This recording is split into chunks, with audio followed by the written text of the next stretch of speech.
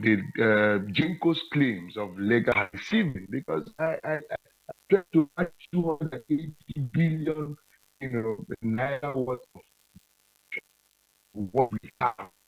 as for- It's actually embarrassing. If you pay Professor, 225 naira because per of time, kilowatt. I have a couple of more things to clarify on.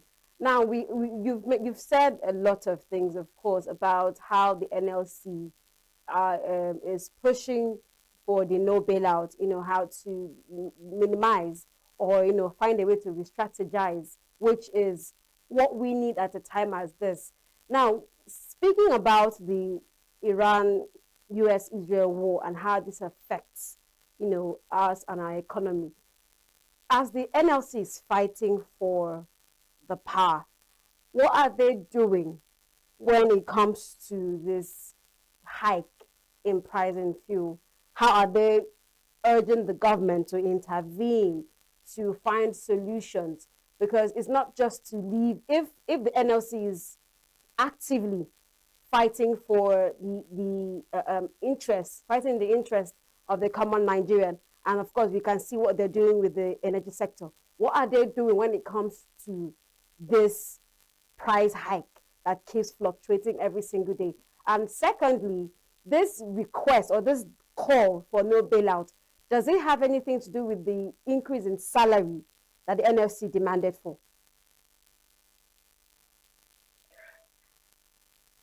Thank you very much. You see, they are all interconnected. First of all, you need to understand that a sensible and sensitive government does not wait for trade unions to make noise before they listen and understand the plight of the citizens that they are, ruling, so to speak. Governing. A sensitive government does not need a protest to understand that they should introduce policies that will cushion the effect of these skyrocketing prices. Of course, prices in just not just power, not just PMS, not just energy. It has multiplied into every aspect of Nigerian people, Nigerian economy. And so, if you say that we must go on strike or we should go on protest, our government is not sensitive because they should have done the needful when this matter started. Then, secondly, it is not unconnected to our cry. Of course, the Joint National Negotiating Council has, you know, proposed a minimum wage increase of 154,000 naira or thereabout. And this is not rocket science. It's not an impossibility. It only takes a willing government to call them to the negotiating table and arrive at something that will favor Nigerians and will not disfavor the ruling class. That is that is the way it should go. Because the truth is that there's a difference between ability and willingness. Nigeria as a nation has the ability to treat workers well. Nigeria as a nation has the ability to even pay a minimum wage of over 250,000 naira to Nigerian workers. But the truth is that how willing are they? What are their priorities? NLC, of course, has initiated process of talking with agents of government on how to introduce policies that will mitigate this trend of skyrocketing prices of everything, not just energy requirements of households.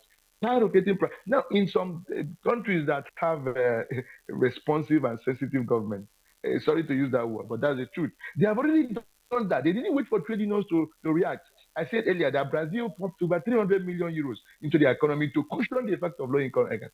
Finland, Belgium, UK. Some people have cut tax. Some people have removed VAT. Some countries have removed VAT. Some have cut other taxes. Some have even increased their contribution to household utilities of their citizens, especially low income earners. Why are Nigerian leaders too far away from the people? Why are they far away from the people? Yes, I know this is the time for them to do politics. And I want to use this opportunity to appeal to all of them, all levels of government, from the federal to the state to the local government, that this is the time for them to campaign well if they want to come back next year. This is the time for them to tell Nigerians that indeed that we love you and we feel your pain and look at what can be done.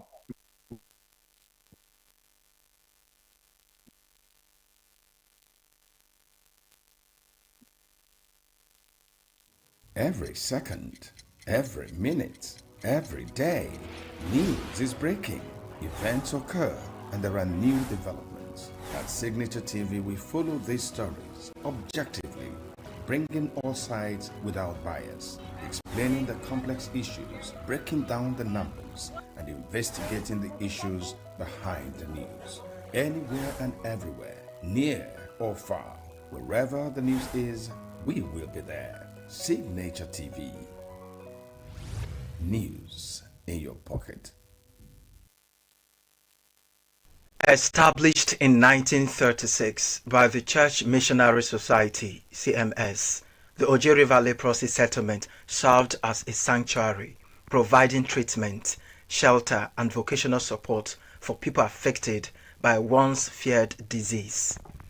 Decades after medical science found a cure for leprosy, residents of this historic settlement say they have been left behind, struggling for dignity, support, and a place to truly call their home. Today, while leprosy is curable, the stigma remains, and so does the hardship for many residents. As a routine, the inmates of the center are exposed to the Word of God as a way of encouraging and giving them hope despite challenges.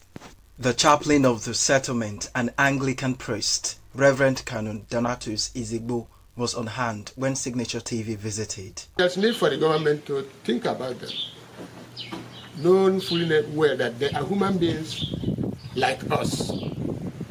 Some of them, no matter the cause of their whatever, handicaps or what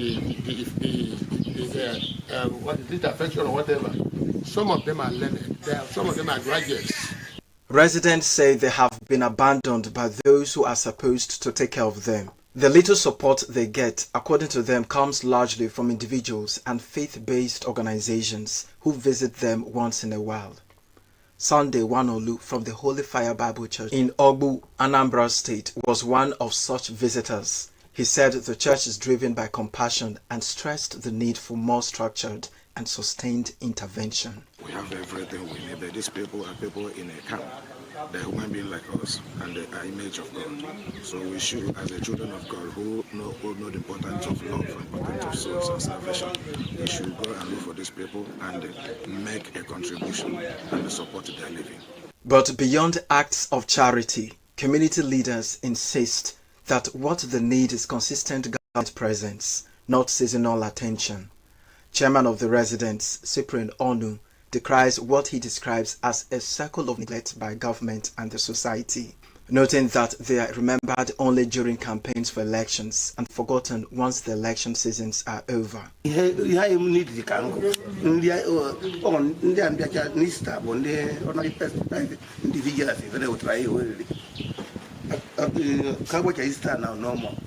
Many speak of years battling disease, only to face years of abandonment. They cite deteriorating infrastructure, poor sanitation, and lack of basic amenities as daily realities. So we just stay here and suffer. No help. You know, you will look bright and sharp now before you go and sell.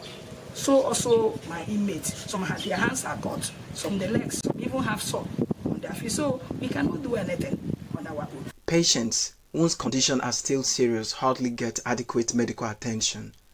Mrs. Okoria, whose husband was recently admitted, narrates her ordeal taking care of him. We don't have doctors. Only some that used to tell us what to do or write medicine for us to go out and buy the medicine. The biggest concern of the residents at the moment is the fear of being thrown out of the settlement as a result of the ongoing construction and expansion of the Oje River General Hospital, where the center is located. They don't want us again here. But we thank God. The Anglican Diocese of Oji River, which is executing the hospital project, however, says the fear is unfounded. The Director of Works for the diocese, Reverend Canon Chinedu Azunachuku, said that on the contrary, the diocese plans to upgrade facilities at the settlement with help of a foreign partner. We plan to build a separate office, a clinic for them, and a place where they can be gathering for their meeting. And this organization has picked this project up. Last week, I sent a quotation to them, and they said, okay, that they will send the money to us to start work. For a community that has endured disease, stigma, and decades of neglect, the demand is no longer just survival, but inclusion, recognition, and dignity. The question remains, will those concerned respond in a manner that will be sustainable for the people? In ENUGU, Christopher Lele, Signature TV News. Every second, every minute, every day, news is breaking, events occur, and there are new developments. At Signature TV, we follow these stories objectively, bringing all sides without bias, explaining the complex issues, breaking down the numbers, and investigating the issues behind the news. Anywhere and everywhere, near or far, wherever the news is, we will be there. Signature TV. News in your pocket.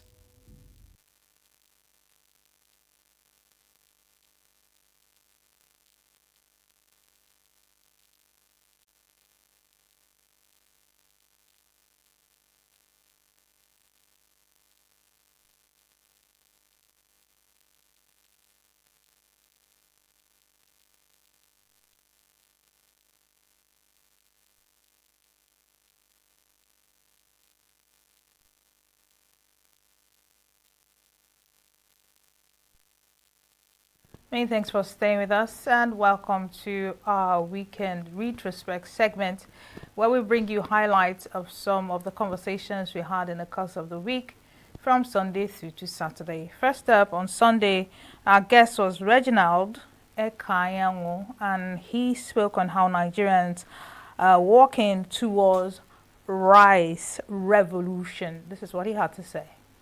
Nigeria is at this morning I checked that I was 14 before, but now Nigeria is the 13th largest rice producer in the world. We produce about 8 something million metric tons of rice every year, while our consumption rate is about 12 something million metric tons a year. We have been able to successfully, based on the investments, like I said, the encouragement of the previous government, to have increased our capacity and supplying globally. We provide about 1% of global rice consumption, so that is requirement from Nigeria. Now, the problem is the fact that this present government, because of the rising food inflation and the hunger in the land, didn't do what needed to have been done. I want to say that most Nigerians don't understand that rice is a very important factor when it comes to our food nutrition. And as a result of that, we are supposed to look at rice production as something that has to be fully invested into in a manner that reflects national security. Rice, from statistics, has shown that the average human consumption of the calories that about 35% of calories that the human body needs are supplied from rice.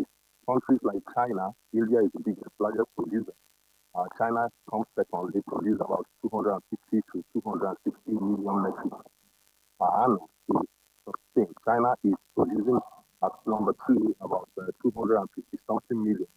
And they are also the next importer, because what China has done is that China makes sure that they produce most of what they consume. So the import is a little, just a little.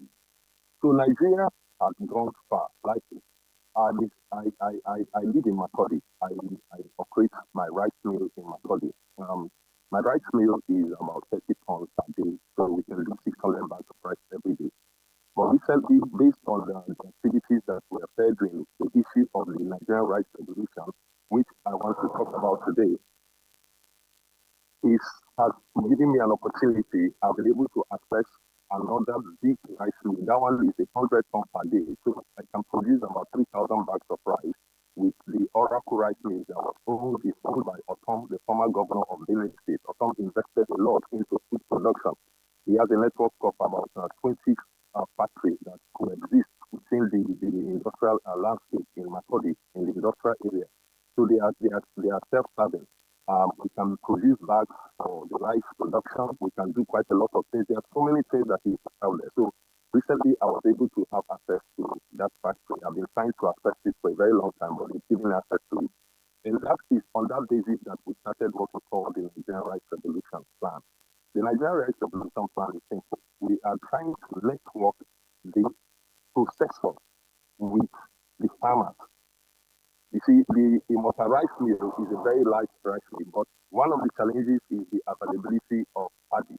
And that was why the government last year imported paddy, avoid paddy, which they used to flood the market, that affected the rice production and the farmers' profit for rice for that season, which also is definitely affecting the rice cultivation for this season, because a lot of farmers will not have enough financing to be able to finance the production of rice, which will eventually lead to higher rice inflation when it comes to next year. But you see, the problem is peculiar in the game, because Nigerians are always looking for cheaper, cheaper, cheaper, without putting into consideration the effects of those so-called cheaper production. For us to be efficient in rice production and consumption for local consumption, we must all be willing to participate in the process. The consumers need to understand that the push for the importation of rice, because a lot of times is a complaint here, which is true. We are not supposed to be having a rice shortage challenge. We should be producing, we should be net producers. Look at countries like Bangladesh, Taiwan, small countries, even Iran, that is at war. They are producing more rice than Nigeria. When Nigeria has the landmass to be able to become the lead exporter of rice. And in our plans for the Nigerian rice revolution, our interest is to make Nigeria the leading rice producer by creating the infrastructure that is necessary for us to achieve this. And what are the required infrastructures? Nigeria is cultivating what we are cultivating, reliance on rain. The time has passed that we should be reliant on rain when it comes to agriculture. We have a lot of padama. In Kebbi State has done very excellent in the fact that Kebbi State has 3 seasons of cultivation right now. And that's because their farmers have been able to irrigate. They have been able to irrigate their production. Now we have Niger State is there. Niger State is a large producer, has large landmass and large padama for us to be able to cultivate rice. But all that still boils down on one thing. We are always waiting for rains to be able to cultivate. But that's not where we're supposed to be. We are supposed to be in our plan for the Nigerian rice revolution, starting with the Oracle rice farm that Otom rice mill is providing for us. The Padama there, we're looking at how we are going to organize the farmers very well and then irrigate the Padama. That is over 5,000 hectares to 6,000 hectares of farmland. And that alone has capacity to do so much for us. With that, we can cultivate 3 seasons and be able to produce as much as 36 to 37,000 bags of paddy at an average of 130 kg per bag for processing. And the rice mills within this confine, this area that I'm talking about, has capacity to process those paddies within a period of 3 to 4 weeks. That means that we can introduce over 100 to 200,000 bags of 50 kg rice. If we did that, each crop season, each farming season, and that has capacity to affect the rice cost of rice and the availability.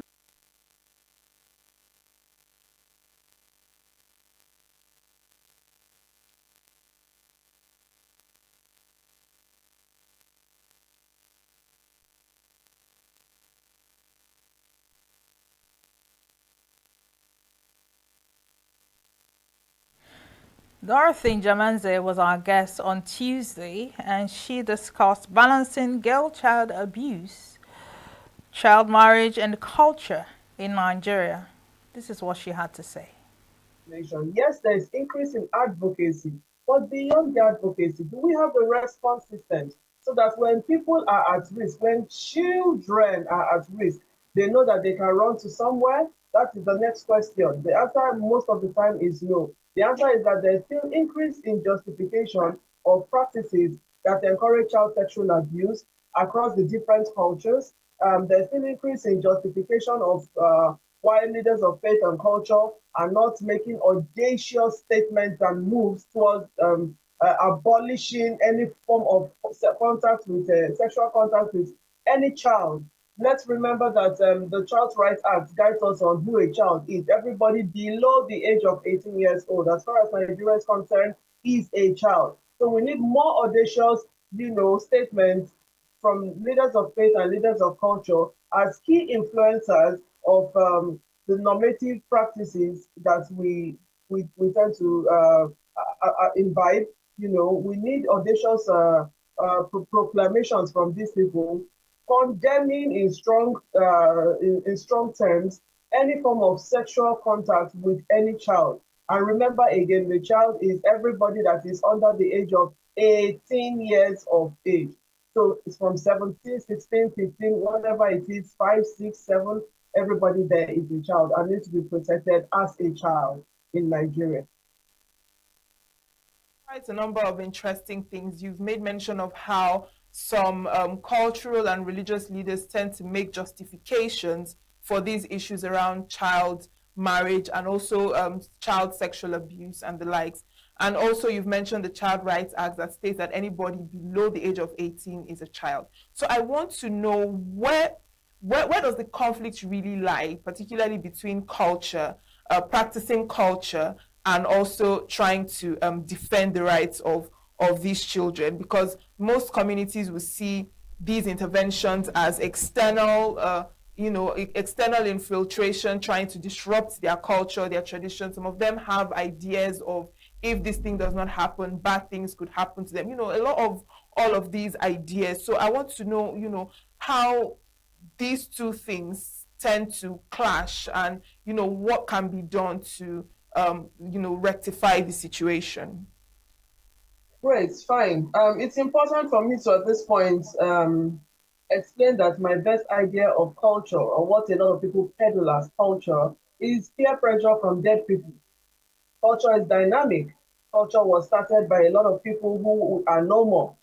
And everything that made those things to start were relevant in their times, or were thought to be relevant in their times. And because culture is dynamic, it is refined as, new inventions come up, or as is refined in line with current realities.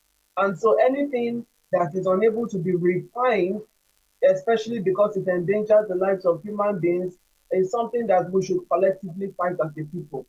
One thing is sure, a lot of people would always tell you that their actions or inactions are designed to please God. A lot of people believe in the existence of a supreme being and they see themselves as resource persons for the how best do I put it? Resource persons for the use of this supreme being, to be best appreciated by the people.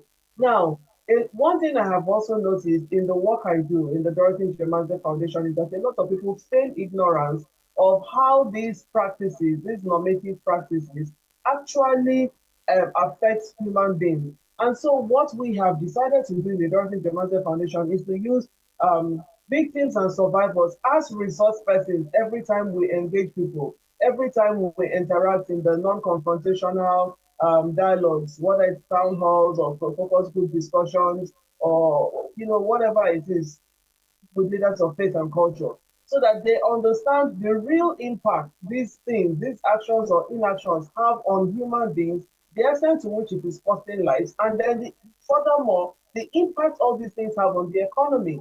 So we have to take proactive steps on prevention, And one of the key proactive steps to take on prevention is to ensure that should anybody speak up, the appropriate things the person who has spoken of need to support them to ensure that they are not at risk again, or they are, whatever they fear would happen to them doesn't actually happen to them, is by strengthening the implementation process, the prevention process. And now, hypocrisy would now be the biggest the biggest culprits here.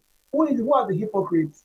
Of course, our leaders are failing us in so many ways by not walking the talk and being tokenist in whatever they say. It is only when somebody has died that they come out and say, oh, we're on top of the matter. That's when the police will be on top of the matter. We don't need the police to be on top of the matter when we are dead or when we're almost dead. We need them to be on top of the matter proactively. But the biggest failure to everybody is the fact that despite all the advocacies that have happened over the years, we have not budgeted enough. Our gender responsive, our budget is not gender responsive in nature.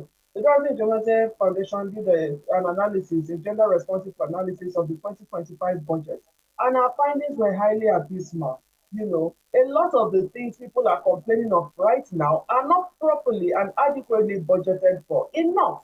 And even where there are budget lines, the budget lines are not significant, can't make significant impact in consideration of the population of Nigeria.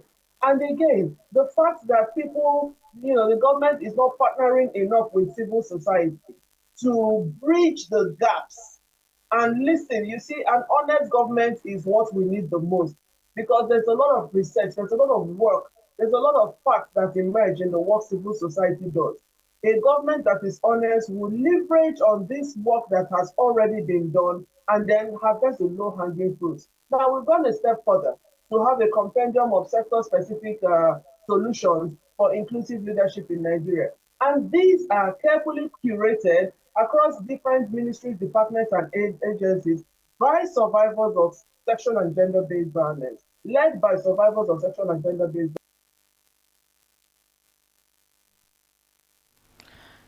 On Tuesday, we discussed 2027 political build-ups, Nigerian courts, inter-party dispute resolution. Our guest was Peter Ekine, and he had so much to share with us. These are his insights. Take a listen.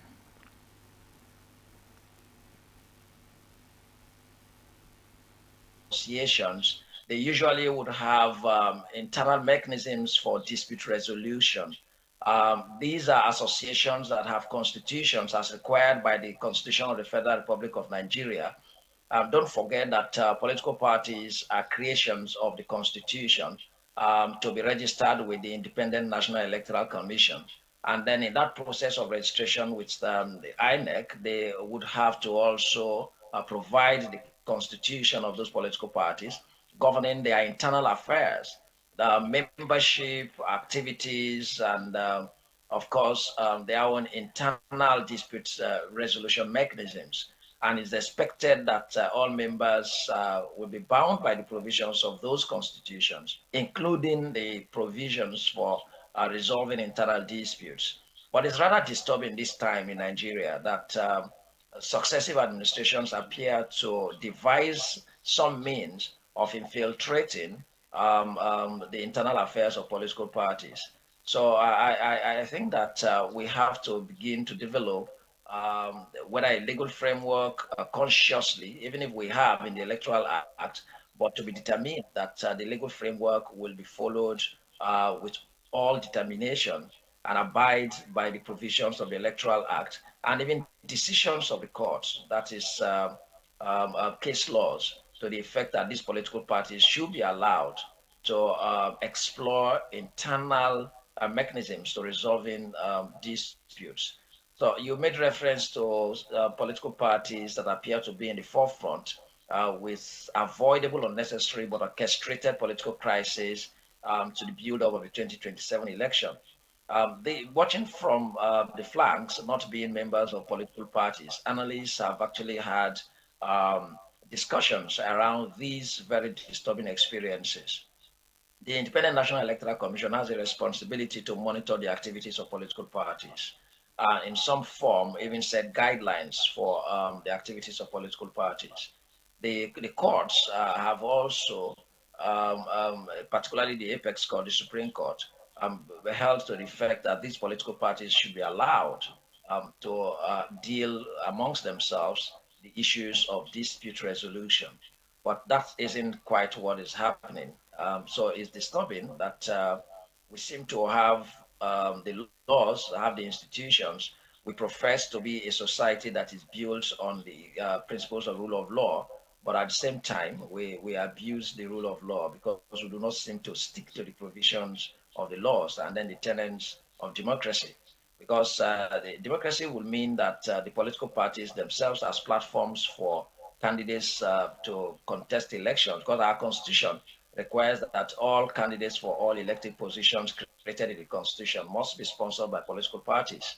And so the political parties become the foundation for democracy in Nigeria, one of those very vital foundations for democracy in Nigeria. So if the political parties are weak and so weakened by internal crisis, on ending internal crisis, then the very foundation of democracy in Nigeria is threatened. And I think that's quite worrisome. Of course. Now let's look at what is happening with the ADC currently. The ADC crisis seems to be deeply rooted with around issues of disagreements with the leadership and the leadership succession and what have you. And today we have about 3 court cases concerning this issue of the ADC. What do you think about, what is currently going on in the party and also the multiple court cases that will be held today? Apparently, without even probably looking at the political skirmishes, that is perhaps the maneuvering amongst the political parties to create crisis in other political parties to their own advantage. I'll speak about that probably a little later. But within the political parties themselves, I think it's a matter of interest. Uh, Take the African Democratic Congress ADC in context. It's just quite worrisome that people, adults who themselves converged to the knowledge of the public is no longer a thing that was secret, and then made arrangements amongst themselves, and then officers, former officers resigning, and then new officers emerging for probably the purpose of consolidating the political party to become a veritable platform for the 2027 elections. But we began to see some interest distorting that arrangement. Internal affairs of political parties will include the issues of leadership, how leaders emerge, and then how also disagreements could be settled and handled within the political party. How to become a member of the political party and continue to subscribe to remain a member of the political party. Those are internal affairs of political parties. Issue of subscription, what terms would be, those are internal affairs. The courts are not required to determine who should be the leader of a political party. But unfortunately, that's not what plays out. Just like the Nigerian larger society too, the courts ordinarily are not to determine who will become the elected officer into any of the positions created by the Constitution. It is the people that are actually to elect anybody to become governor or a legislator in any constituency. But we have so distorted the system and the process to the extent that the courts are almost largely determining who becomes a governor or who becomes a president or who becomes a legislator. So that has infiltrated the political parties to the effect that we will soon begin to have party leadership that are determined and installed by decisions of court. So the reality before the African Democratic Congress is quite disturbing. But again, now that the courts have come in, not justifiably, for me, I do not think that there's any justification for the trial courts to have even come in on the issue as to who is the leader or the leadership of the African Democratic Congress. But that has come. I think there is a very big test that is before the Supreme.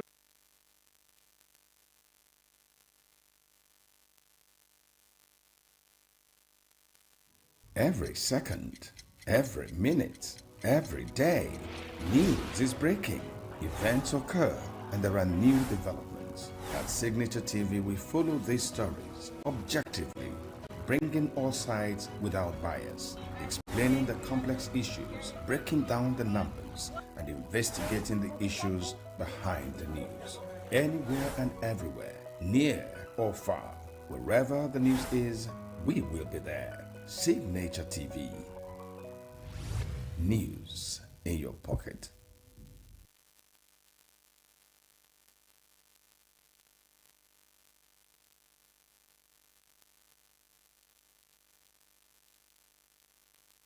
Every second, every minute, every day, news is breaking.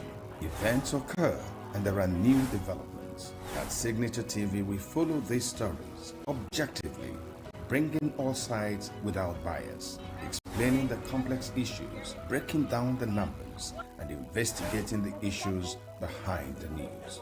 Anywhere and everywhere, near or far, wherever the news is, we will be there. Signature TV. News in your pocket. Still on the 2027 political build-up. On Wednesday, discussion was on INEC, Nigerian courts, and the future of democracy in Nigeria. Our guest was Emerald Emekesiri. This is what he had to say. Independent National Electoral Commission, INEC, is not independent. That's the problem. INEC is not independent. It's supposed to be Independent National Electoral Commission, independent, but it's not independent. Let's call a spade a spade. It's not independent. Who is paying the INEC chairman? Who appointed him? Is he not the president? Good. So how can the person who appointed you, how can you now know, how will you not be obedient to the person who appointed you and do his biddings? That's the problem. INEC is not independent. So they are serving the person who appointed them. So from what you've said now, would you say that Nigeria is practicing democracy? No, no. Our own democracy is crooked. Crooked and wicked and criminal democracy. It's not democracy we are practicing.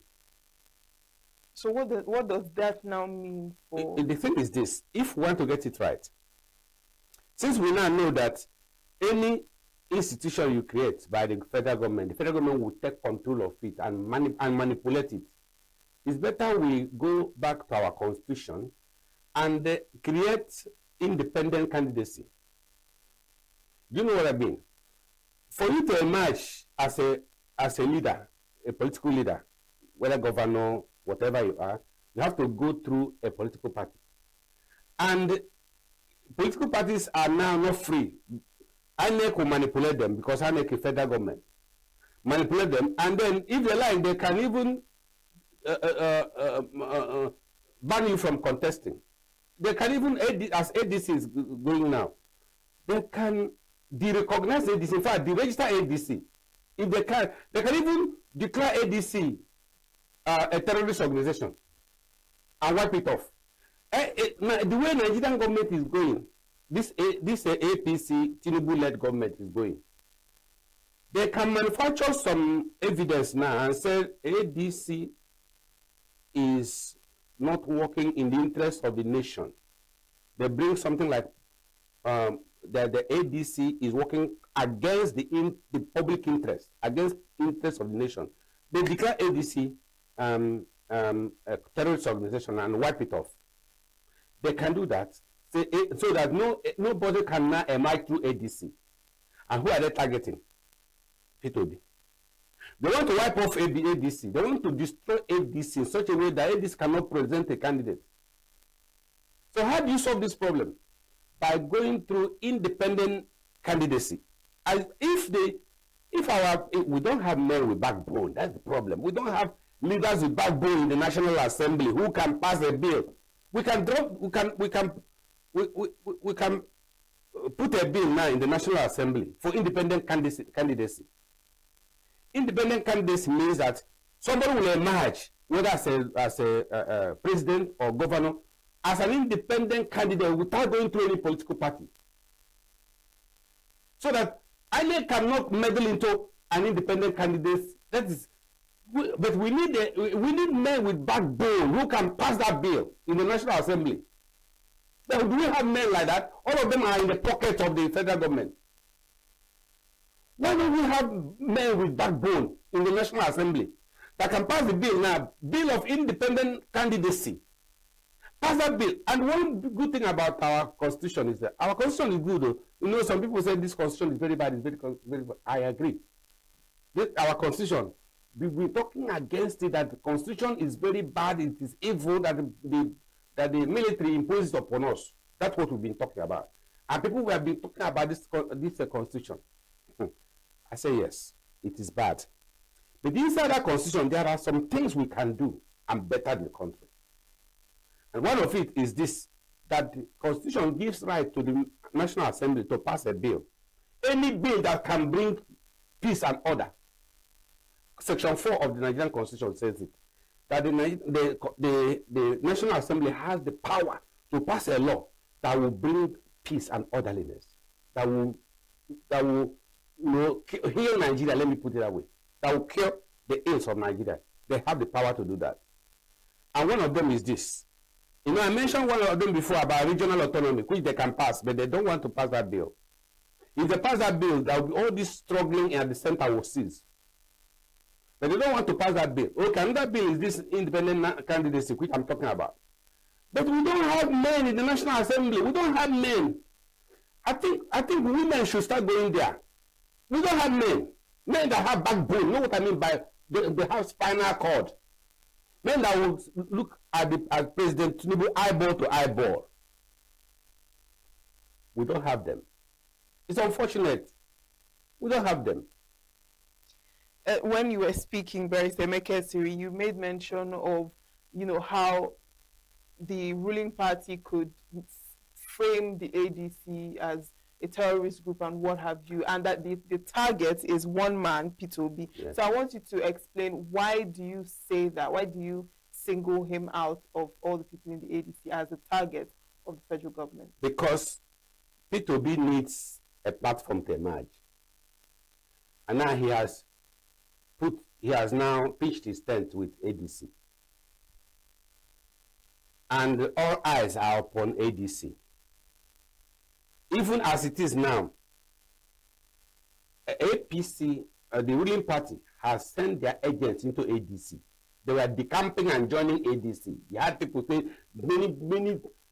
big politicians decamping from APC and joining ADC. And you think a clapping hand? No, it's a strategy. So that when they all enter ADC, these are APC agents. They now become ADC. And when the time comes, they say, okay, we're not going to have a consensus candidate. Because if they want consensus candidate, they will not do primary election to choose. They will say we have a consensus candidate and they'll bring out from one person, somebody.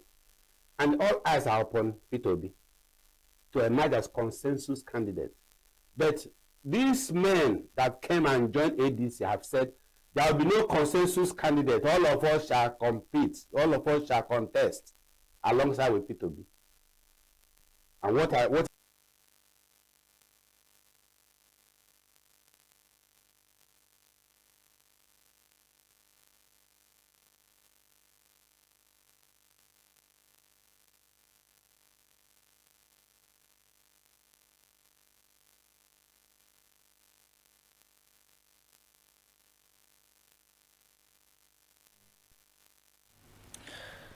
On Thursday, our conversation was around water supply, sanitation, and hygiene services in Nigeria. Guest was Jones Awolowo. This is what he had to say.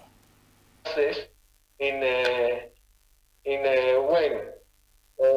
2015, the access to water in Lagos State was about almost 45%, but today it has fallen below 10%.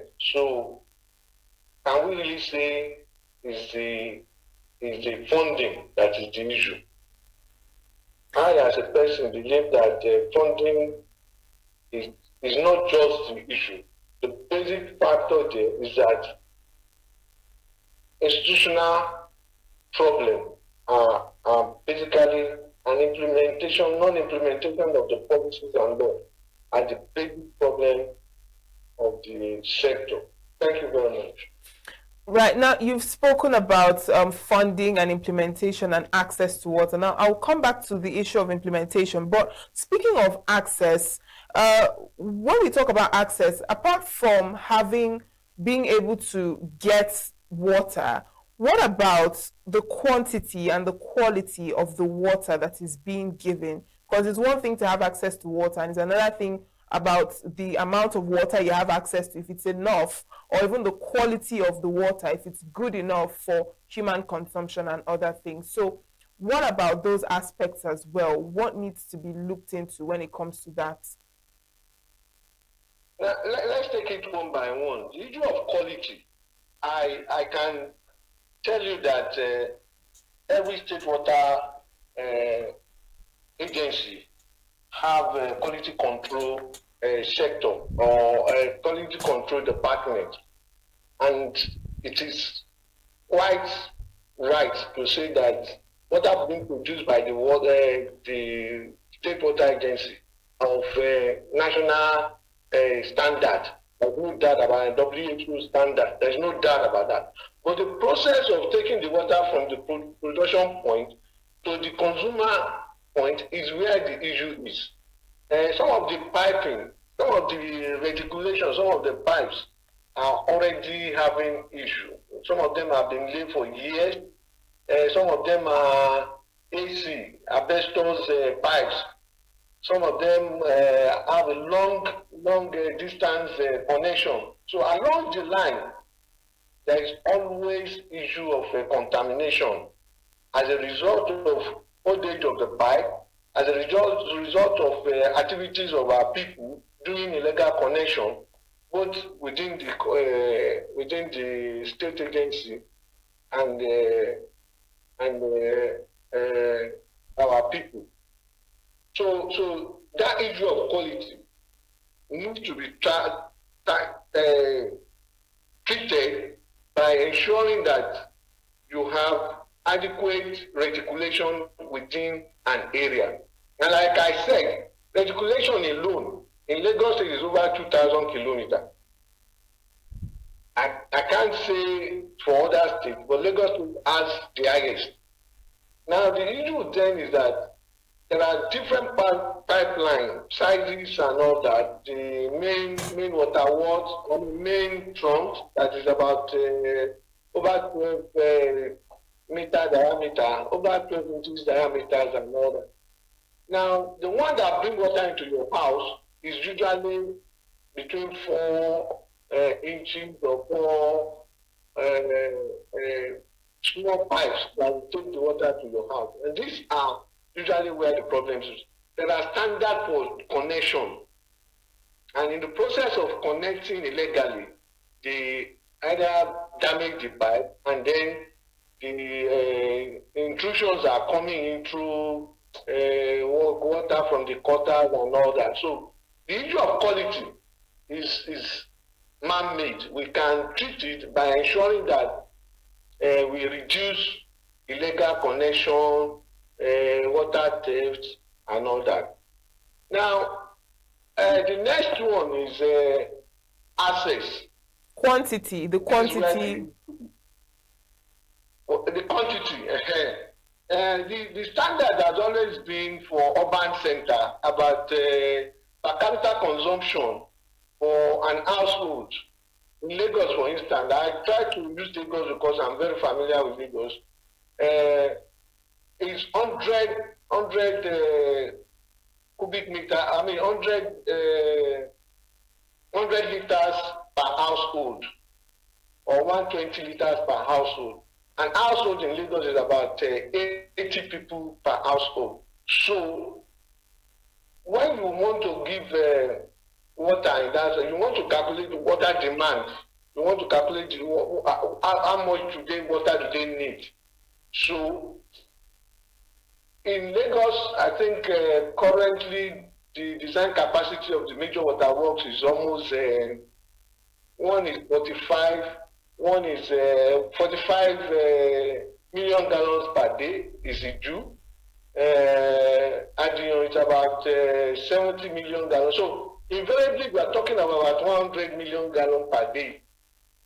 But the funny thing is that these water works are not producing maybe less than 10% of their capacity. In other words, assets are being reduced because production has been reduced. So not everybody within the urban Lagos that can get water. And this happens in all other states too. I can tell you, for instance, Jos, I can tell you River State, I can tell you Kaduna. Most of what happened is that the capacity of the water treatment plant cannot support the population. And as such, if you produce less than so amount, few people will get the water. And this is where the problem lies. The over-centralization of the power, the obligatory, I mean, statutory power of the state water agency need to be looked into. I believe.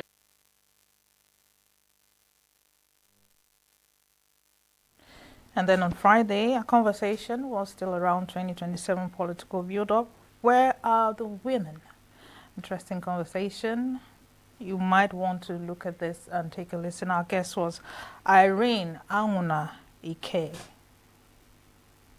To all their campaigns, we tie wrappers, we dance, we sing, and we do all of that to ensure that we get people entertained and we get people to vote. And even on voting day, we form the highest number of people on the queues at the polling units. We are there and we vote, we remain there. You see some women even cooking, at the polling units, giving food to voters and, encouraging people to remain. And after the votes, they still remain and ensure that the vote cast is, taken to the, the ward levels before some of them even go with those votes to the ward level. However, like you said, that's the best and most comfortable space where women are seen and are actively involved. Beyond that, once election is over, you look at the numbers, you will see that grossly women are not elected. And then when the appointment starts, you also see that even at the state level, you have less female appointments. Even at the national level, you have less female appointments. But I tell you, during the campaigns, a lot of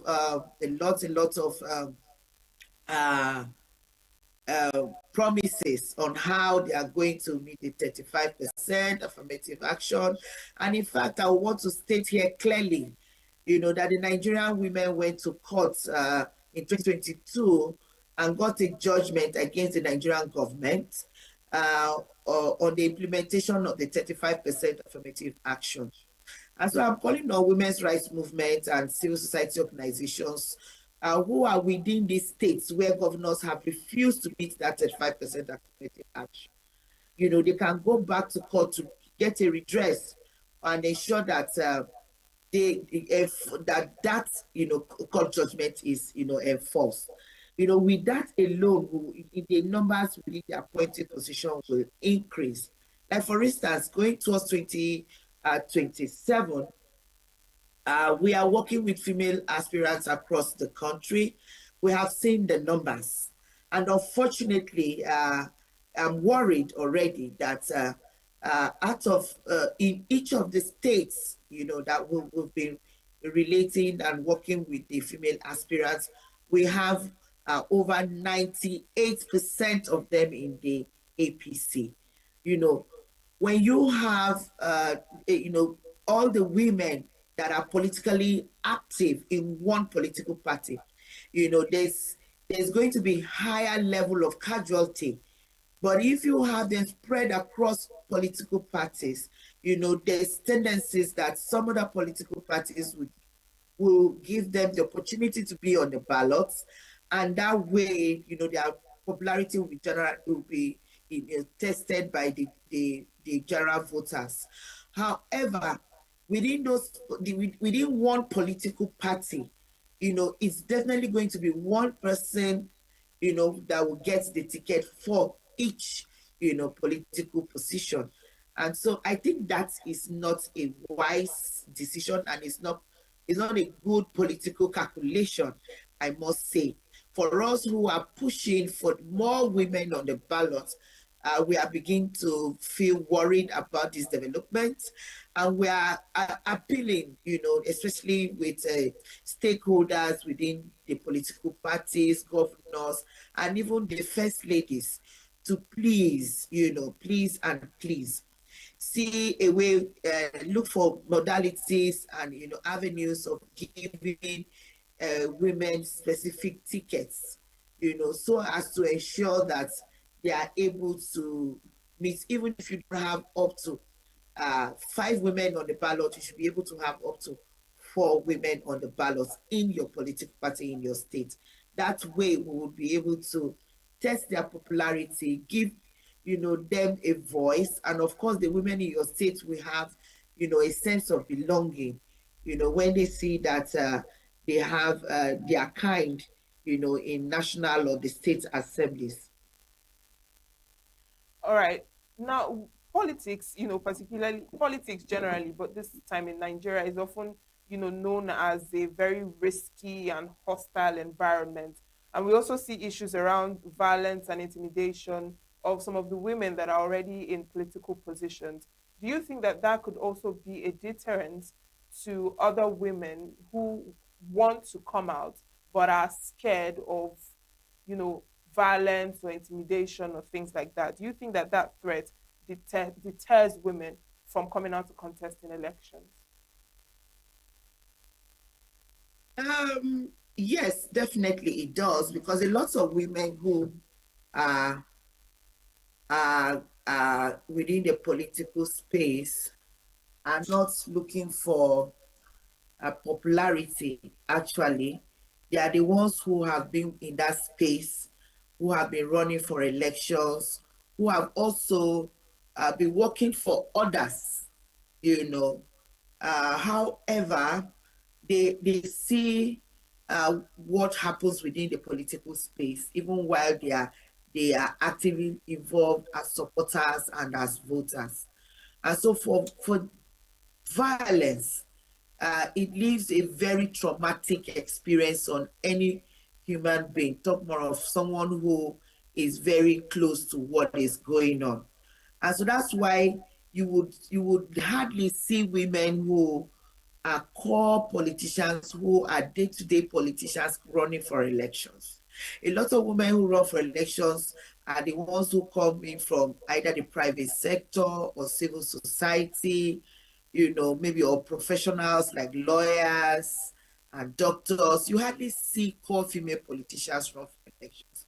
And unfortunately, they have the political, will I say, smartness, the political ideologies that could.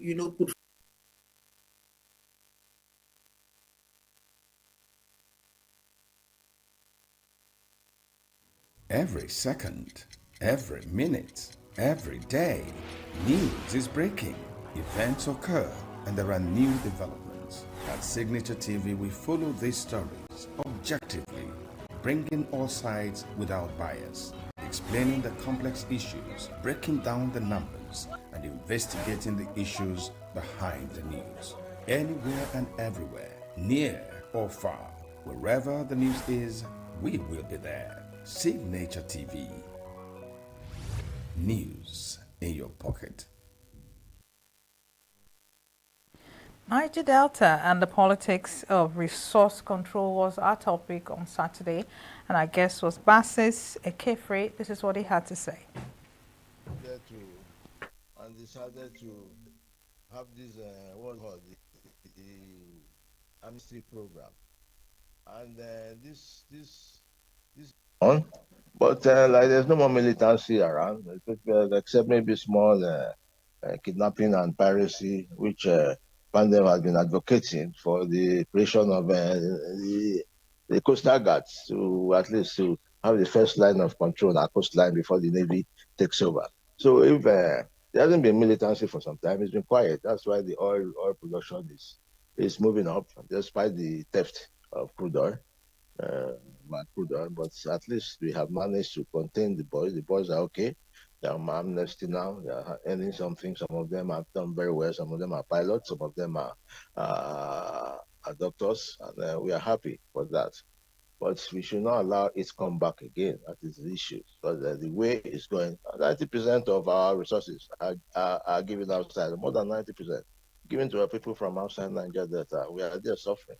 No fresh fish, no anything, which is very, very bad. So I believe that militancy won't, I don't think it will come back. And I'm happy that the state off and they're making good use of them. Yeah, some of them are professionals now. And we should hope that it doesn't come back. Thank you.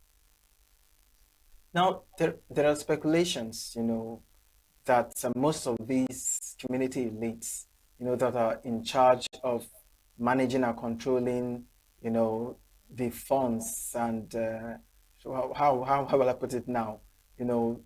Some of the You mean the goodies that host come to the community? community from these companies or institutions that come in as sort of intervention arm, that most of them they sideline these things, scholarships to particular set of people. How has that played out so far? And is there some sort of accountability, or shall we say a measure to follow, to checkmate all of these things whenever there are some sort of interventions like this? Yeah, the PIA, which was which was signed into law, has differentiated the host communities and what they should get. And the organization of that host community depends on the traditional rulers, which I believe should do the right thing. And if they do the right thing, the communities will have benefit of whatever is given to them. The occasionally know that you have rancor amongst them. This one has eating money, this one has not eating money. Well, I think the host community thing is good, but that should not stop an IOC that has an independent power supply, not to provide power to the people. You find some situations, the IOCs themselves will have the light 24 hours, and the people will not have light, which is wrong because there should be a corporate civil responsibility, CSR, for your communities, and that should make them happy. But the issue now is all the monies they make, royalties goes to the federal government, and nothing apart from the small, how many percentage of whose community that goes But after the projects have been adopted. It's not the best for the seats for the country because we need to make the people that own these resources have the best of life. And it's unfortunate if you go there, you don't see it, and especially except those around the major towns that you see some resemblance of development. okay, so how has the politics of resource control really shaped national unity, looking at the fact that those in the Niger Delta, they're Nigerians, but they feel abandoned and forgotten by the government of the country. How has this politics resource control, managed to shape that national unity and making the people not to feel, not fairly um, enjoying the dividends of being in Nigeria? Yeah, thank you very much. The people are not happy. They are feeling marginalized. You see, when you talk of resource control, the best of resource control that we've had is this 13%, which there are paid derivation, paid to the state governments and paid to our intervention agencies. And most times it's not completely paid. Those are the only resemblance of any resource control you can think of. Well, that is not what we mean by resource control. Resource control should be handled and managed by the people. The people, and then they pay tax. Well, it's the other way around. The federal government gets all the money, and the states, all community states, go begging for money every time, here and then, pay this and pay that. So I think we should go beyond that, and rather like my SAN, Kanu Agarabi, said it should move to 25%. We are, is it 25%? Okay, derivation. But what we need is to get this country to be such that what our forefathers wanted. Yeah.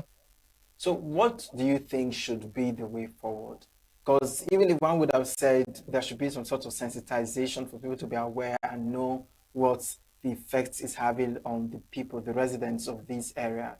Even I'm very much aware that some international bodies, are also aware of the situation. And Amnesty International, different bodies have written and complained. What is the solution? What do you think should be done at this point to manage the situation of the Niger Delta? Yeah, like I have told you, the key is restructuring. And then the group, the rebel group, we've gone around 6 zones, all the 6 zones in this country. Everybody wants restructuring into various regions, some say states. So the best we can do is to get restructuring for this country, and I hope we can get it done. This can be done before the 2027 election, so that whenever we get this done, every state, every region, every state or region, will know that they're on their own.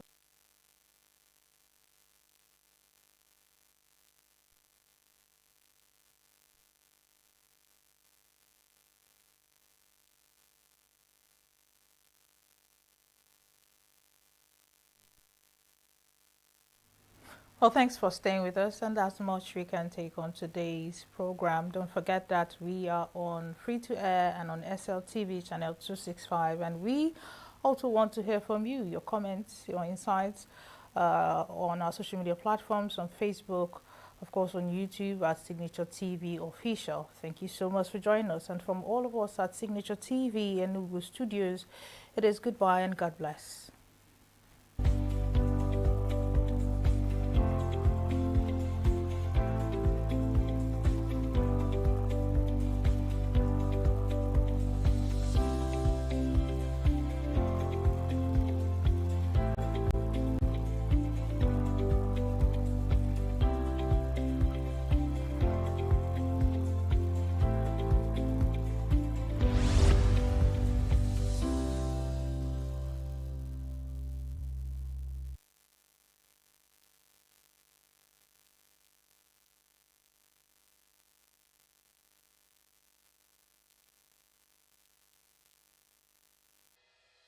Health is more than a diagnosis. It's your lifestyle, your choices, and your future.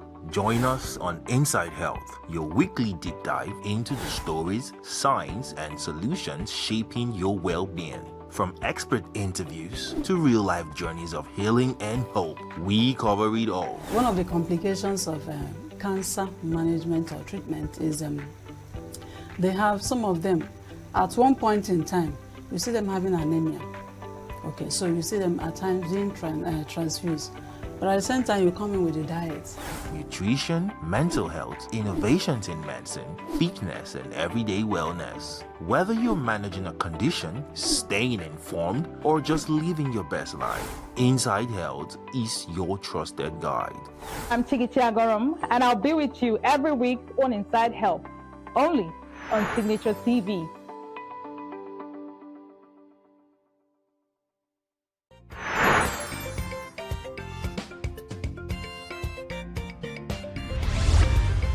Signature TV, news in your pocket.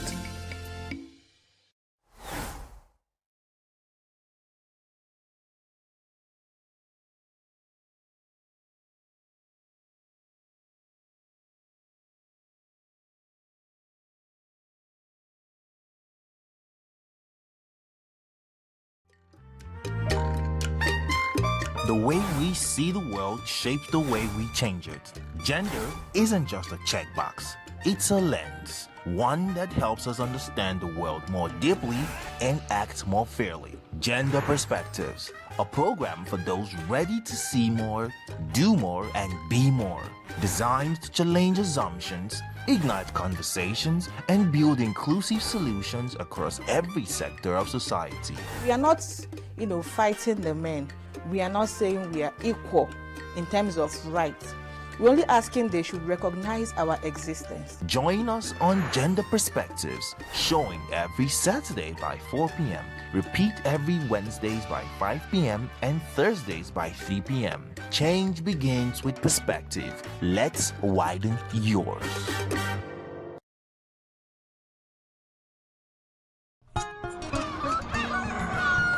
New every morning on Signature TV, we open the day for you with needed energy, information, and required vibes to shape your day. From sizzling snippets of stories in various areas of life to intriguing conversations with net worth guests. When you have people who have no track record becoming your leaders, you have a problem.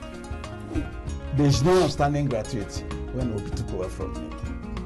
I left in all the accounts of Anambra State 13.8 billion for him. Your day cannot be complete without Signature Morning on weekdays and Signature New Day on weekends. There is no better way to start your day except Signature Morning and Signature New Day every day on Signature TV.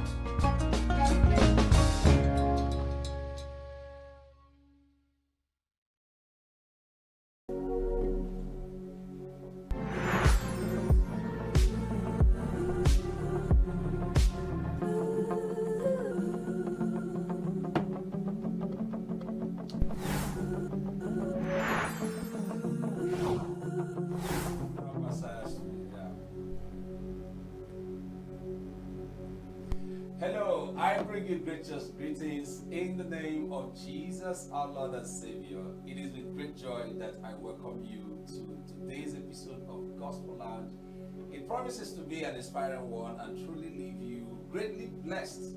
Therefore, bring your friends and family close to your gadgets of view. Let's enjoy the show together. All right?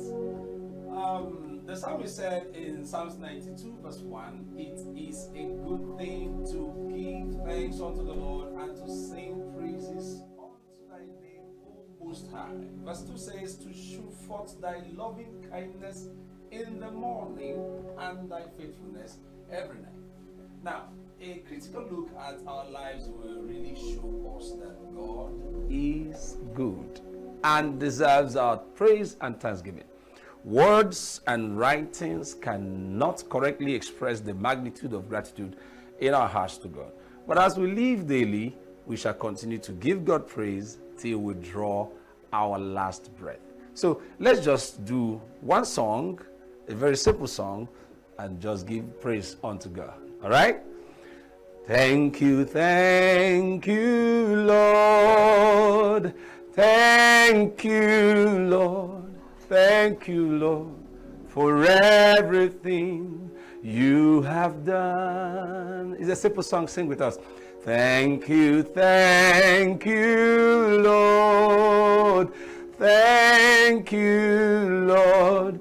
Thank you, Lord, for everything you have done for me.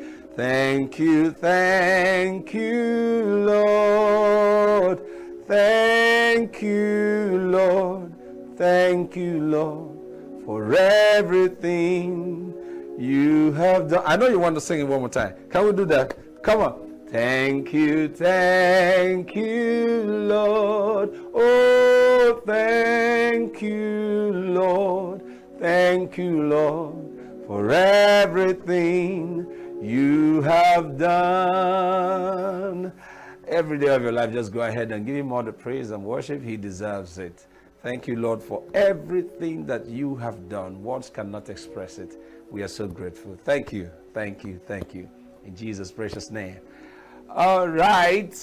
Philippians chapter 4 verse 8 Apostle Paul said, finally, my brethren, whatsoever things are true, whatsoever things are honest, whatsoever things are just, whatsoever things are pure, whatsoever things are lovely, whatsoever things are of good report. If there be any virtue and if there be any praise in these things, think on these things. So in this segment of the show we call Reflection, pay rapt attention and glean of what wisdom God will give you here, all right? I'll be right back to continue the show with you.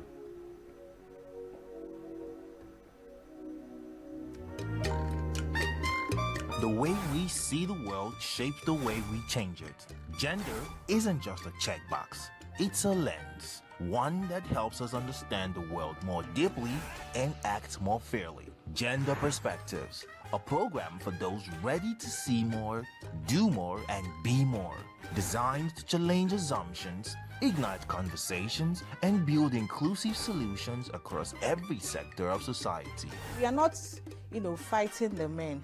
We are not saying we are equal in terms of rights. We're only asking they should recognize our existence. Join us on Gender Perspectives, showing every Saturday by 4 p.m. Repeat every Wednesdays by 5 p.m. and Thursdays by 3 p.m. Change begins with perspective. Let's widen yours. Health is more than a diagnosis. It's your lifestyle, your choices, and your future. Join us on Inside Health, your weekly deep dive into the stories, science, and solutions shaping your well-being. From expert interviews to real-life journeys of healing and hope, we cover it all. One of the complications of cancer management or treatment is they have, some of them, at one point in time, you see them having anemia. Okay, so you see them at times being transfused. But at the same time, you come in with a diet.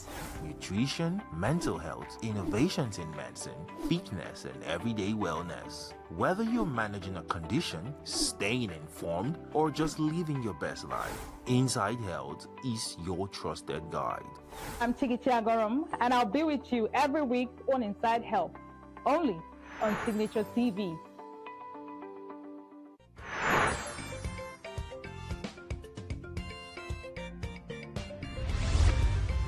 Signature TV, news in your pocket.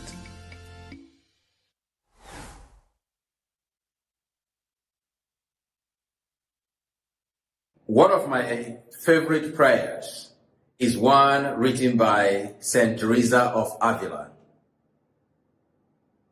It goes like this: let nothing disturb you. Let nothing frighten you. Everything passes away, but God never changes. Patience obtains all things. Whoever has God lacks nothing at all. God alone is enough. A friend of mine introduced me to this prayer many years ago when I was going through a very difficult time. And as I stepped into the spirituality of this prayer, into the reality that this prayer calls forth, I found inner strength. I found hope. I found courage. And God's grace saw me through that difficult period. The readings today in this 33rd Sunday in Ordinary Time speak to us that everything passes away. But then the question is, because everything passes away, are you going to be frightened? Are you going to be troubled, worried, unsettled because of the reality that the scripture makes clear to us today, that everything passes away? The answer is no, because we have God. Indeed, because God is with us, because God is in the storm, because God is the Lord of time,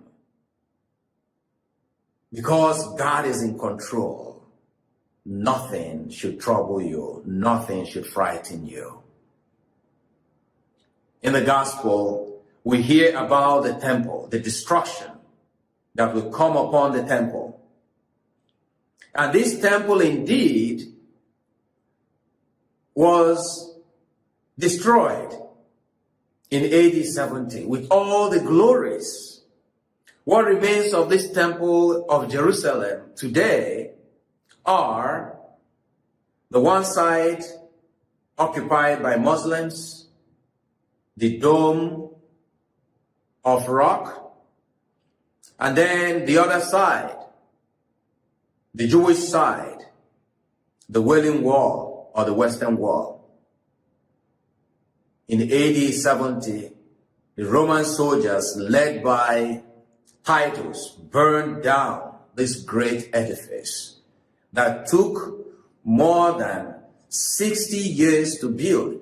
10 years it was built, and then another 50 years after the main part of it was built, the ornamentation and the beautification continued. Even by the time this temple was destroyed, they had not finished beautifying it. Where is that temple now? Gone. We are reminded that everything passes away. Think of the many people we are remembering this November. Friends, family members, mentors, priests, prophets, moms, fathers. Everything passes away. Civilizations pass away. We cannot, therefore, hold on to this passing world as if to say is all that there is. But not everything passes away for sure. Our witnessing to God, to love, all our acts of kindness and compassion do not pass away. And that's why in the gospel today, Luke speaks of the time of the destruction of the temple in the first part,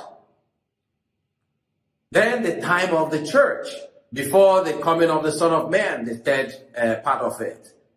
So we are in the time of witnessing, where Luke says, you will be brought before judges. You will face persecution.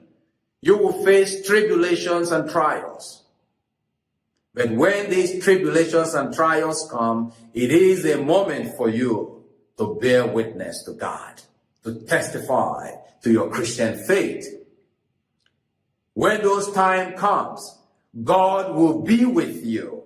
That's what the gospel is telling us. Not even a single hair from your head will fall. God will keep you safe. Let nothing frighten you. Let nothing trouble you. God is there for you. That's what Luke is saying. And so St. Paul in the second reading warns the Thessalonians against idleness and against false practices of those who say that the end time is near. And they gaze at things happening and they begin to predict. These are the signs of the end time. The gospel also warns us about that. Only God alone knows the time and the hour. But there are many Christians today, as in the past, who take it upon themselves when there is a flood or when there is a disaster, when there is an epidemic or a pandemic, they say, yeah, these are the signs of the end time. Ours is not to predict the end time. Ours is to bear witness to God, to bear witness to love. And as we do that, Malachi reminds us in the first reading, yes, the end will surely come of all things. Each and every one of us, our own end will come. Our fame, our wealth, our titles,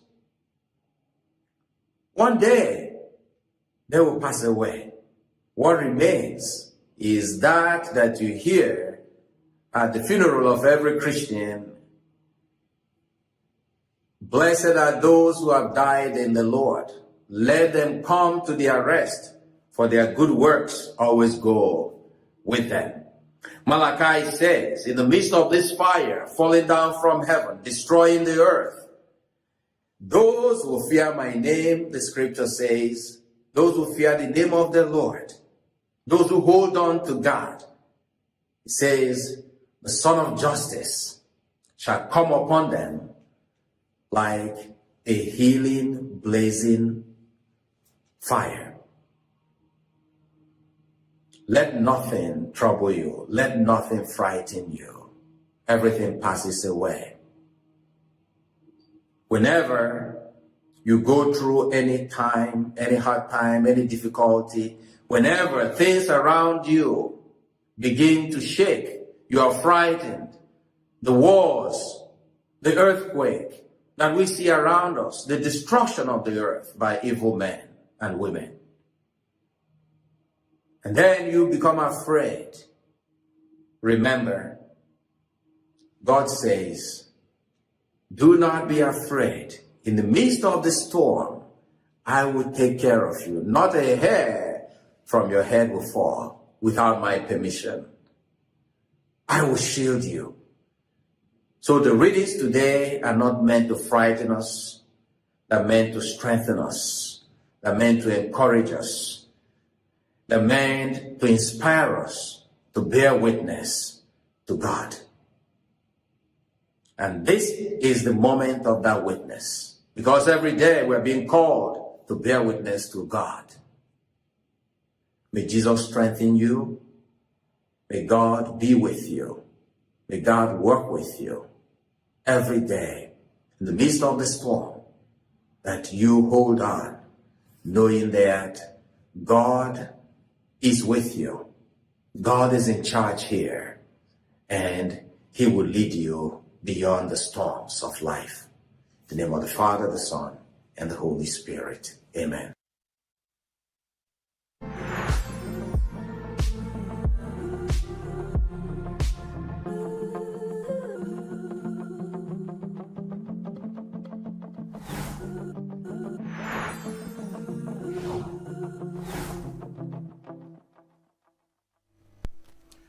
All right, it's so wonderful to have you back. I believe you were blessed greatly by that awesome word and counsel from God through his servant.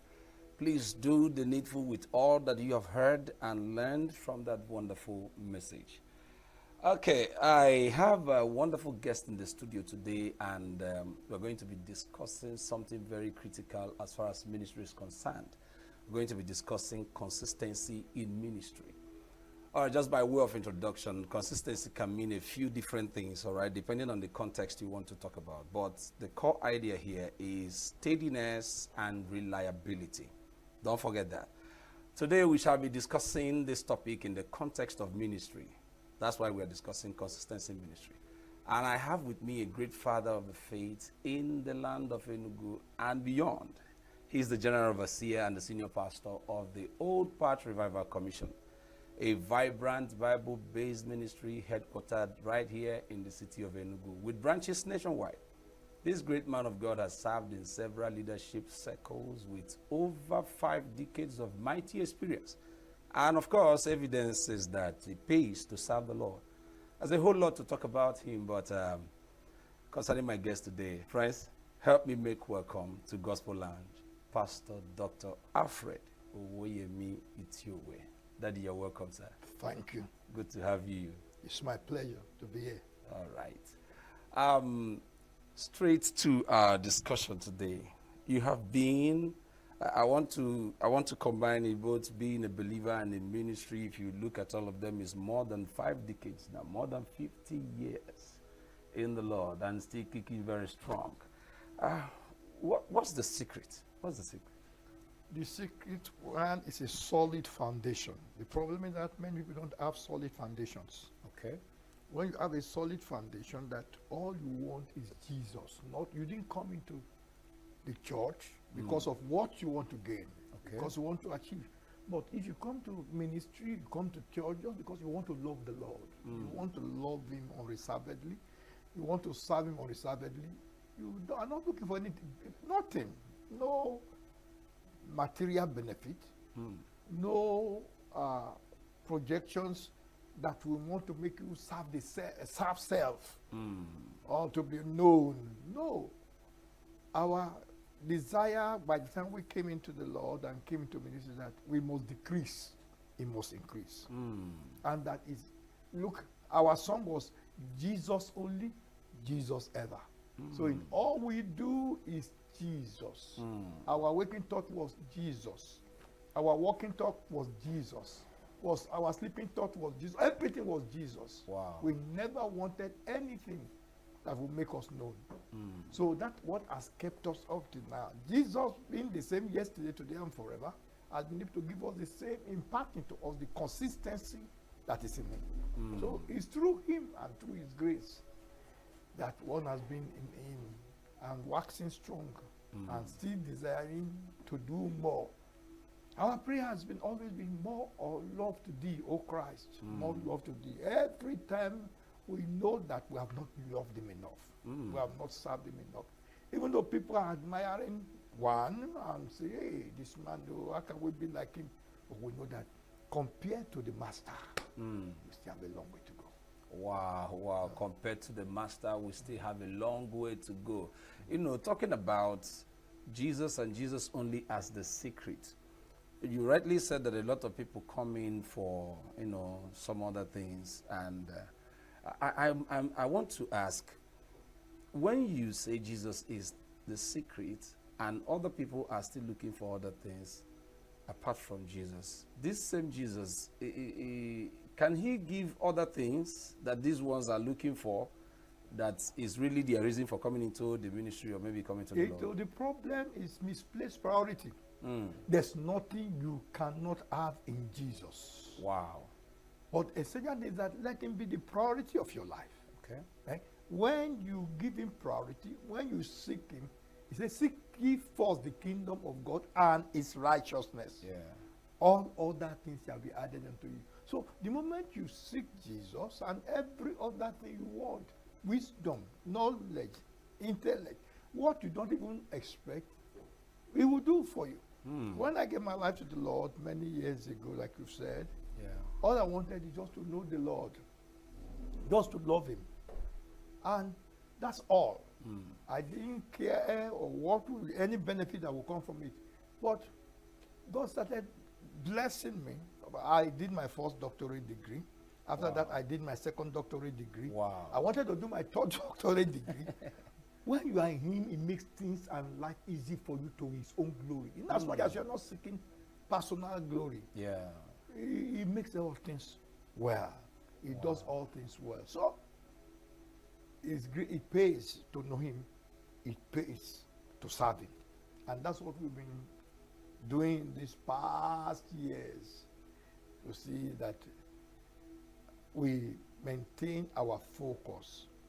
One major problem with many young ministers is that along the line, they lost focus. They lost focus. They were deceived, distracted by the fads of the world, and they lost their priority. You must always maintain your priority. When you come into the Lord, let your priority be consistent.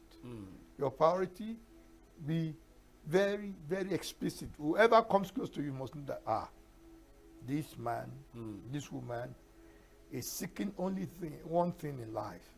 To please the Lord and to please me alone. Paul said for me to live is Christ.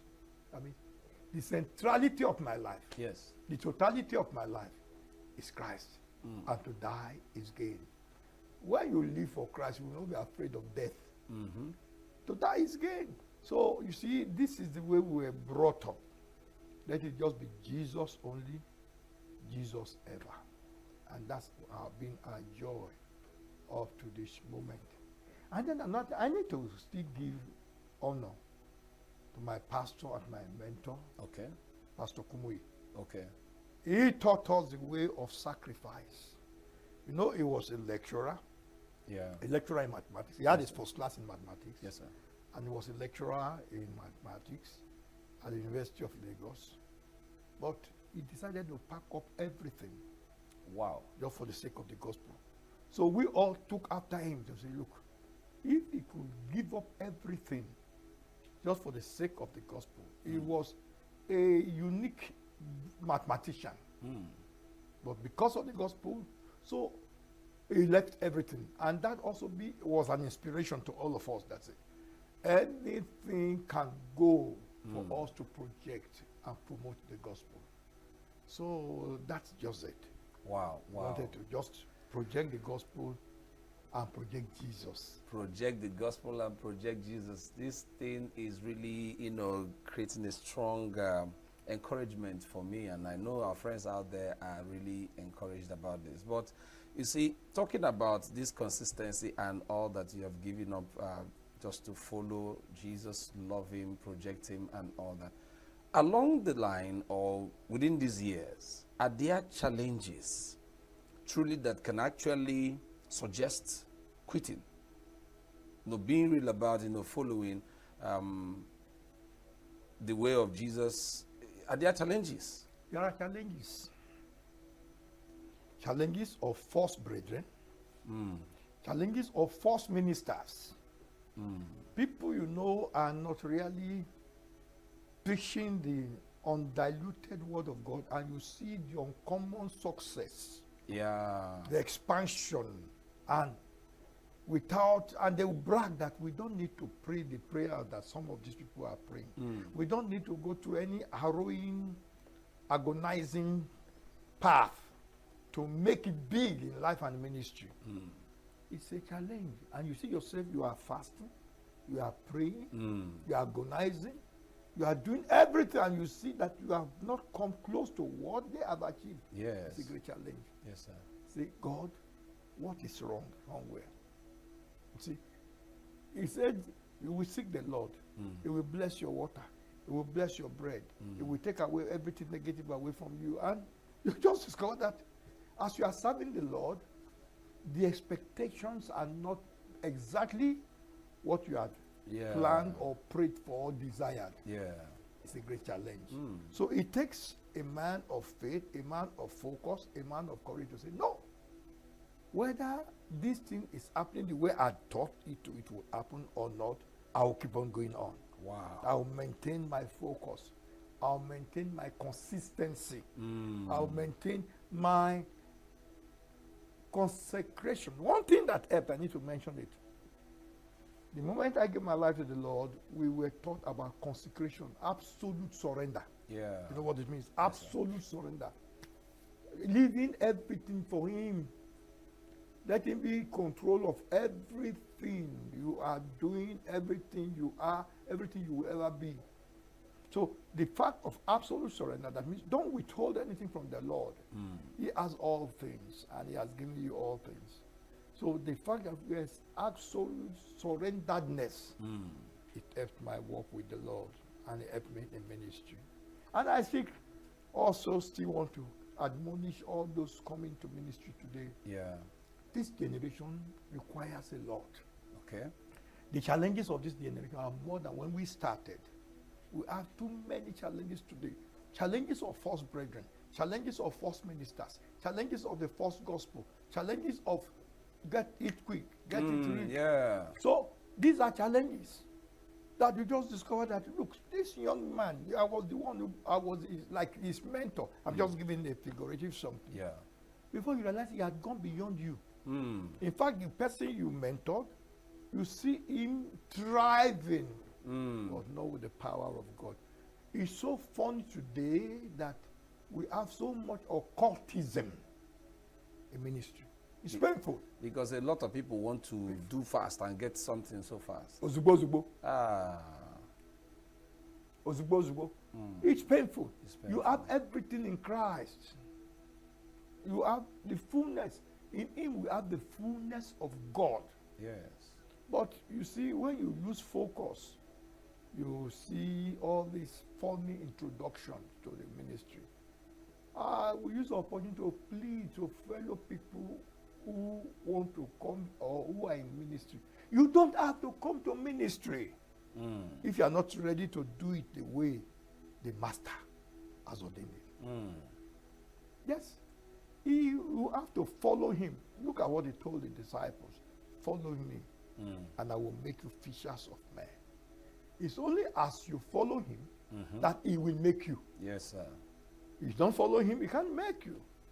But today, many people want to even make themselves. No. Follow him in every minute detail. That should be our prayers. That God, let me never lose tune with you at any given time. Yeah. Let me never follow my own ideas. Let me follow your ideas. Today, many things have developed. We have, look at Bible interpretation. Yeah. Look at Bible commentaries. We have so many things and that are regarded as resource materials. But you have to be careful. Some of them are not going to help. There was a man, I don't want to mention name. Yeah. He has an interpretation of the Bible from Genesis to Revelation, and yet he was not born again. Oh my God. Oh my God.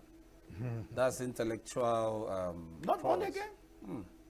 From Genesis to Revelation on the old Bible, that he wasn't born again. Kai. And we have many people like that who are frontliners, so to say, in the gospel, and yet they don't have the nitty-gritty, the basic issue. Walk with God. Walk with God. You see, there's nothing as good as that at the end of your walk and work, yes, you will hear the voice, thou good and faithful servant, oh Lord, enter into the rest of your Lord.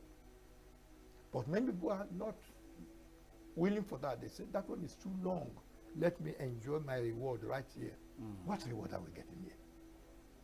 So you see, it's painful. It is. That there's so much distractions and diversions in terms of the gospel. And unfortunately too, some of our fathers are not giving us good example. That's the truth. So the younger ones now have gone haywire. But let's believe God that in this end time, we will experience revival again. Amen. Yes, sir. Amen. We will experience revival again. Just before, there's something that has been bothering me. You said something about ministry and then linked it to timing, people wanting to get it immediately, you know, in our Igbo language.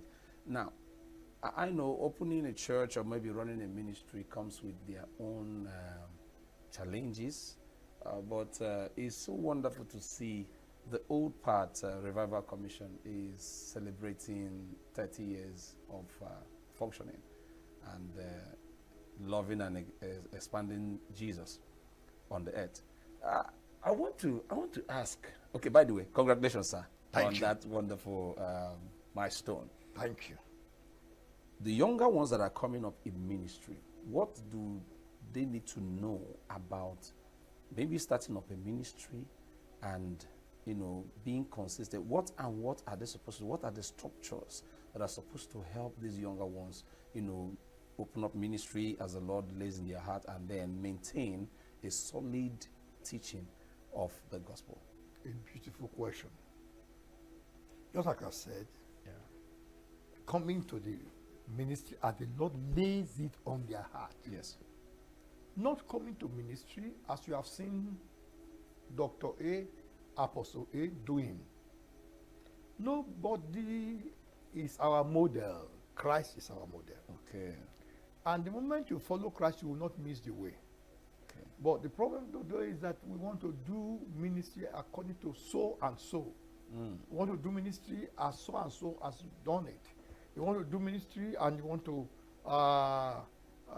outlive or outrun, outshine somebody. When we are doing ministry like that, there's no way we will not fail. True, sir. We should do ministry, number one, total yieldedness to the Lord. Our son to be all to Jesus I surrender. All to him I freely give. That everything. So that beginning with total surrenderedness does not make you go your own way. Even though at times his ways may be tough. Yes, his demands may be tough. But you are ready that whatever happens, I will never disappoint him. And God knows how to keep one. Whatever may be the case, just like Job. Yes. When things were tough, when things were rough, Job, what he did was to bow down and worship the Lord. Some of us, we've had almost experiences like that of Job, but we didn't allow it to make us to go back. Yes. We kept focused. We kept going on. Yeah. And here we are today. Still waxing strong by his grace, not by our own power. Wow. Still willing to do more for his kingdom. If you know my prayers, sometimes you'll be surprised. What do you want to do again? What do you want to be again? Yeah. No. This generation needs Christ more than ever before. Yes, sir. This generation, they need to see the purity of the gospel and the purity of ministry. Most of the people today, they don't trust ministers. True, sir. God bless you. They don't trust ministers. They just feel that they have hidden agenda. Some of them, they have hidden things that are backing them up, and that's the truth. And it's because of these ones that just came into the ministry to pick one or two things. Not really that the Lord called them into it. That's just it. Ministry, you can lose your life if you are not calling to it, because we wrestle not against flesh and blood. You are wrestling against principalities and powers. You want to destroy their work, they will not allow you that way. True. So they will resist you to the last. That's why you see some of the ministers, they died before they ought to die. And that also I call Christians to give their ministers, their pastors, a lot of prayer backing, prayer covering. There's no genuine minister that will not go through a lot of affliction or a lot of attack by the enemy. It's wrestling. Yes. You see, it's wrestling against the evil, negative forces. And it's like either you defeat me or I defeat you. Either you destroy me or I destroy you. So, and that battle goes on. That's why you cannot afford to be careless at any given time. Look at the song, Christians, seek not yet repose. Hear your guardian angel say, thou art in the midst of woe, wash and pray. You cannot play with prayers. I want to say, let all our churches rise up to positive, purposeful, powerful praying. Not just praying for material things, praying for, no, prayers that can change a generation. Oh, yes. We need such prayers again. We need such prayers again. Please do well to pray for your pastor. This is wrestling. You just heard what our father said here is wrestling. It's not just something you come in and then you begin to do. All right, before I let our father go, I would just like to call you to action. A popular saying puts it this way: Rome was not built in a day. And also a popular maxim states that the journey of 1,000 miles begins with a step. Therefore, whatever it is that God has put in your heart to do, kick it off immediately. As long as you are sure the Lord sent you. Because the only way to start is to start. And while at it, do it well. Do it well. Do well to cultivate some level of discipline as to keep you going. You heard our father say something about consecration, and, setting yourself apart and all that. Set goals. Make achievable plans, right? Especially as guided by God. As guided by God. You heard our father say something that Jesus is our model. This will help you to align well with divine commands. Now, whether it is ministry or career or whatever you are doing, consistency pays. Today, they are enjoying and celebrating 30 years of what the Lord has done with them. Is so wonderful. It is consistency that transforms average to excellence. Hallelujah. God is our top model. And when you are following his patterns, we will have nothing but excellence in all we do. You heard our father say these wonderful things. We are so glad to have you in our midst today. Thank you for coming. Thank you. It's my pleasure to be here. And from all of us here in Signature TV, we say thank you so much. We wish you well in all you do and represent. We also say congratulations to the Old Paths Revival Commission. Thank you for this wonderful milestone. Thank you. All right, friends, that was a wonderful conversation with Pastor Dr. Alfred Itiowe of the Old Path Revival Commission. Just a little admonition before I get out of your way. We've been talking about consistency, and I really want to admonish you a little bit before I leave. Now, consistency makes you get to the point of excellence. A whole lot of people don't achieve what they want to achieve because they are not steady in what they are doing. They are not steady in what they are doing. Today, they are here. Tomorrow, they are off. You understand? It's not the way it works. Just like I told us earlier, Rome was not built in a day. One day at a time, 2 weeks, 3 weeks, 1 month, you are there. For instance, footballers. You see them in the time of training, a whole lot of time is being put in training, putting themselves together to be fit and all that. And then when you see them play, you love what they are doing. This is work that is put in over time. There is no automatic champion anywhere. You walk, you walk, you walk, you continue to walk until you get to the point of excellence. All right? As little as you may look at what you have, consistency in what you are doing can actually bring you to the place of honor and greatness. All right? For instance, a woman by the street side that is selling, what do you call it, bread balls or akara, all right? As little as that thing is, in the morning she's there, first day, second day, third day, 1 week, 2 weeks, 1 month. And then people begin to say, there's a woman that fries akara down the street. A spot has been reserved for her. This can happen for several months, several years, and the woman is making profit. And as she does that, she finds out other ways to make that akara better. And people will be coming to patronize her. She'll make profit from that. All right? So it is very, very important that we give attention to whatever we are doing. Be it a skill, whatever. If you want to go get a skill, go get a skill and be consistent in it. By the time you do 1, 2, 3 weeks, 1 month, 1 year, you'll be better. All right? Like I said earlier, there's no automatic champion anywhere. You walk, and you walk. 2026 is fast coming. What is this thing that you can do? Or what are you doing presently? Put yourself into it. Be consistent in it. Listen, 2026 is going to come with so much demands. You need to be consistent in what you're doing, especially if it is something that is good. Put yourself in it. Get skills. Learn about it. Look for mentors, people that have done what you want to do. Learn from them. Find out their mistakes and where they have failed. It will help you to know how to flow, all right? So that you will not be left behind in the course of things as the year is coming. It's very, very important that you give attention to that. Don't beat yourself down. You are enough.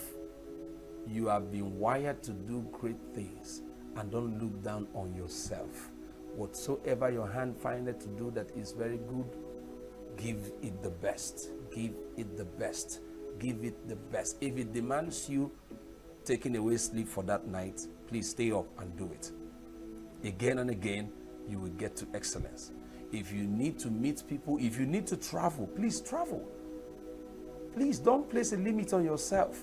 Do everything you can to make sure that you are consistent in what you are doing. The excellence of a student is not just coming to school, but in the consistency of coming to school, attending classes, and also studying over time. All right? That's how we get good results. The same is applied in different phases of life or walks of life you want to look at. All right? It's very, very important that you understand that consistency is powerful. Thank you very much for being with us, and we beg you to please follow all our social media handles right there on your screen. Until I come your way next time, keep on keeping on. My name is Victor Chief George. Shalom.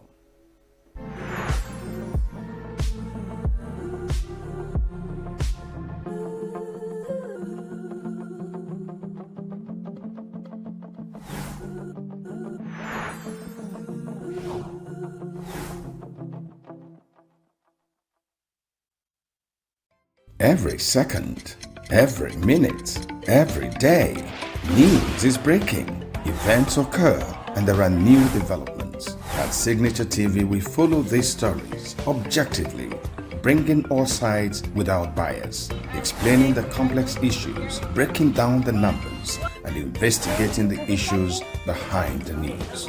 Anywhere and everywhere, near or far, wherever the news is, we will be there. Signature TV. News in your pocket. Health is more than a diagnosis. It's your lifestyle, your choices, and your future. Join us on Inside Health, your weekly deep dive into the stories, science, and solutions shaping your well-being. From expert interviews to real-life journeys of healing and hope, we cover it all. One of the complications of cancer management or treatment is they have some of them at one point in time, you see them having anemia. Okay, so you see them at times being transfused. But at the same time, you come in with a diet. Nutrition, mental health, innovations in medicine, fitness, and everyday wellness. Whether you're managing a condition, staying informed, or just living your best life, Inside Health is your trusted guide. I'm Chigichi Agorom, and I'll be with you every week on Inside Health, only on Signature TV.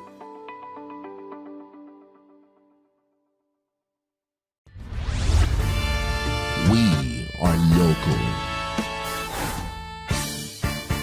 International communities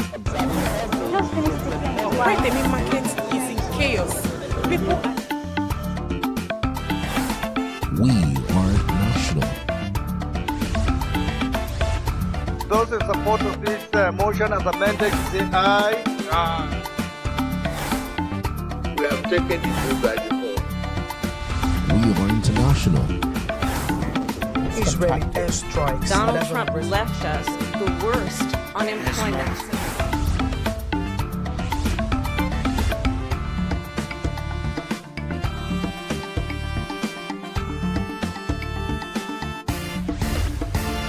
Signature TV, news in your pocket.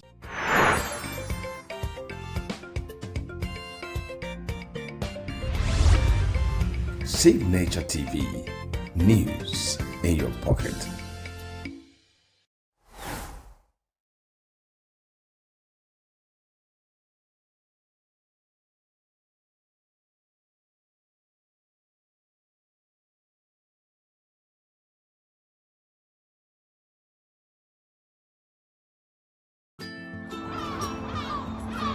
Bright and early as the day breaks, as the newspaper headlines trail the stories that shape the day. We at Signature TV trail the headlines that trail the day. We interrogate the headlines. We analyze the stories that make the headlines. Wayek is overrated, and they even overrated themselves and went into CBT.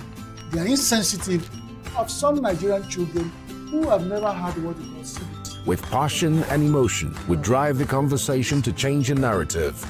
Let nobody be deceived by Nigerian high level of performing in agriculture export. We are still where we are. Newspaper review on Signature TV every morning on Signature Morning, weekdays, and Signature New Day, weekends. Newspaper review on Signature TV. We do not just review the headlines, we make the headlines relevant to our daily lives.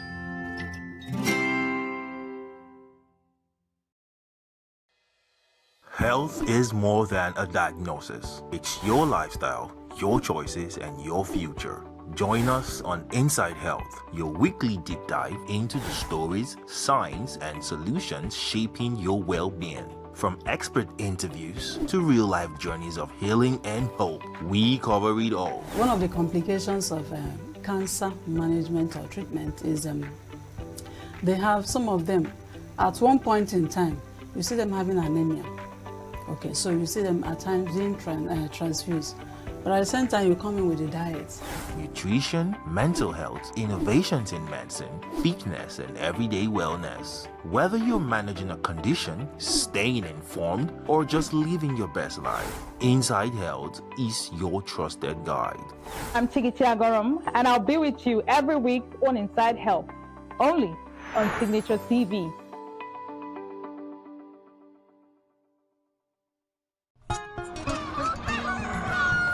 New every morning on Signature TV, we open the day for you with needed energy, information, and required vibes to shape your day. From sizzling snippets of stories in various areas of life to intriguing conversations with net worth guests. When you have people who have no track record becoming your leaders, you have a problem. There's no outstanding gratuity when Obi took over from me. I left, in all the accounts of Anambra State, 13.8 billion for him. Your day cannot be complete without Signature Morning on weekdays and Signature New Day on weekends. There is no better way to start your day except Signature Morning and Signature New Day every day on Signature TV.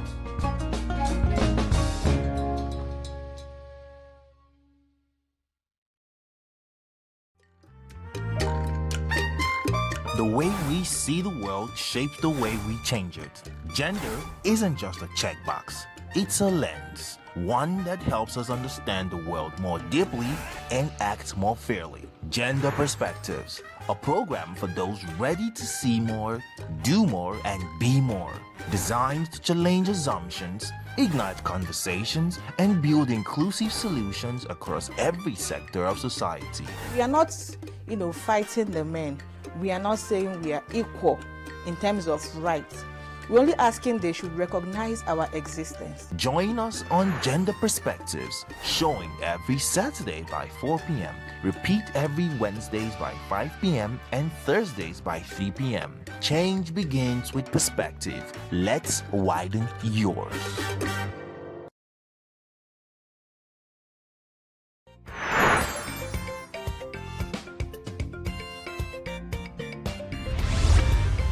Signature TV, news in your pocket.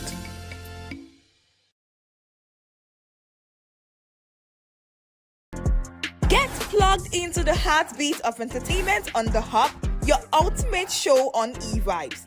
From trending stories and social media drama to top charting music, must-watch movies and exciting moments from the world of arts, we've got it all. Join us for unmissable conversations with your favorite entertainment personalities, plus fun segments every week. I should try harder, so... Okay, I don't know that one. Outfit of the day. Oh, I don't do that. That's some Gen Z stuff. Oh, now you say it's a Gen Z stuff. It's everything you love about entertainment, served fresh every week at 1 p.m.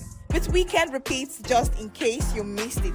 The Hub's on eVibes, where the vibes never stop. Only on Signature TV.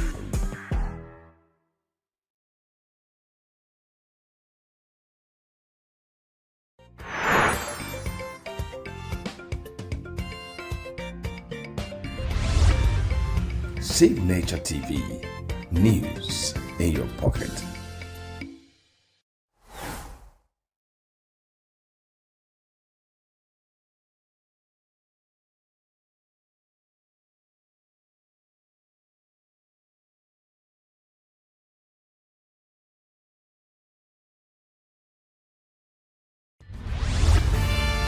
We are local. International communities observing Why the main market is in chaos. People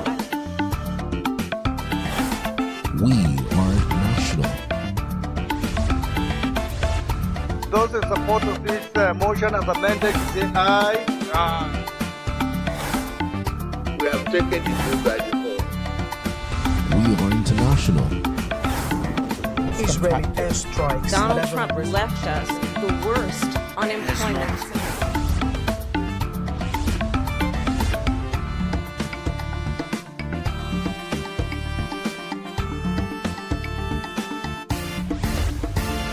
Signature TV, news in your pocket.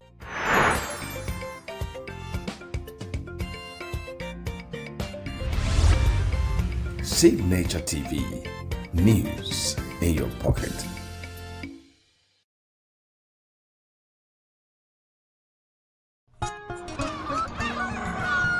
New every morning on Signature TV, we open the day for you with needed energy, information, and required vibes to shape your day. From sizzling snippets of stories in various areas of life to intriguing conversations with net worth guests. When you have people who have no track record becoming your leaders, you have a problem.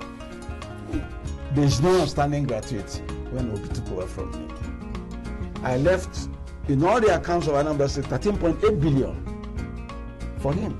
Your day cannot be complete without Signature Morning on weekdays and Signature New Day on weekends. There is no better way to start your day except Signature Morning and Signature New Day every day on Signature TV.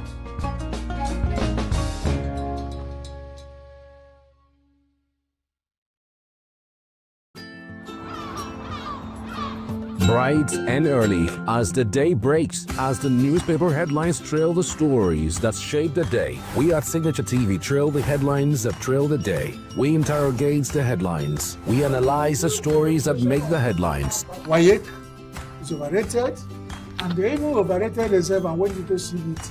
They are insensitive of some Nigerian children who have never heard what it was CBT. With passion and emotion, we drive the conversation to change the narrative. Let nobody be deceived by Nigerian high level of performing in agriculture export.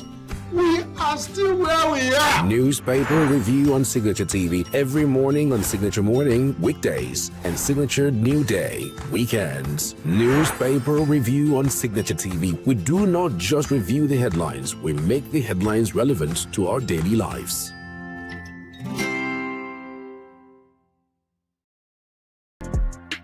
Plugged into the heartbeat of entertainment on The Hub, your ultimate show on e-vibes.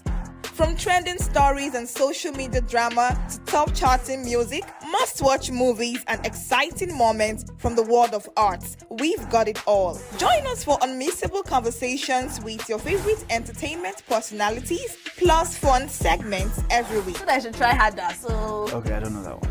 Outfit of the day. Oh, I don't do that. That's some Gen Z stuff. Oh, now you say it's a Gen Z stuff.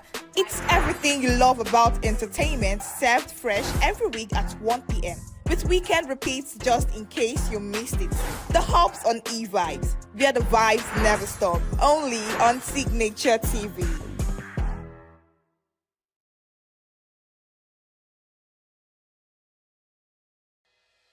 Health is more than a diagnosis. It's your lifestyle, your choices, and your future. Join us on Inside Health, your weekly deep dive into the stories, science, and solutions shaping your well-being. From expert interviews to real-life journeys of healing and hope, we cover it all. One of the complications of cancer management or treatment is they have some of them, at one point in time, you see them having anemia. Okay, so you see them at times being transfused. But at the same time, you come in with a diet. Nutrition, mental health, innovations in medicine, fitness, and everyday wellness. Whether you're managing a condition, staying informed, or just living your best life, Inside Health is your trusted guide. I'm Tigiti Agorum, and I'll be with you every week on Inside Health, only on Signature TV.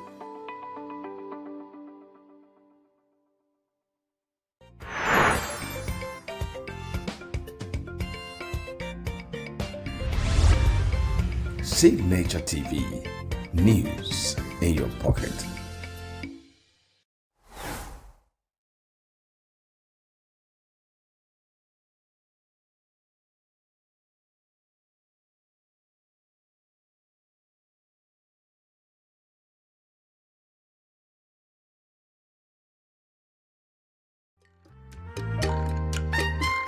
The way we see the world shapes the way we change it. Gender isn't just a checkbox, it's a lens, one that helps us understand the world more deeply and act more fairly. Gender Perspectives, a program for those ready to see more, do more, and be more. Designed to challenge assumptions, ignite conversations, and build inclusive solutions across every sector of society. We are not, fighting the men. We are not saying we are equal in terms of rights. We're only asking they should recognize our existence. Join us on Gender Perspectives, showing every Saturday by 4 p.m. Repeat every Wednesdays by 5 p.m. and Thursdays by 3 p.m. Change begins with perspective. Let's widen yours.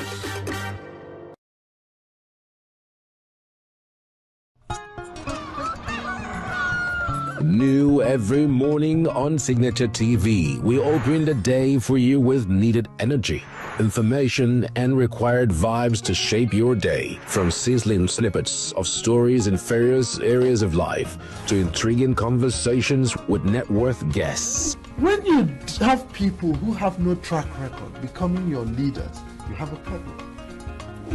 There's no outstanding graduate when Obi took over from me. I left in all the accounts of Anambra State 13.8 billion for him. Your day cannot be complete without Signature Morning on weekdays and Signature New Day on weekends. There is no better way to start your day except Signature Morning and Signature New Day every day on Signature TV.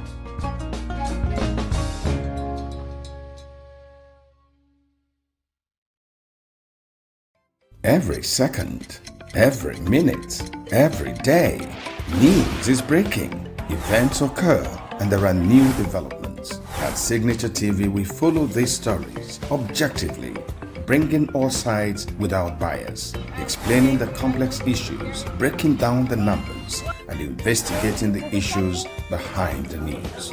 Anywhere and everywhere, near or far, wherever the news is, we will be there. Signature TV. News in your pocket. Health is more than a diagnosis. It's your lifestyle, your choices, and your future. Join us on Inside Health, your weekly deep dive into the stories, science, and solutions shaping your well-being. From expert interviews to real-life journeys of healing and hope, we cover it all. One of the complications of cancer management or treatment is they have some of them at one point in time, you see them having anemia. Okay, so you see them at times being transfused. But at the same time, you come in with a diet. Nutrition, mental health, innovations in medicine, fitness, and everyday wellness. Whether you're managing a condition, staying informed, or just living your best life, Inside Health is your trusted guide. I'm Tigiti Agorum, and I'll be with you every week on Inside Health, only on Signature TV.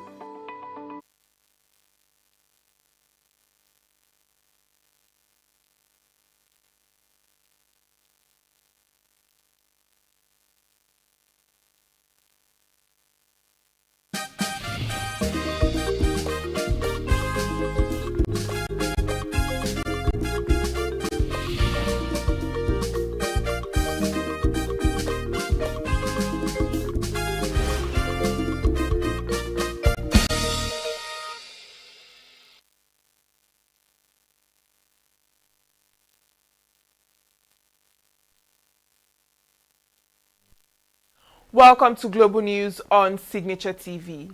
I am Uchenna Chimdi Oluoha. In the headlines, NYSC remains key to national unity, DG says. PDP ends realignment talks with APC in Bauchi.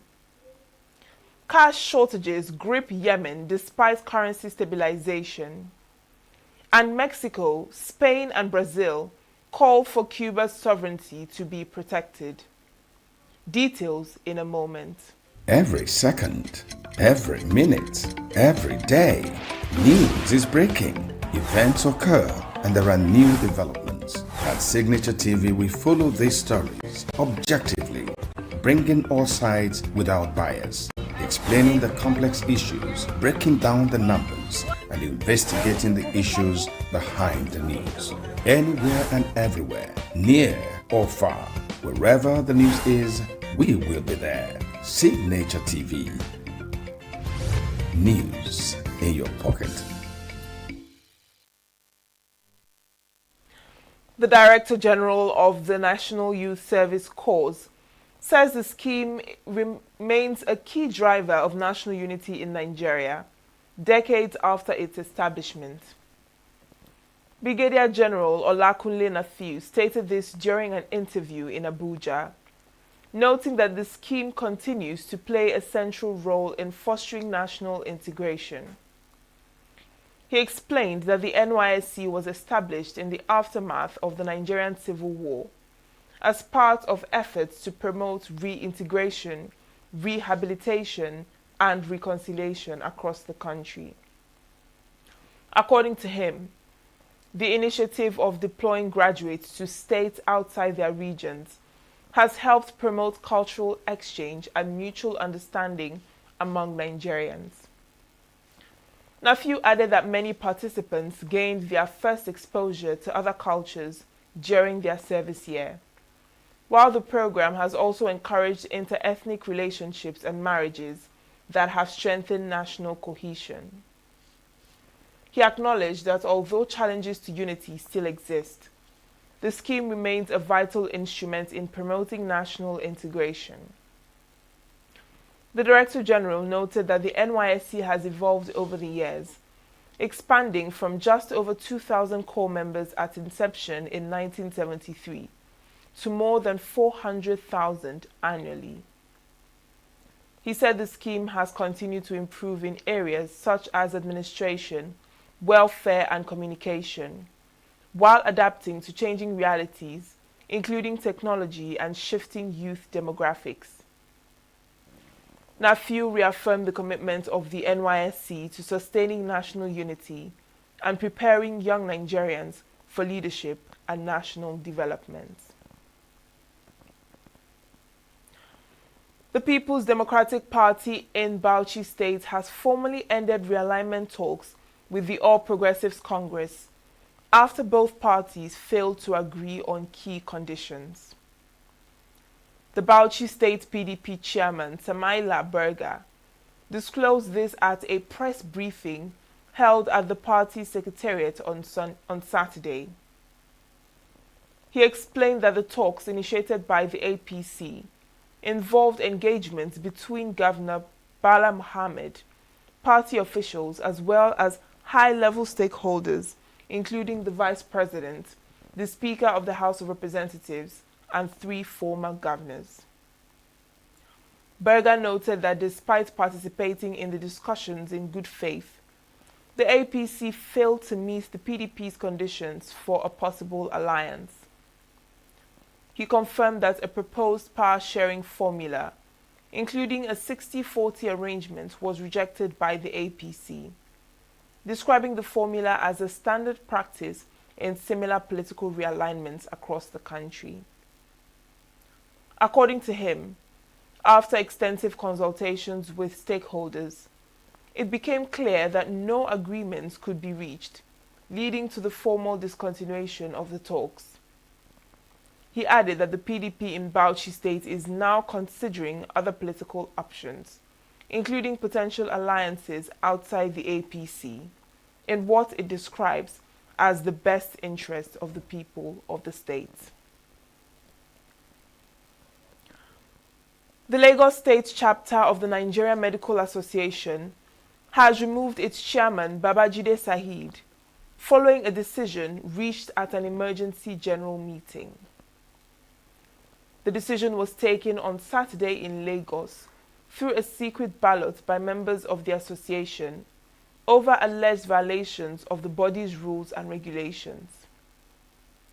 Following his removal, the former first vice chairman, Temidire Ewonomo, has assumed office as the new chairman in line with the association's constitution.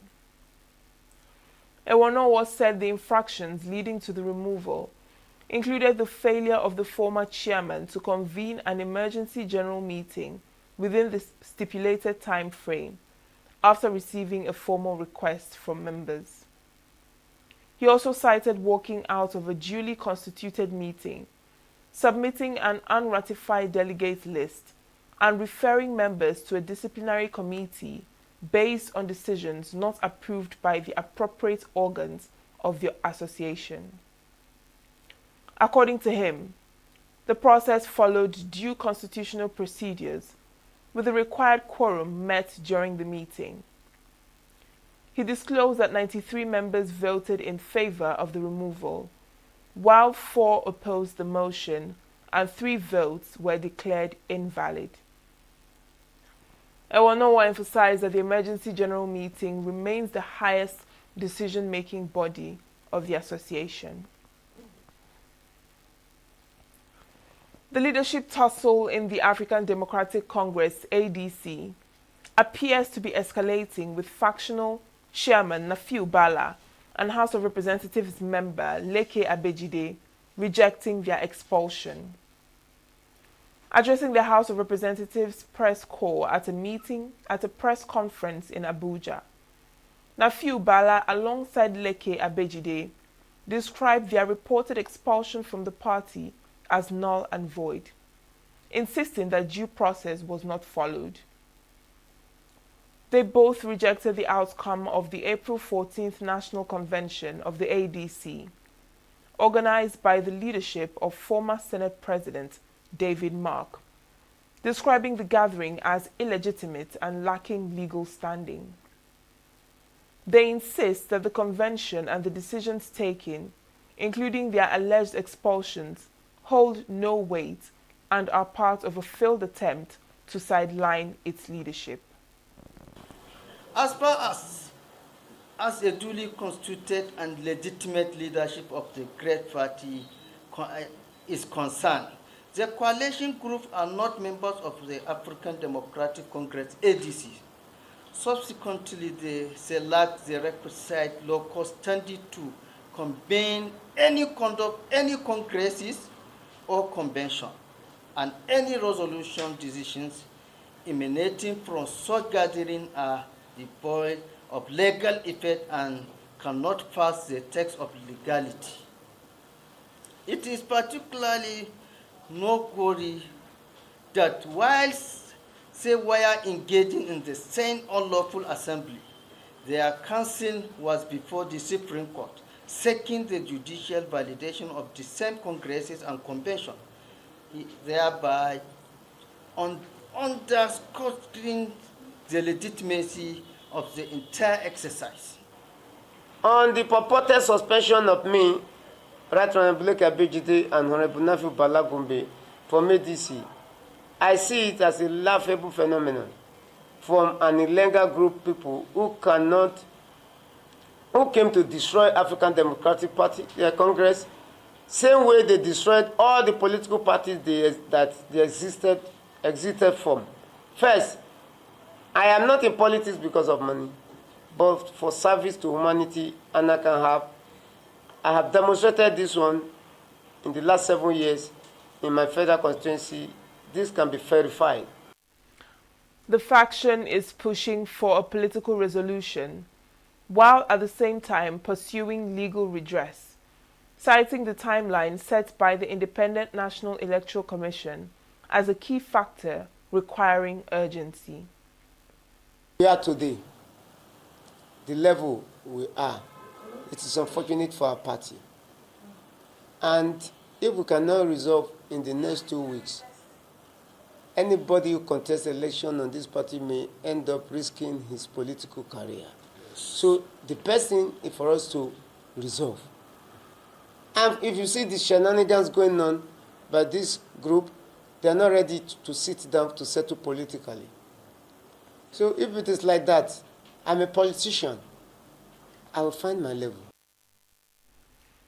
With allegations and counter-allegations intensifying, attention is firmly on the courts as all factions await rulings that could determine the party's leadership ahead of the submission of membership registers to INEC by the end of May. The Nigeria Police Force in Katsina State has arrested 26 suspected social miscreants in a major crackdown on criminal activities across the metropolis. Katsina State Police Command said the suspects were apprehended during an intelligence-led operation carried out in the early hours of April 14, 2026, targeting identified criminal hideouts and black spots. The police public relations officer, Abubakar Sadiq, said the operation led by the officer in charge of SWAT resulted in the arrest of individuals linked to gang activities, unlawful societies, and public nuisance. He added that exhibits recovered from the suspects include live ammunition, a sword, cutlasses, a knife, sticks, and a saw, as well as suspected stolen mobile phones, substances believed to be Indian hemp, Ixol tablets, and military camouflage clothing. According to the command, all suspects have been charged to court following the conclusion of investigations. The Commissioner of Police, Ali Umar Faje, commended the operatives for their professionalism and reiterated the command's commitment to sustaining the fight against crime. Meanwhile, Governor Diko Rada has signed the Miscreant Activity Suppression Order 2026, aimed at tackling rising cases of thuggery and gang violence across the state. The order establishes a multi-agency task force comprising security bodies such as the Department of State Services, Nigeria Security and Civil Defense Corps, and National Drug Law Enforcement Agency, among others. The task force is mandated to prevent, investigate and prosecute offenders, dismantle criminal networks, and intensify surveillance in identified hotspots, while mobile courts will ensure speedy trials. Troops of Operation Hadinkai have arrested 3 suspected collaborators of Boko Haram and Islamic State West Africa Province in Borno State. The suspects were apprehended in Monguno local government area during a joint intelligence operation by the Sector 3 Military Intelligence Brigade and members of the Civilian Joint Task Force. Security analyst Zagazola Makama disclosed the development in a post on social media, stating that the arrest was carried out on April 13th in the Abari general area. The suspects, identified as Falmata Abukar, Halima Audu, and Mairu Abba, were reportedly intercepted while attempting to move towards Kukawa local government area. Items recovered from them include suspected terrorist uniform materials, bottles of herbicide, clothing items, and cash, believed to be logistics supplies intended for insurgents operating around the Lake Chad axis. The suspects are currently in military custody and are undergoing preliminary investigation to determine their level of involvement and possible links to terrorist groups. The Nigerian Agricultural Insurance Corporation has come under fresh scrutiny as the House of Representatives intensifies its probe into the 1.12 trillion naira Anchor Borrowers Program. The House Committee on Nutrition and Food Security is investigating the roles of the Nigerian Agricultural Insurance Corporation, Leadway Insurance, and Veritas Capital Insurance in the disbursement framework and participation of the insurance firms. At an investigative hearing in Abuja, a representative of the Nigerian Agricultural Insurance Corporation, NIC, Dayo Babaranti, told lawmakers that the corporation provided insurance cover for 207,514 farmers, valued at 109 billion naira, representing about 12% of the total scheme. He explained that the Central Bank of Nigeria engaged additional insurers outside the original framework that designated NIC as sole insurer. Contrary to the rule, NIC was offered and provided cover for only the sum of 109 billion out of 1.12 trillion. We provided cover for only 109 billion, which translated to only 207,000 farmers. 109 billion. was the cover we provided out of 1.12 trillion intervention for 4,670,000 farmers. That's what we covered. Yes. 4,670,000. 4,670,000 farmers. 70,000 farmers. Whereas only 207,514 farmers were insured by NAIC. The third one was the Bank of Industry, 3 billion to 22,120 smallholder farmers, agro and food processor. NAIC was not given any of the business, we were given zero. This is contrary to the policy of the anchor bureau. At the initial stage, NAIC was the only insurance company nominated for that anchor borrower. Yes. But along the line, we were given less than 12%. Less than 12% of the total program.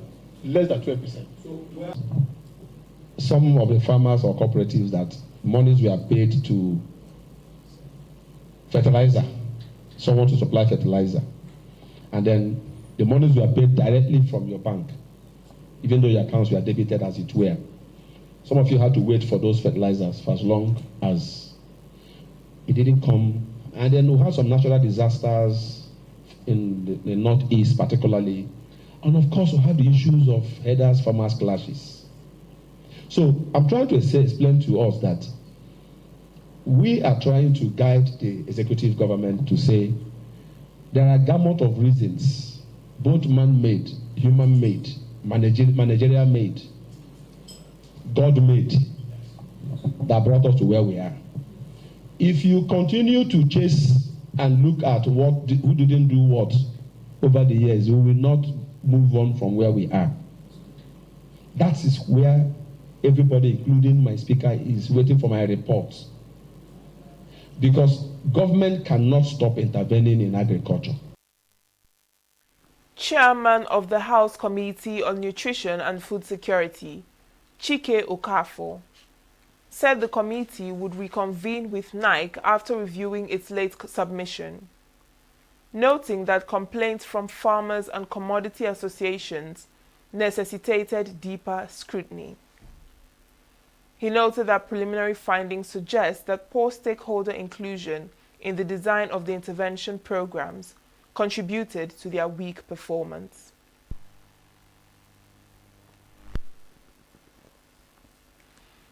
The National Information Technology Development Agency says it is expanding Nigeria's software infrastructure to strengthen data governance and secure critical digital systems.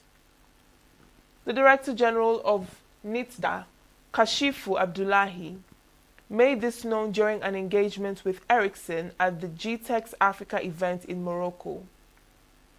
He explained that the initiative is part of a broader digital sovereignty strategy aimed at building local technological capacity and ensuring that data generated within the country remains under domestic control.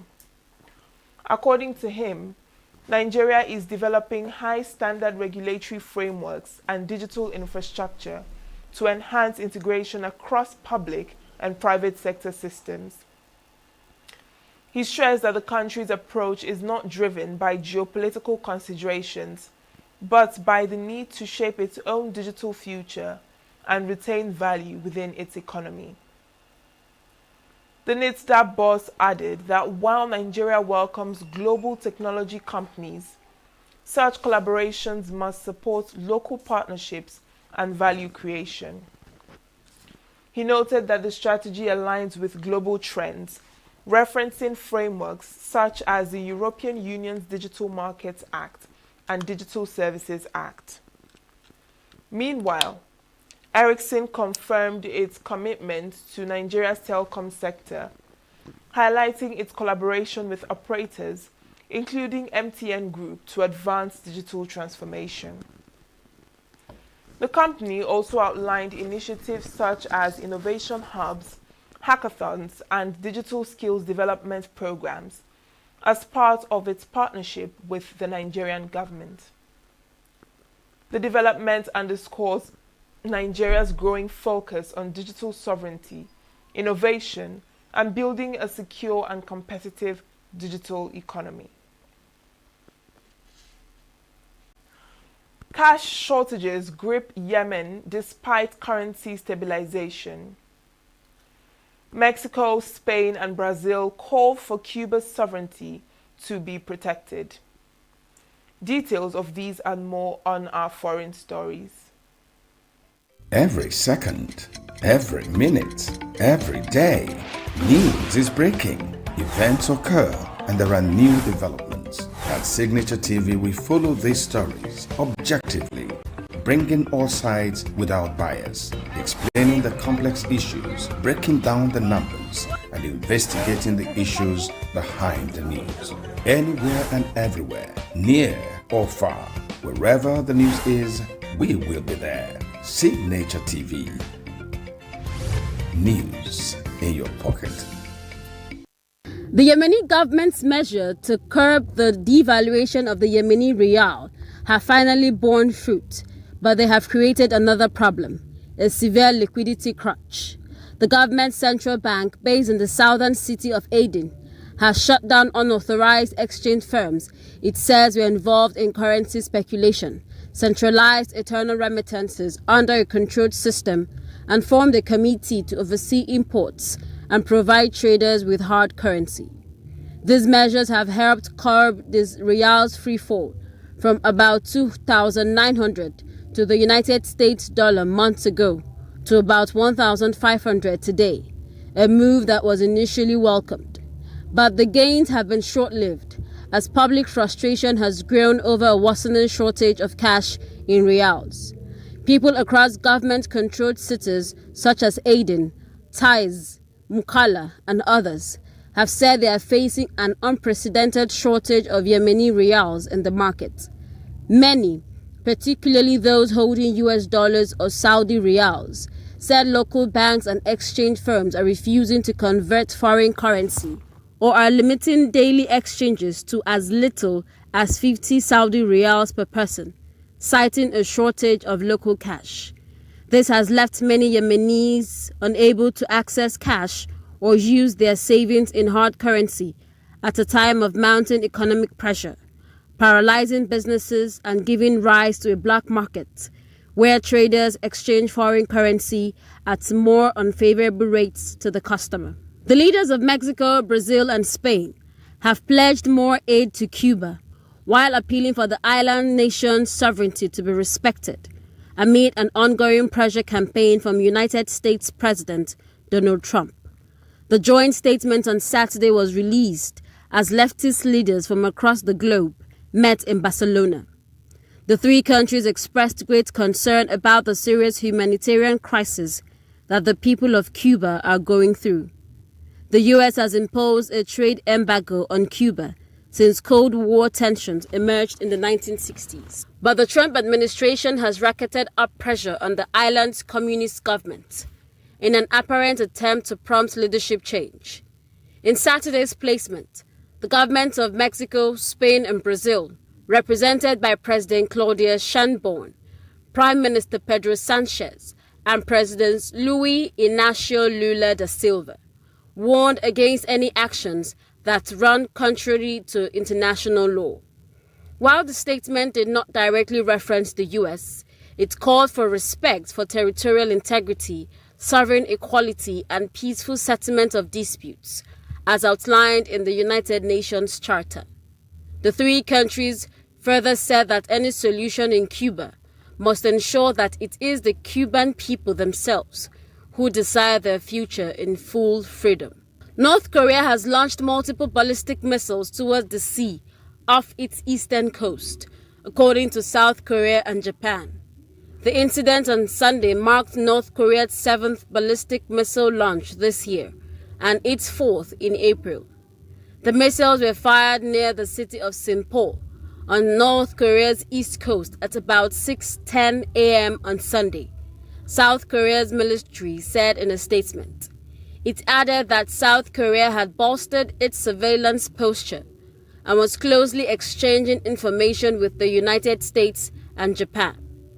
Japan's government posted on social media that the ballistic missiles were believed to have fallen near the east coast of the Korean peninsula. No incursion into Japan's exclusive economic zone was confirmed. A gunman who killed at least 6 people in Kyiv and took hostages has been shot dead by Ukrainian police, officials said. The attack occurred on Saturday in the capital's Holosisky district, where the assailant opened fire on civilians in the street before barricading himself inside a nearby supermarket, Kyiv Mayor Vitaly Klitschko said on Telegram. Special tactical police units stormed the supermarket after roughly 40 minutes of failed negotiations, Interior Minister Ihor Klimenko said on Telegram. The gunman shot at police officers during the standoff. Ultimately, authorities were giving the order to neutralize the attacker, he said. At least 10 others were hospitalized, including 1 child, and 4 hostages were rescued, President Volodymyr Zelensky said in a post on X. And that's it on the foreign news.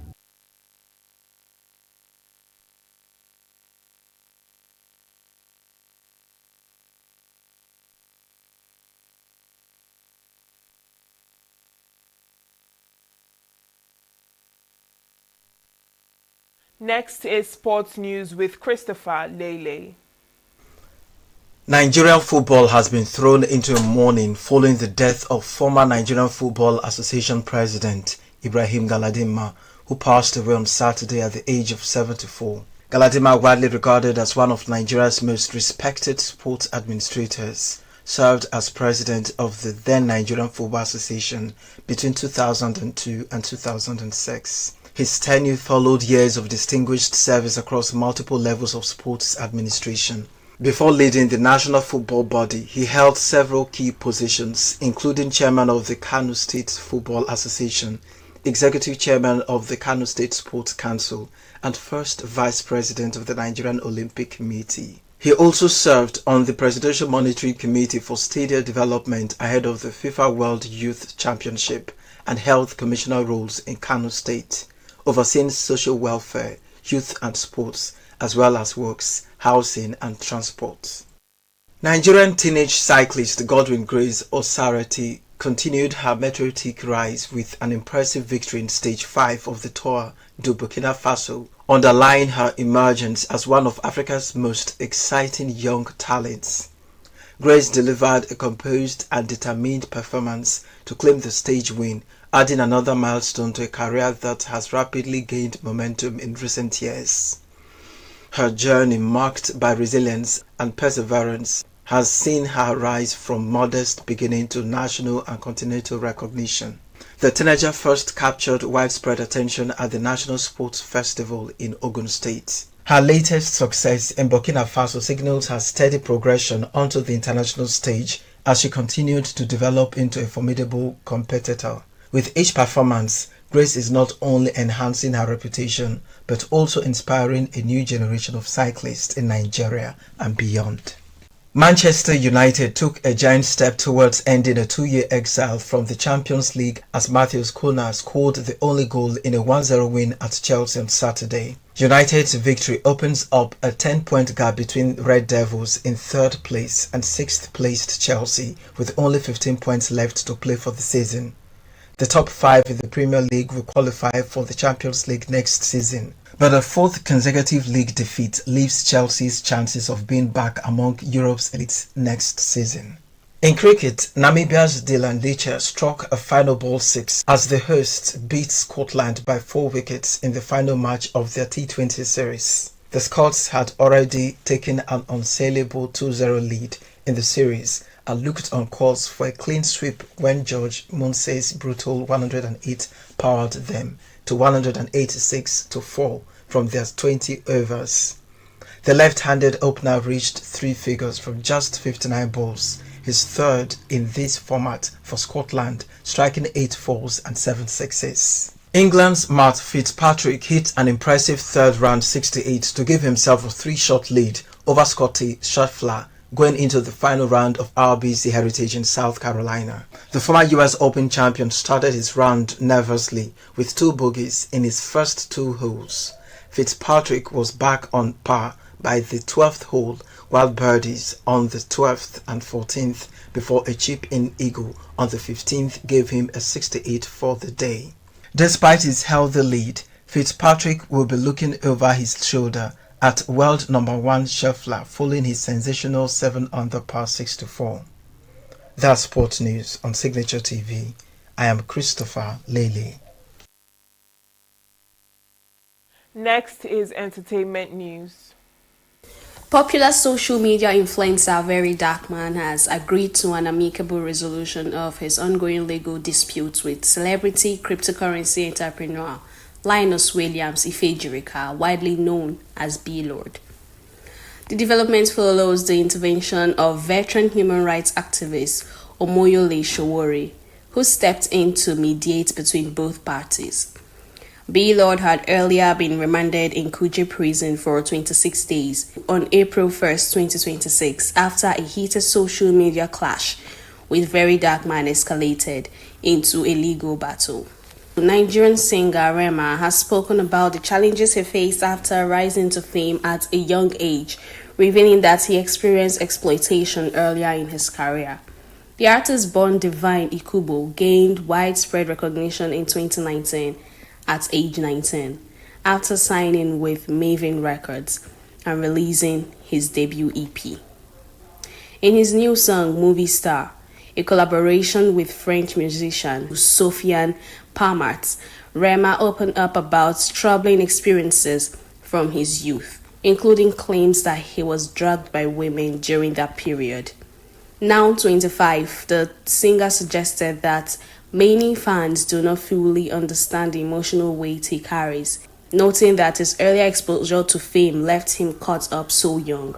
He also hinted at the pressures that came with his record deal, explaining that he felt compelled to keep performing and meeting expectations even when his personal struggles were overlooked. Renowned Nigerian musician, songwriter, and eldest son of Afrobeat pioneer Fela Kuti has stated that Fela's music catalogue remains fully a property of the family. The father of 30-year-old singer Made Kuti made it known that the family licenses the music for specific periods while retaining overall control. According to the Grammy-nominated artist, the decision was strongly influenced by the eldest sister, who is deeply committed to protecting Fela's legacy.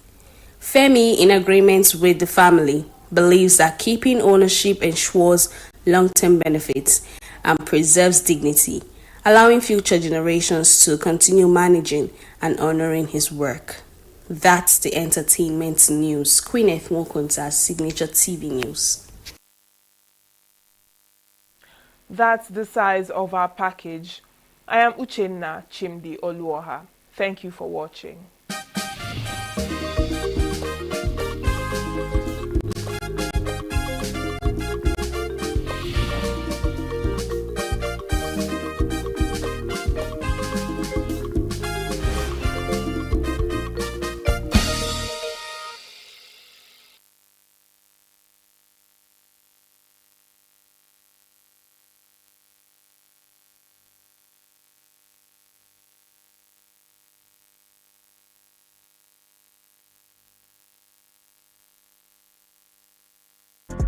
Get plugged into the heartbeat of entertainment on The Hub, your ultimate show on E-Vibes.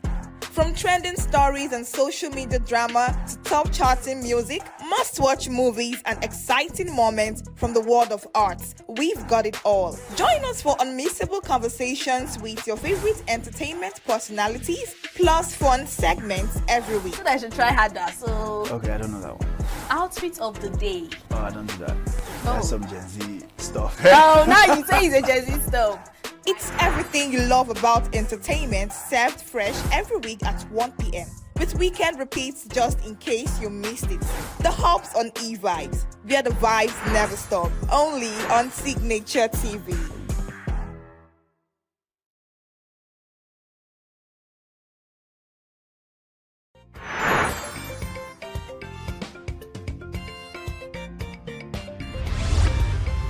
Signature TV, news in your pocket.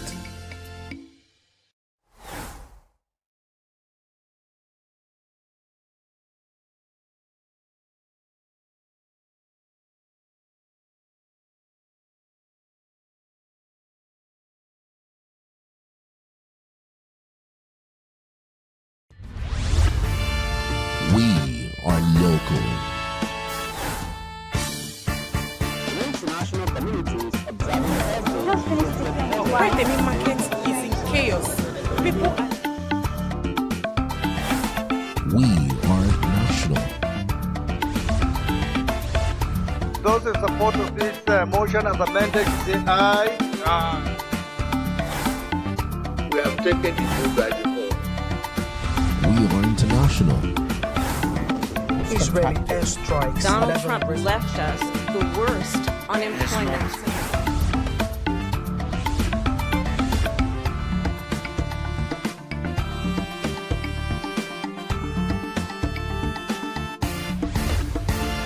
Signature TV, news in your pocket.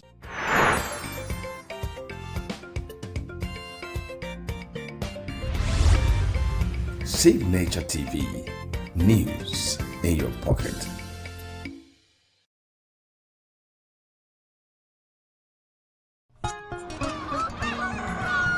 New every morning on Signature TV, we open the day for you with needed energy, information, and required vibes to shape your day. From sizzling snippets of stories in various areas of life to intriguing conversations with net worth guests. When you have people who have no track record becoming your leaders, you have a problem. There is no outstanding gratuity when Obi took over from me. I left in all the accounts of Anambra State 13.8 billion for him.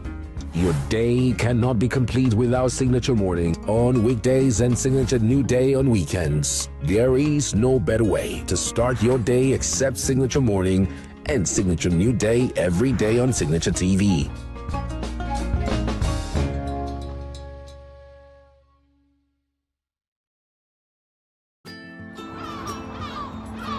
Bright and early as the day breaks, as the newspaper headlines trail the stories that shape the day, we at Signature TV trail the headlines that trail the day. We interrogate the headlines. We analyze the stories that make the headlines. Why is overrated, and they even overrated themselves and went into CBT.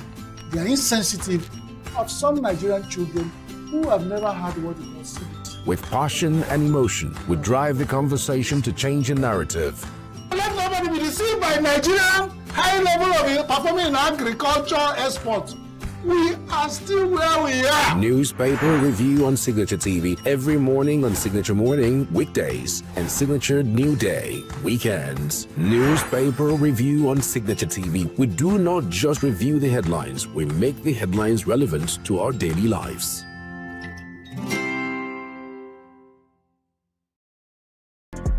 Get plugged into the heartbeat of entertainment on The Hub, your ultimate show on eVibes. From trending stories and social media drama to top charting music, must-watch movies and exciting moments from the world of arts, we've got it all. Join us for unmissable conversations with your favorite entertainment personalities, plus fun segments every week. So I should try harder. So Okay, I don't know that one. outfit of the day. Oh, I don't do that. That's some Gen Z stuff. Oh, now you say it's a Gen Z stuff. It's everything you love about entertainment, served fresh every week at 1 p.m. with weekend repeats just in case you missed it. The Hub's on eVibes, where the vibes never stop. Only on Signature TV.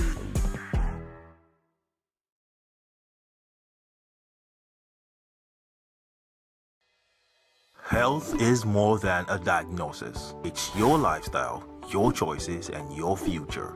Join us on Inside Health, your weekly deep dive into the stories, science, and solutions shaping your well-being. From expert interviews to real-life journeys of healing and hope, we cover it all. One of the complications of cancer management or treatment is they have some of them at one point in time, you see them having anemia. Okay, so you see them at times being transfused. But at the same time, you come in with the diet.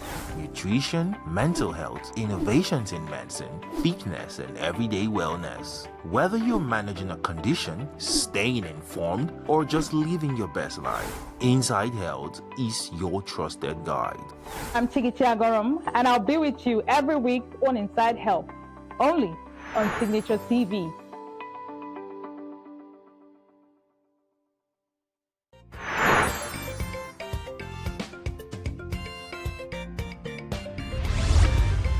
Signature TV, news in your pocket.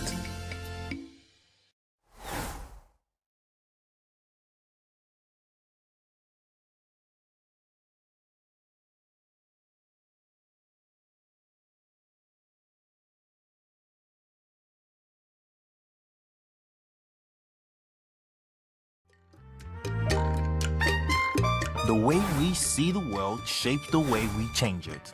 Gender isn't just a checkbox, it's a lens. One that helps us understand the world more deeply and act more fairly. Gender Perspectives, a program for those ready to see more, do more, and be more. Designed to challenge assumptions, ignite conversations, and build inclusive solutions across every sector of society. We are not, fighting the men. We are not saying we are equal in terms of rights. We're only asking they should recognize our existence. Join us on Gender Perspectives, showing every Saturday by 4 p.m. Repeat every Wednesdays by 5 p.m. and Thursdays by 3 p.m. Change begins with perspective. Let's widen yours.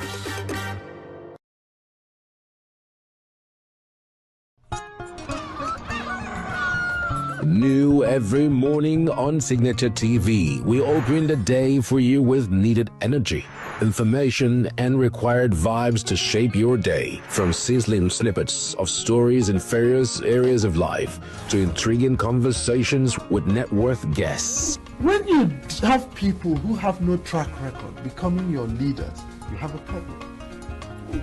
There's no outstanding gratuity when Obi took over from me. I left in all the accounts of Anambra State 13.8 billion for him.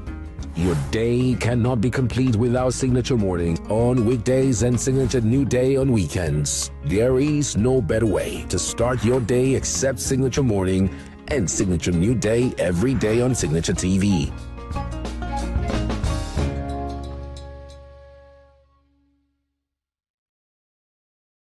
Every second, every minute, every day, news is breaking, events occur, and there are new developments. At Signature TV, we follow these stories objectively, bringing all sides without bias, explaining the complex issues, breaking down the numbers, and investigating the issues behind the news.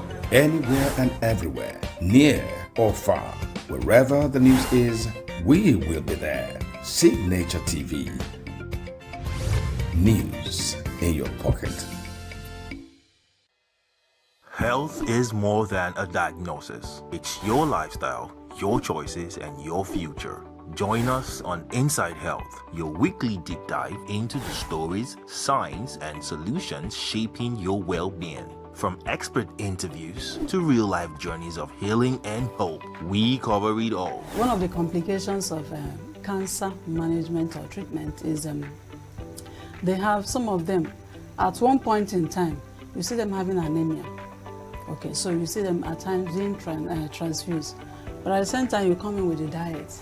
Nutrition, mental health, innovations in medicine, fitness, and everyday wellness. Whether you're managing a condition, staying informed, or just living your best life, Inside Health is your trusted guide. I'm Tigiti Agorum, and I'll be with you every week on Inside Health, only on Signature TV.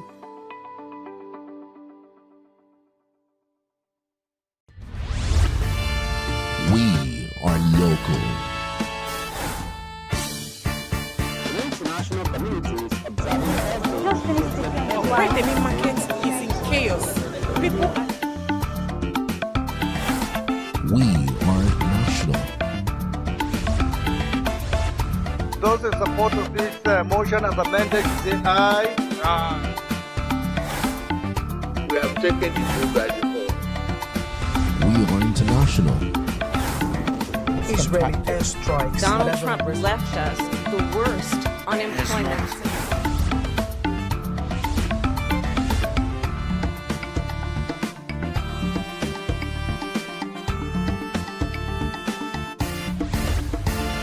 Signature TV, news in your pocket.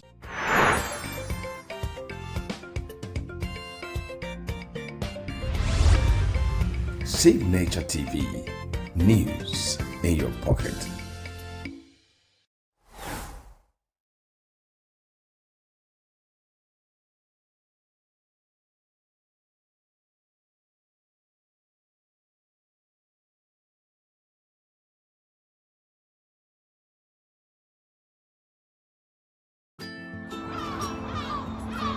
Bright and early as the day breaks, as the newspaper headlines trail the stories that shape the day. We at Signature TV trail the headlines that trail the day. We interrogate the headlines. We analyze the stories that make the headlines. WAEC is overrated, and they even overrated themselves, and when people see it, they are insensitive of some Nigerian children who have never had what they call CBT. With passion and emotion, we drive the conversation to change the narrative. Let nobody be deceived by Nigerian high level of performing in agriculture and still where we are. Newspaper review on Signature TV every morning on Signature Morning, weekdays, and Signature New Day, weekends. Newspaper review on Signature TV. We do not just review the headlines, we make the headlines relevant to our daily lives.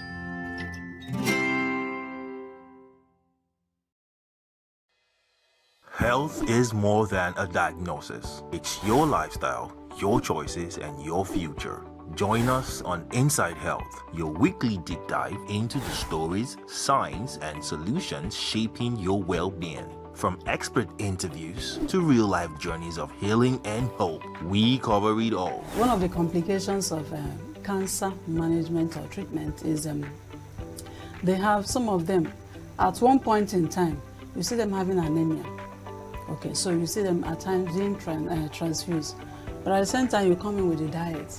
Nutrition, mental health, innovations in medicine, fitness, and everyday wellness. Whether you're managing a condition, staying informed, or just living your best life, Inside Health is your trusted guide.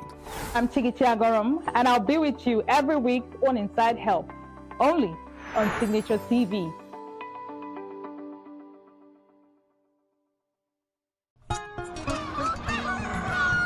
New every morning on Signature TV, we open the day for you with needed energy, information, and required vibes to shape your day. From sizzling snippets of stories in various areas of life to intriguing conversations with net worth guests. When you have people who have no track record becoming your leaders, you have a problem. There's no outstanding gratuity when Obi took over from me. I left in all the accounts of Anambra State 13.8 billion for him. Your day cannot be complete without Signature Morning on weekdays and Signature New Day on weekends. There is no better way to start your day except Signature Morning and Signature New Day every day on Signature TV.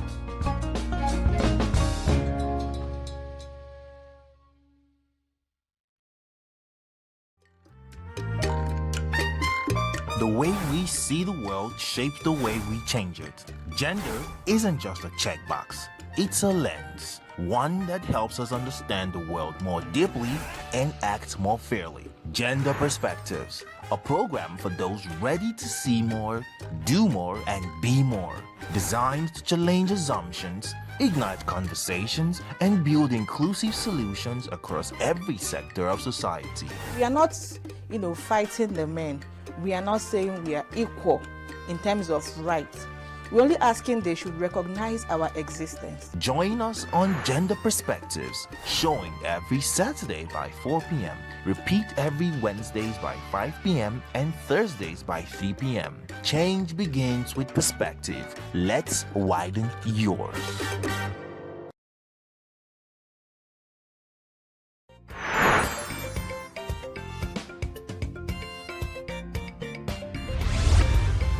Signature TV, news in your pocket.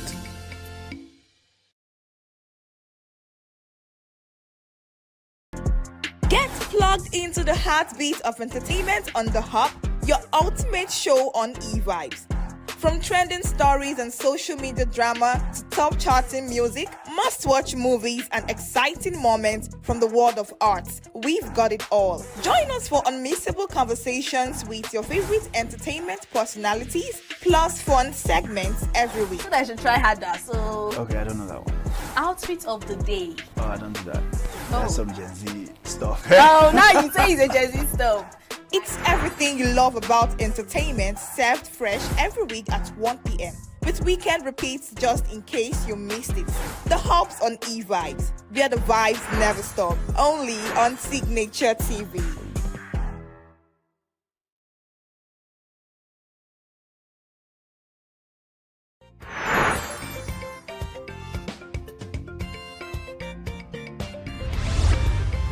Signature TV.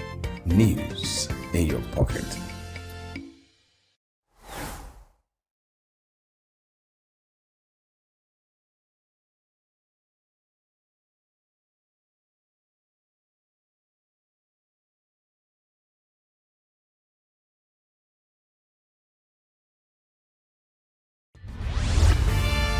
We are local. International communities observing Right, the main market is in chaos. People are... We are national. Those in support of this motion as amended, say aye. We have taken the vote by default. We are international. Israeli airstrikes. Donald Trump left us the worst unemployment.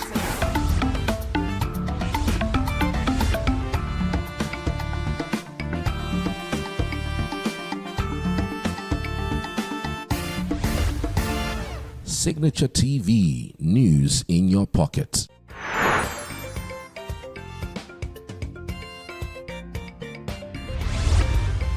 Signature TV. News in your pocket.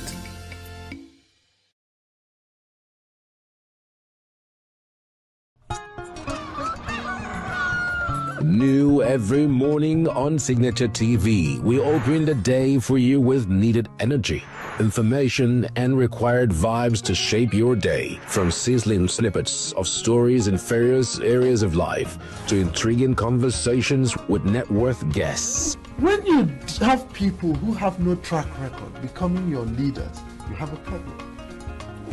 There's no outstanding gratuity when Obi took over from me. I left, in all the accounts of Anambra State, 13.8 billion for him.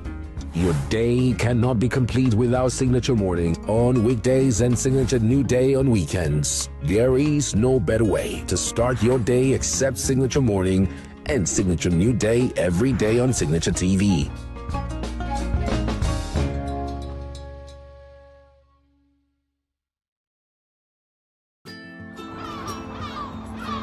Bright and early as the day breaks, as the newspaper headlines trail the stories that shape the day. We at Signature TV trail the headlines that trail the day. We interrogate the headlines. We analyze the stories that make the headlines. WAEC is overrated, and they even overrated themselves and went into CBT. They are insensitive of some Nigerian children who have never had what they call CBT. With passion and emotion, we drive the conversation to change a narrative. Let nobody be deceived by Nigerian high level of performing in agriculture export.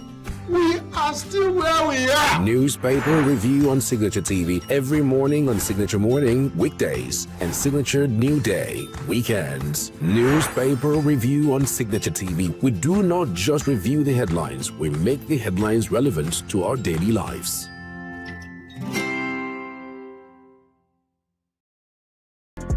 Get plugged into the heartbeat of entertainment on The Hub, your ultimate show on E-Vibes. From trending stories and social media drama to top charting music, must-watch movies and exciting moments from the world of arts, we've got it all. Join us for unmissable conversations with your favorite entertainment personalities, plus fun segments every week. I should try harder. So, Okay, I don't know that one. outfit of the day. Oh, I don't do that. That's some Gen Z stuff. Oh, now you say it's a Gen Z stuff. It's everything you love about entertainment, served fresh every week at 1 p.m. with weekend repeats just in case you missed it. The Hubs on E-Vibes, where the vibes never stop. Only on Signature TV.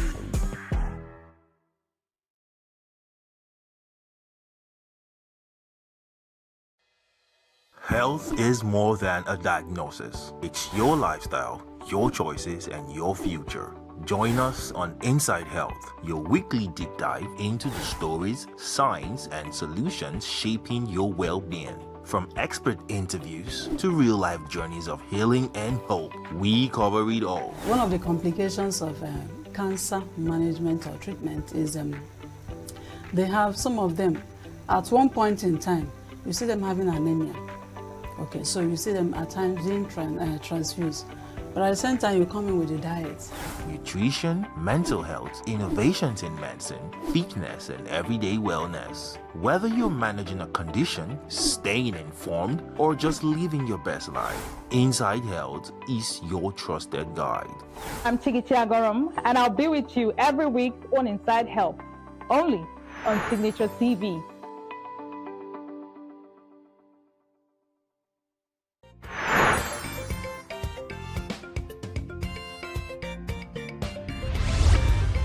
Signature TV, news in your pocket.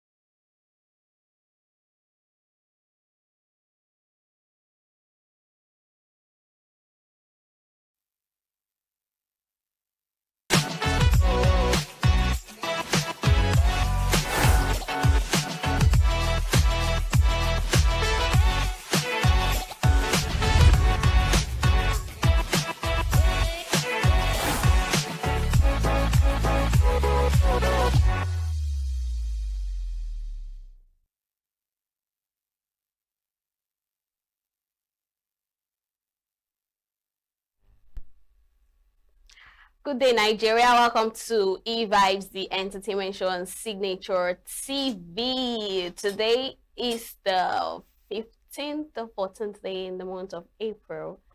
The month has gone half already, and the month of April is gradually coming to an end. All right, here we tend to give interesting stories making round in the entertainment industry, from movie, music, fashion, art, and of course social media. Today is Tuesday. We will be looking at Celebrity Peak. It's been a while we did that. And of course we'll be having a guest which we'll be having a conversation with. We'll be talking about the whole nostalgic vibe and events that happened during the Easter period. But first of all, let's talk about what exactly is trending in the entertainment industry. Celebrity Nigerian businessman Linus Williams Ifejirika, popularly known as B-Lord, has reportedly been moved from a criminal cell due to health concerns. The development comes 2 weeks after the Federal High Court in Abuja ordered his remand at Kuje Prison for 26 days following his arraignment on multiple charges, including impersonating Very Dark Man and forgery. Providing an update via his Instagram story, Very Dark Man revealed that B-Lord has been unwell since April 6, 2026. He also shared a WhatsApp message claiming that B-Lord was transferred from Egypt to a section of Kuje prison reportedly housing armed robbers and other high-risk inmates to a segregation unit due to his deteriorating health. In the same updates, Very Dark Man took a swipe at Omoyele Sowore, criticizing his inability to secure B-Lord's release. Despite this, he stated he may consider showing tempered mercy. So earlier, Sowore, a prominent human rights activist and former presidential candidate, had condemned the speed and circumstances surrounding B. Lord's remand, accusing Very Dark Man and his legal team of acting oppressively. So this has been going on for weeks now between B. Lord and Very Dark Man. So like he said, he might temper justice with mercy. He should, please. He should, because a whole lot of people did not really have it when he got him arrested, and due to health issues, he's been taken to another place where he could get proper care and attention. So probably Very Dark Man will tamper justice with mercy. Trust him to be very, very petty. You know, Shawari had this whole idea of dragging him, that he's being oppressive and all that, because you have the power to call police on people. You think, you know, things like that. So he had to come at him too and was like, I thought you had the whole power to release him, and also why didn't you? Right? I mean, if he was not found if he was not wrong with the whole issue, he wouldn't be he wouldn't be arrested, and he would have been granted bail. But of course, he was found worthy of everything he's been accused of. Now, moving forward, Nollywood actor Jide Kene Achufusi has officially tied the knots with his partner Ifeoma in a white wedding ceremony held in Milan, ushering a new chapter in his personal life. Now, clips of the ceremony that surfaced online captured touching moments as the couple exchanged vows in a serene sanctuary and sealed their union with a kiss at the altar. So the celebration continued with a vibrant reception where guests enjoyed music and festivities in the lively atmosphere. Among those in attendance was fellow Nollywood actor Uzi Usman, who joined other guests in celebrating the newlyweds. In the days leading up to the wedding, Achufusi had hinted at the big occasion through a series of social media posts. He shared pre-wedding photos with captions like "First look, wedding bells," and "To have and to hold," all tagged with the hashtag #JideIfe26. He later confirmed the marriage on Monday by posting a wedding photo alongside his bride, accompanied by the caption "Ibanku Ifemelu Nanambra," #JideIfe26. So the announcement sparked a wave of congratulatory messages from fans, colleagues, and well-wishers, many celebrating the actor's transition into married life, known for his personal life, largely private. Achufusi public wedding reveal came as a pleasant surprise to many of his followers, including me, because when I saw that post, I was more like, are you sure these people do not have a movie coming on? Because we didn't really see his wife's face. So I felt, oh, this is another way to maybe promote a movie. But of course, congratulations to him. This wedding happened during the weekend.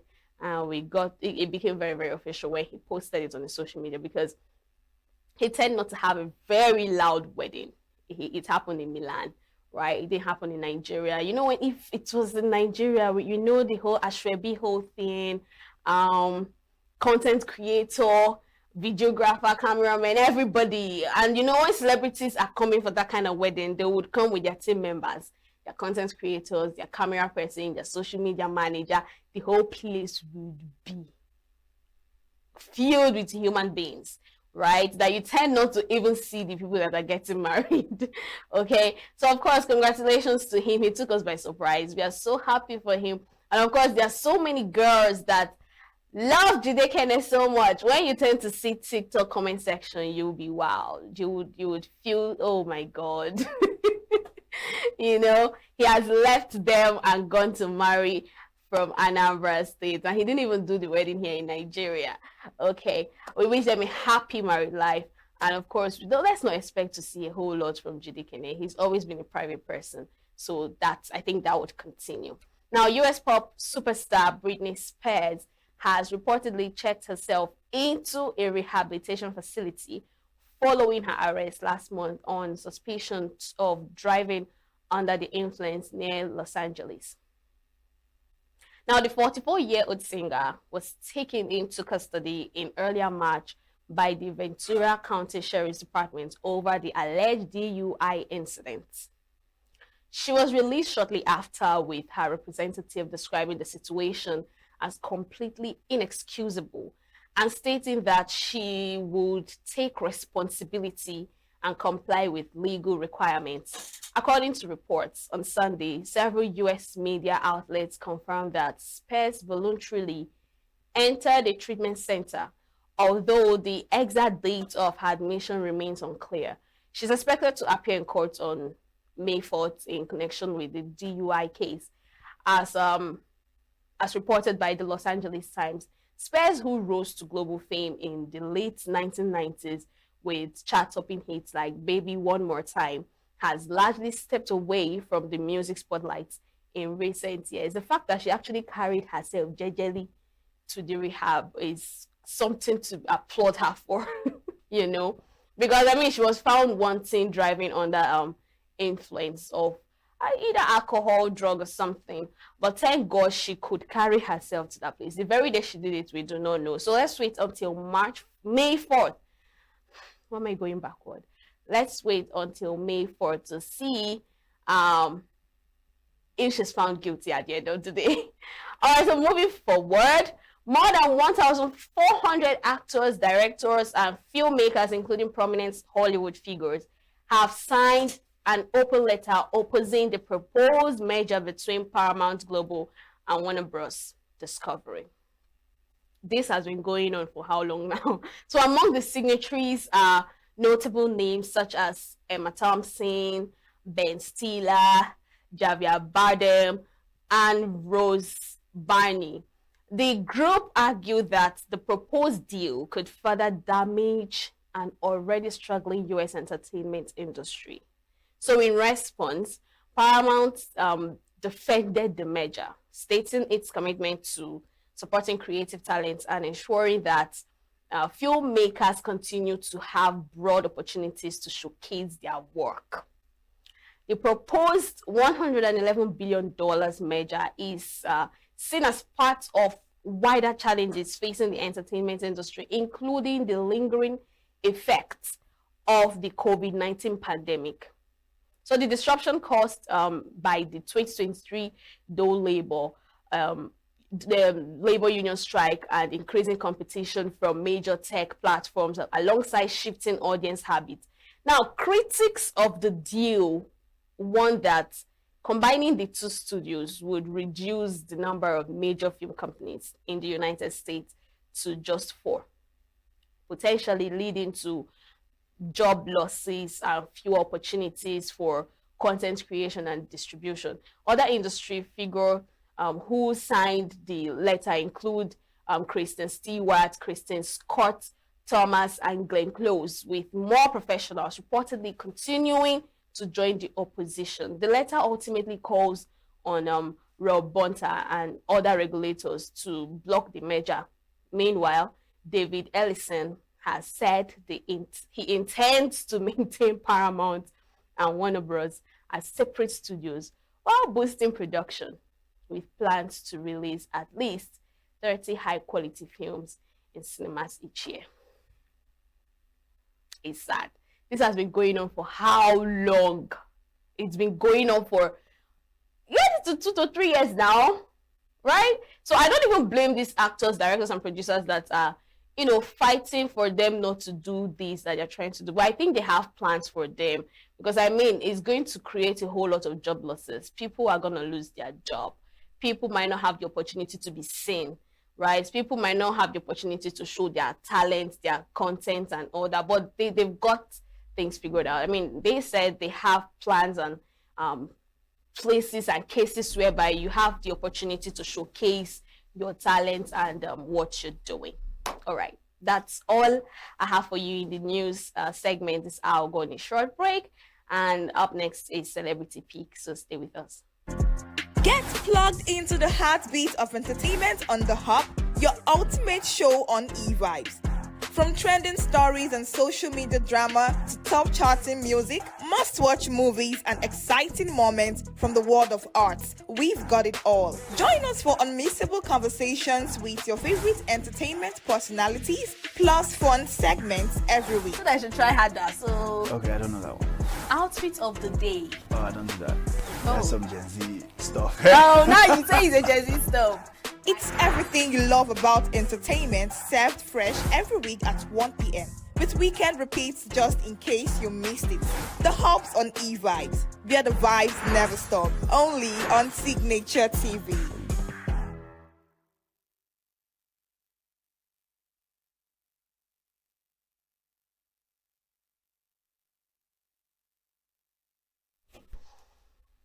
Welcome back. You're still watching E-Vibes, the entertainment show on Signature TV. In case you missed, we just finished talking about the trending stories in the entertainment industry. So this is Celebrity Pick as usual on Tuesdays. So today on Celebrity Pick, we are looking at a special group of Nollywood actors who didn't just stop at performing, but went on to become powerful directors, from being in front of the cameras to working behind it. These talents have helped shape the Nigerian film industry in a whole new way. So stars like Omonyo Boli, Kunle Afolayan, Funke Akindele, and others started as actors, but later stepped into directing and producing, bringing fresh creativity and stronger storytelling to the screen. Their journey shows that in Nollywood, talent doesn't end with acting. It evolves into leadership, vision, and filmmaking power. So first on the list is, of course, Auntie Funke Akindele. Funke Akindele is one of Nollywood's most influential figures, successfully evolving from a beloved actress into a record-breaking director and producer. She first gained national recognition through the TV series I Need to Know. But her major breakthrough came with the hit movie Jennifer. So the film's success led to the long-running TV series Jennifer's Diary, which cemented her as a household name across Nigeria. So she's been making blockbusters movie. I mean, we should give Auntie Funke her flowers. We should give her the accolades she needs. We need to pop a wine for her. It's not easy. I was having a conversation with a colleague, and the person said I could remember when Auntie Funke started. You know those old movies. Go and watch Auntie Funke. You will know that talent, she has the talent, right? And you know why most of these directors do exploit when they tend to move from, they didn't move actually, they tend to do the directing thingy and production thingy, is because they know what it feels like to be an actor. If you watch behind the scenes, if you watch the behind the scenes on social media, you tend to see how she acts each character for each cast. Like she tends to show you how she wants you to do it. Talk about is it Booker Street now? Gang of Lagos, name them. So many blockbuster movies that Auntie Funke has been creating, making rounds. People tend to see her as a role model, and why not? Why can't you? Because she did not just start it. I mean, it does. Oh my God. You see that statement, consistency is the key. It's actually the key. And if you think you can do it, you can literally do it. So next on the list is Kunle Afolayan. I love this man. So Kunle Afolayan is a Nigerian actor turned director from Lagos who has become one of Nollywood's most influential filmmaker. He is known for producing high-quality films that highlights Nigerian culture and history, helping to elevate the global reputation of the industry. He is well known for film sets in the past that explore Nigerian history and culture, like movie like Oktoberfest and Nikulapo. I loved Anikulapo, for real. So yes, Kunle Afolayan is another great director and producer. I like the fact that he tends to tell stories about our culture. He doesn't tell stories that has nothing to do with our belief, our culture, and everything that has to do with Africa and Nigeria at large. So we would give him his own accolade too. Yeah, we know he and Auntie Funke had their back and forth at the beginning of the year, which we expect them to reconcile very soon, because when two elephants are fighting, the ground suffers, right? But of course, we have other directors and producers. We just don't expect them to be petty and fighting among themselves. on social media and of course in the movie industry. All right, next is Kemi Adetiba, another wonderful movie. I don't know where these people get their inspiration from, honestly speaking. So Kemi Adetiba is one of the most successful modern directors in the Nigerian film industry. She's known for creating high quality cinematic and suspense-filled films that stand out in Nollywood. Kemi Adetiba started as a media personality. Before moving into filmmaking, she became famous for her ability to direct intense, emotional, and visually strong movies. Movies like The Wedding Party, which is one of the biggest Nollywood box office hits. King of the Boys, a powerful political and crime story. And King of the Boys, The Return of the King. That's a continuation of King of the Boys. And right now, she is looking for actors for movies that she's about to create, and trust our stars and actors and actresses doing what they know how to do the most. You see Kemi Adetiba, like I said, I don't know where these people get their inspiration from. She started off as an art personality, a media personality. Does that sound like someone is trying to give me an inspiration? Anyways, we're super proud of her. In fact, I'm eager to see the movie that is coming up, because the fact that she's making our actors and actresses do exploits, post their monologue on social media for her to see, means this particular movie is gonna be something else. Up next is Omonyo Boli, a YouTube mama. She's not just a YouTube mama, just so you know. So Omonyo Boli is a Nigerian actress, a director and a producer of Nollywood. She started as an actress, but later moved into filmmaking because she wanted to tell stronger stories, especially about women, family, and society. So as a filmmaker, she focuses on romantic drama, comedy drama, and social issues, often highlighting real-life problems in an emotional but simple way. So movies like Wives on Strike, The Revolution, Okafor's Law, The First Lady, and of course Love in Every Word, the one that turned head last year and last 2 years, right? Either ending or beginning of last 2 years. So Omonyo Boli creates movies that is all about comedy. In fact, I love her romance movie. She always puts us in that fairy tale moment. I was talking with somebody and the person says she creates movies that the love life does not seem real in real life. But of course, that's the fantasy, right? These are movies. They tend to put you in your toes. They tend to put you in that fantasy. You just have to live it, right? All right, that's all I have for you on Celebrity Pick today. We'll go on a very quick break. And the next segment is, of course, the conversation segment. So stay with us. Get plugged into the heartbeat of entertainment on The Hub, your ultimate show on e-vibes. From trending stories and social media drama to top charting music, must-watch movies and exciting moments from the world of arts, we've got it all. Join us for unmissable conversations with your favorite entertainment personalities, plus fun segments every week. I should try harder. So, Okay, I don't know that one. outfit of the day. Oh, I don't do that. That's some Gen Z stuff. Oh, now you say it's a Gen Z stuff. It's everything you love about entertainment, served fresh every week at 1 p.m. with weekend repeats just in case you missed it. The Hubs on e-vibes, where the vibes never stop. Only on Signature TV.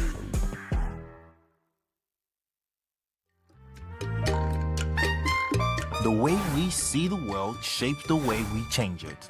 Gender isn't just a checkbox, it's a lens. One that helps us understand the world more deeply and act more fairly. Gender Perspectives, a program for those ready to see more, do more, and be more.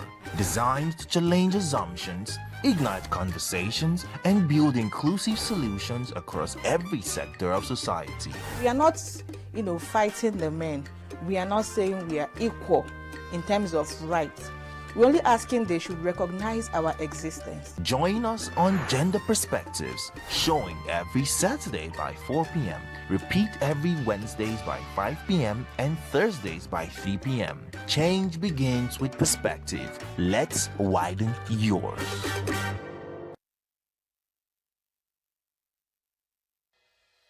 Health is more than a diagnosis. It's your lifestyle, your choices, and your future. Join us on Inside Health, your weekly deep dive into the stories, science, and solutions shaping your well-being. From expert interviews to real-life journeys of healing and hope, we cover it all. One of the complications of cancer management or treatment is they have some of them at one point in time, you see them having anemia. Okay, so you see them at times being transfused. But at the same time, you come in with a diet. Nutrition, mental health, innovations in medicine, fitness, and everyday wellness. Whether you're managing a condition, staying informed, or just living your best life, Inside Health is your trusted guide. I'm Chigichi Agorum, and I'll be with you every week on Inside Health, only on Signature TV.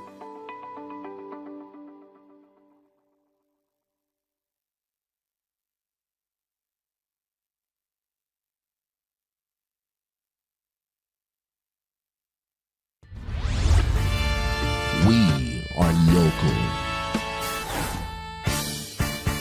International communities observing where the main market is in chaos. People We are national. Those in support of this motion as amended, say aye. We have taken the vote by default. We are international. Israeli airstrikes. Donald Trump left us the worst unemployment.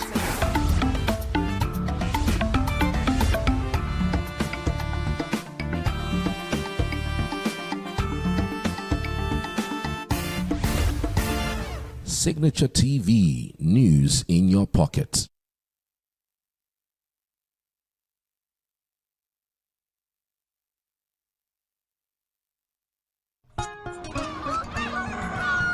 New every morning on Signature TV, we open the day for you with needed energy, information, and required vibes to shape your day. From sizzling snippets of stories in various areas of life to intriguing conversations with net worth guests. When you have people who have no track record becoming your leaders, you have a problem.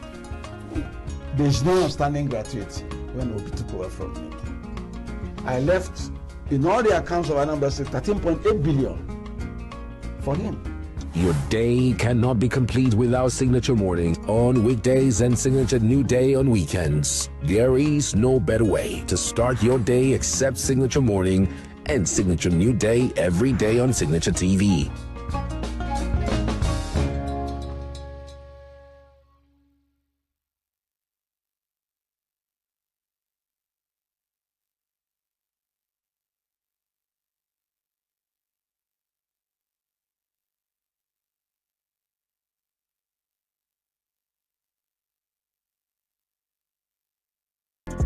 Get plugged into the heartbeat of entertainment on The Hub, your ultimate show on e-vibes. From trending stories and social media drama to top charting music, must-watch movies and exciting moments from the world of arts, we've got it all. Join us for unmissable conversations with your favorite entertainment personalities, plus fun segments every week. I should try harder, so... Okay, I don't know that one. Outfit of the day. Oh, I don't do that. That's some Gen Z stuff. Oh, now you say it's a Gen Z stuff. It's everything you love about entertainment, served fresh every week at 1 p.m. with weekend repeats just in case you missed it. The Hub's on e-vibes, where the vibes never stop. Only on Signature TV.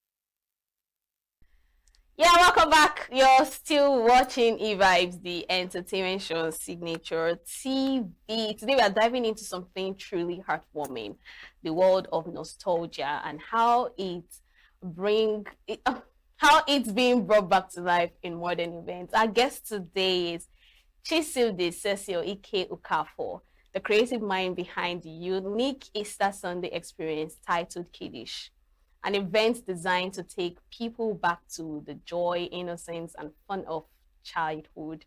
Now, in a time where life moves so fast, she's choosing to slow things down and recreate those special moments we all grew up loving, from play to laughter to shared memories that connect generations today. So today we'll be talking about the inspiration behind Kiddish, the journey of putting it together, and why nostalgia is becoming such a powerful part of modern experience. So thank you for gracing our invite, Madam Cecil. You're even wearing a well-printed design Kiddish attire. Rep the brand anyway. You know, something I notice about most of the events you tend to organize, it's always giving a nostalgia of childhood and all that. Why? I don't know. It's my thing. I'm a big baby. I keep saying it. Like, I always want to go back. Like, the stress of this adulthood is too much. You need to grow up. Like, I'm growing up. Like, I'm a lawyer. Okay. But I need to also do some things that, sometimes just do it and forget about the whole adulthood thingy. I don't want it. That's the biggest scam of life. Yes, honestly, adulthood is scam. But it's not really scam. Because, you have some privacy and some other things that come out with it. All right, so, the event is over 2 weeks ago. You picked the right day for it. Oh, really? It's that Sunday. I'm not sure. Really, why? It's you to tell me if we can. No, I'm telling you now. Because I didn't stay long at the event, but my sister and friend, even a colleague, was there for quite a long period of time. So talk to me. What actually gave you that inspiration to come up with Kiddish? Honestly, I keep telling people that it's not the money, it's not... Right now, what we're doing now wasn't even why we even started from the first place. It's started from my personal home of depression. I think the last time I was here at Signature TV, I talked about Kiddish. I think that was at 3.0, thereabout. So we started Kiddish on the fact that we just wanted... I was depressed. I finished school, my uncle died, my uncle died July 7th. I will never forget that. And when he died, I was tired. I needed to go somewhere because that's my closest being. Like, he's very, very close to me. Yeah. So I was depressed and all, and I left the city. And I was coming back, saying, like, okay, when you're coming out of depression, and you're like, what can you do? So many adults are going through some level of one thing or the other. How do we make these adults, even if it's just a day, And then we said, every young adult who plays in an abaya, the words, the Yoruba name. But we're like, we're going to the East, it might not really sit well with the name, and people might not even buy into the idea. So we thought about childish, thought about this, and at the end of the day, we're like, I could be a kid, it's Kiddish. I don't think there's any other better story to what Kiddish came out. And everything that has to do with that event gave the whole childhood. Yes, that's the plan. The bouncy castle, the water guns, the party, the music, the party packs, official party packs people.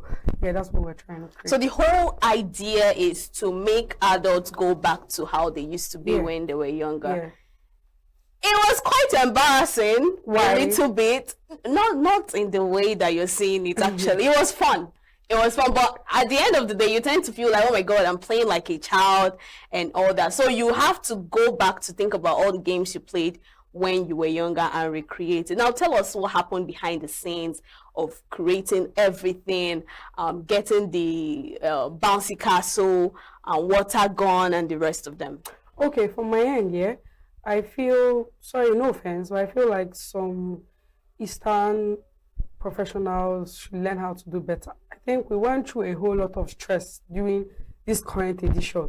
It's either from the person who rented the bouncy castles to one person or the other, So I think what happened behind the scenes was more of the stress that it's in the planning, more of getting up those things that we needed for the event. Yeah. Because people stressed us. I mean, it was a whole lot. You remember the fact that we shared a date with somebody, like we didn't even know that we could be able to pull that level of people, but we're sure that we wanted to do it. I mean, we had that assurance that if it's not Easter Sunday, it's no other date. So I think that's what just happened behind the scenes. The stress, tears, the cries, the fears, you know, and everything in between. Did you expect a sold out that very day? Honestly, no.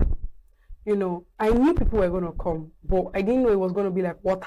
You know, if you notice, Kiddish crowd was like water. The more people leave, the more people come. At some point, our tags finished. The gates was choked up. My friends were calling to come and help them get them inside. You know, we didn't expect it. We just knew that people were going to come, but we didn't know the level. You know the fun fact about this whole Kiddish thing? I stepped out that same day, and a very matured woman, she should be in her late 30s and all that, she actually got tickets for that Kiddish thing.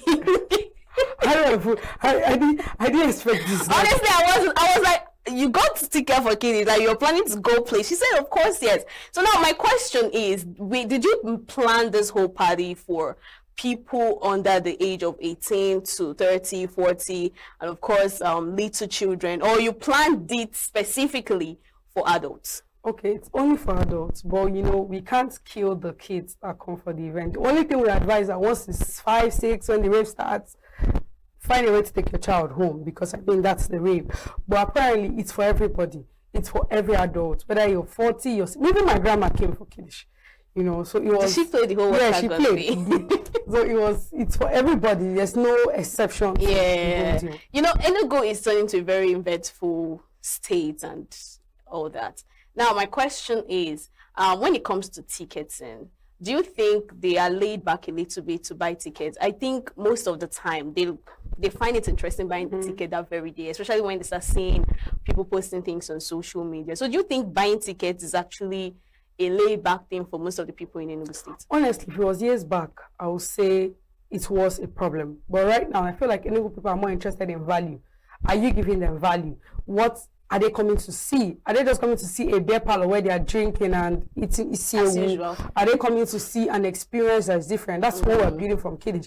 And the fact that it's once every year. So people, I mean, plan, just like Bole Festival, how you just plan for it.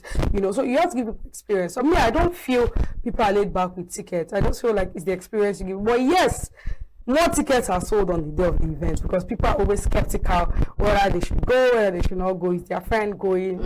I mean, that's... So ENUGU as a place where they create matured events, beer parlors, like you said, and all that. These are done by individuals. I mean, you're so very young to create something like this. Have you ever thought of maybe working with the government and Commissioner for Culture and Tourism and other organizers for events like this to make it more nostalgic and global for people to be part of? Well, during this edition, we invited the Commissioner for Culture and Tourism. You know, I mean, she's our mother, invited her, but I feel maybe because, you know, that day we also had another thing happening in the East. So, I mean, she could not divide herself. I really don't have a bad thing on that, but we would have loved to see her that day. I mean, we have given a pamphlet. I mean, we have created something in Enugu that we feel the East should hear about. It doesn't just have to be us. I mean, Enugu entirely has seen. We also got support from Enugu North. You know, I mean, this is something, an experience we are growing. So, we are trying our best as much as we can, and we are open to a lot of people. You know, helping in, coming in, the Commissioner for Culture and Tourism and other officers being part of it. We really, even the governor, we don't mind. Imagine the governor part of Kiddish. No, yeah, we it's not a bad thing. It's just of course it's also telling Gen Zs that I mean I can do this. And I can be part of it. So when you see this whole event, I mean, I know you had one more event last year. I think around November, December, and of course Kiddish now. So where do you see this whole nostalgia? Do you see nostalgia taking place? I mean, for other events that are coming up during the festive period, do you think they should add a little play to some of the events like this? Honestly, every event has its unique code. I'm currently planning the Niger Shawarma Festival, which is scheduled to happen on my birthday, May 3rd. Okay. You know, and what we're trying to create is to show that the love for shawarma and what everything is about, you get. So I don't think everything should be about nostalgia, you know. Some things are just like the Abacha Festival. You can't come and say you want to start playing water gun at Abacha Festival. You can't even come and say you're doing it at Roadblock or any other event. I feel like every event has its unique code, you know, and I won't advise that. Just do that for Kiddish and other experiences for other. There's so many experiences to enjoy. Yeah. So, I mean, any people should come out because we are planning so much for the year. We are super, super proud of you, honestly, for someone that is a lawyer. Did you ever dream of doing things like this? Well, aside from the fact that you said you were kind of depressed and you had to take a walk and then this whole thing, did you ever sometime in the past think about doing this? When I was growing up, I wanted to wear my wig and gown, go to court, you know, my lord, may you please honorable court, you know. But when I got into law school, even before law school, I studied at Godfrey University. And as early as 200 level, I was into surprise businesses where I just buy cake, do birthday party. People still call me for that. I still do it on a low key. But maybe because I'm trying to push my event brand more this period, you know. And we started doing that small. My friends knew, they called me, told me to do this. You know, every time there's something in school, I won't forget my dean.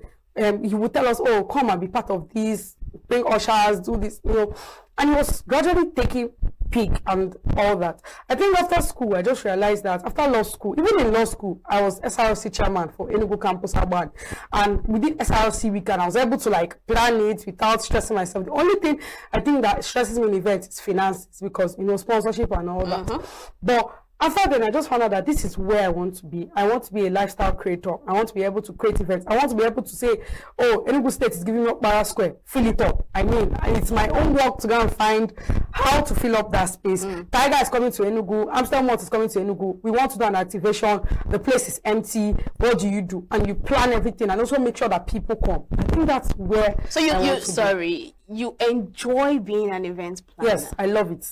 Wow. It's everything. It's more of everything I dream of. I want to be globally known and not just in the East. But I also want to hold the East as much as, because that is the place that made me. So yeah. High five. Okay, so one more question. How was the participation at the whole Kiddish events? Were people engaged with it? I wish I can open TikTok right now. Like, people are asking, when is it again? Can you have it another year, you know, and all that. The funny thing about this is that we don't even, like, it's not like we'll carry water guns and start moving around to make people just come in and they are doing their thing. They just see a pool, they are getting the water guns, they are fighting, they are on the bouncing castle. Like, I don't know. I don't know how it happens. It feels like magic, you know. And you know, the funny thing is that our crowd is funny. They come in groups, like, you don't just one person, you know. As against 12-1, a vendor of mine at Kiddish was like, oh, people are not going to come. She's calling me, and like, what is happening? Is there and I'm like, I don't know. I just feel like people just want to engage in things that concern the brand. And we want to do so much, not just in Enugu. We want to explore other states in Southeast gradually, you know, and see what turns out for us. So, now, you know, that very day, another event is going to happen at the ICA. It happened actually. Yeah. So did that give you some kind of scare that people might not want to turn up and also turn up for that particular one? I will be honest with you, yeah. When we announced our dates, we did not even know about any other dates. We announced in December. And when we announced, the week later, the event was announced at Opera Square. Okay. So, and then we were like, should we change? Should we not change? I mean, it was a whole lot of, you know the event we're talking about and everything that would have come up with the event. And we tried, we tried to change, you know, ups and down and all that. Well, I mean, I called my team members, I called my friends, my family, everybody. They're like, we're ready to do this. And they're like, we're doing it together. If we fail, we fail. But we didn't even want to. Sure, we just prepared our mind for 500 persons. We said, if we didn't have 500 at Amadio, we're happy. We would have our fun, party, and know we did this thing on the same day that this was happening. Yeah. But it turned out that God just, I even lost Kiddish Instagram page. Till now, I don't have an Instagram page for Kiddish. My personal page is gone. You know, when we lost the Instagram page, we felt like there was no hope, no way to push on social media because I was creating content back to back on my personal page. Sometimes I climbed the bus. Sometimes I'll be on the road talking to myself, you know. So many weird things that I did to make sure that Kiddish went outside. But it wasn't even clicking till, when we lost the page. So sometimes I'm grateful that we lost the Instagram page this year.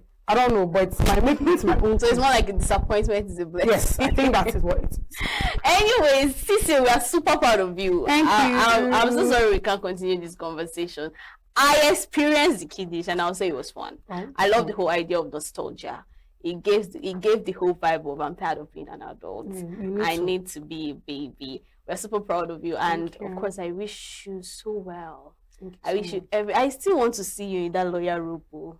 And this one that you love event planning so much. But you know the funny thing, I still draft. You do? I'm a lawyer. You cannot take that part. Payment law is my thing. I thought you left it. No, I can't. I suffered for that course. I can't leave it. Alright. So I want to say thank you. Thank you on behalf of Kiddish team to Signature TV. When you sent the message, I'm like, I didn't know, I was shocked, because, it's been so long I came here and I don't know if the people I knew were still here, kind of thing. But it's happy to see that you guys are watching out and trying to help sell us out. It's not easy to just, call us out on a show. So I want to say thank you Signature TV, and we hope to do more, more exciting things and wonderful things. All right. We did not call you out too.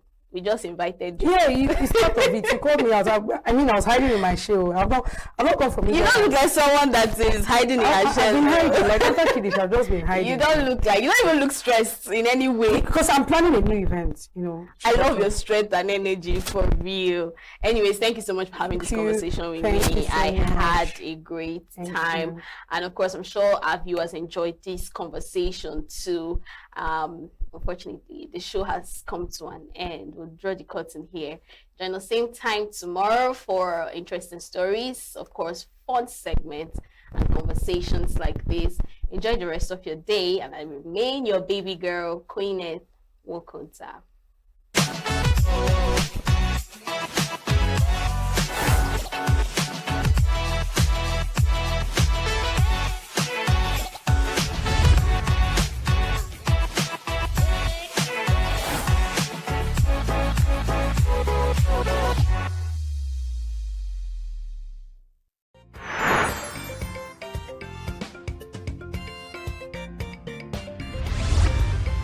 Signature TV, news in your pocket.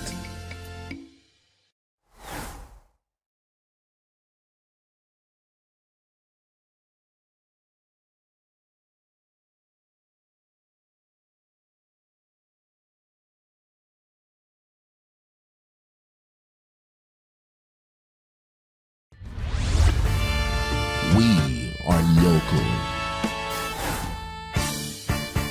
International communities observing every Just finished the Why the main market is in chaos.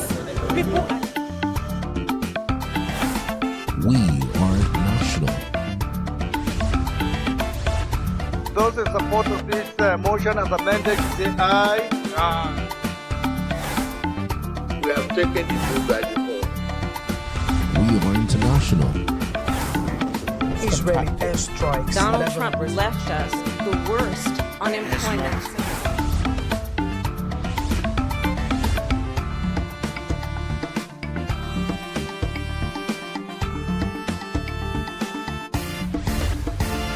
Signature TV, news in your pocket.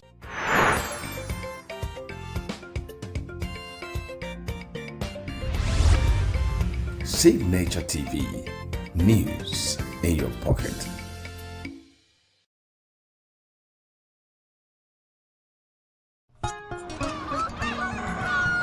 New every morning on Signature TV, we open the day for you with needed energy, information, and required vibes to shape your day. From sizzling snippets of stories in various areas of life to intriguing conversations with net worth guests. When you have people who have no track record becoming your leaders, you have a problem. There's no outstanding gratuity when Obi took over from me. I left in all the accounts of Anambra State 13.8 billion for him. Your day cannot be complete without Signature Morning on weekdays and Signature New Day on weekends. There is no better way to start your day except Signature Morning and Signature New Day every day on Signature TV.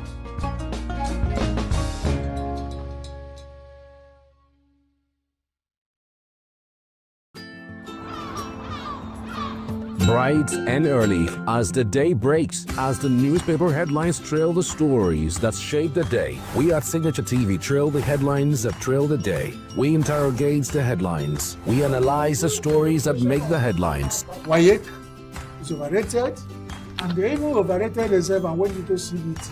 They are insensitive of some Nigerian children who have never had what they call CBT. With passion and emotion, we drive the conversation to change the narrative. Let nobody be deceived by Nigerian high level of performing in agriculture export. We are still where we are. Newspaper review on Signature TV every morning on Signature Morning, weekdays, and Signature New Day, weekends. Newspaper review on Signature TV. We do not just review the headlines, we make the headlines relevant to our daily lives.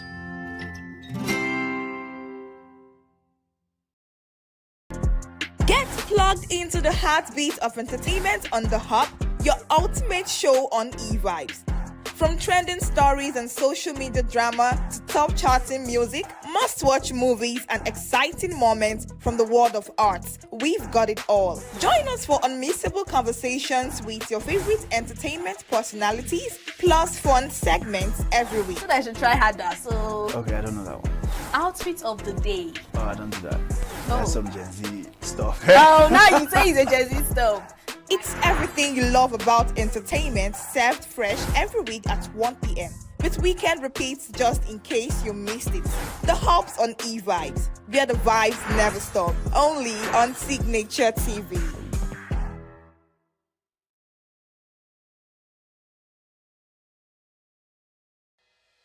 Health is more than a diagnosis. It's your lifestyle, your choices, and your future. Join us on Inside Health, your weekly deep dive into the stories, science, and solutions shaping your well-being. From expert interviews to real-life journeys of healing and hope, we cover it all. One of the complications of cancer management or treatment is they have some of them at one point in time, you see them having anemia. Okay, so you see them at times being transfused. But at the same time, you come in with a diet. Nutrition, mental health, innovations in medicine, fitness, and everyday wellness. Whether you're managing a condition, staying informed, or just living your best life, Inside Health is your trusted guide. I'm Tigiti Agorum, and I'll be with you every week on Inside Health, only on Signature TV.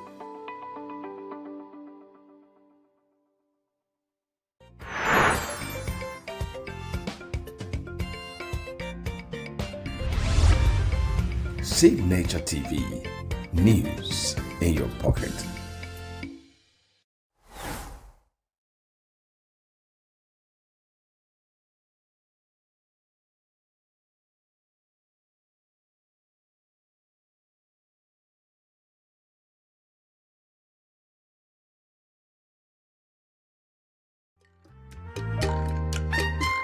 The way we see the world shapes the way we change it. Gender isn't just a checkbox, it's a lens, one that helps us understand the world more deeply and act more fairly. Gender Perspectives, a program for those ready to see more, do more, and be more. Designed to challenge assumptions, ignite conversations, and build inclusive solutions across every sector of society. We are not, fighting the men. We are not saying we are equal in terms of rights. We're only asking they should recognize our existence. Join us on Gender Perspectives, showing every Saturday by 4 p.m. Repeat every Wednesdays by 5 p.m. and Thursdays by 3 p.m. Change begins with perspective. Let's widen yours.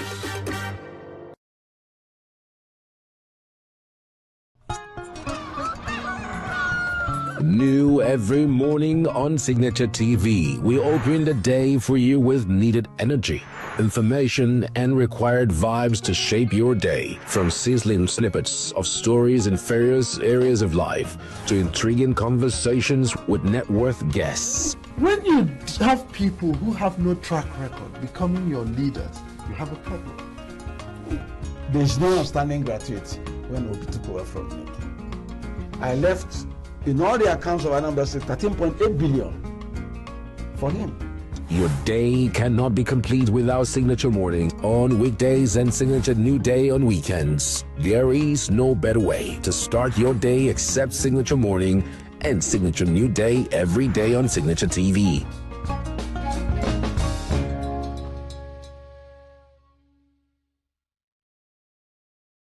Every second, every minute, every day, news is breaking, events occur, and there are new developments. At Signature TV, we follow these stories objectively, bringing all sides without bias, explaining the complex issues, breaking down the numbers, and investigating the issues behind the news. Anywhere and everywhere, near or far, wherever the news is, we will be there. Signature TV. News in your pocket. Health is more than a diagnosis. It's your lifestyle, your choices, and your future. Join us on Inside Health, your weekly deep dive into the stories, signs, and solutions shaping your well-being. From expert interviews to real-life journeys of healing and hope, we cover it all. One of the complications of cancer management or treatment is they have some of them at one point in time, you see them having anemia. Okay, so you see them at times being transfused.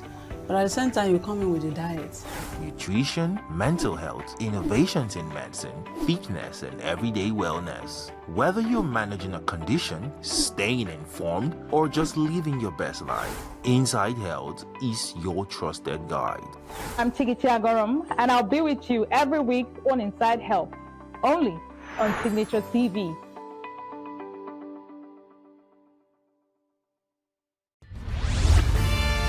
We are local.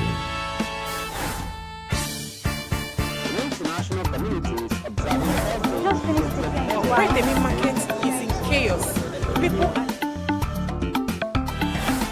We are national. Those in support of this motion as amended say aye. We have taken the vote by default. We are international. Israeli airstrikes. Donald Trump left us the worst unemployment.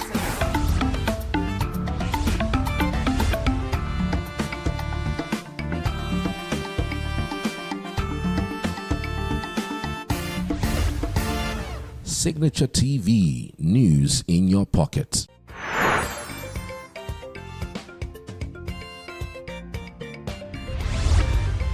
Signature TV. News in your pocket.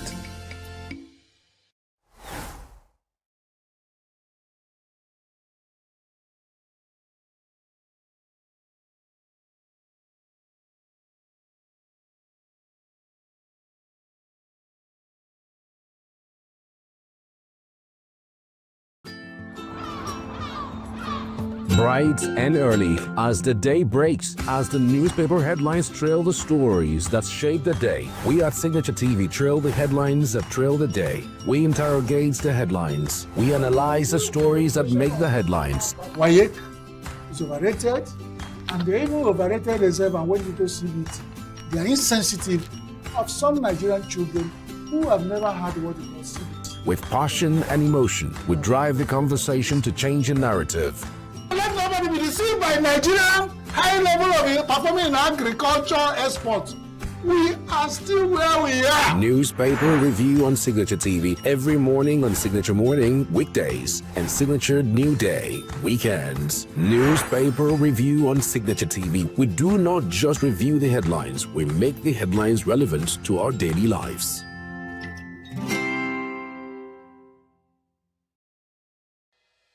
Health is more than a diagnosis. It's your lifestyle, your choices, and your future.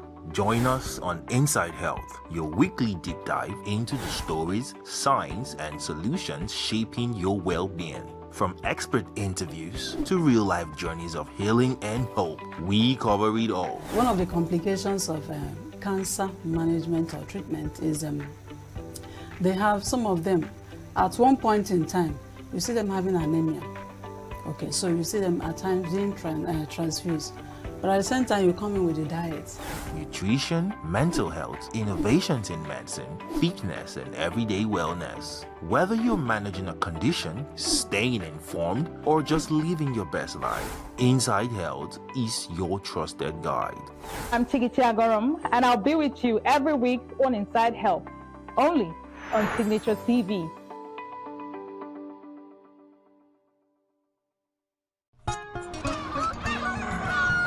New every morning on Signature TV, we open the day for you with needed energy, information, and required vibes to shape your day. From sizzling snippets of stories in various areas of life to intriguing conversations with net worth guests. When you have people who have no track record becoming your leaders, you have a problem.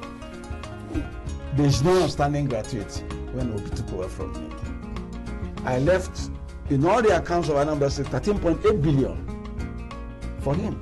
Your day cannot be complete without Signature Morning on weekdays and Signature New Day on weekends. There is no better way to start your day except Signature Morning and Signature New Day every day on Signature TV.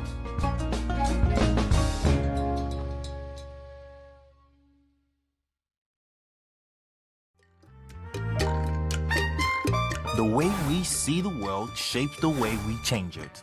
Gender isn't just a checkbox, it's a lens, one that helps us understand the world more deeply and act more fairly. Gender Perspectives, a program for those ready to see more, do more, and be more. Designed to challenge assumptions, ignite conversations, and build inclusive solutions across every sector of society. We are not, fighting the men. We are not saying we are equal in terms of rights. We're only asking they should recognize our existence. Join us on Gender Perspectives, showing every Saturday by 4 p.m. Repeat every Wednesdays by 5 p.m. and Thursdays by 3 p.m. Change begins with perspective. Let's widen yours.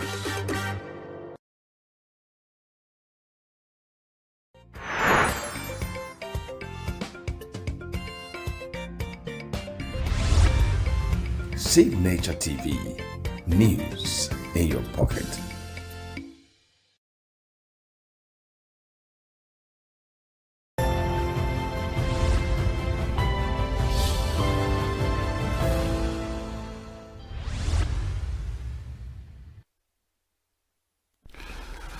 Once again, I welcome you to Signature Television Unscripted, where we discussed major issues, major happenings in the week.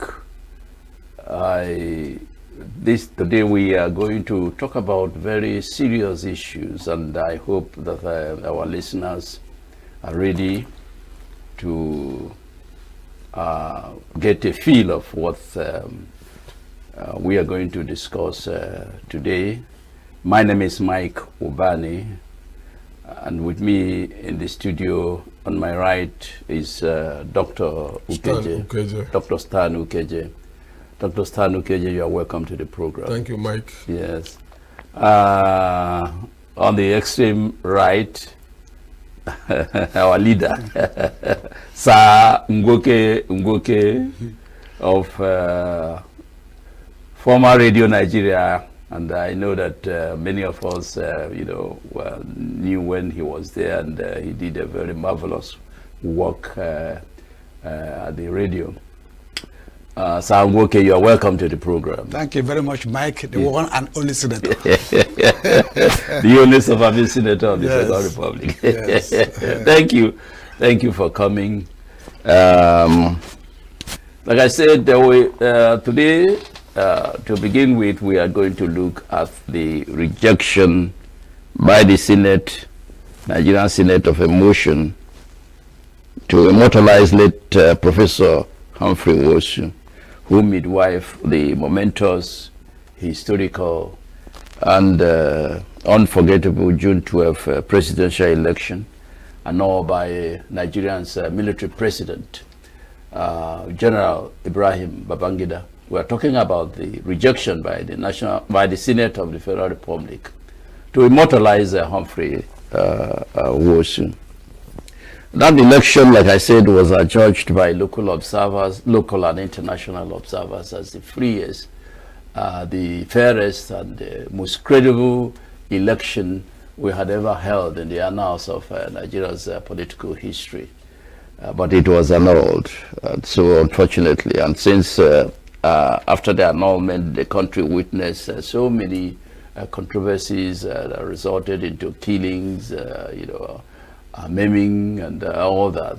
But today, as the country progressed and as the country was returned into civilian democracy, General Buhari, who was president from 1915 to 1923, thought it wise, to recognize June 12th as Democracy Day. In other words, that administration, that civilian administration, because Buhari was around when all these things were, happening. He was around, very much around. He was a former military head of state, and even before then, he was one of the combatants during the Civil War and all that. So he has a very good knowledge of Nigerians' history. And so he recognized June 12th as the Democracy Day, which means, the presumption that Abiola won that election was given a national recognition.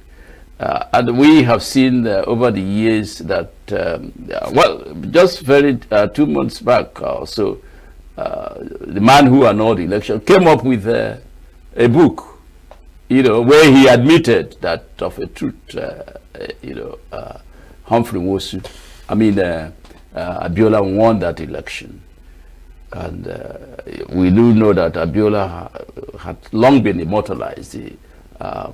The National Stadium has been named after him, and so many other institutions have been named after him. Unfortunately, we lost Humphrey Nwosu. May he so rest in peace. I think he was interred yesterday. So there was this discussion, there was this debate in the National Assembly, the Senate, that the man who midwife what is regarded as the fairest, freest, and the most credible election. The Senate rejected the motion to immortalize his name, to name the national headquarters of the Independent National Electoral Commission after him. So, gentlemen, what do you make out of this rejection of that motion, Dr. Ukeje? Mike, I think you have done the story, but I can review what you said. In Igbo language,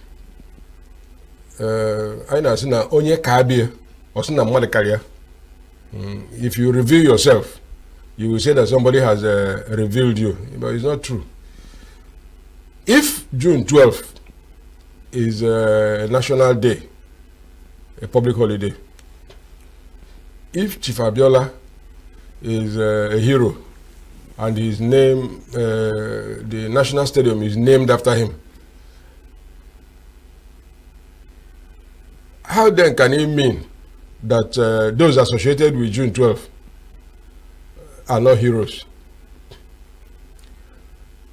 It is good to recall that the first person appointed as National Electoral Commission, NEC chairperson by Babangida was Professor Emawa, who was a teacher to Professor Humphrey Nwosu.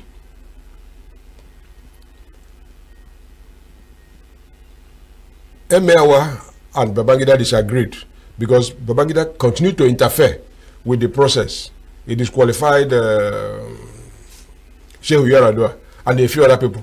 Even in ENUGU here, we can remember that he disqualified John Wodo and his competitor, Onaguluchi. Onaguluchi hide. I say I cannot take this kind of thing.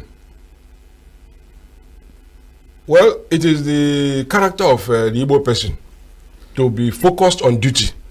Because if we are focused on loyalty, in my view, Humphrey Nwosu will not have taken that post when it was offered to him. but he saw a duty that can be done, and he went in. I won't detain you by saying that, by going through the whole hog, but I will say that when you hear option A4, there were other options, A1, A2, A3, A4, which the commission presented to Babangida and the political parties. They themselves, political parties and the government, agreed on option A4. What is option A4? Open ballot system. You don't print a ballot paper, put it in a box, count it, go to collecting center. No, you queue behind the person you are voting for, both for the nomination of candidates and selection or election of candidates to office. It works because the majority of Nigerians are illiterate, and we don't have the capacity to follow up, intricate voting systems. By Babangida's account, Humphrey Nwosu continued to insist that the election should be held. Humphrey Nwosu himself wrote a book in 2008 and was published by Macmillan, which is in Nigeria, I think either Ibadan or in Lagos. So when I had Adams Oshomole say that he didn't come to his birthday to say that Abiola won the election, it's amazing. When you honor somebody for an event, it doesn't say that that person is a saint. I was a student when there was a controversy about a cross. Muslims in the University of Ibadan said that the cross at the chapel, the Anglican chapel, should be removed. But that cross was there in the 40s, 50s, 60s. Abiola joined with the executive secretary of the National Universities Commission at that time, Dr. Aminu, to support the Muslims. That was, I don't think that was a heroic thing. But not everybody has forgotten it. When the Constituent Assembly was sitting in the 1970s, he wanted Sharia in the Western states. Abiola and Fela and Nicola Akpakuti, they are townsmen. Abiola, Obasanjo, Fela, who was the interim? Shoneko. Lot of big people. They come from Abeokuta. But it was known that Abiola was an employee of ITT. But because he was a Nigerian, he was helping the company to get jobs from government. And he imposed himself on the company and became a majority shareholder. Those are not saintly behavior. But on the basis of the election, Abiola was better known than his challenger, the man from Kano. So he easily won. We were here when the election was held. It was not that it was a saintly election. People were maneuvered, money was shared. Even the chairman of SDP at the time, in a book, confessed that they paid money to people to vote for them. But that is how elections have been held in Nigeria. Yeah. So there is nothing unique about it. So if the thing is about June 12th election, which takes me back to what I said about Onye Kabi or Sina Madikaria, if the key people who are manipulating these things say that June 12th election is the best election, which means it's better than 2023. I don't know what else you are saying. You have already confessed. And thank God for the Deputy Senate President, Jibrin Barao. He said after Abaribe met him, telling him that he's going to remove a motion, he called Bamidele to discuss it. In other words, there are people who own the country. Let me end to allow this dean on my right to speak. Because after the 2011 election, Tinubu saw the results. It was Jonathan's government that really improved the election system in Nigeria. He looked at the voters register and said, with this voters register, the Northwest and the Southwest can rule Nigeria forever. In other words, it's a turn-by-turn kind of thing. What you had in the Cold War, you know, the principle of spheres of influence is now the turn of Southwest. So nobody should come up except you are sitting over your head. But history has already been made. You know, you cannot cancel June 12. Anytime you say June 12, they will say, oh, is that the election? And you must mention Humphrey Nwosu. Bear in mind that what you now see as the headquarters of INEC in Abuja, it was Humphrey Nwosu that laid the foundation. Not just laid the foundation, it was completed. Obasanjo just inaugurated it. It's just that our people are placed down. If you go to Abuja too and see the central bank headquarters, it was Oguma, who was governor of Central Bank, that awarded the contract and had it fully completed. So, how did McAntony say it at the Caesar's funeral? Let the world hear what has happened. So let's you know, have your views as Gwoke. How do you view these you know, development? Yes, thank you very much. You see, Nigeria is a country of double standards. A country where a country of double standards, where the same things are not applied everywhere. I would like to relate the incident to a situation, a scenario. You come to my house, and my wife prepares a dish for you, a sumptuous dish, and you eat and you enjoy the food. And then you go outside and say, oh, the food was nice. I enjoyed the stockfish. I enjoyed the stew. I enjoyed this. But you refuse to acknowledge that my wife is a good cook. How can you reconcile both? That's what happened about Nigeria. June 12 is unarguably the best election we had in this country. So, and the events that have passed, that have happened also, have gone to confirm that. So for them to come now and say, I refuse to recognize Humphrey Nwosu, it's just a continuation of the, I don't like to use the word, but it is true, of the marginalization of a certain part of the country. Because there's no point the man that meanwhile the best election cannot be recognized. You cannot, whether they agree or not. Humphrey did a nice job. He made wife that election. He cannot be denied that position. So it was done out of bad faith, because he doesn't belong to the place that they think he should belong. So that's my opinion about it. Yeah. You noticed that after the Senate rejected the motion to immortalize late Professor Humphrey Nwosu, you know, the caucus of the Southeast senators, you know, held a press conference in Abuja and said they were going to meet President Tinubu over the matter. Dr. Keje, do you think Tinubu can help to ameliorate the situation? Well, I come from a position that's different. If you go to Holy Scriptures, God said, I am going to put my words in your heart. I think history is in the heart of human beings. We don't need, there are many people who have national honor who don't deserve it. Yeah.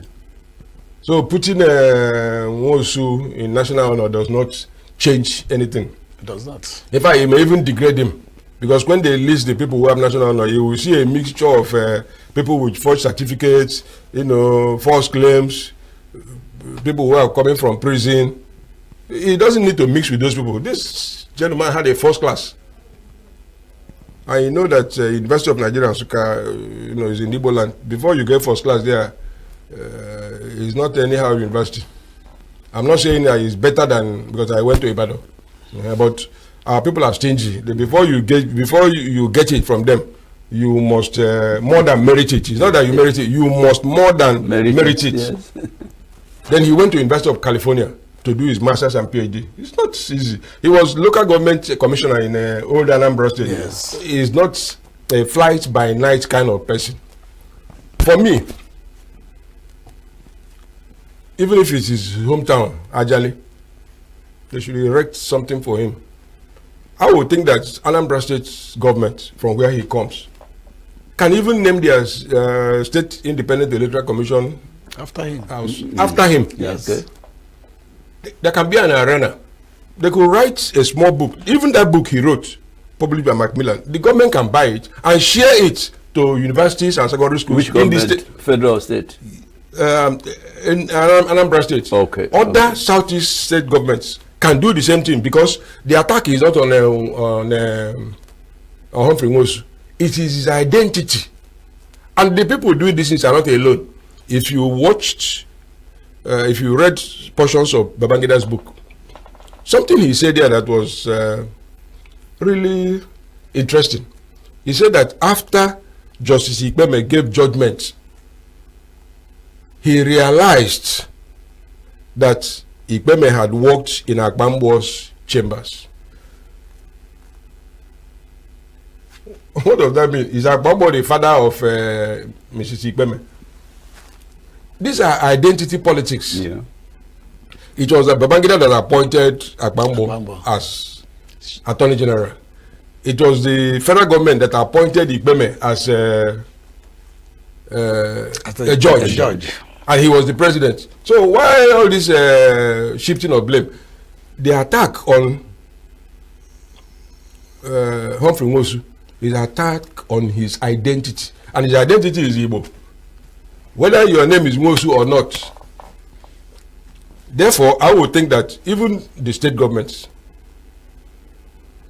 should be able to take that his book and read his account to shame the devil. Yeah. Because if Adam Soshomole, when he was chairman of APC, okay, he was attacking Ngozi Okonjo-Iweala and Professor Ludo. He wanted them to be jailed because he wanted to belong to his masters. He was not in Nigeria in 1993. There was the Secretary General of the Oil Workers Union who was detained. Was he detained? The man is just acting according to who fits him. Yes. So the Eastern regional governments, or even any rich person from our part of the country, should buy the book and share it, put it in the library to hear and read what Nwosu said about what he did in 2008. We are now in 2025. That's almost 20 years after he wrote. Those are the simple things that can be done. Yes, I think even the alumni of the University of Nigeria, Nsukka, can honor him. Okay. Not because he's a saint, but because he devised a system which his traducers continue to say was better than the one that brought them to office. If 1992 is better than 2003, 2015, then the man should be scored good, and he's already scored. Yes. Yeah, you were going to say yes, I was going to say, if you look at the issue of June 12, the June 12 did not materialize because of from the above. The Southwest governors put in pressure through individual efforts at their state levels. Yeah. First of all, they declared June 12 public holidays at the various states. Okay. They were making noise before the national government recognized June 12. I support what Doc has just said. Down here, we should galvanize ourselves, starting from Ajali, local government, Anambra State, Southeast, and make the noise. It was Zebudiah that used to say, if you don't say you are, nobody will say that you are. If you don't say I am, nobody will say that you are. We have to start here to recognize him as one of our own before we can now send him outside. We won't expect that respect to come from outside. Let's do something within us. So I think the Southeast governors, even Anambra State government, should take the lead to immortalize this man. Yes. Thank you very much. Our leaders in the Southeast, you have heard us, you've heard the suggestions that have been made, and it's up to the governors to, come up with a program on how to immortalize late Professor Humphrey, was especially, since everybody, almost all Nigerians, even those in abroad, have agreed that this gentleman, professor of political science, organized the freest, most credible election in the country. If the federal government refused, that's why I asked Dr. KJ whether he thinks that President Tinubu can redress the situation. But let's hope that President Tinubu will intervene, and because you don't even need the approval of the National Assembly or the Senate to accord national honor to anybody. The president can rename any of the national universities after Professor Wosu, or any good road, or any institution in Nigeria. So, like we are appealing to the Southeast governors to do something to immortalize. I think that's the best approach to it, whether the national government does anything or not. Professor Wosu was our son, and he'll continue to be our son even at death. Yes. So we must do something to recognize him. Gentlemen, thank you for your contributions. We move over again to the Natasha issue. Senator Natasha Akpoti Uduaghan. There is a move by people who describe themselves as her constituents, a move to recall her, from the Senate. We know the story of, how we got she got to where she is today. She was suspended for this. The Senate alleged that she disobeyed Senate rules, but on her own ground, she said she was being punished because she was sexually, she pronounced that she was sexually harassed. So, her constituents, we understand, have gathered a petition and signed petitions addressed to the National Assembly, to the INEC, to recall her. That happened this week. I think it was this week, Tuesday, that petition was submitted. And INEC raised some questions about the authenticity of the petition. There were some irregularities. Some of them have to do with the missing phone numbers and name and addresses in the petition. But the surprising thing is that in less than 24 hours, those missing information were supplied. Were supplied, and it's so many Nigerians have asked the question: how come it that the petitioners were able to gather the phone numbers and addresses of the people who signed the petition in such a short period of time? So, Dr. KJ, can we have your views on these development? Mike, we are on the same trend, actually. When a system works well, you don't need to tell people that it's working well. If you look at the Electoral Act and the one talking about recall, it says these are the steps you will take to recall somebody. If you miss any of the steps, the petition ends. If the representative did not put his phone number and address, how did INEC get to tell them that there were missing materials? So that first statement by INEC was a rejection. Now, because it was a public statement, it's possible for the representatives to hear it. It is now de novo. Start all over again. Okay. INEC cannot amend what it has rejected. Because if you applied for a job when Ngwoke was in Radio Nigeria and he was broadcasting about Rangers, Spartans, and working with David Ihessie, Kevin Ejiofor. If I wrote a letter to be employed in Radio Nigeria to Rap Opera, and I didn't put my name and address, I cannot be called.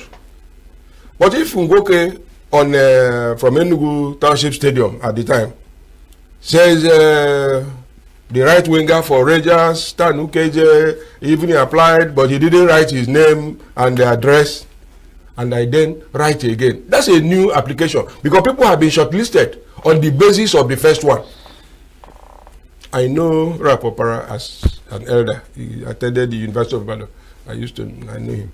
If he now rigs it and now says Director of Administration, Putu KJ, Ngwoke may also come on the radio and say, yes, the right winger now has been returned to the audience. Will say that, hey, Radio Nigeria is rigging. Are you sure you can even believe their broadcast? So, I think that is where we are. People forget that that Natasha was in the House of Reps. Many people are seeing her now because you know, she's beautiful. She was in the House of Representatives, I think, for two terms. For 2 terms. There are some trending video of what she said about her Jokuta state plan. It was when she was in the House of Reps. Secondly, the issue that brought this katakata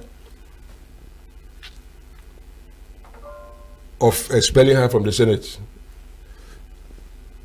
Let us say that people from Bende are holding a meeting and all the communities come. No group can ask people from Alaye to go away. Mm-hmm. If they go away, the meeting has ended. You can't ask a senator to go away. Suspend him. Is he your employee? Parliamentary rule, even if you have parliamentary system, is if somebody is not properly dressed or use an abusive word, you ask the sergeant at arms to ask the person to go out and come back. If you walk the person out, it's already a humiliation. But the person is entitled to come back. So, when you rig in the open, sometimes when I see all these things, I wonder, why is it that government really condemn thugs? The actual thugs are in government.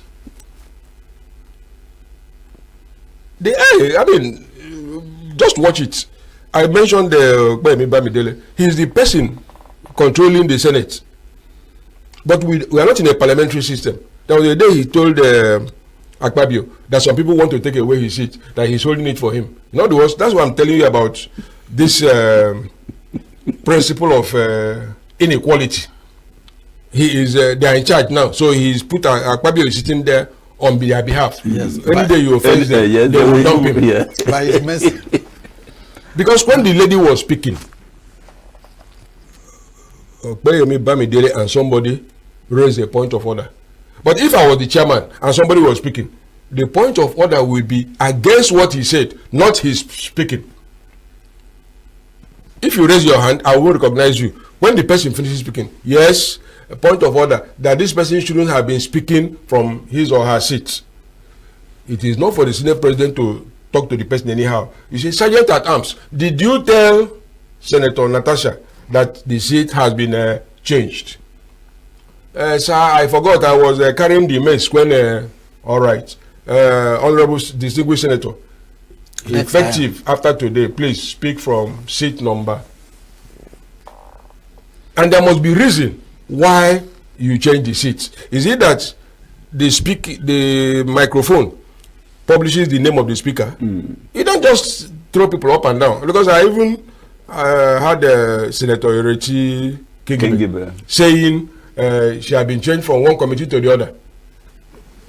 In the United States Senate and the House of Reps, you don't change people anyhow. Because that's why they say they have ranking members in committees. And Nigeria Senate has more committees than the US Senate. Why? Because they want to share posts, chairman, deputy chairman, everybody's collecting money. Somebody can be chairman of more than one committee. Can you be effective? No. What the US has is subcommittees of maybe foreign relations committee, subcommittees of, but it's the same people who are there as subcommittee members.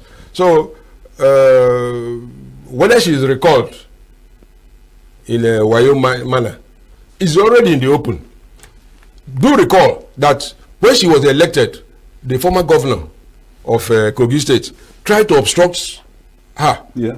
It was very late that even before she was elected, I will understand that the road leading to the headquarters of INEC in her locality was bulldozed, so that there will be difficulty in transporting electoral materials. In fact, you may discover that the former governor and his traditions in APC will use her to reconcile.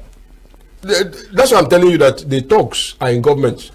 That former governor was not the candidate that Tinubu wanted to succeed Audu after Audu was killed. I will say killed because, there was no need that Audu would die after leading in the election. Yes. There's somebody who is from the state, but he was representing the Keja constituency. He's still in the House of Reps.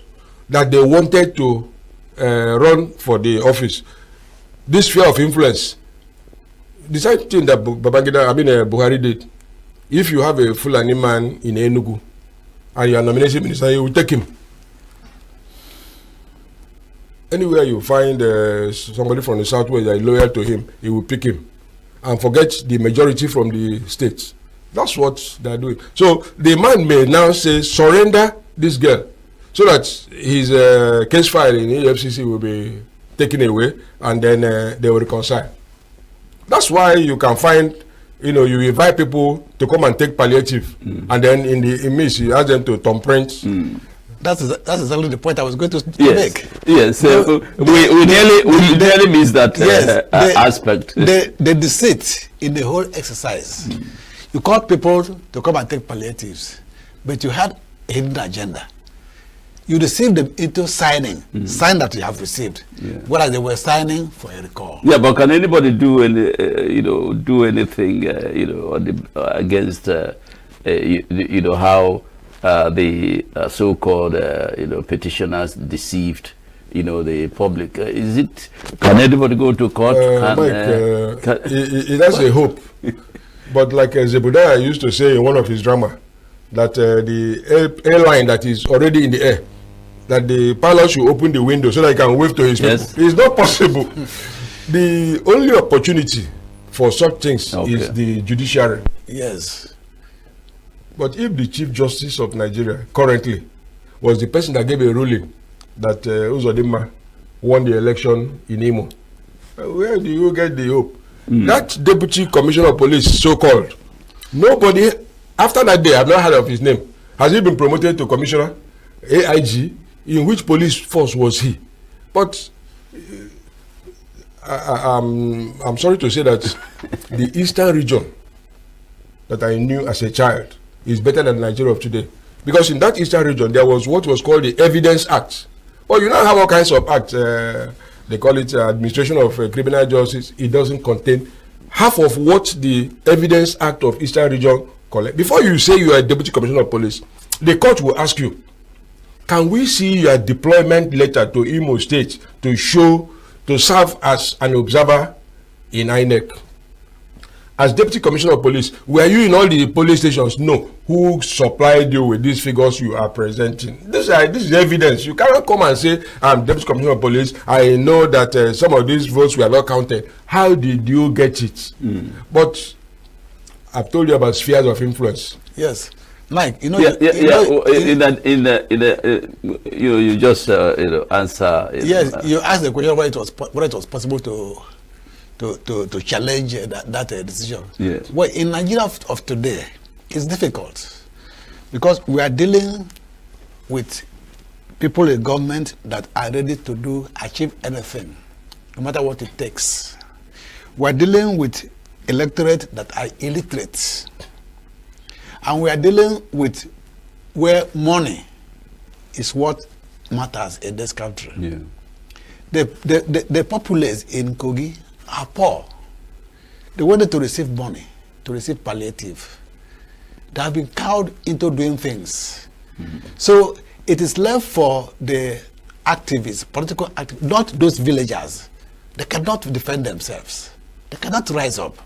It's left for journalists, for political activists to rise up and move and establish a point that these people were cajoled into writing those names.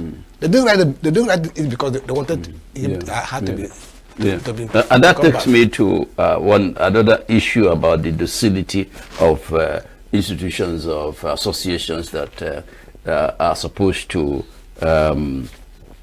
speak against some of the wrongs, that we are witnessing in Nigeria. The nuns, for instance, the nuns used to be a very formidable, powerful association. Even Labour.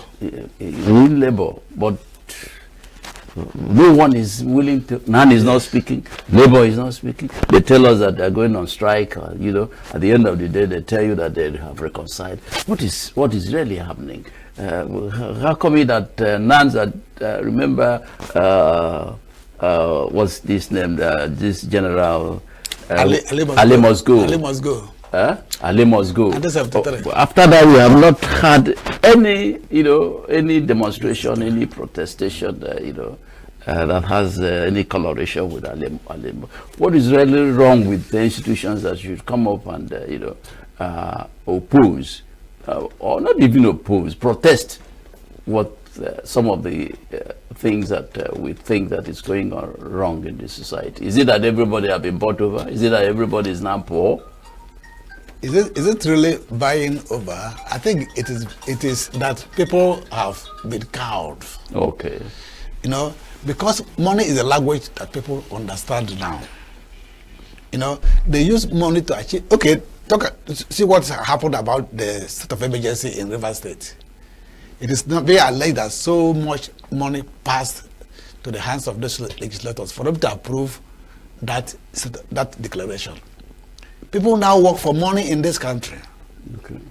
People now no longer talk about even the duty that doctors spoke about. No longer duty. It is what comes into my pocket, what comes to the table. That is what influences people to work in this country. So even those who are courageous enough to come, the agents of government go after them. Nobody wants to die. Only very few want to stick their neck. You have families to feed. Yeah, but somebody must die for us to get an improved society. Anyway, gentlemen, thank you for your contributions. So far, we are going on a short break. When we return, we continue with the program.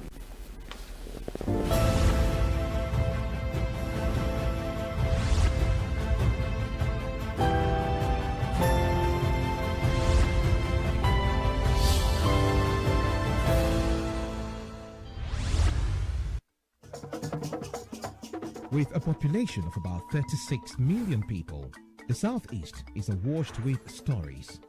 Every day on Southeast News, we tell the peculiar story of the Southeast and her people. Our Southeast should be the Silicon Valley of Nigeria. Their successes, achievements, and daily challenges. Do you have a Southeast story to share? Community achievements and challenges, completed and uncompleted projects, bad roads, water scarcity, erosion, flooding, insecurity, or even disagreements? Bring it on to Southeast News. On Southeast News, no story is too big or too small. Southeast News. Let's tell our story. Showing on Signature TV every weekday at 4 p.m. WAT, 1600 hours GMT.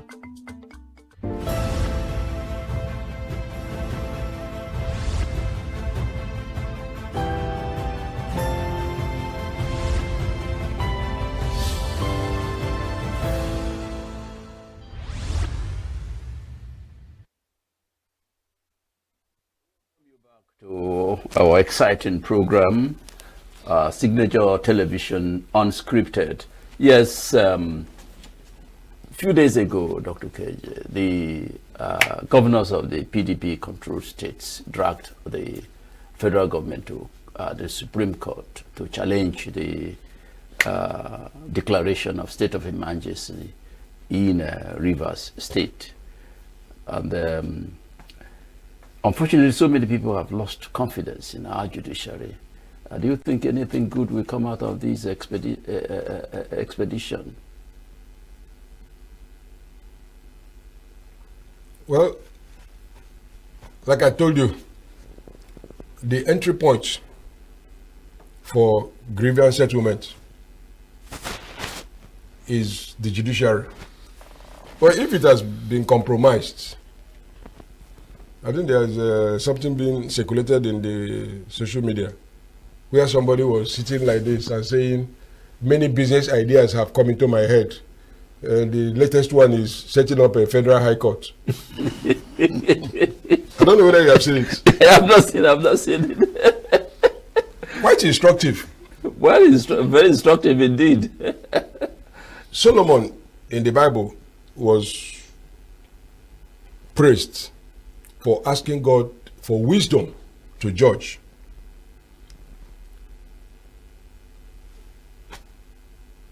What the people in office now are asking for is the power to oppress.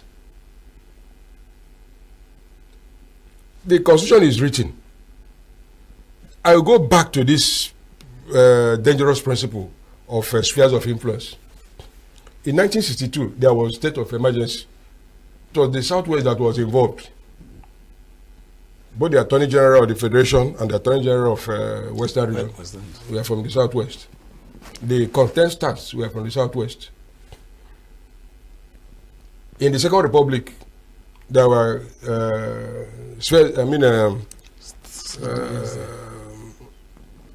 on this current republic, there was state of emergency.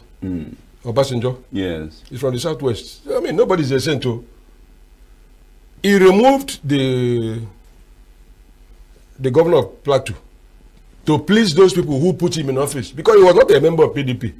He was just brought in to displace Ekweme. But he's a man of good conscience. But he gave Ekweme an impossible task to become the Senate president. How can somebody, after being vice president, come down to be Senate? And he wasn't even elected to the Senate.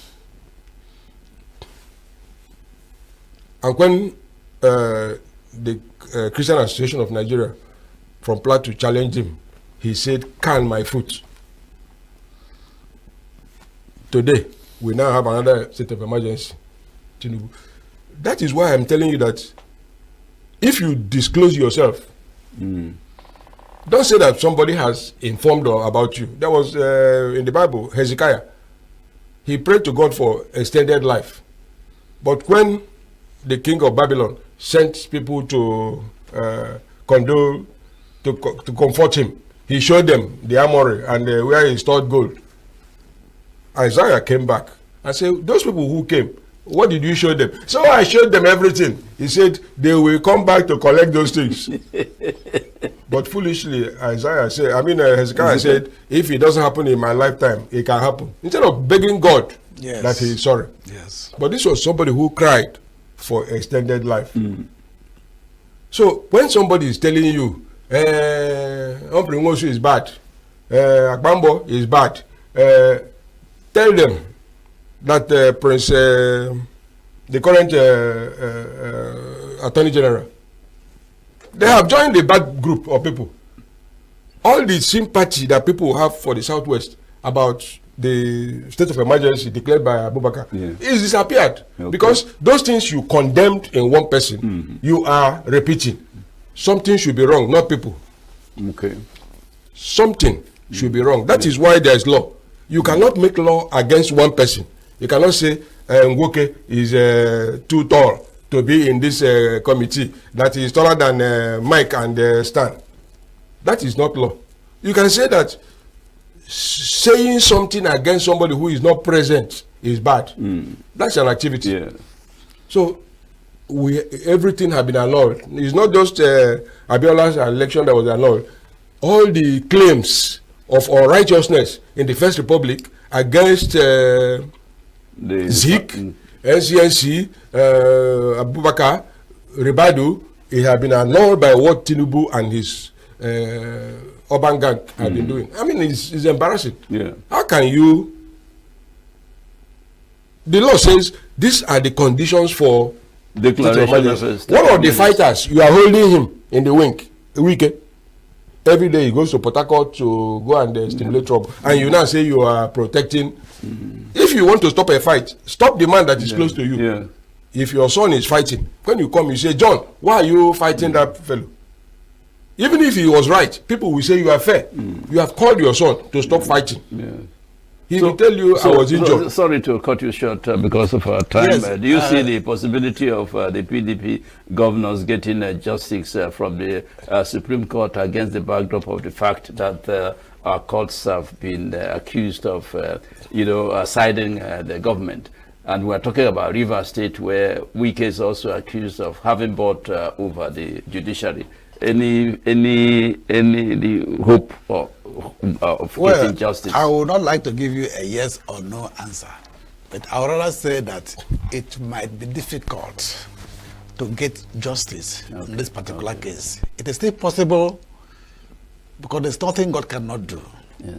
You see, what the PDP governors have done is what the mother hen did or does when the kite carries its kitten. It shouts for the world to hear his voice, not because it was the kite to release.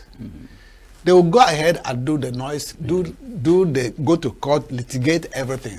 But the court, being controlled by the government, can still do what they want to do. Yeah. So I don't see, with this present situation we have in this country, with the minister in Abuja being in charge of almost all the judges in this country, I don't see the PDP getting any justice. Yeah. But let them try. Okay. It is possible that maybe a miracle will happen. Okay.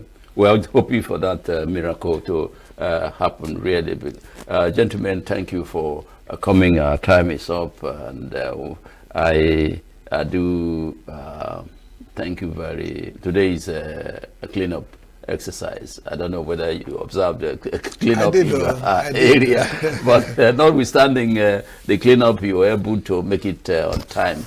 Really, I thank you for coming, and I hope that we'll make this conversation a very stable and interesting, exciting one. Thank you very much. It's my joy sitting between the two. Thank you, Mike. Thank you. The groups of journalists. Thank you, Doc. When the journalists were not muscle, that was when they were. So, our listeners, thank you for listening to us, and we do hope that next time you also tune to Signature Television for the continuation of this exciting program. Thank you very much.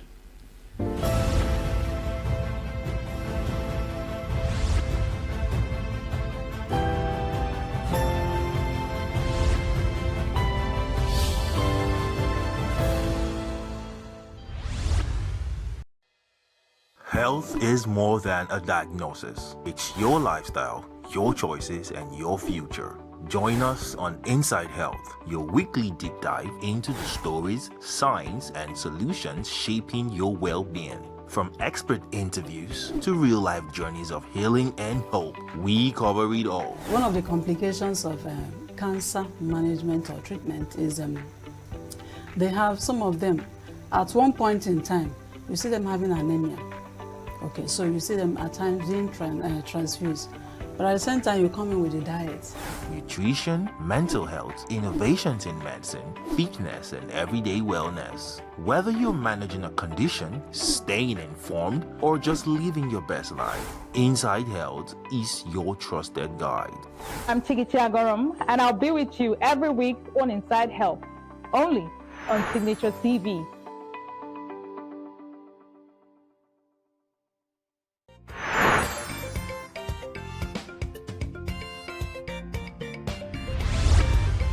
Signature TV, news in your pocket.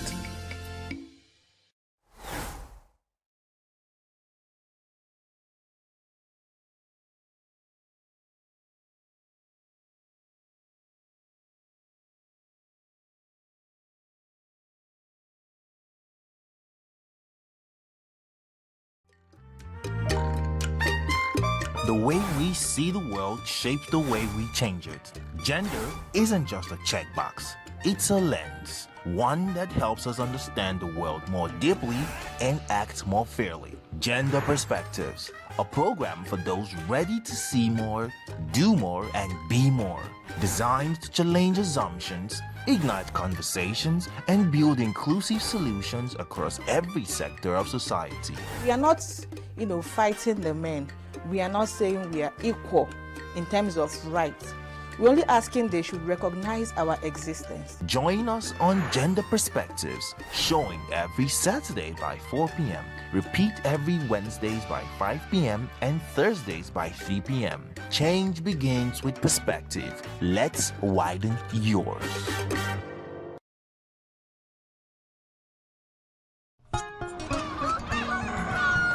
New every morning on Signature TV, we open the day for you with needed energy, information, and required vibes to shape your day. From sizzling snippets of stories in various areas of life to intriguing conversations with net worth guests. When you have people who have no track record becoming your leaders, you have a problem. There's no outstanding gratuity when Obi took over from me. I left in all the accounts of Anambra State 13.8 billion for him. Your day cannot be complete without Signature Morning on weekdays and Signature New Day on weekends. There is no better way to start your day except Signature Morning and Signature New Day every day on Signature TV.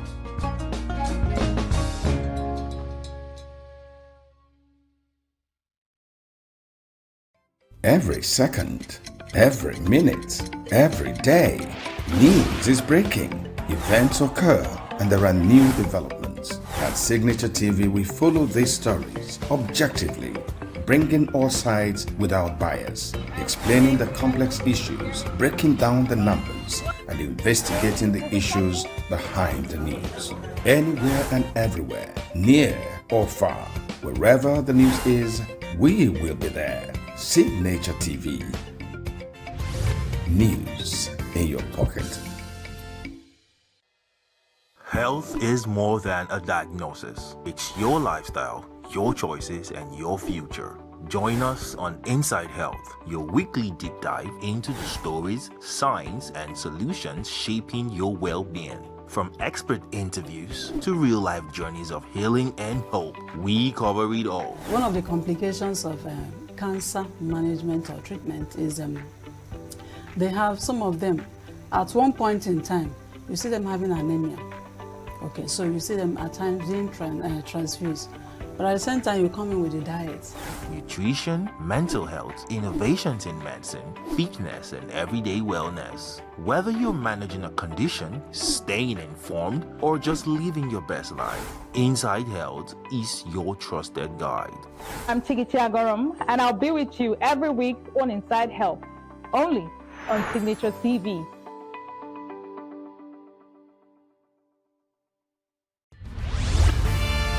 We are local. International communities observing Why the main market is in chaos. People We are national. Those in support of this motion as amended say aye. Aye. We have taken the vote by default. We are international. Israeli airstrikes. Donald Trump left us the worst unemployment.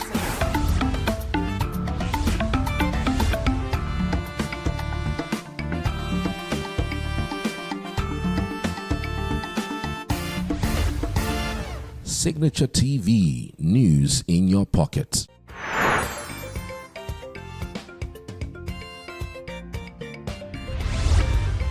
Signature TV, news in your pocket.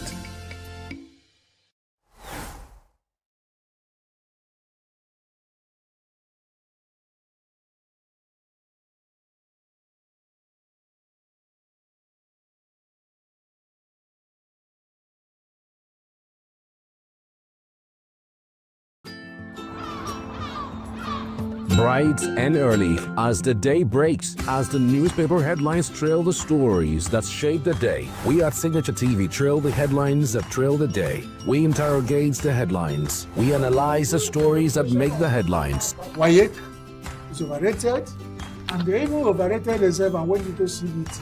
They are insensitive of some Nigerian children who have never had what they call CBT. With passion and emotion, we drive the conversation to change a narrative. Let nobody be deceived by Nigerian high level of performing in agriculture export. We are still where we are. Newspaper review on Signature TV every morning on Signature Morning weekdays and Signature New Day weekends. Newspaper review on Signature TV. We do not just review the headlines, we make the headlines relevant to our daily lives.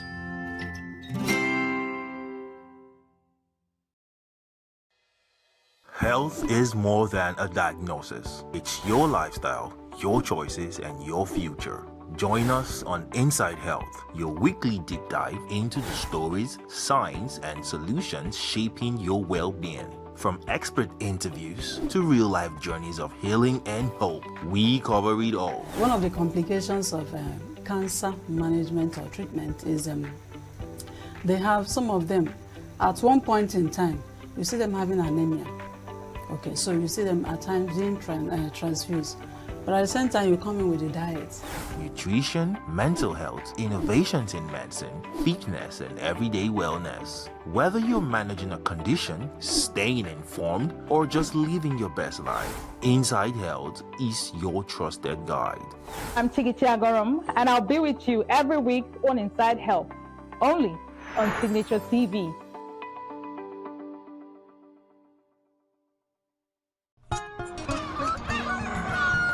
New every morning on Signature TV, we open the day for you with needed energy, information, and required vibes to shape your day. From sizzling snippets of stories in various areas of life to intriguing conversations with net worth guests. When you have people who have no track record becoming your leaders, you have a problem.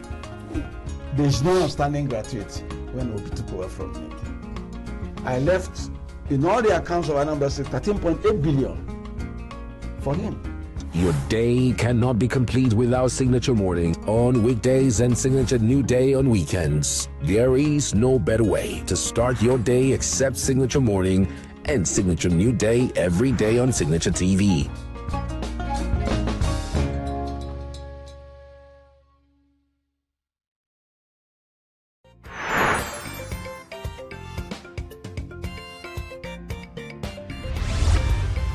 Signature TV, news in your pocket.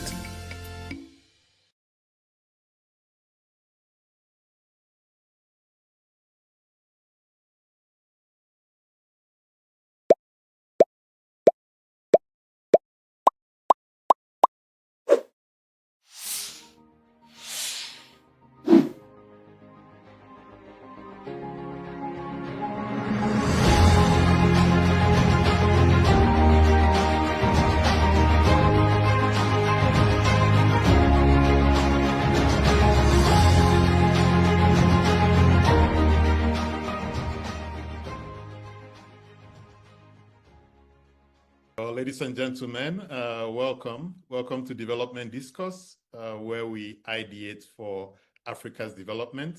I'm Patrick Okibo, the founding partner at Next Year. Next Year is a multi-competency advisory firm focused on solving Africa's complex development problems. Leadership or its failure is Africa's in my view, most fundamental development challenge. Extensive public opinion data from major Pan-African surveys consistently highlight poor leadership, weak governance, and associated issues like corruption as the top perceived barriers to progress, often ranking above economic or external factors. Corrupt, tribal, and self-serving governance has led to mismanagement of abundant natural resources, suppression of freedoms, and persistent political instability, rendering many African nations fragile and impoverished. As a result, widespread disillusionment has run deep in citizens who are becoming nostalgic about colonial or even military rule as more stable than some of the democratic governance that we have in the continent. My guest today, Dr. Charles Mensah, should have answers to many of these questions on how to navigate these challenges.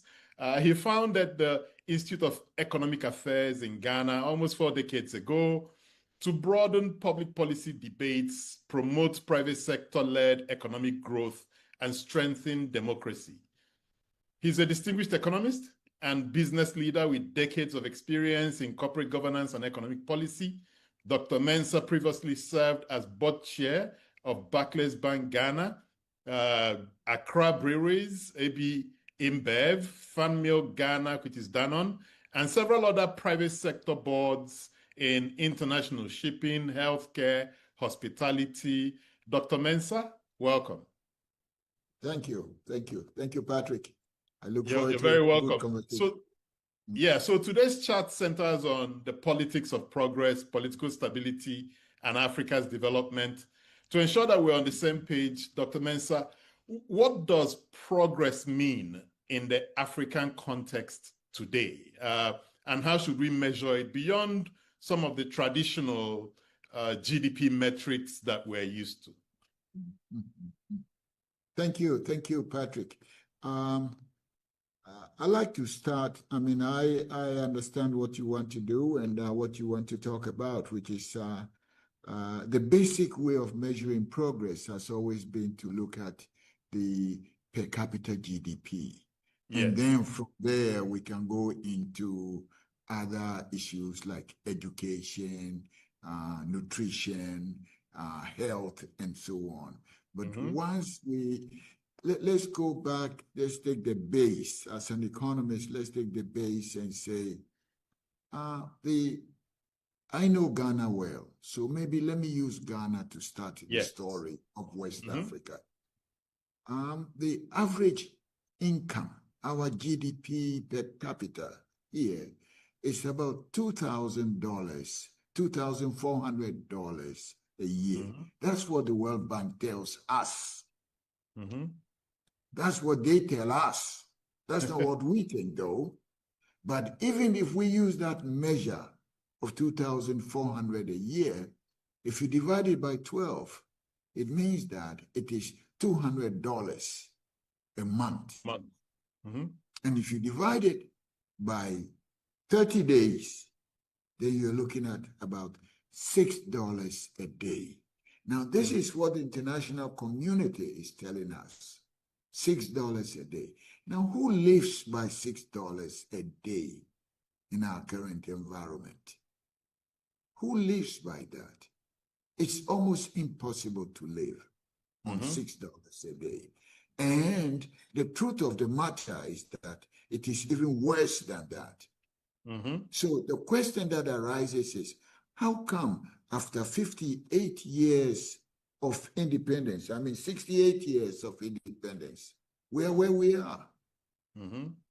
Why are we where we are? How come our classmates or our course mates in Singapore, in Malaysia, in South Korea, and other places are doing much better than us? And we might have even started ahead of them. Exactly. We might have started ahead of them. So these are some of these the issues that I think your program could help disseminate throughout this West Africa region for us to know exactly how to tackle this. My central theme here, Patrick, is that what they call independence, we never got it. We never got what others call independence. For most of us in West Africa, we were given, but we really didn't have it. The old condition continued. Now, I know we don't want to dwell too much on the issue of a colony and colonization and so on, but nevertheless, it's been part of us. It's been part of our history. So many years of colonization, And then 68 years after that, people say, don't talk about colonialism. Forget about it. What is wrong with you? Well, the foundation is wrong. The foundation that was set up was wrong. You know, a colony does not belong to the people who live in it. It belongs to the colonizer. And the whole purpose of colonizing is to use your resources to develop the colonizers' resources. So we were set up in Ghana as a colony to produce cocoa for Europe, dig up the gold for Europe, dig up the diamonds for Europe, dig up manganese for Europe, sell our bauxite, and all that was done for the development of Europe. And then, come 1957, we're told, you're independent. So go on. Now, but the rules didn't change. That's why I say that we got a Trojan horse for independence, because the rules didn't change. The rules of engagement, the structure of the economy at the time didn't change. The political leaders were just happy with the word independence and freedom. But nothing changed. We were still farming for cocoa. We kept on farming for the European economy, particularly the UK. We kept on producing timber, cutting our lumber, shipping them to Europe. We kept on digging gold for export. Nothing really changed. So when people say we're poor, of course you're going to be poor. Who runs a colony and gets rich out of a colony? Exactly. Nobody does that. Who produces cocoa and gets rich? It's the value addition that gets you rich. But you're producing raw material, producing countries don't get rich. It's the people who do the value addition, they get rich. And we will get into those. But something that I've always struggled with is if what we're measuring for is wrong, then ultimately we will be wrong. So if GDP per capita is not what we should be looking at as the primary indices for measuring progress, then maybe we should change that. And my question is, what in your view should we be measuring ourselves against? Should we be measuring our government against to see if we're making progress as a people? I haven't thought about the kind of measure, the indicators to use. Like maybe healthcare, education, something more social. But those are measured. Those are measured. They're not new. UNICEF measures even how many places you have to go to ease yourself. They measure that. So those are not new measures, really. And I really don't think it is the measurement that is wrong. But I think that the output of our countries are fairly low in the formal sector. So for instance, let me give you an example. For instance, here we're told that we are a rich country, yet we keep on producing cocoa, but we have gold, we have bauxite, we have manganese, we have all that.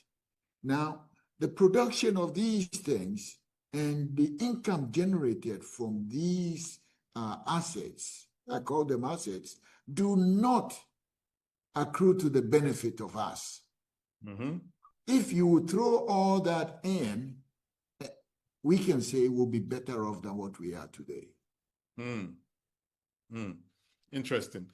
Okay, and I'm going to get to the productivity question, but just to think about some of the challenges that we're facing on the continent, even in our region, in the Sahel, where we've seen a lot of coups, etc. Someone like Francis Fukuyama would argue that political order requires strong institutions, but we see for instance, in the Sahel and across the region, that these formal institutions often lack legitimacy.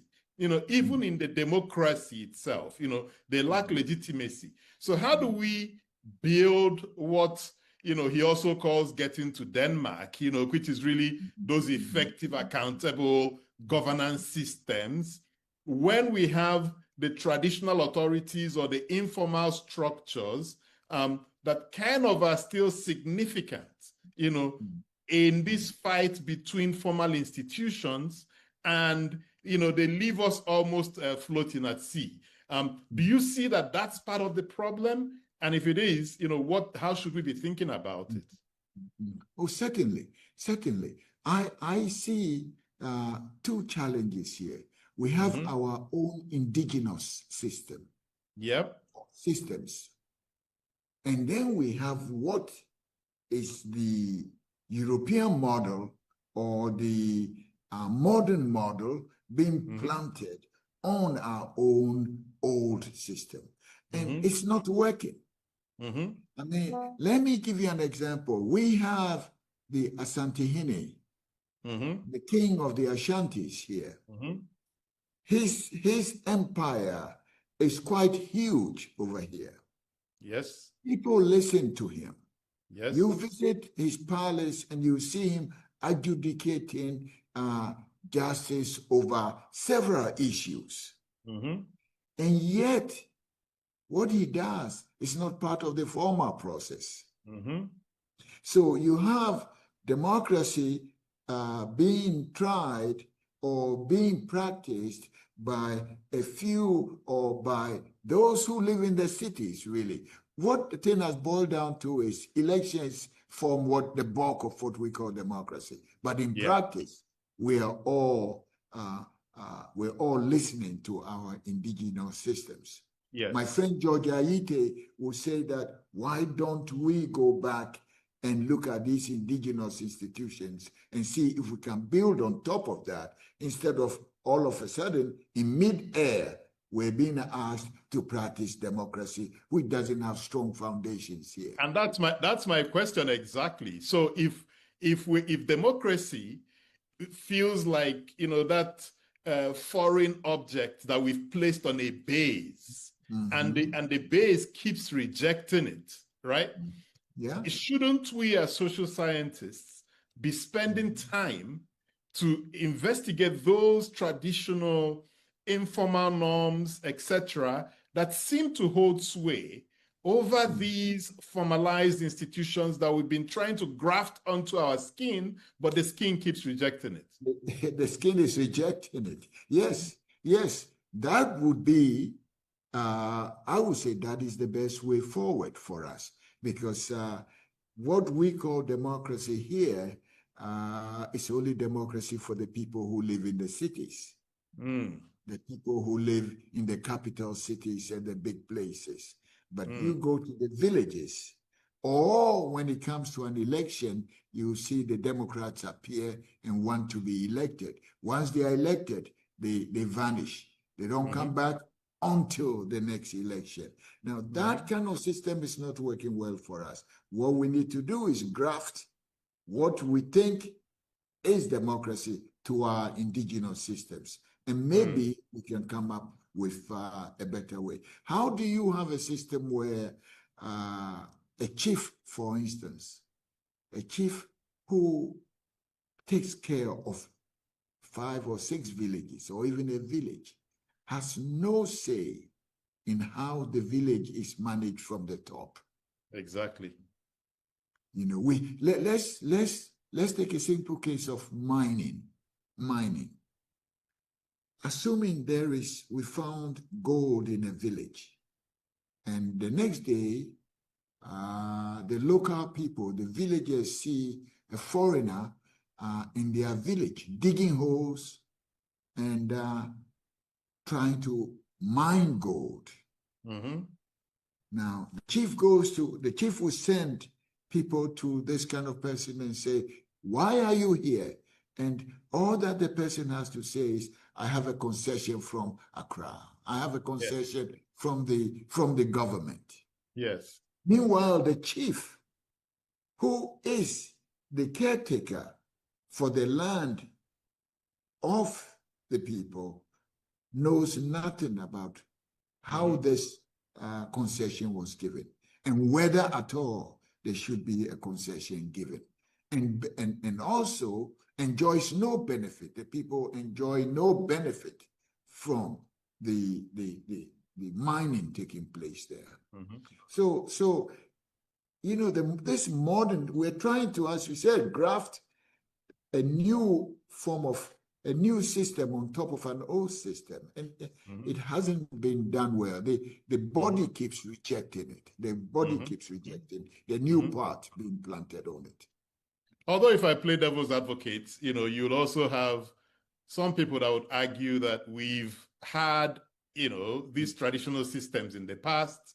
They did not quite work or catch up to what you may call modernity, which meant that the foreigners could come in and, you know, colonize. You know, so what's the real strong argument for injecting them in this new system? You know, so there are arguments on both sides. But you know, we don't have to accept everything that is being practiced by somebody else. We don't have to. The British have their system. It works well for them. Bless them. The Americans have their system. It works well for them. Bless them. We have our indigenous systems. How can we make it better for ourselves?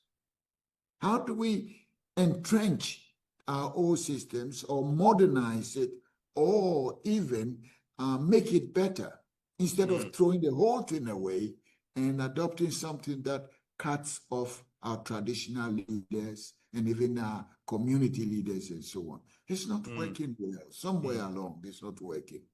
And we've got to find ways. We've got to find ways of improving our indigenous systems. And if we need to add it on to what is being suggested, we have to find ways to do it. But 30-something years of practicing democracy in West Africa, there are gaps for us to fill. And that's a good segue to my next question, which is really about the coups that we've had in recent years in the Sahel and in our neighborhood. What do you think is driving this new wave? Because we thought we were done with coups, right? What do you think is driving it? And why have they gained such acceptability in the countries where they happened and seem to be capturing the imagination of younger people who may not have experienced military regimes as we did? Patrick, poverty is what is behind all this. Let me give you the case of French West Africa. We're from English West Africa, so let's talk about French West Africa. Now, look at Chad, Niger, Burkina Faso, Mali. Look at the extent of poverty there. Yet, these countries are some of the richest countries on earth. Exactly. They are the richest, some of the richest countries on earth. And yet, its people are amongst the poorest. And what kind of situation creates this kind of poverty? Let me just try a few scenarios around you. Look at the case of Niger. It has a lot of uranium. Uranium is one of these most expensive, minerals on earth.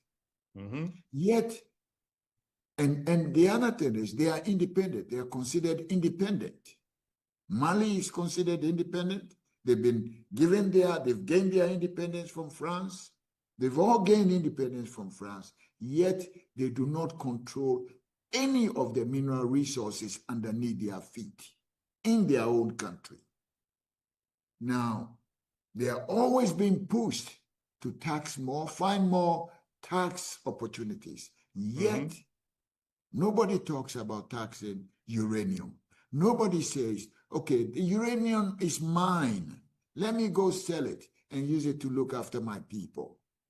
Let me sell uranium to you know, and use the resources, use the outcome of it to help my people. But uranium is shipped to France and other places, and the people remain poor. Won't there come a time when they will say enough is enough? The same. And by the way, we can switch uranium for any product, and the story will be the same. In Nigeria, it'll be oil. In Ghana, it'll be gold, cocoa, oil. You know, so long as these things don't belong to us, they are in our countries, but they don't belong to us. Look, we have a company here called Tullow. They are oil producers. Yes. They tell you we can't pay this tax because they take you to court, basically, and argue why they shouldn't pay this tax. They go to the international courts. They win the cases there. They pay no tax. Then, on other occasions, they say we're not paying tax because we didn't make enough money. I can show you some of the cases they won. You can see them here. They say Tullow wins 320 million tax dispute against Ghana. On another case, Tullow wins something else. Tullow oil post 61 million loss. Now, you live in a country where you're mining oil and you pay no taxes and the people are poor. What do you think the people are going to do one day? They're going to get up and say, look, we can't stand this anymore. Similarly, the gold mines. You have gold mines, and remember, all these assets are owned by foreigners, from these colonial countries. You know, so long as we remain poor, people are going to get angry and people are going to attack the system. And you let me try another angle with this. So maybe the challenge we have is the way we've defined democracy. You know, we've defined democracy the way it's worked in the West, where it was built out of their own culture, institutions, etc. One scholar who I'm beginning to really like her work is Yuan Ang. You know, how China escaped the poverty trap, China's Gilded Age, etc. A concept that she's been pushing is what she says is how China, you know, just liberated almost 1 billion people from poverty. And she calls it directed improvisation. You know, so you try something, it works, you do it again. If it doesn't work, you change it. When we look at democracy, because I'm also a Democrat, I think that democracy works better than every other system we've tried, especially military rule. But it's not working for us today. Is the challenge that we haven't tried or exercised it given the realities that we face in Africa? And at the root of that, is it because we've lacked the confidence to try things? You know, if the idea is not coming from Washington, D.C. or Brussels or London, we don't have the confidence to say, this is not working.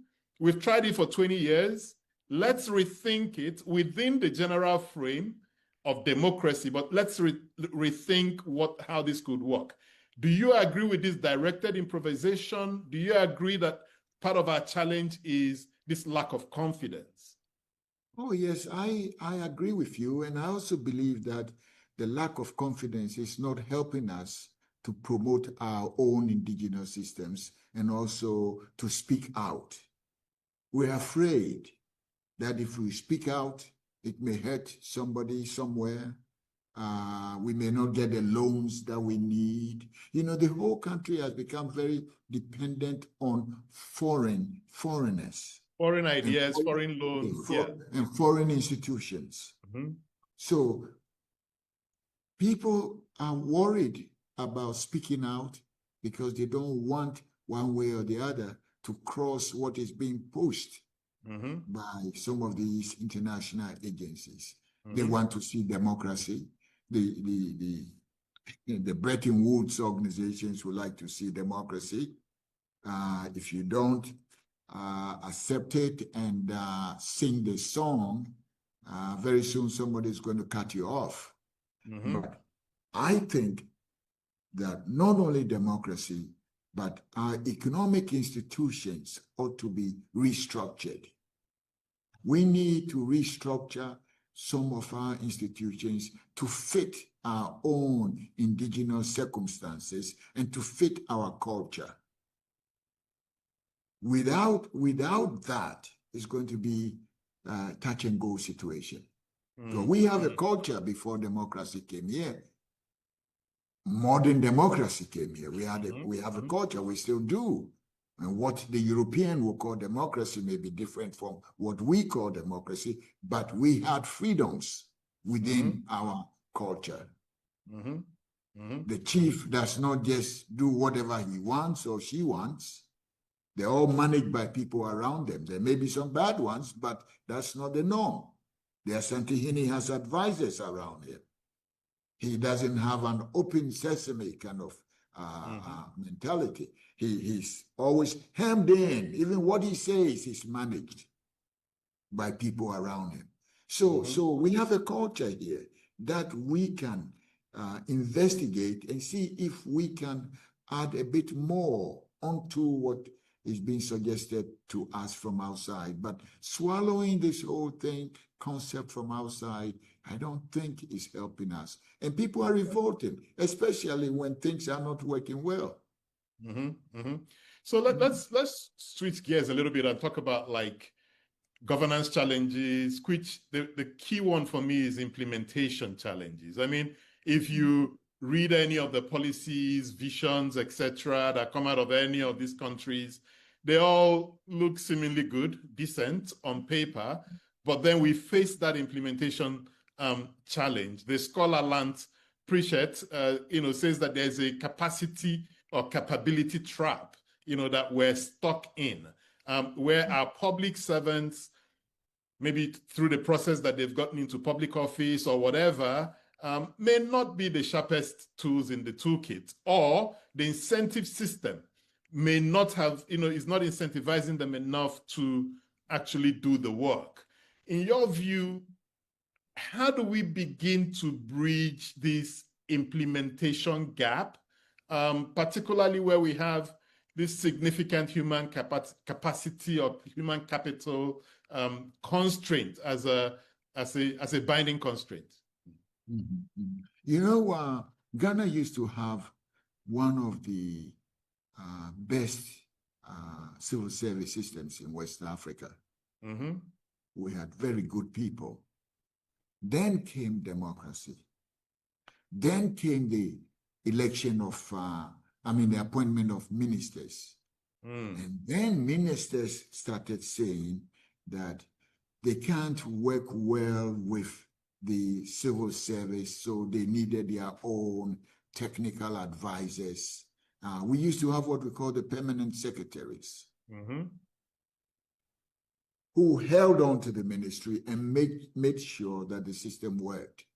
Now, these guys were all thrown out, replaced by political people who were associated with their parties. And within 4 years of an election, a minister who is coming in as a party person would want to do certain things which may not be correct within the ministry, but they get their way because they bring in their own technical assistance and so on. I, for one, have always said ministers should work within the civil service and not allowed to remove who a chief director or a permanent secretary is, because the minister's tenure is only 4 years, and is temporary. Whereas you need people who are more permanent and are more interested in the development of that particular ministry or that particular department. So, I think democracy, one way or the other, is also undermining the capacity the ability of our ministries to do well. Because here you are, you have a set ministry with a chief director or so on. And as soon as a new party comes in, the chief director is likely to be replaced because his ideas may not be in sync with the party, the new party. And as a result, you give way. That has not helped us. That has not helped us.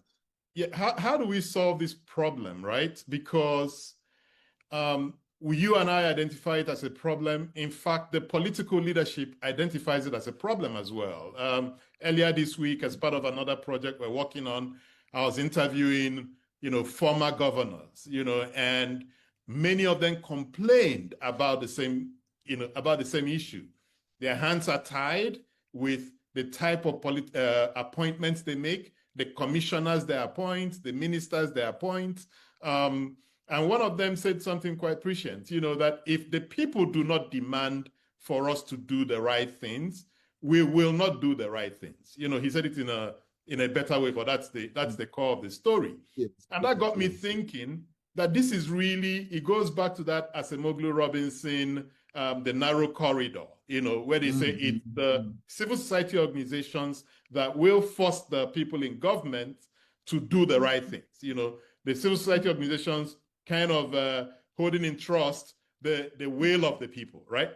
But what we're seeing is that the civil society, the dynamism that we saw in the civil society organizations in our fight for independence or return to democracy, I'm not seeing it today. I don't know what the situation is in Ghana, but in Nigeria, I'm not seeing it. So how else do we get the politicians to do the right things, to tell them what we want, to get them to do the right things? What is the situation with what's holding the civil societies organizations back, and how do we fix that problem? We have this, it's a big issue here.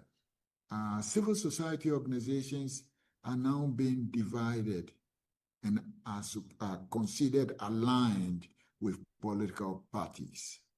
Which is sad.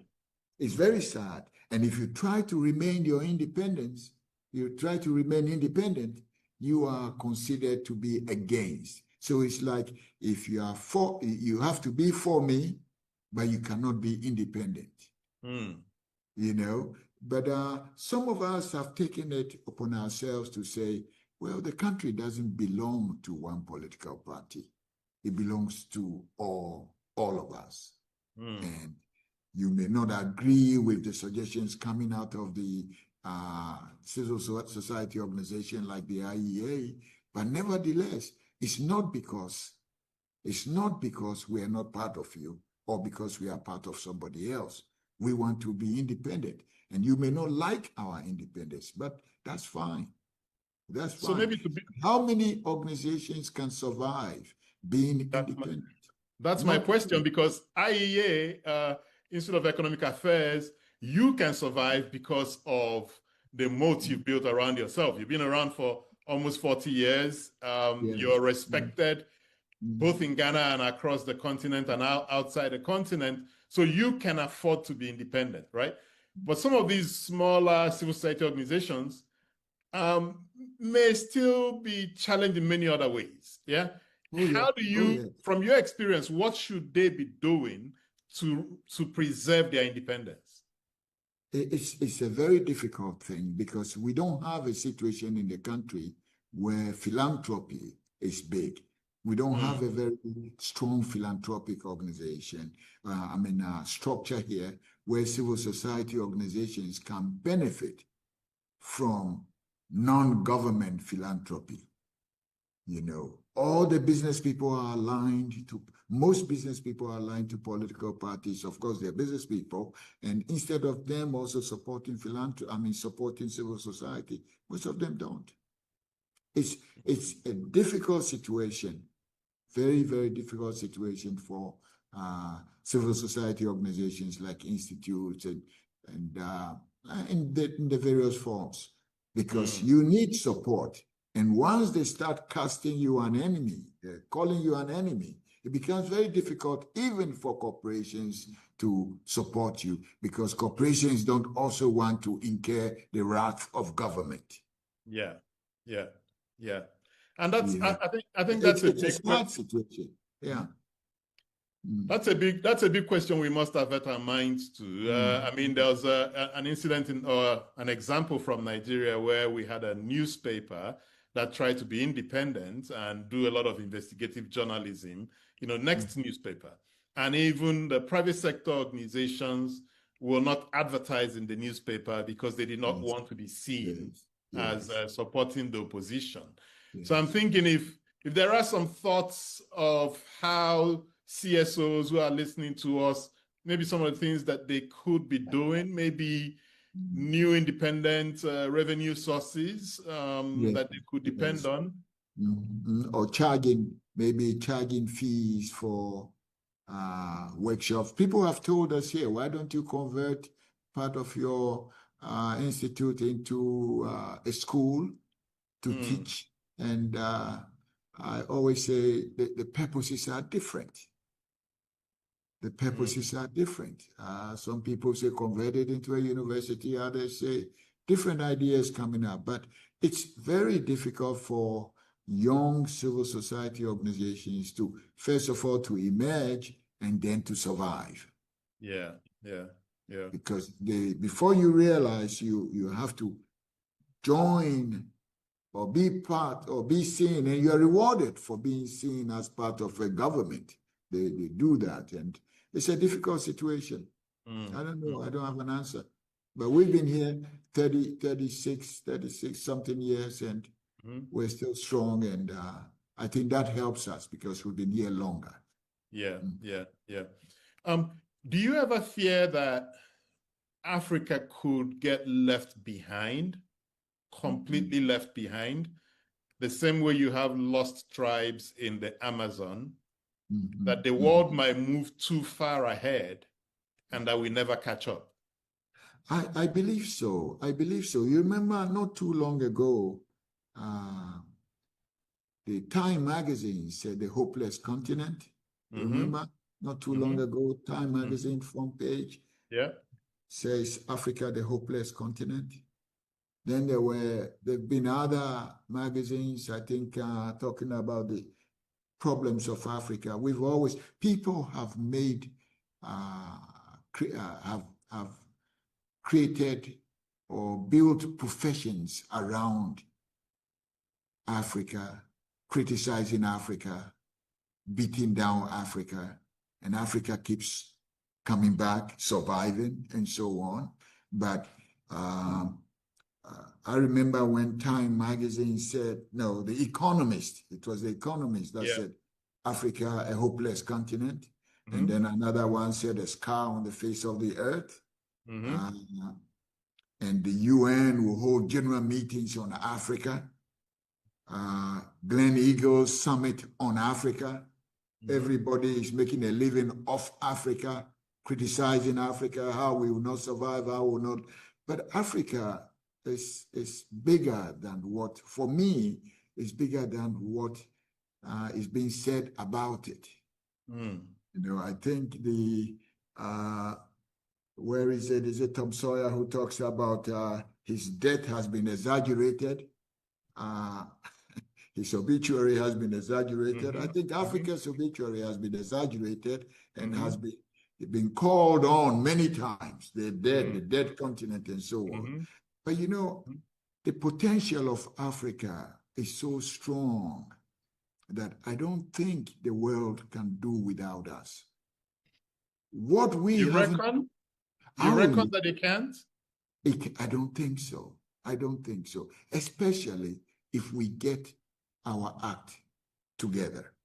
And for me, getting our act together is stop giving away your critical minerals, your natural resources. Stop giving them away. Stop giving concessions. Don't give your gold to anybody. How can you have so much gold underneath you and say you're looking for foreign investment? Your gold itself is money. The dollar was backed by gold years ago. Gold itself is wealth. How can you have it give it away to somebody in Europe and then go beg for money. Go beg. I think we need to retool. We need to retool ourselves to be that Africa that can lead. And also tell ourselves some hard truths, right? I think we've kind of soothed ourselves into this area of comfort and even maybe hope that, oh, the world cannot do without us. They need us for this, they need us for that. I don't know why of late I've been thinking that it's indeed possible for the world to move on completely. I mean, if you look at what's happening in AI, if you look at the kinds of monies that they're throwing into it, if you look at the capabilities that the world is building, maybe we get to a point where some of the things we thought they needed, they won't need anymore. And then, you know, if they don't need us, they don't need to extend any of this development support. They don't need to grant you any asylum. They just cut you off, Patrick, then we die off. Patrick, we don't need development support. It is us supporting the world.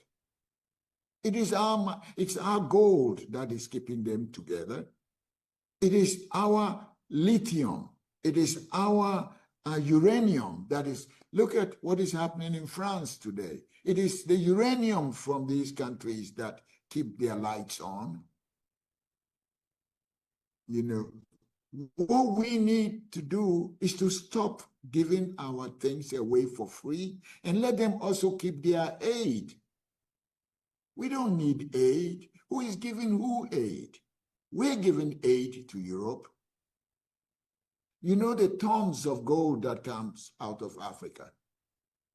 Diamonds. And then they give and the diamonds and so on. And then they give us $5 million aid and tell you, be careful, don't spend it this way, don't spend it that way, and so on. We don't need that. Years ago, we didn't know better. But today, we know that we have more wealth. You know, these critical minerals, the lithium, other, you know, vanadium and all those things, we have them. We only need to get our act together and get good leaders. Good leaders. Okay, that's what we need. And that's a difficult question, you know, that we're yet to find an answer to. But let me put an economics question on the table. The Chinese economist Ha Jun-chang, I'm not sure if you know of his work. Yeah, I know. He's South Korean. South Korean. South Korean, yes. Argues that, you know, some of the developed countries used protectionist policies when they were developing.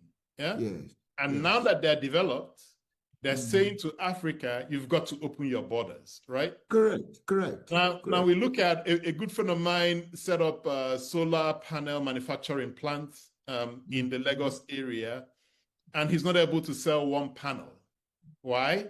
Because China dumps, Chinese panels land in Nigeria, selling price at the cost of his input price. Yeah. So he's dead, right?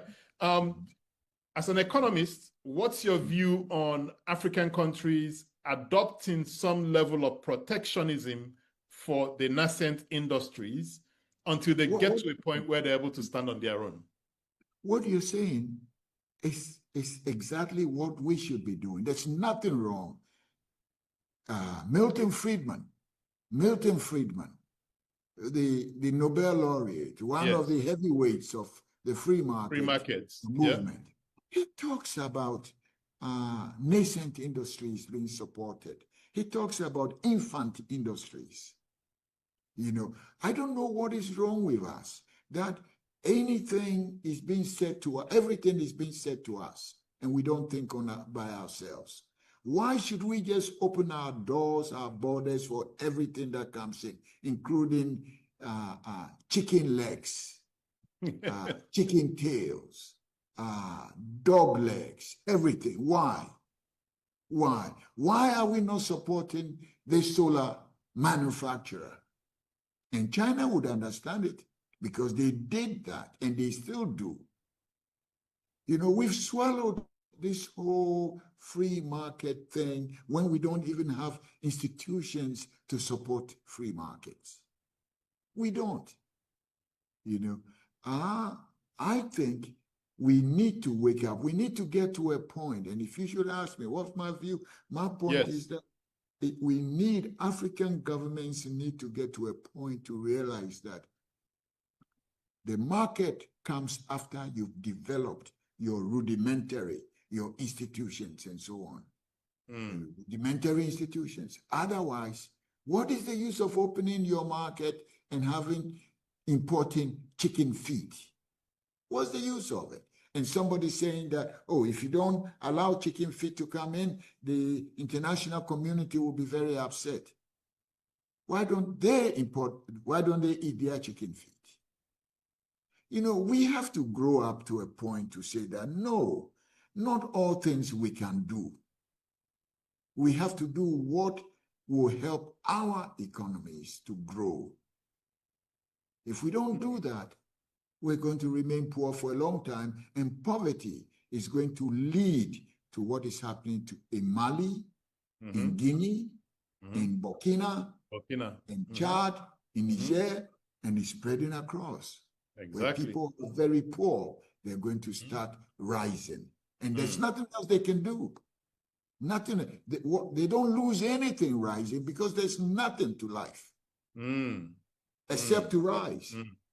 Interesting. What's your view on state interventions? You know, so states picking industries or companies to support and make them winners. I mean, the argument is all over the place. You know, so you can look at South Korea and what they did with their chaebols at the beginning. You know, they seem to be the right thing to do, but right now it appears that they're destroying value. You know, what's your view on state interventions, and how do we do it mindful of the other issues we're dealing with in Africa? So prebendalism, corruption, you know, and so on and so forth. I have been preaching state enterprises. Nothing wrong with them. Nothing wrong with state enterprises. China has come up this far through state enterprises. And at a point, they choose to sell, privatize on the stock exchanges, or to keep it. Korea started that way. All these countries that we're talking about that have graduated over the past 30 years or so have had strong states.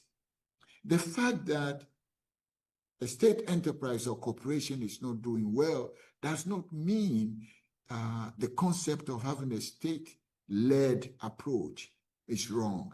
The state can contract private enterprise to run these things, but it should belong to the state and have the state check on them. Mining, I'll give you an example here. We have several mines whose leases are passing, are going to just expire. They've been 30 years. They've had, can you imagine, we've been giving these mining companies concessions for 30 years. Mine. Most of them will tell you we don't make any money. We don't make any money. They dump their waste in the community and so on. Now, these contracts are expiring within the next few years. Our approach is, if we cannot find indigenous miners, and we have a few of them, we should allow the state to take over and give contract to private people to mine with indicators and let them honor, have them audited, have them. But I think that the way forward for most countries that do not have the expertise to manage is to contract out to the private sector, but not to give them ownership. You give ownership away, the dividends will go outside. Let the dividends be paid here so we can use it to develop our countries. Fantastic. And just to remind our audience, please put your question in the Q&A tab. I can see them there. I can't see them in the chat room, but you can keep having your conversation in the chat room. But a question for the guest, please put it in the Q&A. And I have one from Saul Chirume. He says, I concur with the concerns over how resources are being exploited or extracted, which destabilize, disenfranchise, and often displace local communities. This is an increasing issue across Africa and even Latin America. His question is, are the existing resource management systems working? If not, what are the options and where have they worked? Well, that's a good question. And these are some of the issues we are also discussing here in Ghana and also in other countries in West Africa. You know, if we are being asked, Ghana has been to the IMF, or Ghana has been bankrupt about 17 times, where you go to the IMF to be bailed out. And in all cases, the main reason has been you don't have enough revenues, no revenues to cover your expenditures. You always have a deficit. Now, meanwhile, we have all these natural resources being concessioned out to European firms and firms from other places who claim they don't make money and they don't pay taxes. Now, and we all know that's not true.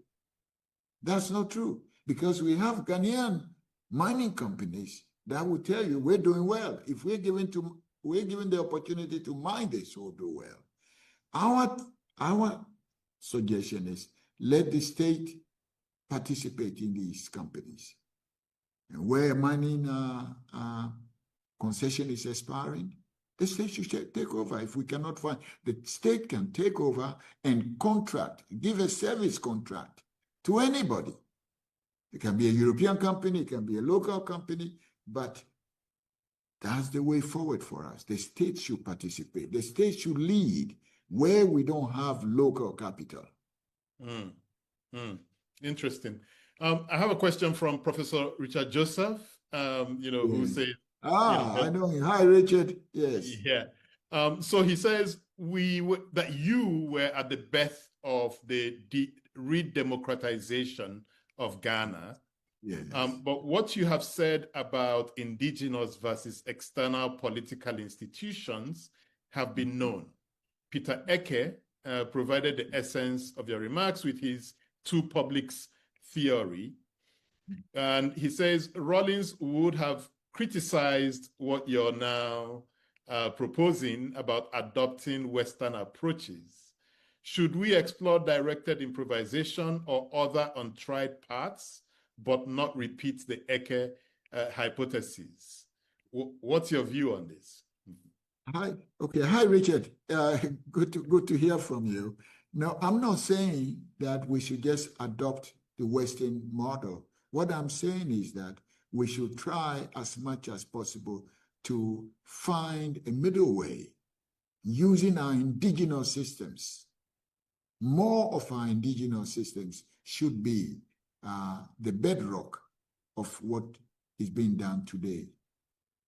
As it is, we're only practicing the Europeanized kind of democracy, and it's not delivering wealth to us. We're still poor. There should be democracy dividends. We've practiced this for about 30-something years, and we still remain poor.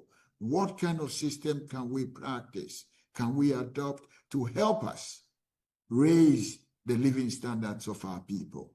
And the current system is not doing that. The whole UK democracy, American democracy, completely for poor people, for native people, is not helping us. We need to find a middle somewhere.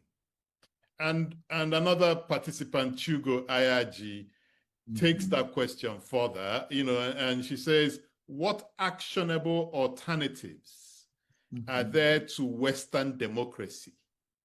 How do we begin to dismantle archaic institutions when multiple installed power structures are incentivized to maintain the status quo? What will the governance transition look like, or is violence inevitable?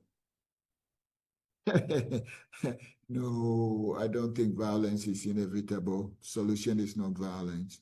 But ask, I think maybe Richard and this gentleman can come up with a method to show us how can the kingdom of Ashanti and the culture and the governance of the kingdom of Ashanti.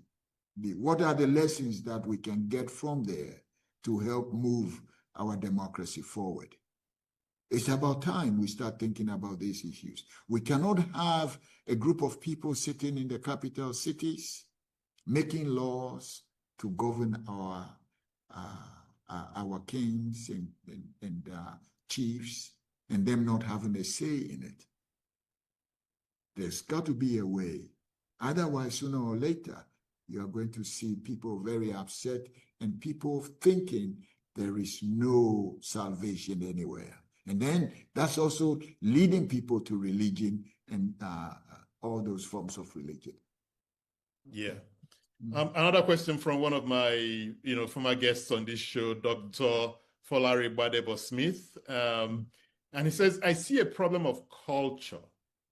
As the book A Central Liberal Truth said, there are progress-prone cultures and progress-resistant cultures. I'm not sure I agree with that, but, for the benefit of this argument, Africans constantly outsource their responsibility.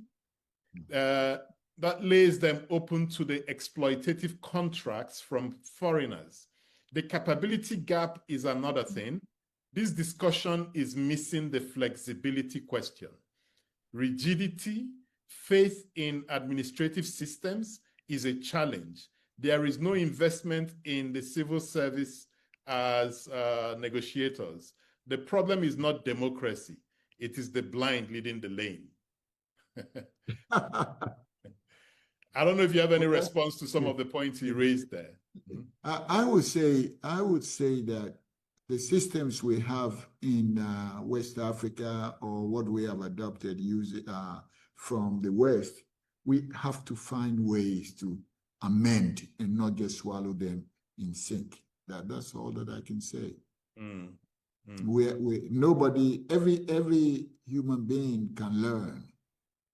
And we have a great system that has worked for more than 200-300 years, from the days of Mansa Musa and all those guys.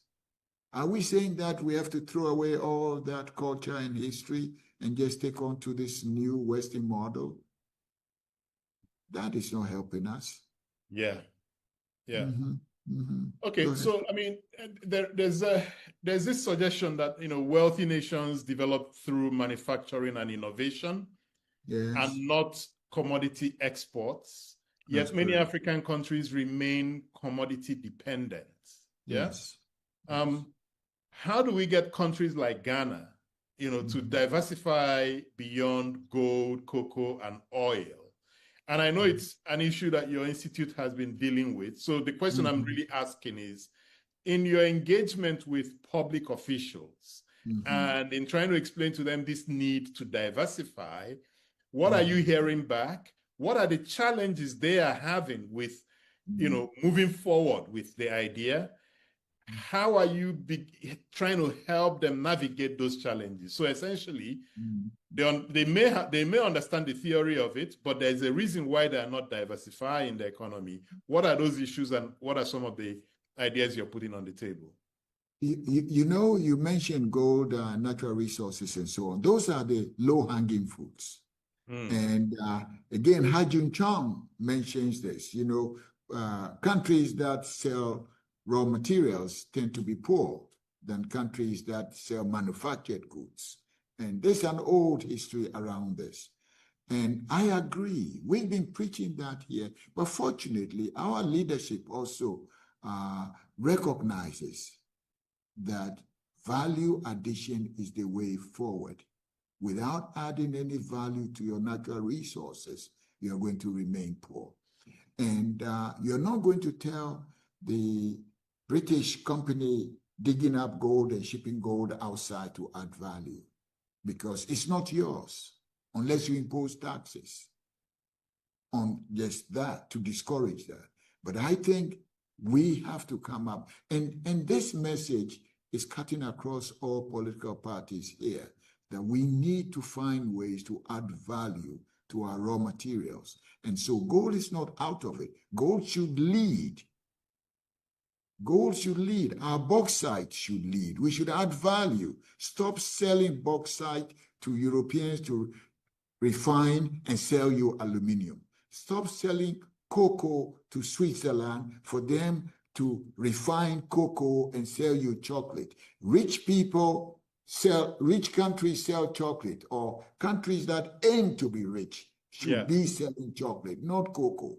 So these are the things. My question is, what you've said now makes sense, and anybody anywhere in the world will understand what you've just said. Why is it difficult for a government to implement this idea? You know, is it the political structure? Is it a lack of confidence? Is it lack of human capital? You know, is it the poor incentive systems? What is it that makes it difficult for Ghanaian politicians from either party, you know, to be able to take a simple idea like this and say, okay, we're going to drive investments into power so that we can power our manufacturing and then do our local processing and sell value-added products? What is it that makes it difficult for African governments to take simple ideas and implement them? And what are some of the ways you've started navigating the solution or trying to get them to understand the solution? I think getting them to understand is the easiest part, because they all do. It's easy for them to understand. You're poor because you sell raw cocoa. If you make chocolate, you make 20 times more. You're poor because you're selling raw bauxite. If you make aluminium out of it, you make more money and you'll be better off. Question becomes self-interest. Self-interest. Who are those against this kind of movement? You know, for every policy, there are winners and gainers. Who are the potential losers if we decide not to export raw cocoa beans anymore, but to add value to our cocoa? Who are those against it? And again, the president's office will be filled with diplomats and bankers from abroad and so on, telling them cocoa is good for you. You should continue doing that. We've had an occasion where our president was visiting Switzerland, and the prime minister or the president or so of Switzerland was telling him that the cocoa, keep selling us cocoa, you produce the best cocoa in Africa, so keep selling, keep it coming. And, you know, you are told things like that. And for them, for most of them, they love it when they are being pampered. So, but the question is, who are the gainers and losers of these? If we say we're going to add value to diamonds today, who are the gainers and losers? The losers are going to do everything humanly possible to prevent you from doing that. They will be lobbying the president, convincing him, and so on. And that is what we all need to work on now. That is one example. Look, there was a study by a UK body that says about $3.5 billion worth of fish comes out of the west coast of Africa, including Nigeria, Ghana, and so on. And the fish, they're being stolen by trawlers. Yes. And yet, $3.5 billion. We go out there begging to borrow, when just saving, stopping this mechanism would create a huge market in West Africa, adding value to fish, creating tuna and other things. But yet, there are the losers who will never sleep. So you're working against the tide. So if I tie what you've just said, back to some of your earlier statements about that we did not get independence, what we got was a Trojan horse. I think you're still pointing to that fact that there are external factors that kind of make it difficult for the local leaders to do the things that are right for their people. Is that what you're saying? Absolutely. That's what I'm saying. The external factors are there. And that also. I've been involved in situations where the people go to the IMF and the World Bank to lobby them to tell Ghana to sell its bank, a bank that is not doing too well. And who are the buyers? They're foreign buyers. And I'm asking, okay, if you're going to privatize that bank, why don't you sell it to a Ghanaian? There's nothing wrong with privatization, but privatize to local people.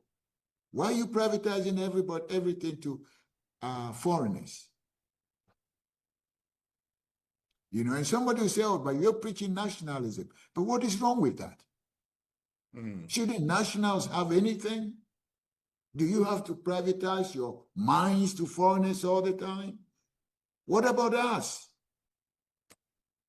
You know? And when you look at the advantages, the foreign firms are always evading taxes or finding ways to avoid taxes. You know, we've had 68 years of independence now. There are lots of lessons to be learned. You know, if you don't add value, you remain poor. If you don't add value, you remain poor.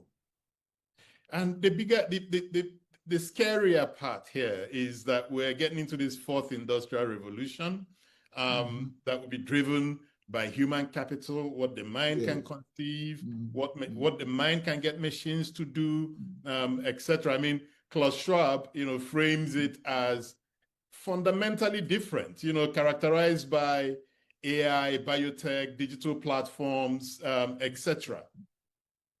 And the risk that the amount of capital that's going into this, the amount of capability that we're building up could really marginalize the global south, right? Have you seen conversations in Ghana, in the government circles, in private sector circles, on how Ghana can integrate itself in these discussions, look for whatever natural advantages it has to leverage that to insert itself in the conversation and ensure that we're not left behind? Are some of these conversations happening in Ghana? Yes, yes. I've heard a few. I've heard a few in high places where government people are talking about not to be left behind with AI. That we have to start from the universities. We have to start from the universities. But I always say not only from the universities, but we also have to find practitioners and other people working in these areas to team up with. It shouldn't be a situation where we just sit there hoping that somebody is going to do that for us. You know, we need to get involved at an early stage, and that requires government lead. It requires government lead. So are you seeing government, you know, think about policies or programs to support maybe the private sector to get involved in these conversations and help leapfrog to where the rest of the world is? Or is it still at a very high level? It's still at a very high level where people are trying to understand, but maybe I don't know enough about this. But what I know is that the discussions have started. And it should go further than what is going on. And you know, what I think, Patrick, is, look, Ghana, Nigeria, we've been doing things together since independence. Why are we not coming together to find ways to resolve some of these issues and to tackle them? And besides, our people are friendly to each other. You know, our leaders are friendly to each other. We travel across.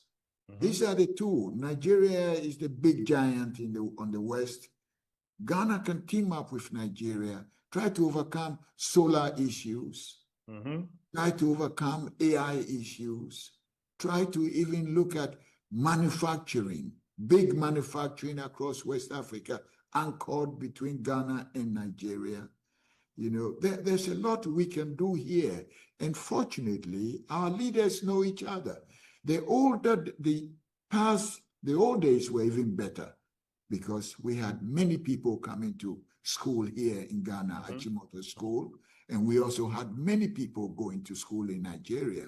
So there are a lot of people who know each other, families that cut across. But I think it's the same. I think it's still, I mean, I have so many Ghanaian friends I went to school with, you know, we're constantly visiting each other. So I think those relationships still. The time is now. We need a critical mass of people And leadership should come from Ghana and Nigeria, you know. And hopefully maybe out of this could be discussions about what to do next. But AI, if we don't move fast, we're going to be the losers. We're going to be the losers. Same thing with pharmaceuticals, you know. Ghana and Nigeria, we have to work together to do these things. I have a question from, you know, one of my partners at Next Year. He says, Ndumokolo, how do we get African leaders to gamble on development? And, you know, apologies to Stefan Deck, and, you know, than emphasizing on these issues listed by Claude Ake in his democracy and development and democracy thesis. You know, so, and Deccan's argument on, you know, gambling on development is, you know, when the government sees that, you know, it's got no other place to go, but it's got to gamble on driving development because there's a lot of competition amongst the different parties, that the only way you retain power is that the people see that you're actually driving development for them. And I guess his question is, in your engagement with the political leadership in Ghana, the economic private sector leadership in Ghana, why is it that what is really consuming everybody's mind is not how to drive development for the people, even from a selfish point of view? You know, I mean, because when we think about it, you know, I don't even mind if, you know, okay, so let me give an example.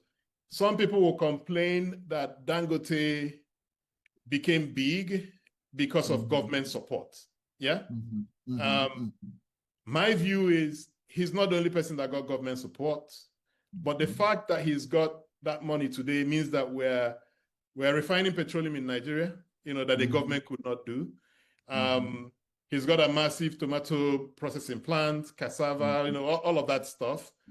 Could he have been done more efficiently? Maybe yes, but he's done it. Yeah. So even if we made an argument for political leaders to play a role in, you know, the commanding heights of the economy, if it moves the dial, maybe that's what we've been talking about, you know, indigenizing our system. Yes, but what is wrong with that? What is wrong? That has been the argument of Claude Ake and Adedeji, and this has been the fight between the developed societies of Washington, the Washington Consensus Group, and the Lagos Plan.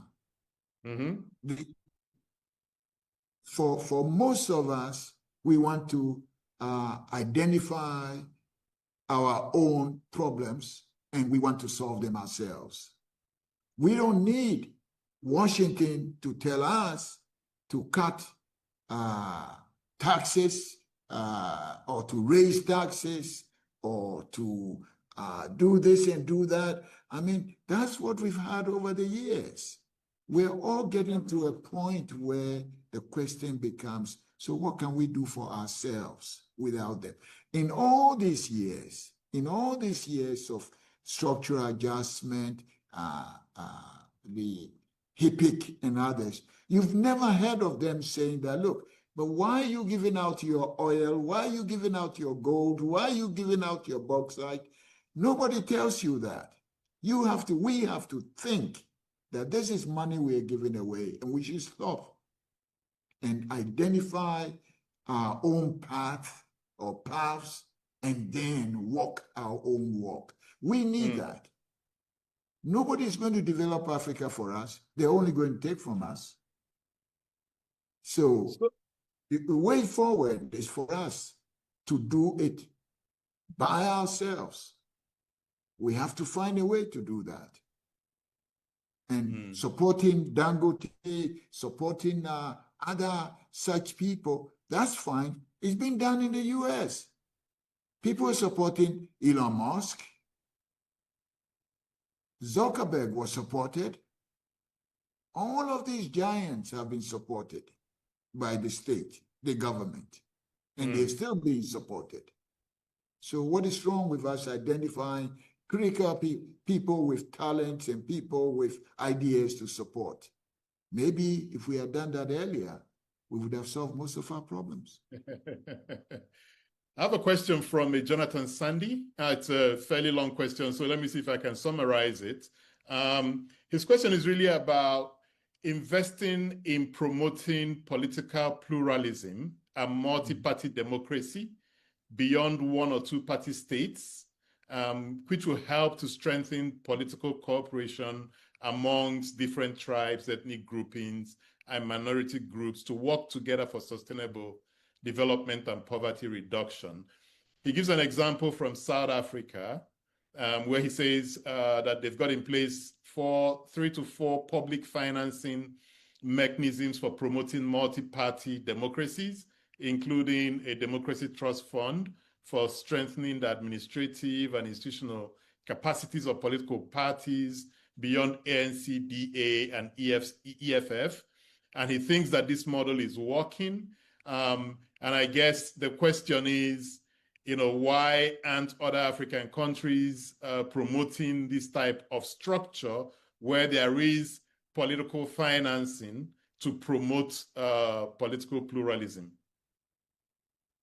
Yeah, I've seen, in fact, we have a draft bill at the IEA to government asking that political parties should be supported by the state.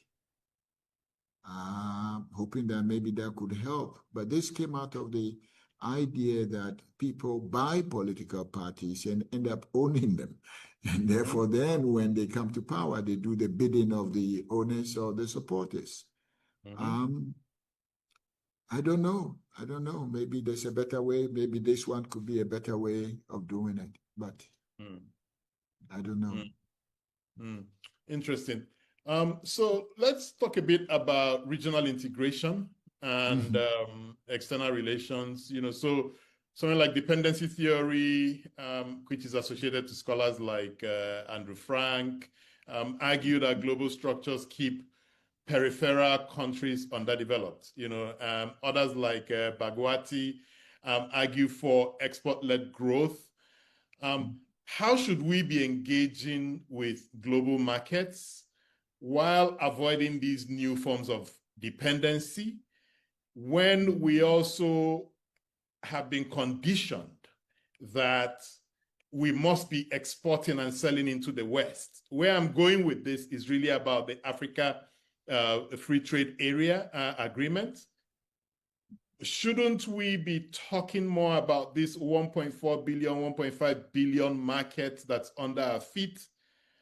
And this question is really building on the back of what you said about Nigeria and Ghana cooperating.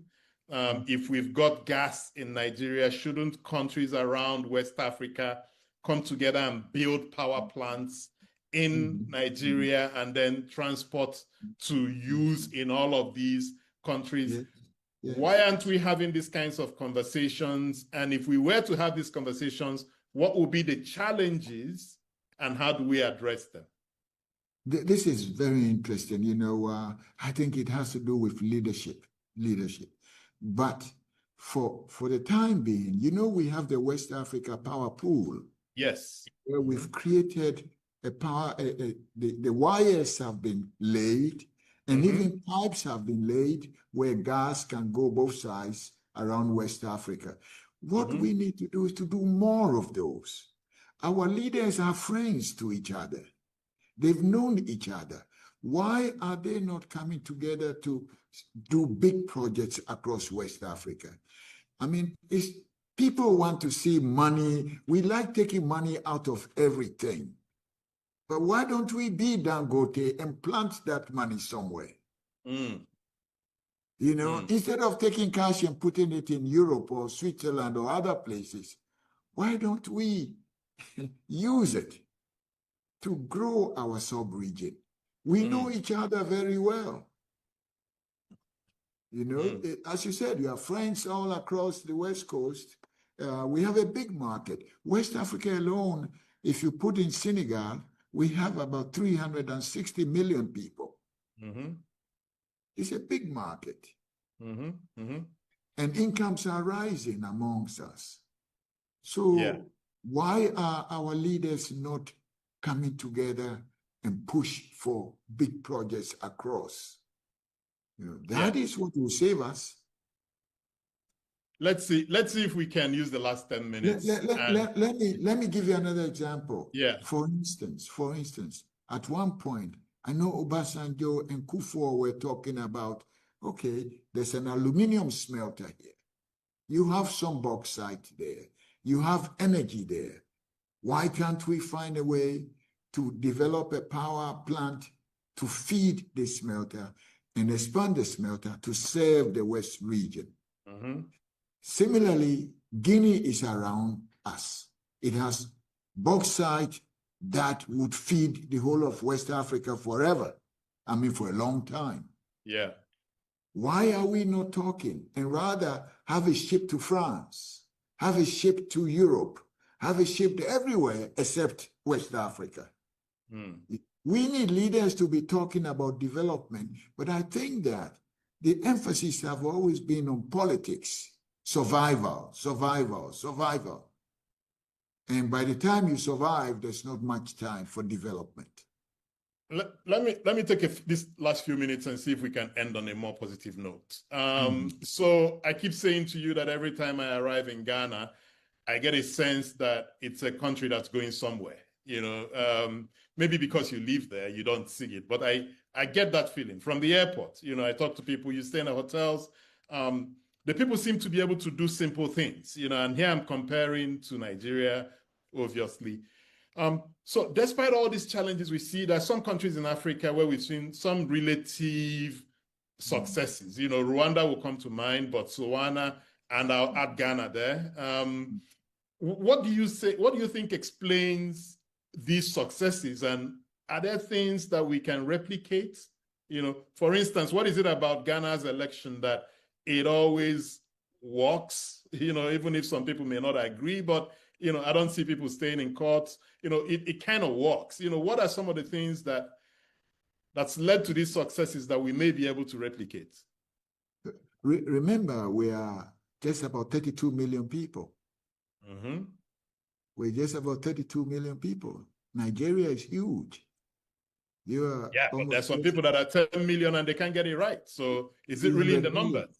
Yeah, so solving problems here can be manageable. We're just about 32 million people.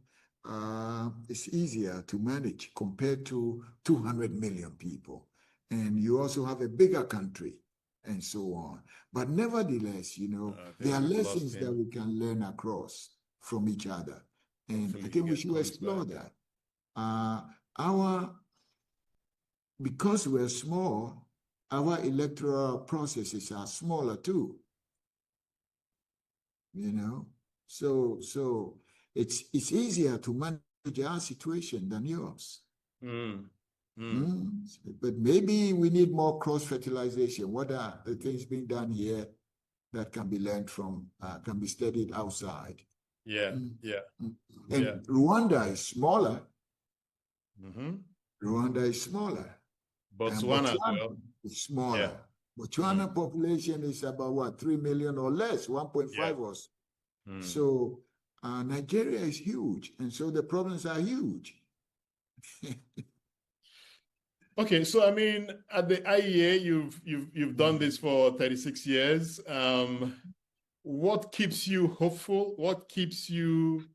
Where do you see that hope for the continent? So looking ahead to say 2030 or beyond, what gives you the most hope for Africa's development, and what keeps you most concerned? So most concerned, but also what keeps you hopeful? Yeah, I'm hopeful when I also travel across the region and I see young people talking about technology, young people talking about the future, where they're going, what they intend to do. And so that keeps me hopeful. But I wonder, sometimes I'm like, yes, underneath all this hope, are there legs to stand on? Because the legs are the culture of the country. What does the country provide for you to stand on to jump into the future? And that is a little bit disappointing to me. And let me put it this way. Our education system is not getting better. It's getting weaker. So when I see young people with hope, I wonder if they're getting the right education, because our school system is not getting better. Something has to be done. We used to have the secondary school, sixth form, and university. Some smart people came and changed it into SSS, junior secondary school, and so on, high school. And the system is so confusing now. A person graduates from high school and needs more education to be able to do even basic tasks. We've had politicians coming in all the time saying, we're going to improve this, we're going to improve this. They come and go and nothing gets done. And our young people are being shortchanged. So looking into the future, I feel sad that our young people are not getting the education that they need to fight the bigger fights ahead of us. Yet on the other side, we have the culture, the resources, the mechanisms to make them very, very wealthy people in the future, if we can manage the current circumstances. Wealth is here in Africa. If we can get the education and the training, and then working together around the west coast of Africa, we will do very well. Yeah. We will do very well. Nobody's going to do it for us. Not the World Bank, not the IMF, not the Bretton Woods institutions. No, none of them. They're not built to help us. They're not built. They are built to keep us out of trouble. They are built to keep us out of trouble, but not to take us forward. We have to find or define our own destination and work towards that. It's not going to be done by any of them. If you were approached by a young African leader who's just become president of their country X, knowing everything you've done in your career, both in the public space, public policy, business, etc., what would you tell this leader to prioritize? And mindful of all the challenges with implementing anything in Africa, how would you advise that they navigate to a solution in that area of priority? I've been doing this here in Ghana with a lot of young people. And first, you need to get education is necessary. Education is necessary. But for young people, I encourage them to go into politics as well. And I tell them, you have to go into politics because you need to set the rules, to set good rules to govern the future of the country. If you don't get good leaders, to lead you, we're going to be just being at the same place 20 times, going nowhere. But I encourage people, do well, go to school, but look at politics, because the decision-making will have to be in good hands before telling them about business opportunities and so on. But I think for now, every young person wants to go into politics for the wrong reason, or wrong reasons, to make money. And I tell people, that shouldn't be number one. Unless we organize ourselves well, I don't know, Patrick, we'll be sitting here and we'll go nowhere. Because if look at what happens. You discover 1 billion barrels of oil in the sea. Yeah. And immediately you go to Europe to look for a European company to give a concession to come and mine your oil and give you a little something. Why do you have to do that? Why do you have to? You discover gold or lithium in your country, a critical mineral, very wealthy, very, very valuable mineral. You run, you take a plane, run quick to Australia, going to look for an Australian man to come and get the concession. Why?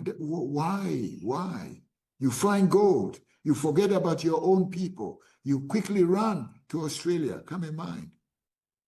This was done in the colonial times when the argument was that we didn't have capital.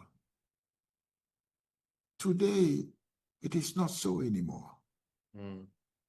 So without education, without a lot more, I don't know if it can continue like this. But I'm hopeful. I'm hopeful. Yeah. Dr. Charles Mensah, thank you so much for joining us. And thank you for having me. Thank you. And ladies and gentlemen, that's it for today's episode of Development Discourse. Big ideas, important questions, real conversations. Until next time, it's Patrick Okibo. Let's keep building that society that we want to live in. Thank you so much. Thanks to everyone.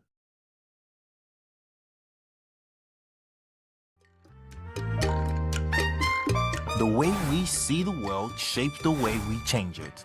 Gender isn't just a checkbox, it's a lens. One that helps us understand the world more deeply and act more fairly. Gender Perspectives, a program for those ready to see more, do more, and be more. Designed to challenge assumptions, ignite conversations, and build inclusive solutions across every sector of society. We are not, fighting the men. We are not saying we are equal in terms of rights. We're only asking they should recognize our existence. Join us on Gender Perspectives, showing every Saturday by 4 p.m. Repeat every Wednesdays by 5 p.m. and Thursdays by 3 p.m. Change begins with perspective. Let's widen yours. Hi, my name is Shimata Rigawa, and I am a champion.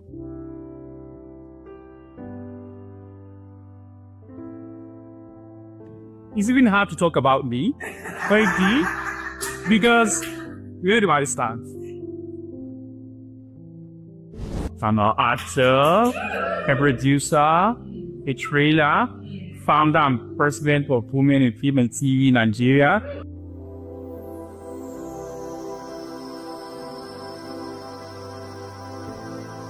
I also run the Fulo, which has this festival that's amazing. I've been running since forever. Yeah.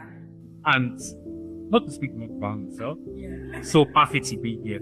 In Nollywood, stories are more than entertainment. They shape how we see ourselves, our communities, and the world. One emerging voice challenging traditional narratives and pushing for gender equity is Chimateva Igbawa, a Nigerian filmmaker whose work bridges culture, identity, and transformation. Chimateva first captured international attention through his short film Salamatu's Rhapsody, a coming-of-age story that centers on a young girl growing into her own voice and power. This film, developed under the British Council's Film Lab Africa, was selected for screenings in Lagos and London and recognized at the UK Film Awards. Why does this still matter?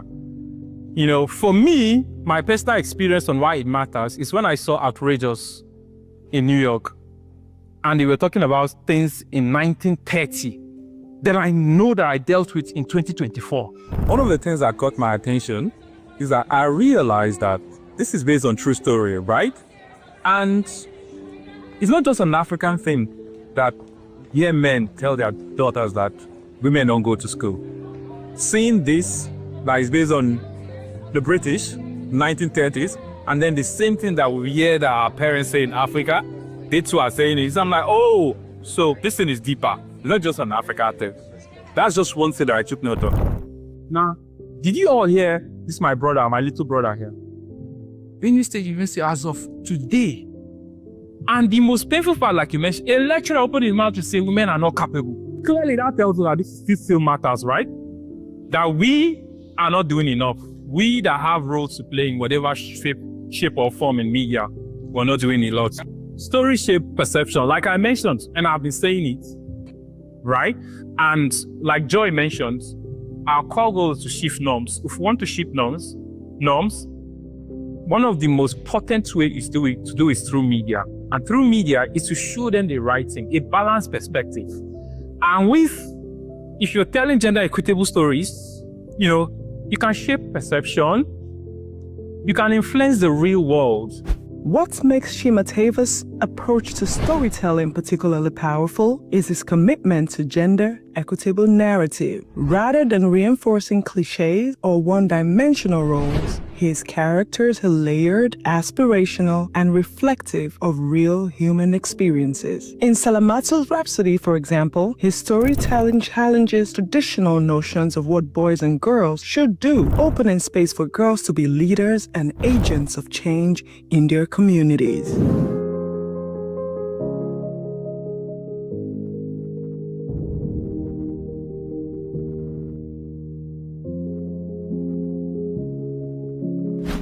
Speaking about women empowerment and the military, it's clear, using the North where I'm from, that if we have women in top leadership, like imagine this scenario, the chief of defense staff in the army is a lady. Imagine how she would take care of the women there, how she will be so passionate about security of the place. If you go to Borno, for example, now, women are suffering, literally. They are getting forced to marry. They don't have any economic means. All their lands are taken. They can't go to the market because they will be burned. Now, I'm so passionate about that because I believe that if we diversify the leadership in the Nigerian military space, we have women who really are at the top level and can make decisions that are not just security, because these people also make political decisions. I believe strongly that not just the North, but Nigeria entirely, it will lead to so much growth because women are needed for economic growth. And with their security being secured, let me home back to the North, like Borno, we'll see growth. If you go to that place right now, it's dead. And so that's what I want to talk about.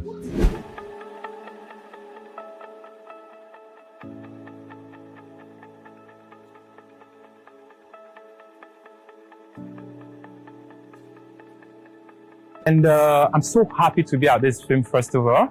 It's one that I've always dreamt about. And my purpose here is very simple. First, I want to create awareness of how important it is for us to tell gender equitable stories. And then hopefully at the end of it all, I want to give strategies and ideas that will aid all the filmmakers that will come to this session go with how to tell stories that balance gender in all forms. I was able to impact young persons that came with little or no knowledge about how they can infuse gender equity in their stories. But having taught them a bit about it, I said a bit because there is a lot to unpack when it comes to telling gender equitable stories. And I'm so happy and so excited because this mission that I believe in, with this workshop, I know I've sown a seed. I can't guarantee I've caused a change, but I've sown a seed and created a spark that as they leave here today, they will continue thinking about this and they'll continue researching. And in the long run, I can be rest assured that very soon, across all our media in Nigeria, not just film and television, we'll start seeing balanced storytelling through the lens of gender equity. It was about telling more stories and so we took women as the case study and putting women in more situations where it would start becoming like a norm. So my own takeaway or recommendation was, sometimes you would also have to pay the price, because I started an example of Chike and Director Pink and how he took the risk of, hiring a whole female team band, and today we have Director Pink from just that, one act. So everyone has to play a role in that. If you want to see more women or want to see more women in places that we think that everybody can thrive.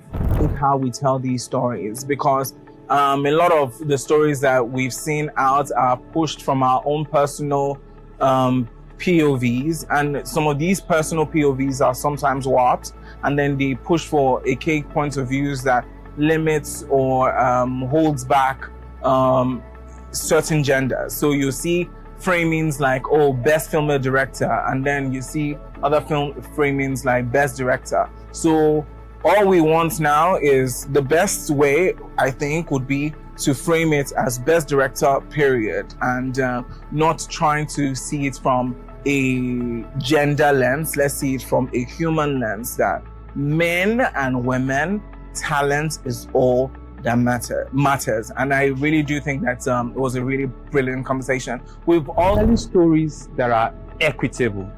For us today at this festival, who carry the baton in telling Nigerian or African stories or stories in generally, it is important for us to know at least the basics of telling gender equitable stories. Because if you have dreams of shifting the narrative of African stories or telling stories that travel and go global, you need to have tools. And the tools for you to do this is to know how to tell stories that are equitable.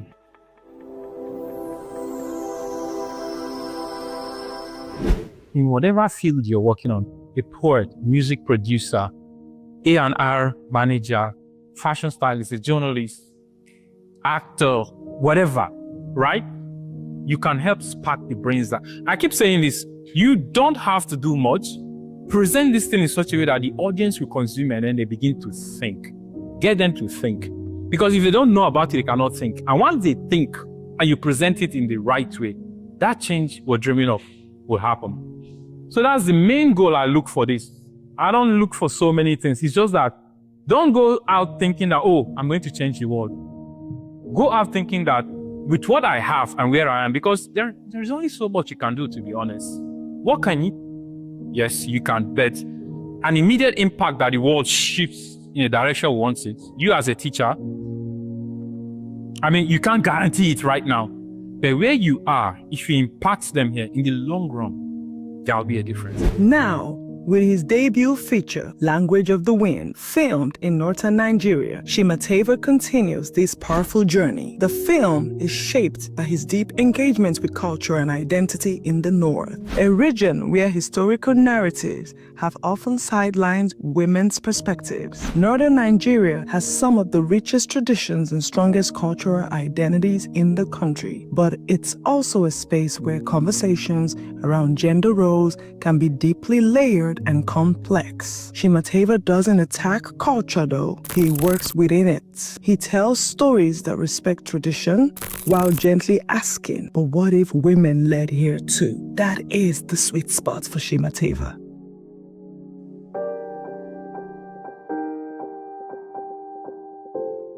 So, what does being part of this program mean to me? I'll tell you a story. Sometime last year, I did a short film called Salamatu Rhapsody. In my head, while I was working on that film, all I was thinking about was gender equality. But just being part of this program, I've been educated to understand that there is a difference, right? There is gender equitable storytelling and gender equality. And what it means for me to be part of this program is to now go back with my next project and subsequent projects to be sure that each project I'm working on, I'm conscious of being gender equitable with my storytelling, knowing how each character matters, knowing how choice, even colors, and who comes first. How many females do we have? How many males do we have?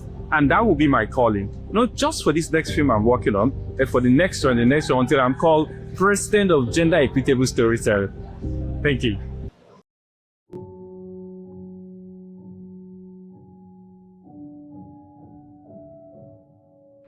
It's not just about putting a woman out there, right? It's putting her in a position whereby she could be who she is with her flaws. She's a human being, and we all humans have flaws. You know, put her in position and places whereby typically is male-dominated or is frowned by tradition or stuff like that.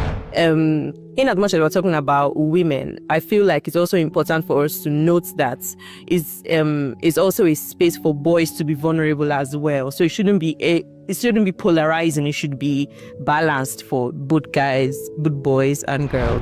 Maybe because I'm a woman, and also maybe because I see, experiences of women, my mom, my aunties and all of that. I see their aspirations, some of them, how they talk it in because they have kids and they were told that, some want to go to school, but they were told, no, stay at home, take care of your kids and all of that. I literally have people like that in my life, and then I now see them as older women and I see residue of maybe resentment or regret, and all of that. And I'm like, okay. The men show up more than the females. And so sometimes it's not necessarily that the industry is male dominated, is that we don't have enough females actually showing up to do this. For example, in the trainings that we do, I also teach alongside Femi. When I'm teaching cinematography, I can have a class of 17 people, only one female will be there.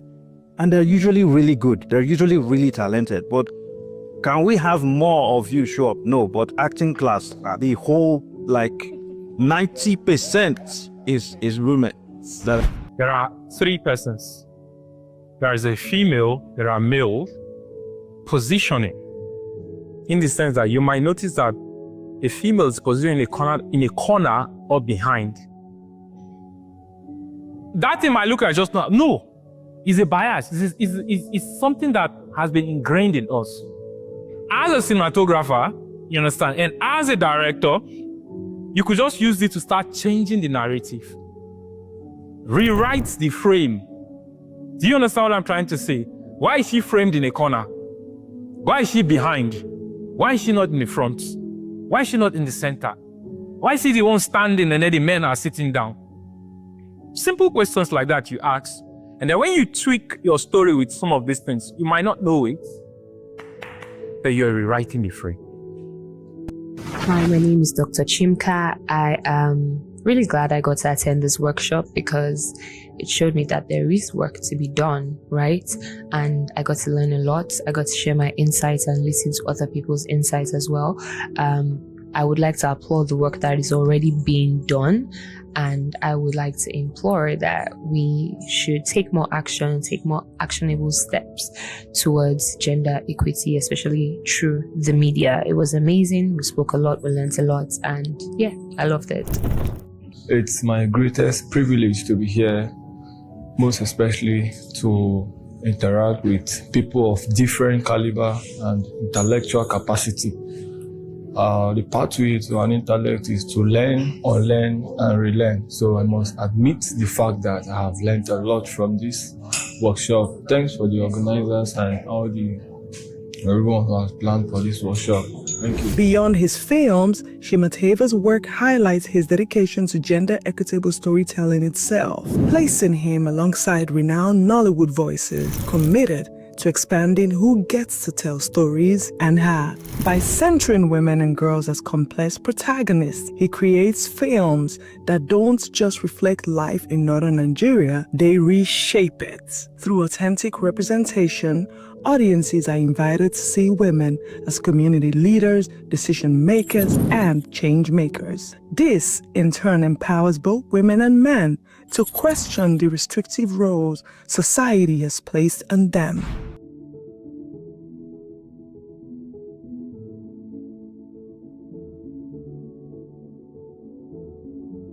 The first question is for me to think of the story, right? And when I say story, I also mean think about the story world, think about the professions, right? Think about the timing. Now, when I think about all of this, I start guiding my decisions of approaching storytelling in such a manner that it is gender equitable. And how do I do this? Just to start with, whenever a story pops into my head, and I look at it, what are the genders involved in this? Male or female? How many females do I have? How many males do I have? If there are females, in what position are these females? What professions are they in? What times is it, right? Are they in such a place whereby they are positioned and set in the strong light? Or are they just like supporting, just to aid the male gender, to push the story forward, just supporting, and just putting them in a stereotypical role that we all have known? No, I don't approach it. I don't. I won't approach it like that anymore. Having gone through all of it, it has to be in such a manner that there are women, not just women in it, not just supporting role, there are women in powerful positions, because in reality, my eyes have been opened. Women are powerful, right?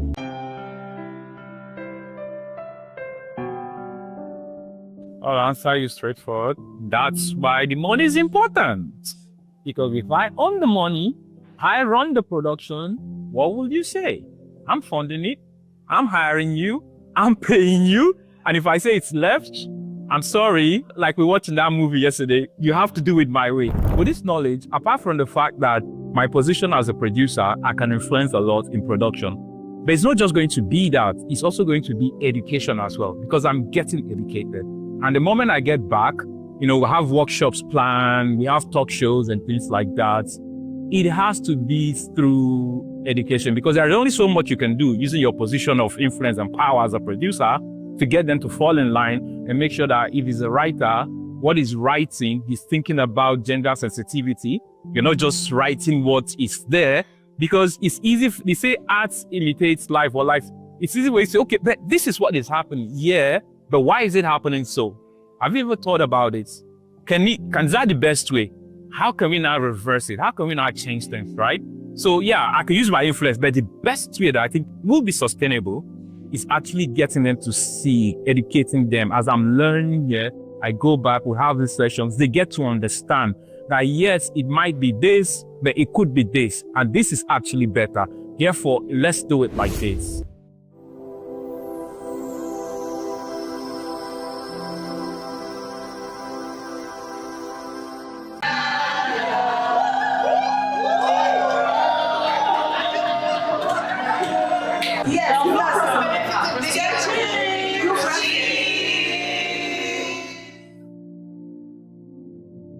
Remember I mentioned this, that if we don't take anything out of this, and I'm stressing this word, an acute awareness of tropes and biases. If you don't take anything out of this, take that in everything you're doing. Like for us, we're telling stories and, I remember I did this course. It got me thinking, this course in England, and they were talking about ordering in film. And what does it mean in ordering? Let's say, you see this thing like American movies, there is the president, they're meeting, and then there are people supposed to go into his office. How they stand? Where is the woman standing? Is she behind all the men? Is she in front? Is she put by the corner? These things are subtle. You might look like just people walking, but it reinforces norms. It's built on norms of gender inequality and inequity. You understand what I'm trying to say? So when I say tropes, if you don't take anything out of whatever you're doing, you're writing lyrics, you're writing poems, you're writing a journalistic piece, you're styling someone. Just pause for a moment. Why am I going this direction? And I bet you, if you stop and ask deeply, you might notice that, you're following a program. You're doing this without even thinking about it. So it's been an amazing session, and then I was glad when I saw the poster for this event by Shima, and I was looking forward to it. So, and then understanding that in storytelling, we creatives need to make gender equality as our focus. Equity has to be our focus for both genders, male and female. So I'm very excited I was here. I learned a lot. Thank you.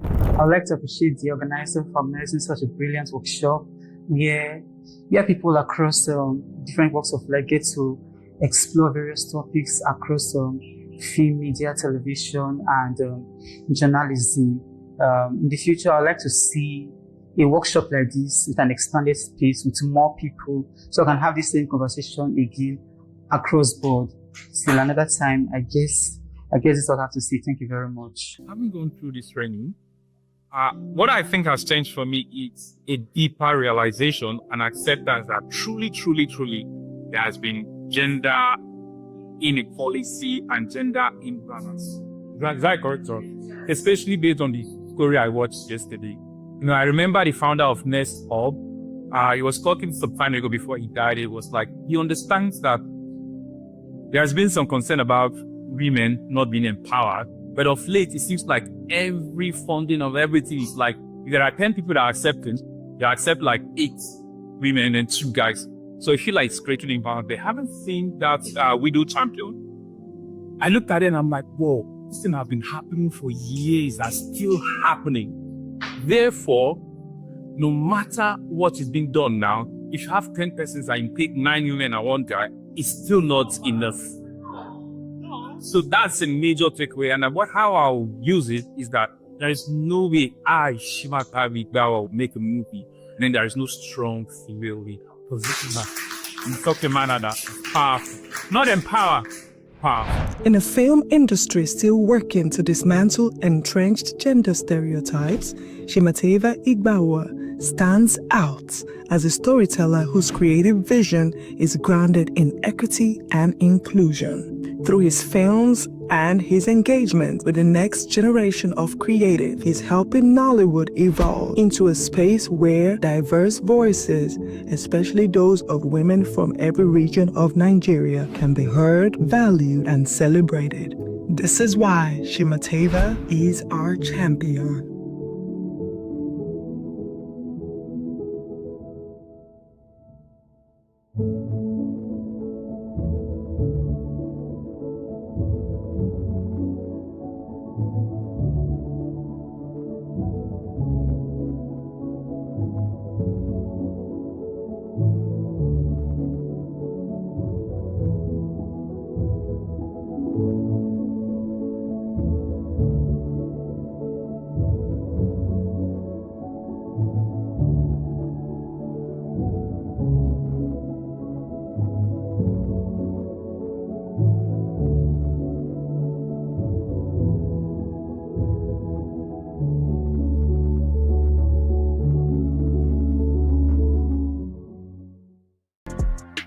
Plugged into the heartbeat of entertainment on The Hub, your ultimate show on e-vibes. From trending stories and social media drama to top charting music, must-watch movies and exciting moments from the world of arts, we've got it all. Join us for unmissable conversations with your favorite entertainment personalities, plus fun segments every week. I should try harder, so... Okay, I don't know that one. Outfit of the day. Oh, I don't do that. That's some Gen Z stuff. Oh, now you say it's a Gen Z stuff. It's everything you love about entertainment, served fresh every week at 1 p.m. with weekend repeats just in case you missed it. The Hub's on e-vibes, where the vibes never stop. Only on Signature TV.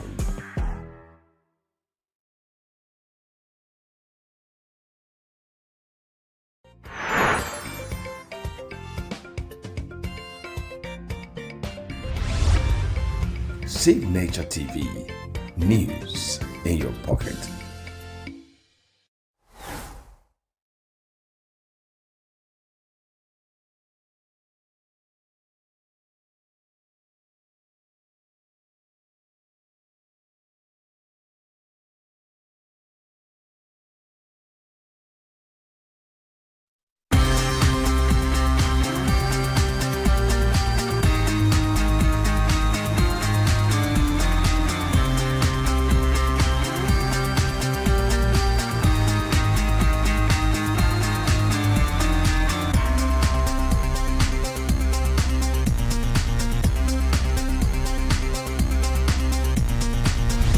From AIT Studios in Abuja, Nigeria, this is the O&N Sunday Show with Obiora Ilo.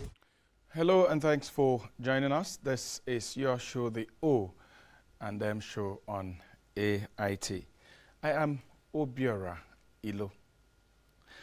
Today on the program, we want to look at these agitations around the country. The most strident among them is that word restructuring, which we have pointed out here a couple of times, that if you have 1 million Nigerians and you say, tell me what restructuring is, you have 1 million different answers. Today we want to look at the relationship between restructuring and the economic challenges we are facing today. And what are the other reasons why there is so much agitation. You talk about IPOB, you talk about Biafra, you talk about Arewa, you talk about South-South groups. Almost in every part of Nigeria, you hear about these agitations. Today, we have the pleasure of tapping from the world of experience and knowledge of a man who has played a key role in Nigeria's economic development. Our guest today is former economic advisor to President Obasanjo. Currently, he's a director of the Institute for Development Studies at the University of Nigeria in Nsukka, Professor Osito Obu. Professor Obu will be joining me in a moment to look at some of these issues and other contemporary issues in our country today, but that will be after we take a short break. Don't go away. Are you watching Nigeria's biggest late night show? In a recessed economy, an economy that had gone into recession through no fault of ours, but the fault of the previous government, who refused to save anything when they sold oil at $110 a barrel, and we are producing 2.2 million barrels our OPEC quota, full capacity. They saved nothing. Change in the leadership in National Assembly is normal. It is not very abnormal. No. We are 109 in the Senate. Only 10 people are in the leadership. 99 are not in the leadership, and I'm not better than any of them. I don't have issues. I don't have any strained relationship with the governor because I left PDP. PDP is dead. PDP is dead. Poverty is inherited from one generation to another.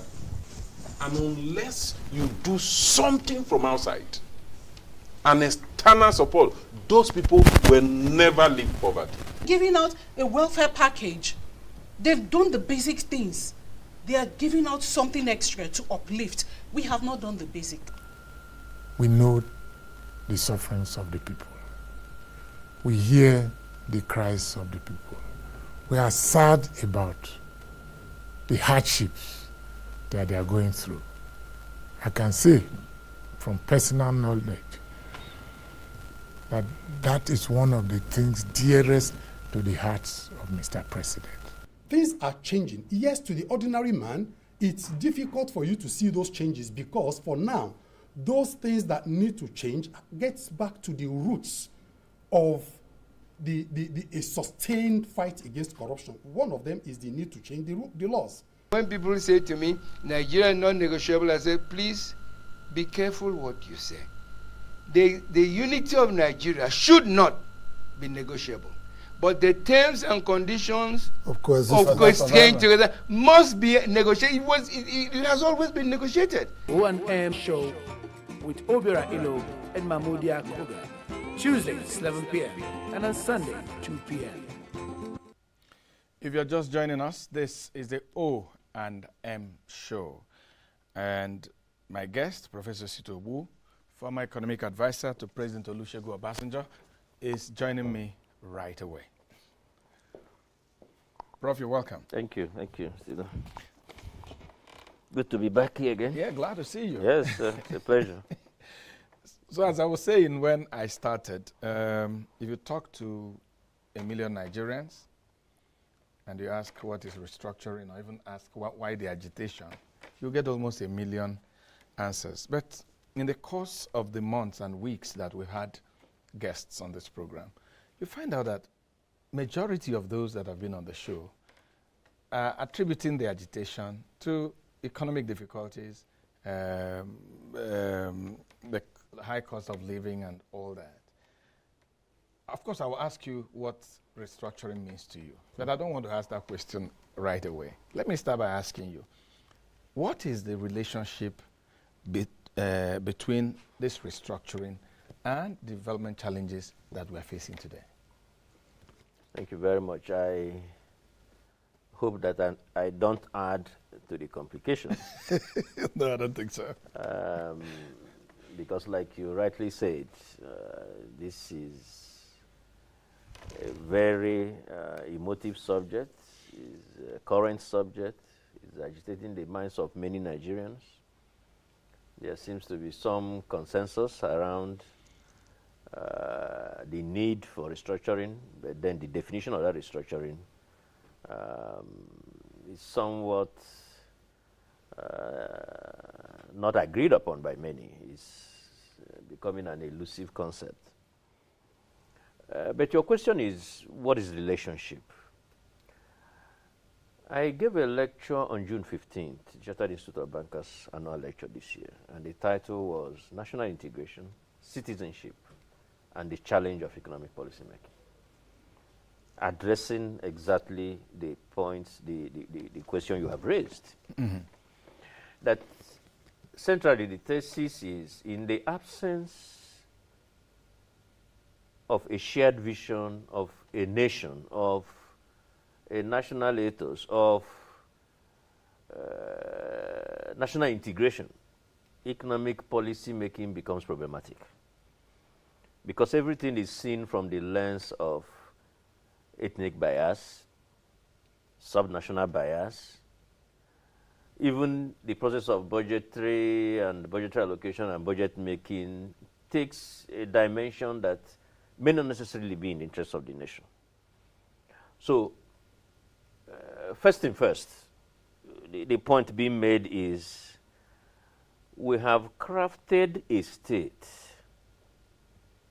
meaning even from 1914, the amalgamation was state making. Mm-hmm. The creation of states from 12, 19 to what we have now, 36, is state making. When you finish making the state, you must create the nation. And that's a more difficult task. Can you break it down for us? Yeah, I'm coming. So we have a state, but it looks like we don't have a nation. A nation exists when all the groups and the individuals submit themselves to that nation as belonging to a political community, a community of oneness, a community that cares, a civil public, if you may like. So one may be likened to a hardware and the other one a software. You have put the hardware in place. You need this. The software is actually quite difficult. Mm-hmm. To create citizenship that has emotional attachment to the state, that recognizes that we're all one, that what hurts one hurts another, that the progress of one is the progress of all. That path, I think, is still work in progress. And the reason the agitation has come is also because the current structure has not delivered. And so people are saying, maybe we assumed too much by giving too much powers to the federal government. Those who crafted the Constitution and gave power to the federal government were not foolish. They thought through. They thought that a strong government will create this second part, this software, nationhood. This nationhood. That if we have a national police, if we have federal roads all over, that we can create a sense of belonging for everyone. Obviously, that was the thinking. But the practice of it has come short. So you find that the state governments are the ones supporting national police at the state levels. Mm-hmm. You find that the state governments are the ones repairing federal roads. So the question has come, this structure has basically not delivered the dividends that Nigerians are clamoring for.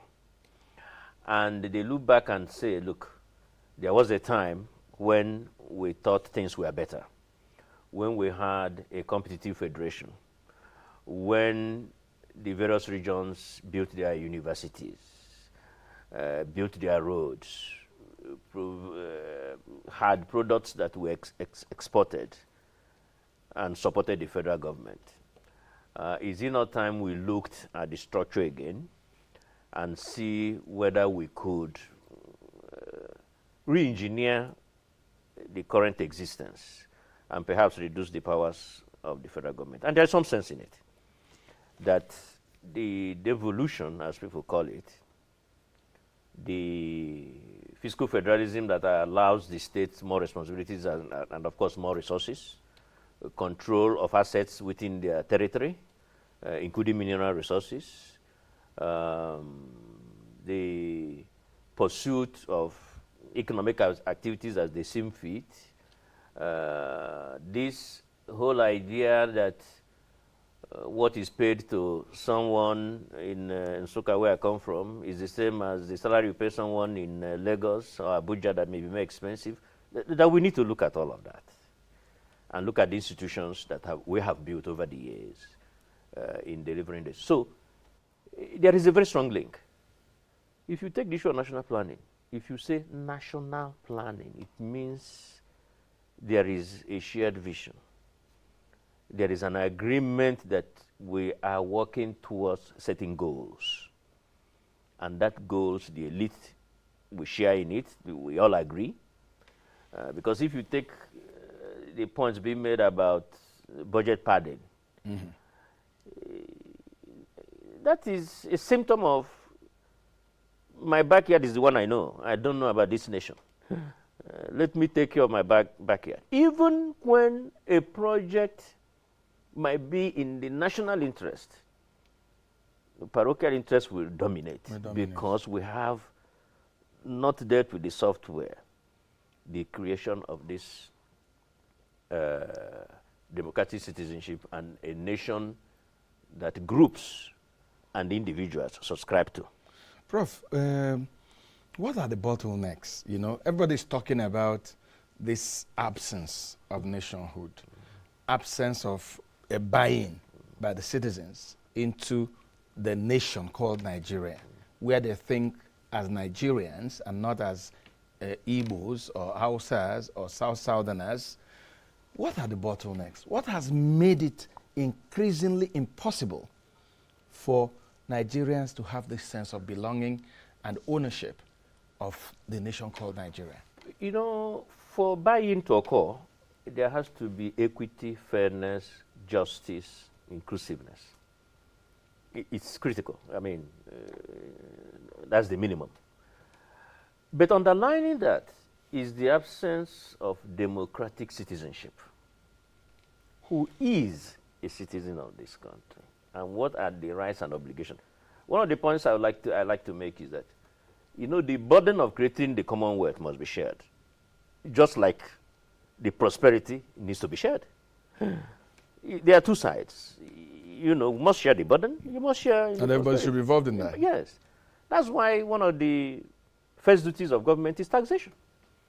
You tax people to generate revenue to do work, and at the same time, you give them social protection, protection of life and property. You give them a voice. So, what does democratic citizenship mean? It means that wherever I am in this country, I have rights. I'm not a stranger, I'm not a visitor. And the reason why this is important is that it helps to allay the fears of people that may be thinking, oh, if we devolve powers, we're going to lose. No. If Bayelsa controls oil and becomes prosperous and industries are booming, I from ENUGU can migrate to Bayelsa. And if we have established in our constitution that if I live in Bayelsa for 4 years, I have rights, responsibilities, as everyone else, as a resident of Bayelsa. So what does it really matter that Bayelsa is booming? I will relocate to Bayelsa and start enjoying the boom in Bayelsa. So citizenship, we have to define what it means. Residency. Because this promotion of indigenship has hurt us, which is at the heart of the question you are asking me. What has been the bottleneck? The bottleneck. That I was born here, my parents were born here, and I live here for 20 years, 30, 50, 60 years, and suddenly, if I want to be a counselor, I'm reminded that I'm not from here. I was born here, I live here, I go to the same school with everyone else, and suddenly I am told you have to behave differently, score differently before admission into certain. So those sorts of issues, those issues that are emotive, that allows the group or person to submit to a nation, that software, that citizenship rights that every Nigerian should have, wherever you are, we need to entrench it. Once you begin to entrench that, once people feel we are the same, and by the way, the responsibility is for all of us, whether in the private sector, whether in the public sector, because, you know, when we speak about leaders, people always think leaders are only those who occupy political offices. Political offices. No. We're all leaders once you exhibit those attributes of leadership, and in our own small spheres. begin to make people feel part of this nation. I know that the top leadership has a role in creating that environment. I understand that. Because, I mean, that's what somebody like Mahathir Mohamad did in in Malaysia. In fact, there was a time when he wanted to promulgate a major national plan. He said, this is a beautiful document, but let me first create a nation. So he put the document aside, and because, you know, they have Malays, Chinese, Indians, and others. And he said, we must recognize the diversity, but we must create one nation. So he called it Bangsa Malaysia. One united Malaysia, but diversified. So there is a buy-in. If we don't have that buy-in, that this national plan that I'm executing will really not produce the results that are desired. So I remember in 2012, I wrote an article published widely in this country that Jonathan should appoint a national coordinator for the North. And I read out the statistics that shows the difference in the development pattern between the North and the South. And I said, it is not a Northern problem, it is our problem. A Nigerian problem. It is a national problem. Therefore, we should tackle it nationally. Many people were happy with the article. Of course, some people didn't like it. But that is how you create a sense that that which is problematic in a region is our problem, not their problem. So progress in one region is progress for us, for all. And if there are gaps in one region, we must make effort as a nation. But does that not support what you insinuated when you talked about the hunger by some people, that we should go back to the regions, so that regions probably would address their own peculiar problems, like the shortfall you talked about in development in the Northeast, that instead of one man sitting in Abuja and appointing a national coordinator, that power goes back to those people in the regions, the Southeast, South-South, Northeast, Northwest. Is it not? No. By the way, I haven't discussed the regions. I didn't. Well, I didn't. Okay, maybe not regions. Yeah, no, I didn't talk about regions. The difference between what I'm saying is that even when you agree that you would devolve power, there is still a federal government. Yeah. That will still have a federal budget, and that federal budget can be an instrument for bridging gaps. Okay. Between states, between regions, but there has to be a shared vision that this problem is not their problem, but our problem. So I think the point I'm making, and you are bringing me back to, you have asked the question almost through the back door. Because I think, quite frankly, it will be difficult to go back to regions as they used to exist. Yes. And there is seeming consensus that the states should be the federating units, but with a lot more powers to do things. For instance, state police, like I said, control of minerals within their resources, making agricultural policies, educational policies as they deem fit, setting their own salaries, structure, and things that a true federal structure allows. I was talking about citizenship. Yes. You remember that George Bush has two sons, and one was governor of Texas, and one was governor of Florida. Of Florida, yeah. So even when we're not there yet, we must be moving towards that. Senator Clinton went to New York, bought a house, established residency, and became a senator representing New York. So if you have democratic citizenship, if you establish that, you're going to overcome a lot of things. Even when you devolve, doesn't mean the nation doesn't see a crisis in one area and goes to address it as a nation. Yeah, because if you're using the United States as a model, you see when they have natural disasters, the federal government intervenes. Exactly. Even in the development of technology. You know, the shale rock is in North Dakota and the surrounding states.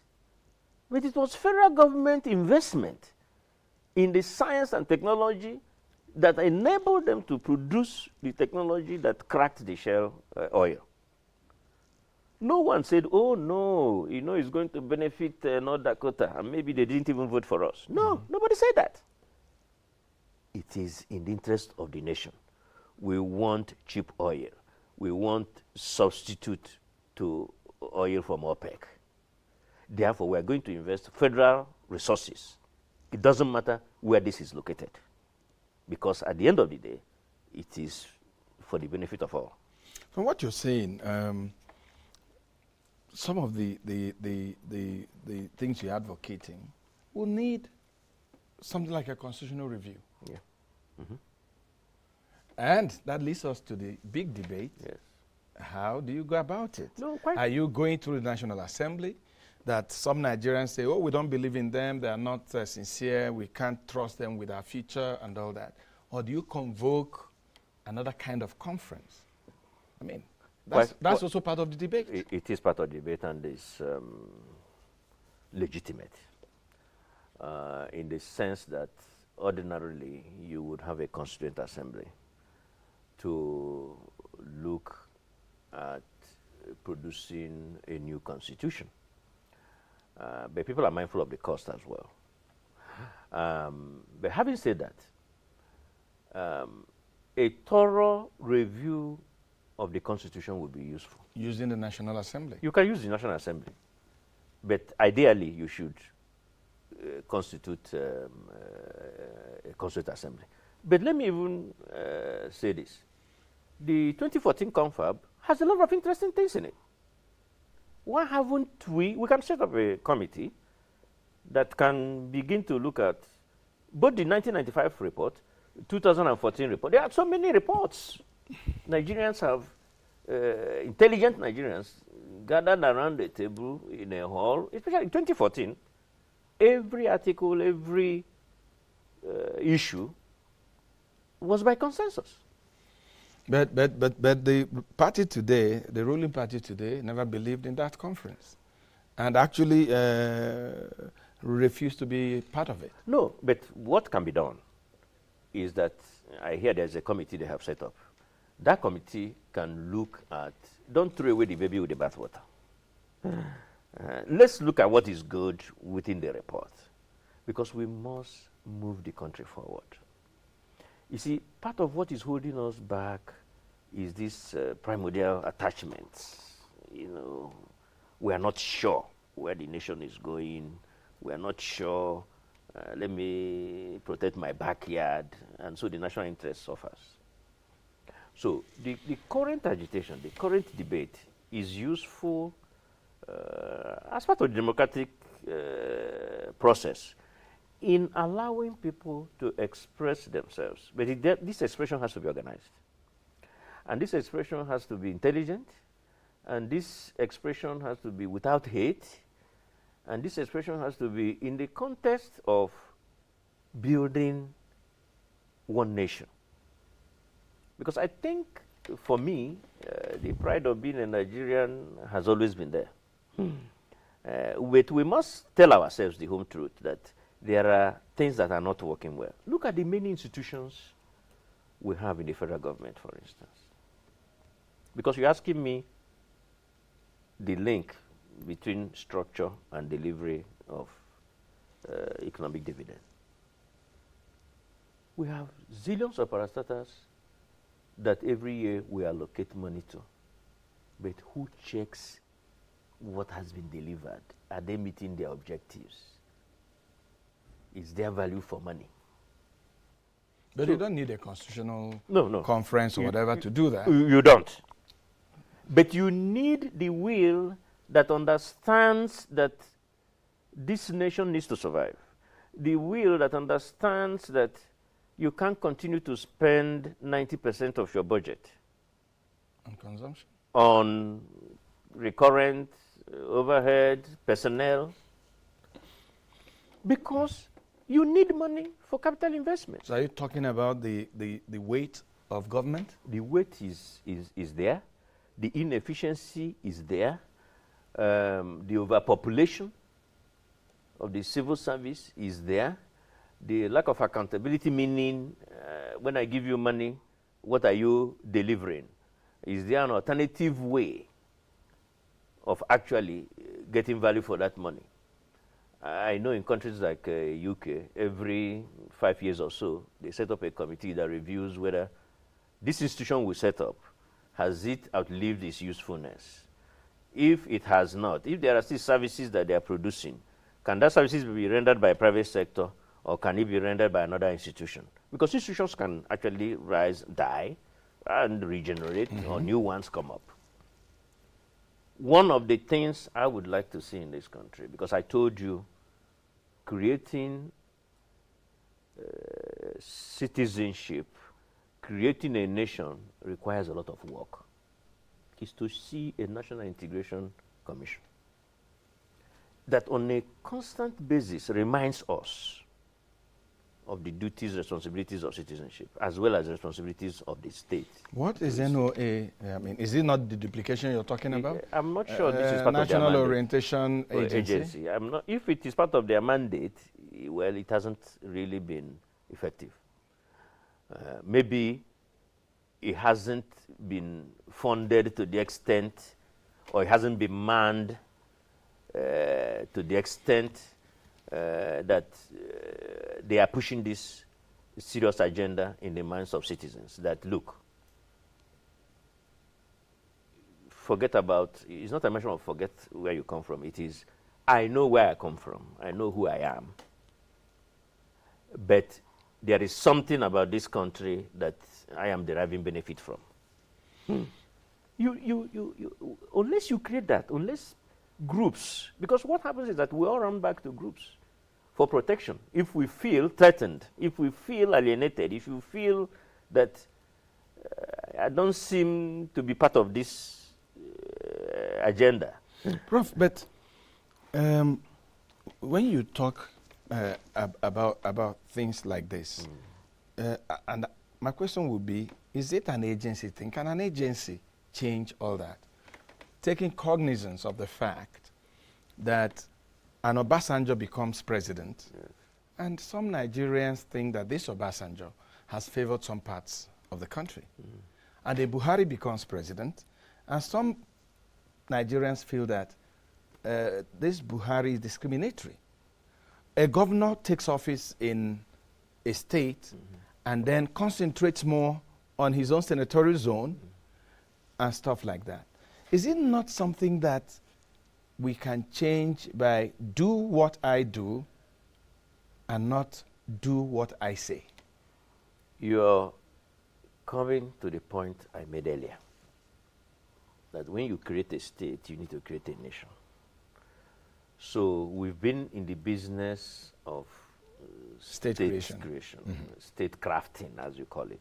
Nation building takes a while and takes concerted effort. Is it not a leadership thing? It is both leadership. That's why I mentioned the point about leadership. Yes, more of a leadership thing. It is both leadership, it is also institutional. Meaning we need a constant, whenever you have a problem, by the way, you create institutions to solve that problem. You don't just create institutions for creating sake. So you have corruption problems, so you said I need the FCC, I need ICPC. So the terrorists struck America, they said no, we need Homeland Security. So once you have to identify that this is a problem, that national integration has not occurred. And by the way, if you look carefully, we have created certain institutions for national integration, but how have we used them? For instance, the National Youth Service Corps. Essentially, Federal an Character Commission. An instrument for national integration. You go somewhere else and understand and live with some other group for 1 year, it begins to open your mind about this, what these people are, so that your biases, your perceptions about them and sort of dealt with. you begin to see these people in a different light. So, you have the federal government colleges, unity schools. Unity schools, they were called, yes. So, but we have not used them in a manner in which they are supposed to be used. So, an agency of that nature reminds the president, because he should really be under the presidency, that the symbol of national unity is the president, and the entire nation is the president's constituency. And once you become president, it is no longer relevant who voted and who didn't vote. So you need such reminders. You need programs. You need youth awareness. You need education. Like the point I was making that, hey, why are you afraid of devolution of resources or giving people higher percentage for derivation? After all, who knows? Tomorrow it might be your turn. But besides that point, nothing stops me from going to live in that country. If a state of Texas, as they used to have, I don't know what it is today, had no income tax, I can migrate from Maryland and go and live in Texas, and I'll still enjoy that no income tax. So think about it. A Nigerian goes to US. A Nigerian is born in US. The father may have a residence, a house in the US. Once you can establish I have an address, my father pays tax, you start enjoying the benefit of the city, of the state you are in.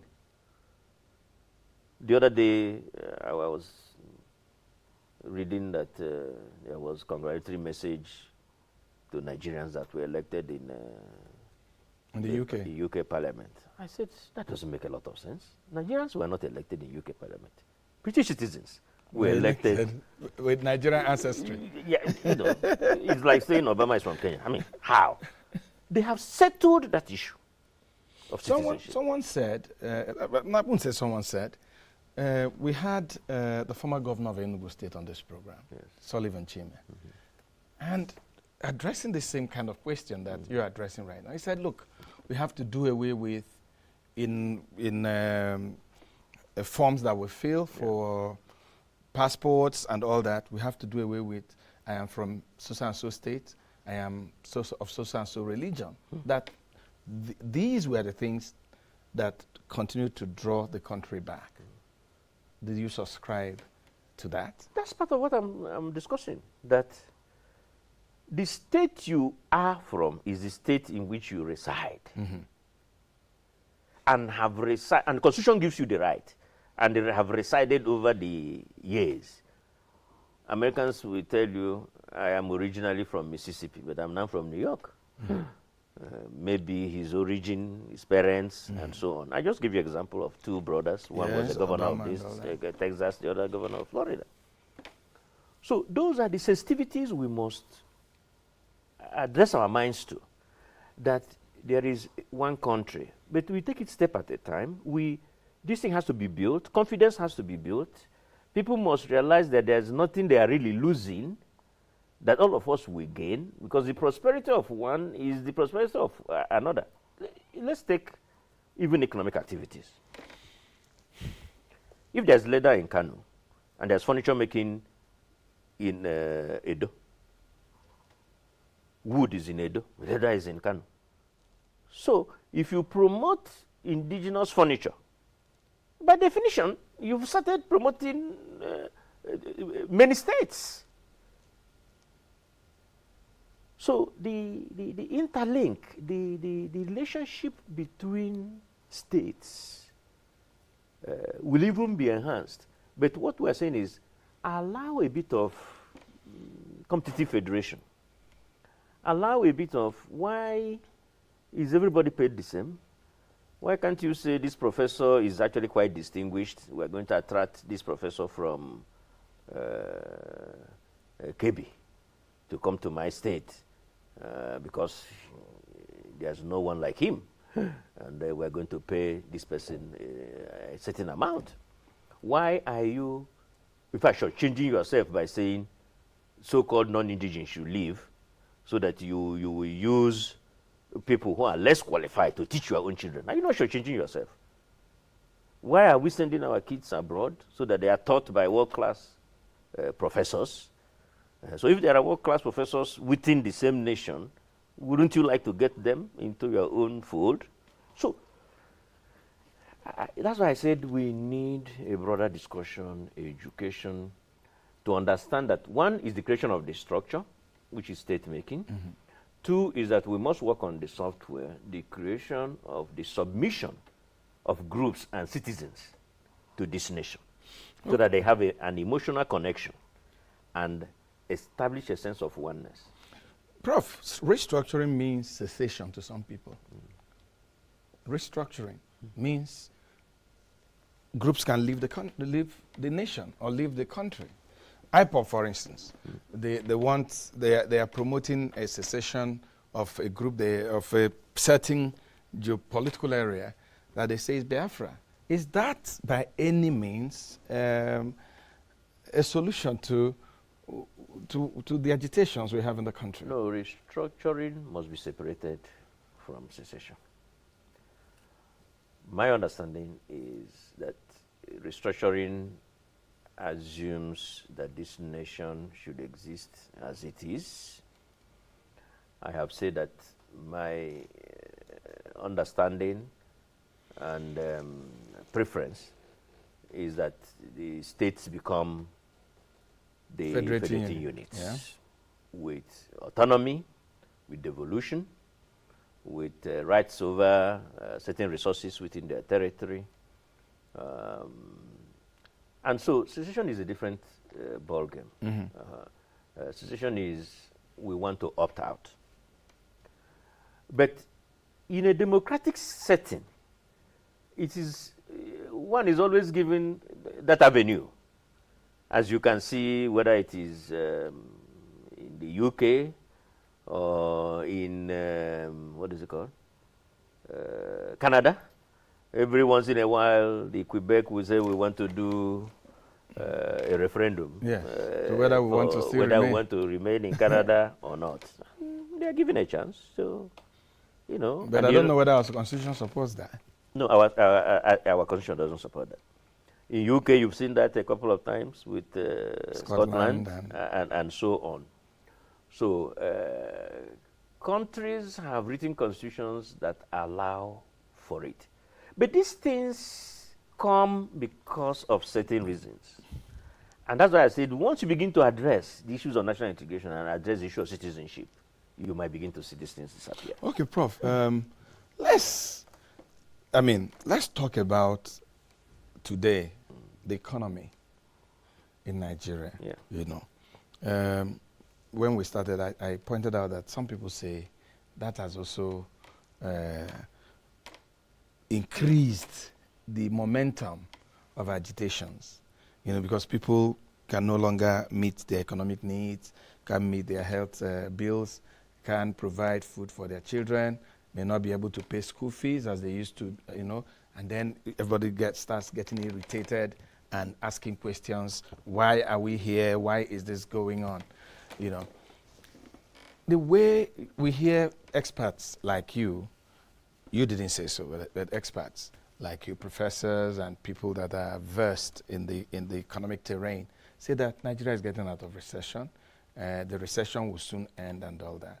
We've also seen a situation where the Naira, over a long time, is gaining some strength, even though in the past couple of days and weeks, it has, you know, what the central bank is doing, you know, pumping foreign exchange to the foreign exchange market, is it an enduring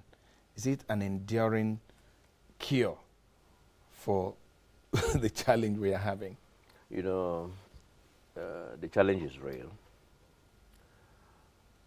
When I had the privilege to sit in the Federal Executive Council, I know a couple of former ministers, when I called them up, they would say, Osita, jobs, jobs, and more jobs. Because it seemed like that's what I used to say each time we had discussions at the Federal Executive Council or in committee meetings. You know, these jobs and absence of jobs for the youth. Nothing can be higher on the agenda. The truth of the matter is that you have to grow the economy. And the truth of the matter is that the economy was growing, but it was not a shared prosperity. People who know me know that I believe that shared prosperity can only come from industrialization that is driven by manufacturing sector. It is the manufacturing sector that has the capacity to transform or to uplift millions of poor people out of poverty. You know, a lot of Nigerians are working, but they are working poor, trapped in low productivity, low wage professions. And so if you don't have a modernized manufacturing sector that can attract this mass of people, by the way, the evidence is everywhere. In India, in China, in Malaysia, in wherever. The manufacturing sector contribution to the gross domestic product must be close to 30% before you begin to see real change in the lives of people. Because you see, the so-called informal sector is not able to raise the productivity. And if you don't raise productivity, you can't raise income. It is, you know, the informal sector is not able to absorb technology, not able to use technology that raises that productivity. So we can't continue to fantasize about one person business, two person business. The government has to invest. Not only invest, direct there through policies. A kind of okay, yeah. That here are our priorities. Here is the direction we think things should go. Here are the incentives we provide. Industrial policy is real. It's not, and it requires serious coordination of both state and federal assets. Meaning, I see an industrial policy written without major input from Science and Technology Ministry, and I say, how? I see even agencies under the Ministry of Industry maybe pursuing an agenda that is not coordinated with the industrial policy. I see the customs, maybe the agenda not tallying. So it requires serious coordination, because coordination failure is a major impediment to economic progress. And this coordination happens at the highest level. There are assets of federal government that we must put to serve certain things. For instance, if you take the budget, you can have 100 naira and split it all over the places and nothing is produced. It might be the need that this year, next year, let's really tackle A, B, C, D. You know, even the budgetary process. And you put money in that area or that sector. And deliver it. One of the things I was going to suggest is that we need an infrastructure bill. This is irrespective of the ministry, whether it is transport, works, housing, an infrastructure bill that says, here is the deficit, here is the amount of resources that the government can muster, here is the gap that we must seek for either from international lenders or donors, and we begin to address this infrastructure deficit as a collective.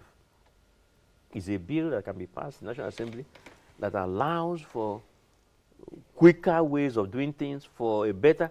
For instance, you're doing Abuja-Lokija Road for 16 years. And it's not completed. How?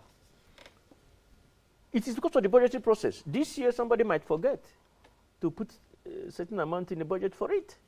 Or probably some money is put, nobody supervises it to ensure the milestones. Yeah, but I do know that sometimes even for a year or two, you might not So, but we need to rethink that whole process. Prof, you know, you talked about manufacturing, and some people, I'm taking you back to the monetary policy, what we see the central bank doing, for instance, that what could grow the economy and strengthen the Naira? It's not this kind of fire brigade infusion of surplus, in quotes now, my words, surplus foreign exchange to douse the demand and supply politics of the money.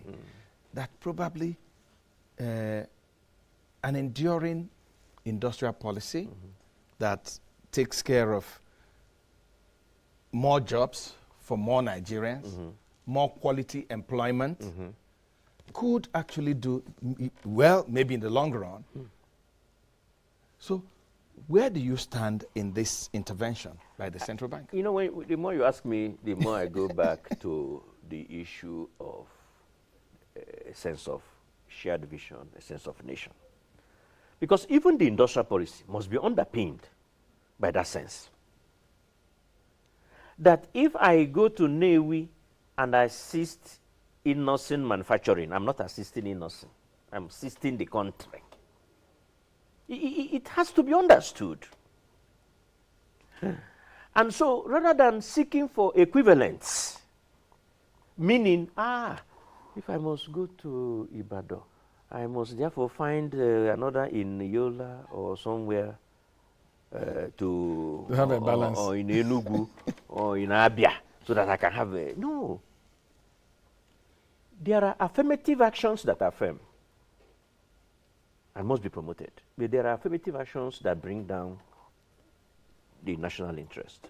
So, in the point you're making, it's not just simply manufacturing. It is that we need to improve the productivity of this manufacturing.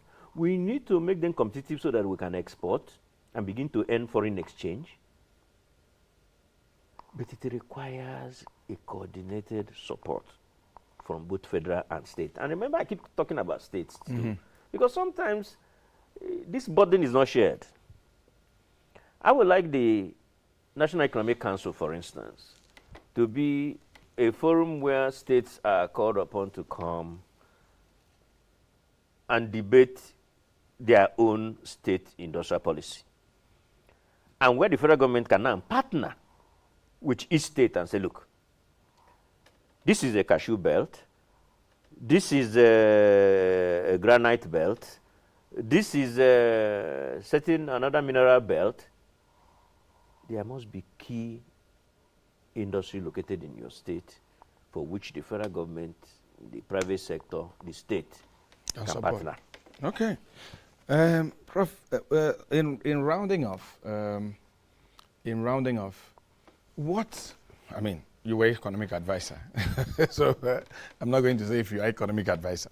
I'm just going to say, as a concerned Nigerian, a professional, an expert in development studies, in the economy and all that, in very few sentences, what should we as a country be doing now to get out from all these challenges that we're facing, economic, political, and all that? No, first thing first, we need to build this nation. We need to create a sense that we are all in it. We need a fair, equitable, and just country where all of us can submit ourselves to, whether as groups or as individuals. It is the first order of business, upon which many other things thrive. So that's, that's the foundation. That's the foundation. So even, that's why I said the challenge of economic policy making arises because this shared vision is lacking. So leaders must retrace their steps, all of us, and ask questions. And that's why the discussion around restructuring is also fundamental. That we need to create buy-in, that everybody is comfortable, have a sense of belonging, and that this is a structure that makes them... Even if they don't get everything they want. No, they can't get everything. Of course. Nobody gets everything they want. And we must also take steps to allay fears. To say, no, those fears are actually not quite justified. That the evolution doesn't mean that you're going to lose out completely. So that is important. In addition to, of course, you can't wait because national integration is not a one-day business. In the meantime, you must pursue institutional efficiency that delivers the good. If you don't have a good civil service, sharp, well-trained, in fact, we were just coming from a conference where the one minister from Singapore was telling us that they compete with the private sector for people entering the civil service.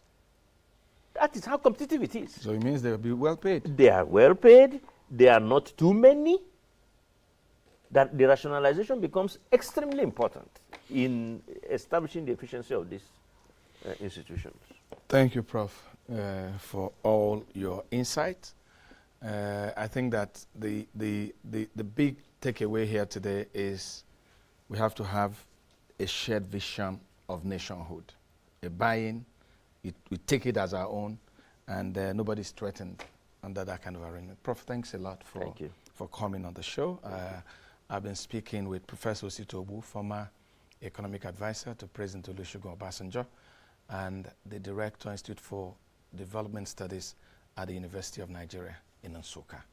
I am Obiora Ilo. Thanks for investing your time with us, and let's do it again, same time next week.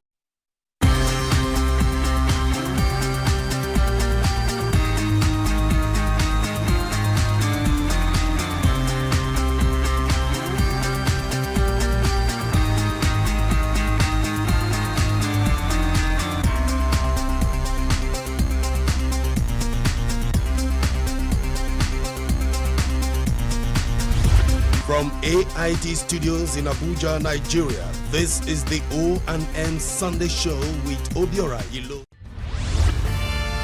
We are local. The international community is observing Why the main market is in chaos. People We are national. Those in support of this motion as amended, say aye. Aye. We have taken it through by default. We are international. Israeli airstrikes. Donald Trump left us the worst unemployment.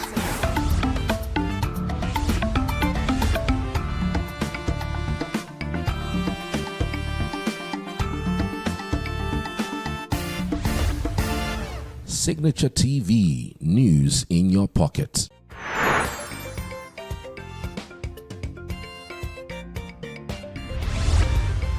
Signature TV, news in your pocket.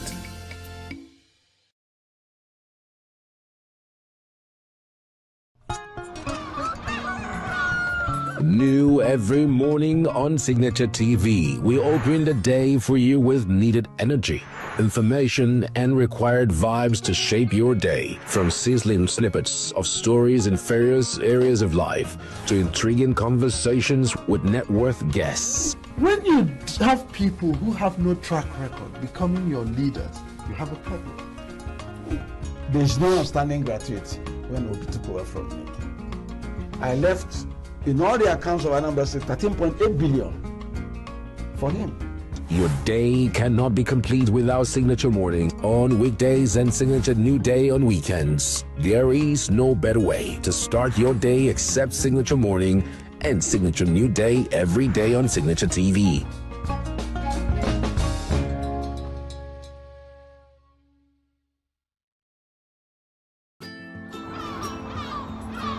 Bright and early as the day breaks, as the newspaper headlines trail the stories that shape the day. We at Signature TV trail the headlines that trail the day. We interrogate the headlines. We analyze the stories that make the headlines. Why is overrated, and they even overrated themselves, and when people see it, they are insensitive of some Nigerian children who have never had what it was. With passion and emotion, we drive the conversation to change the narrative. Let nobody be deceived by Nigerian high level of performing in agriculture export. We are still where we are. Newspaper review on Signature TV every morning on Signature Morning, weekdays, and Signature New Day, weekends. Newspaper review on Signature TV. We do not just review the headlines, we make the headlines relevant to our daily lives.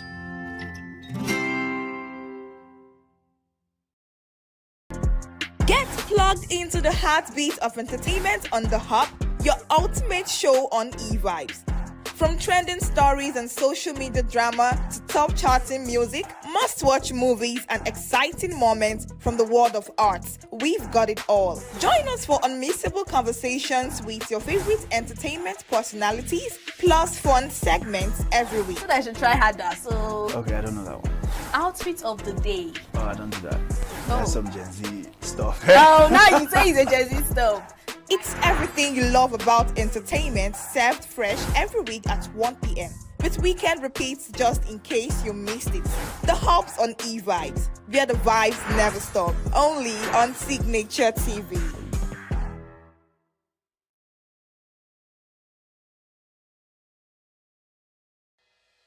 Health is more than a diagnosis. It's your lifestyle, your choices, and your future. Join us on Inside Health, your weekly deep dive into the stories, science, and solutions shaping your well-being. From expert interviews to real-life journeys of healing and hope, we cover it all. One of the complications of cancer management or treatment is they have some of them, at one point in time, you see them having anemia. Okay, so you see them at times being transfused. But at the same time, you come in with a diet. Nutrition, mental health, innovations in medicine, fitness, and everyday wellness. Whether you're managing a condition, staying informed, or just living your best life, Inside Health is your trusted guide. I'm Tigiti Agorom, and I'll be with you every week on Inside Health, only on Signature TV.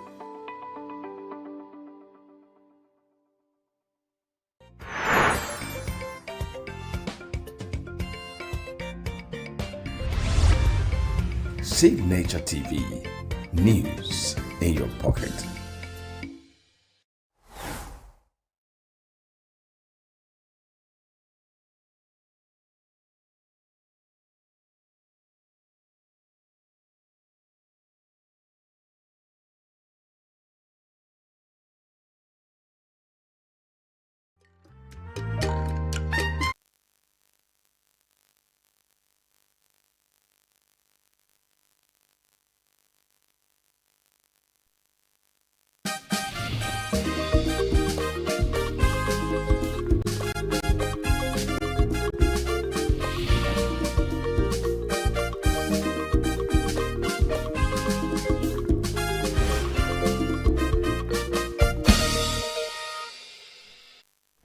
Welcome to Global News on Signature TV. I am Christopher Lele. In the headlines, Serap gives federal government 48 hours to withdraw NBC's unlawful directive targeting broadcasters.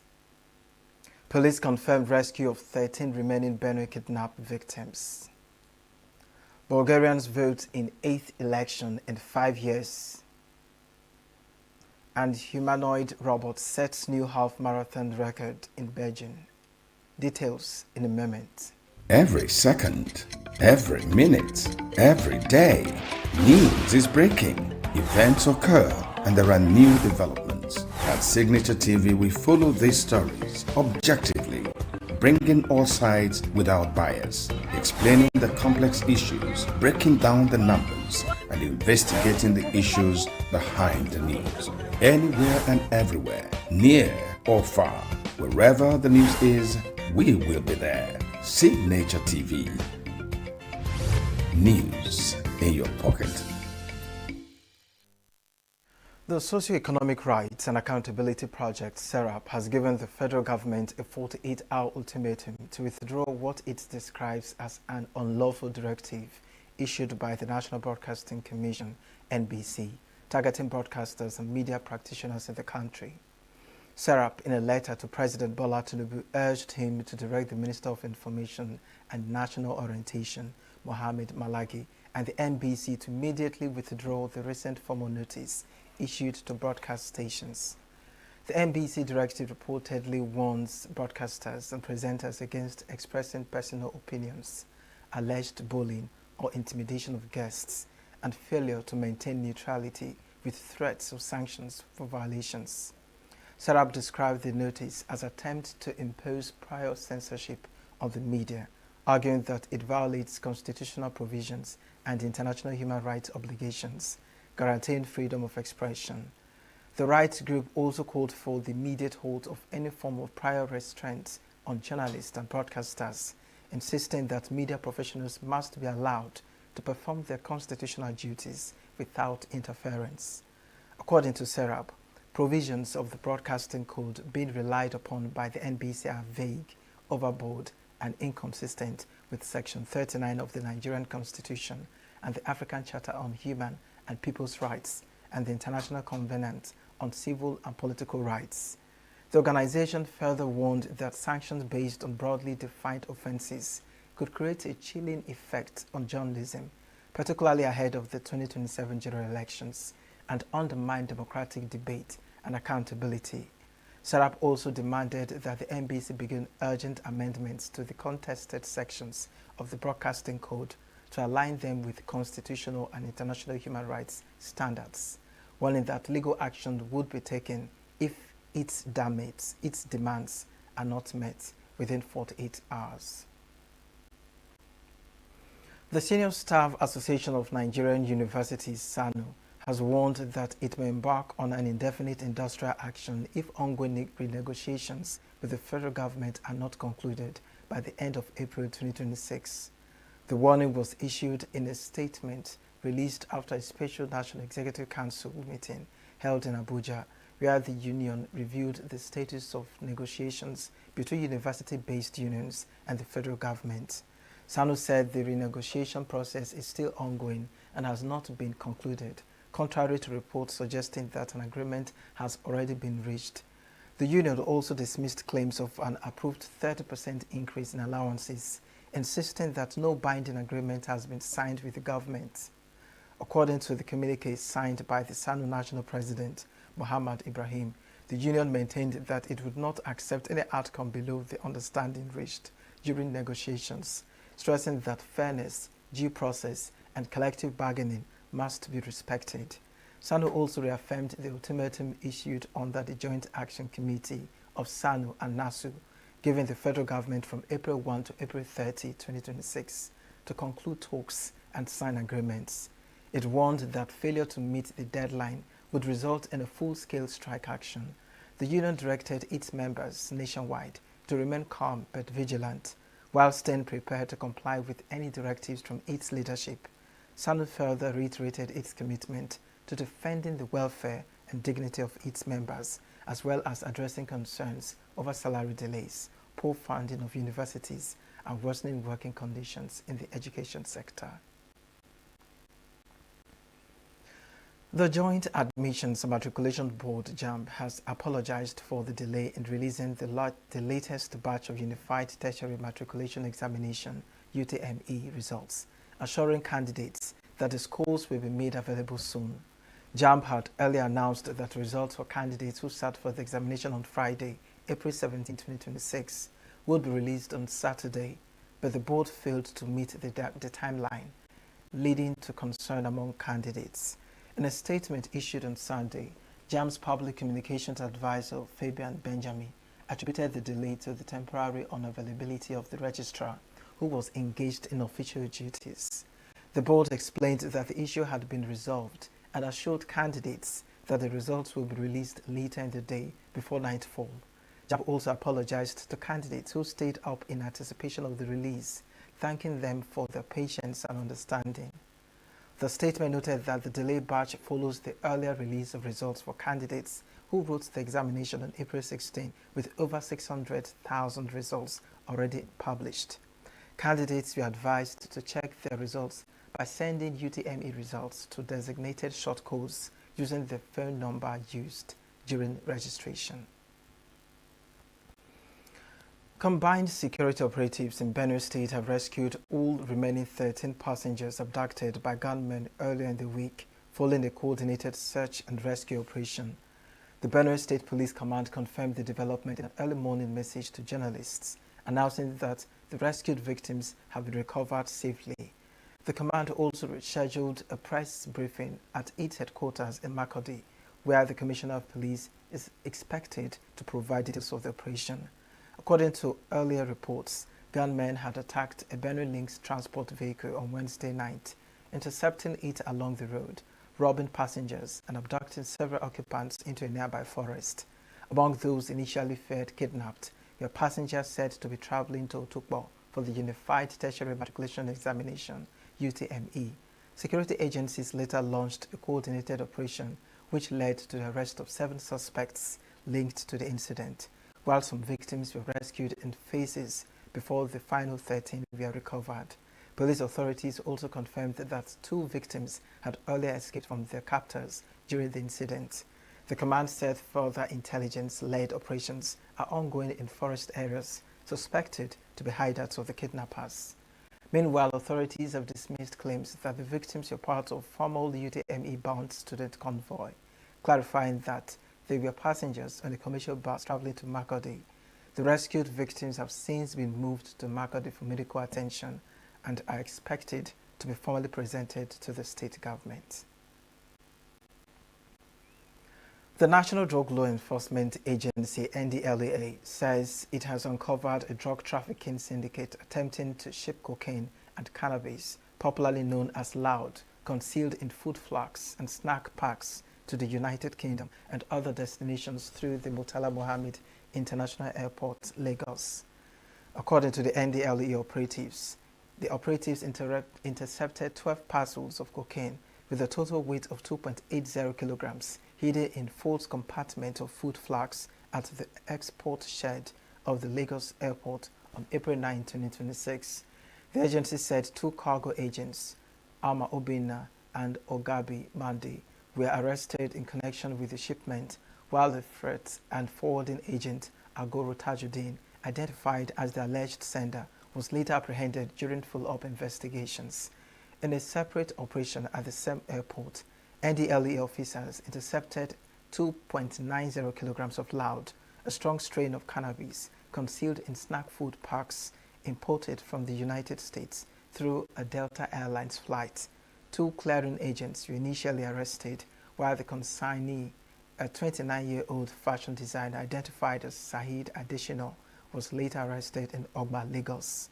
The agency also reported major seizures along the Kaduna-Zaria Highway, where a truck transporting cement to Jigawa State was intercepted with 847 kilograms of skunk hidden inside 760 blocks and 33 jumbo bags of the substance.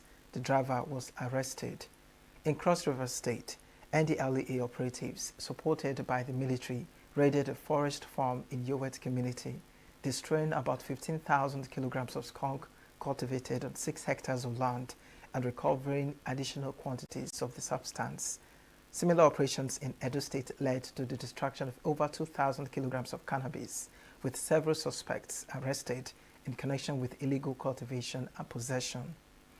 In Lagos, NDLEA operatives also arrested 2 suspects along the Lagos-Badagry Expressway, while allegedly transporting thousands of capsules of tramadol and ammoes of phenobarbital injection to Ghana. The agency said additional raids across Lagos Island led to the recovery of nearly 96 kilograms of skunk from residential building. NDLEA Chairman Brigadier General Mohammed Buba Marwa, retired, commended officers involved in the operations nationwide, urging them to sustain the agency's combined efforts of drug supply reduction and public sensitization under its war against drug abuse campaign.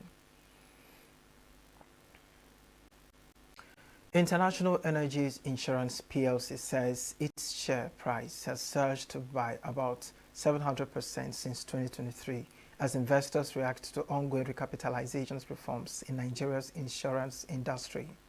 The company disclosed the development in a statement following its Capital Markets Day held in Lagos, where it presented its performance outlook and strategic direction to investors and market analysts. According to the firm, the sharp rise in its valuation reflects growing investors' confidence driven by internal restructuring, improved governance, and expectations around stronger capital requirements in the insurance sector. It stated that stakeholders at the event observed a remarkable growth in its share price over the period, attributing the rally to market optimism over the company's transformation agenda.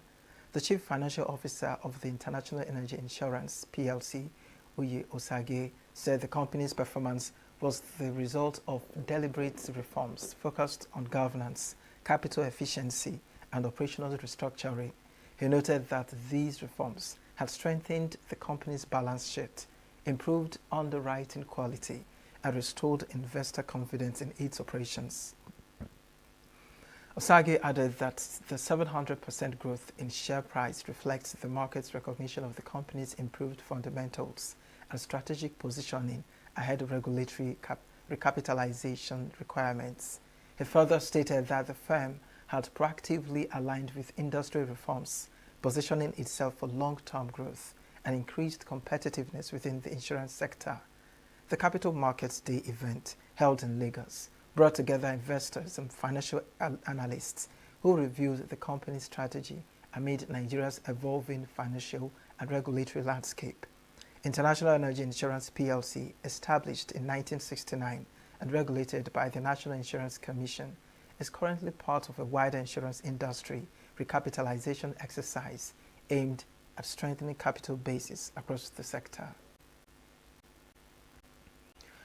Nigerians consumed about 4.93 billion litres of premium motor spirit (PMS) in the first quarter of 2026, reflecting a 7.4% increase compared to the same period in 2025, according to downstream petroleum regulatory data. Analysis of data from the Nigerian Midstream and Downstream Petroleum Regulatory Authorities shows that petrol consumption fluctuated across the first quarter of 2026, with a noticeable downward trend from January through March. In January 2026, consumption stood at about 1.87 billion litres before dropping to 1.59 billion litres in February and further declining to 1.47 billion litres in March.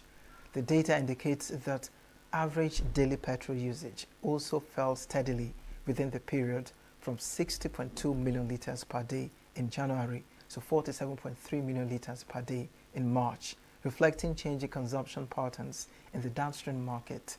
Compared to the same period in 2025, overall consumption in the first quarter of 2026 was higher by about 339 million litres, representing a 7.4% increase year-on-year.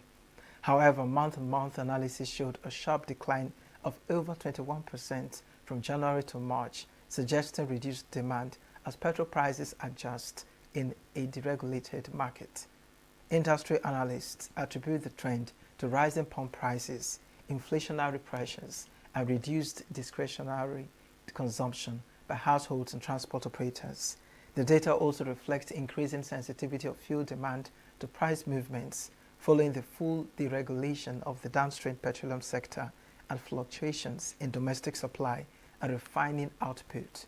Despite improved local supply, particularly from domestic refining sources, affordability remains a key factor shaping consumption patterns across the country. The figures suggest that while overall demand remains strong compared to last year, Nigerians are gradually adjusting to fuel usage in response to prevailing economic conditions and higher retail prices. Bulgarians vote in 8th election in 5 years. Humanoid robot sets new half-marathon record in Beijing. Details of these and more on our foreign stories. Every second, every minute, every day, news is breaking, events occur, and there are new developments. At Signature TV, we follow these stories objectively, bringing all sides without bias, explaining the complex issues, breaking down the numbers, and investigating the issues behind the news. Anywhere and everywhere, near or far, wherever the news is, we will be there. Signature TV. News in your pocket. Voters in Bulgaria headed to the polls for the 8th parliamentary election in 5 years and ongoing political instability. Polling station opened early on Sunday, with results expected after voting closed and official figures likely to be announced on Monday. The election follows mass protests that brought down the previous conservative-led government in December, with demonstrators demanding stronger action against corruption and judicial reforms. The vote could see a political shift, with former President Rumen Radev emerging as a key contender after resigning earlier this year to run for prime minister. Radev, who has advocated closer ties with Russia and criticized military support for Ukraine, has pledged to dismantle what he describes as an oligarchy system of governance. The election comes amid broader regional political dynamics, including development in Hungary under Prime Minister Viktor Orban, who has maintained close relations with Russian President Vladimir Putin. Bulgaria has faced repeated political crises since 2021, with successive coalition governments collapsing within short periods. The pro-European GERB party, led by former Prime Minister Boyko Borisov, is expected to perform strongly alongside other major political alliances. The outcome of the vote is expected to shape Bulgaria's political direction and its stand within the European Union. Tension has escalated in the Gulf as Iran's Islamic Revolutionary Guard Corps Navy says the Strait of Hormuz is effectively closed, warning that any vessel attempting to pass through the critical shipping route will be targeted, even as global leaders react to rising maritime security concerns. The announcement, carried by Iran's student news agency, came on Saturday when the Islamic Revolutionary Guard Corps Navy declared that the Strait of Hormuz would remain closed until the United States lift what it described as a naval blockade on Iranian vessels and ports. The IRGC warned that no ship should attempt movement in the Persian Gulf or the Sea of Oman, stating that any vessel approaching the strait would be considered hostile and could be targeted. Iranian Parliament Speaker and senior negotiator Mohammad Bagher Ghalibaf reinforced the position, insisting that the strait remains under Iran's control and criticizing the U.S. decision, which he described as clumsy and ignorant. The development comes just hours after Iran had briefly reopened the waterway, following earlier statements from Foreign Minister Abbas Araghchi that the strait was open for commercial shipping under a temporary ceasefire arrangement. Reports from maritime agencies indicate that gunfire was directed at commercial vessels in the area, with shipping adversaries warning operators to avoid the routes amid heightened strikes. Meanwhile, U.S. President Donald Trump has warned against what he called blackmail tactics, as global markets watch closely for potential disruption to one of the world's most important oil transit corridors. A humanoid robot has made history in China after breaking the world record in a half-marathon race held in Beijing, highlighting the rapid advancement of robotics technology in the country. The event, held in Yizhuang in southern Beijing, featured both human athletes and humanoid robots, running the 21-kilometer course in separate lanes to avoid collisions. The winning robot, developed with an autonomous navigation system for Chinese smartphone maker Honor, completed the race in 50 minutes and 26 seconds, maintaining an average speed of about 25 kilometers per hour. The performance beat the best human finisher in the race and also surpassed the current men's half-marathon world record of 57 minutes and 20 seconds, held by Ugandan athlete Jacob Kiplimo. Organizers say more than 100 humanoid robots took place in the race this year, a significant increase from about 20 entries in the previous edition, reflecting growing interest and investment in robotics technology. Spectators witnessed a wide range of performances, with some robots showing smooth, human-like running motion, while others struggled with stability and basic movement. Australia and Japan have signed contracts for a multi-billion-dollar warship deal aimed at strengthening defense cooperation in the Asian-Pacific region. The agreement, valued at about $7 billion, covers the construction of the first 3 of 11 warships for the Australian Navy under a landmark defense partnership. Australia's Defense Minister, Richard Marles, and his Japanese counterpart, Shinjiro Koizumi, announced the deal at a signing ceremony in Melbourne. The agreement, known as the Mogami Memorandum, is expected to deepen military ties between both countries, including closer industrial cooperation in defense production. Under the agreement, Mitsubishi Heavy Industries will build 3 stealth frigates in Japan, while Austal will construct the remaining 8 in Australia. The first of the Japanese-built warships is expected to be delivered in 2029 and enter service by 2030. Officials say the deal is part of broader efforts by Australia to strengthen its naval capabilities and secure key maritime routes amid evolving regional security challenges. The development also reflects growing strategic alignment between the two countries as they respond to an increasingly complex security environment. And that's it on the international news. And coming up next is sports news. Nigerian football has been thrown into a mourning following the death of former Nigerian Football Association President Ibrahim Galadima, who passed away on Saturday at the age of 74. Galadima, widely regarded as one of Nigeria's most respected sports administrators, served as president of the then Nigerian Football Association between 2002 and 2006. His tenure followed years of distinguished service across multiple levels of sports administration.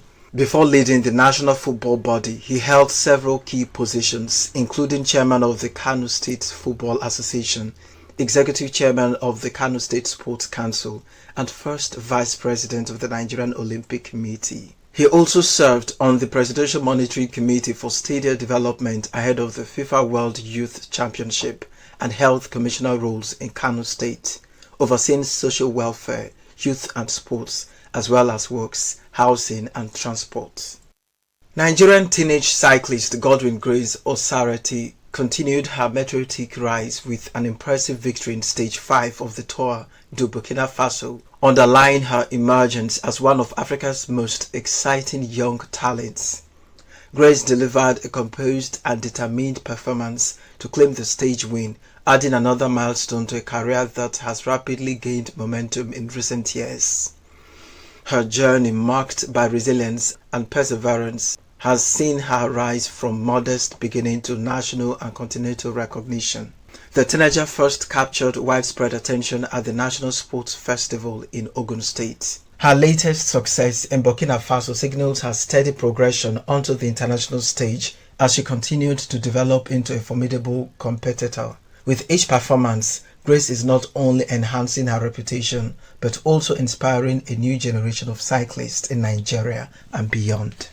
Manchester United took a giant step towards ending a 2-year exile from the Champions League as Matheus Cunha scored the only goal in a 1-0 win at Chelsea on Saturday. United's victory opens up a 10-point gap between Red Devils in 3rd place and 6th placed Chelsea, with only 15 points left to play for the season. The top 5 in the Premier League will qualify for the Champions League next season, but a 4th consecutive league defeat leaves Chelsea's chances of being back among Europe's elites next season. In cricket, Namibia's Dylan Leacher struck a final ball 6 as the hosts beat Scotland by 4 wickets in the final match of their T20 series. The Scots had already taken an unassailable 2-0 lead in the series and looked on course for a clean sweep when George Munsey's brutal 108 powered them to 186-4 from their 20 overs. The left-handed opener reached three figures from just 59 balls, his third in this format for Scotland, striking 8 fours and 7 sixes. England's Matt Fitzpatrick hit an impressive third-round 68 to give himself a 3-shot lead over Scotty Scheffler going into the final round of RBC Heritage in South Carolina. The former US Open champion started his round nervously with 2 bogeys in his first 2 holes. Fitzpatrick was back on par by the 12th hole, while birdies on the 12th and 14th before a chip-in eagle on the 15th gave him a 68 for the day. Despite his healthy lead, Fitzpatrick will be looking over his shoulder at world number 1 Scheffler following his sensational 7-under par 64. That's sports news. Next is entertainment news. Popular social media influencer Very Dark Man has agreed to an amicable resolution of his ongoing legal disputes with celebrity cryptocurrency entrepreneur Linus Williams Ifejirika, widely known as B-Lord. The development follows the intervention of veteran human rights activist Omoyole Sowore, who stepped in to mediate between both parties. B-Lord had earlier been remanded in Kuje prison for 26 days on April 1, 2026, after a heated social media clash with Very Dark Man escalated into a legal battle. Nigerian singer Rema has spoken about the challenges he faced after rising to fame at a young age, revealing that he experienced exploitation earlier in his career.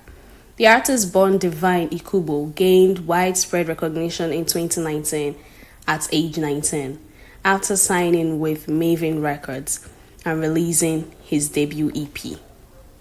In his new song Movie Star, a collaboration with French musician Sofiane Pamart, Rema opened up about troubling experiences from his youth, including claims that he was drugged by women during that period. Now 25, the singer suggested that many fans do not fully understand the emotional weight he carries, noting that his earlier exposure to fame left him caught up so young. He also hinted at the pressures that came with his record deal, explaining that he felt compelled to keep performing and meeting expectations even when his personal struggles were overlooked. Renowned Nigerian musician, songwriter, and eldest son of Afrobeat pioneer Fela Kuti has stated that Fela's music catalogue remains fully a property of the family. The father of 30-year-old singer Made Kuti made it known that the family licenses the music for specific periods while retaining overall control. According to the Grammy-nominated artist, the decision was strongly influenced by the eldest sister, who is deeply committed to protecting Fela's legacy. Femi, in agreement with the family, believes that keeping ownership ensures long-term benefits and preserves dignity, allowing future generations to continue managing and honoring his work. That's the entertainment news. Queen Ethmokunta's Signature TV News. That's the size of our package for you right now. My name is Christopher Lucky. Thanks for watching.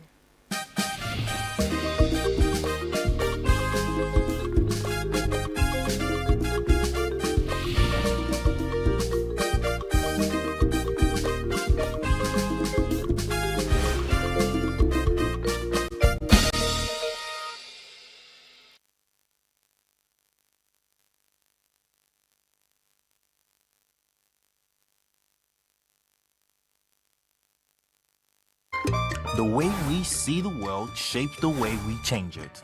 Gender isn't just a checkbox, it's a lens. One that helps us understand the world more deeply and act more fairly. Gender Perspectives, a program for those ready to see more, do more, and be more. Designed to challenge assumptions, ignite conversations, and build inclusive solutions across every sector of society. We are not, fighting the men. We are not saying we are equal in terms of rights. We're only asking they should recognize our existence. Join us on Gender Perspectives, showing every Saturday by 4 p.m. Repeat every Wednesdays by 5 p.m. and Thursdays by 3 p.m. Change begins with perspective. Let's widen yours.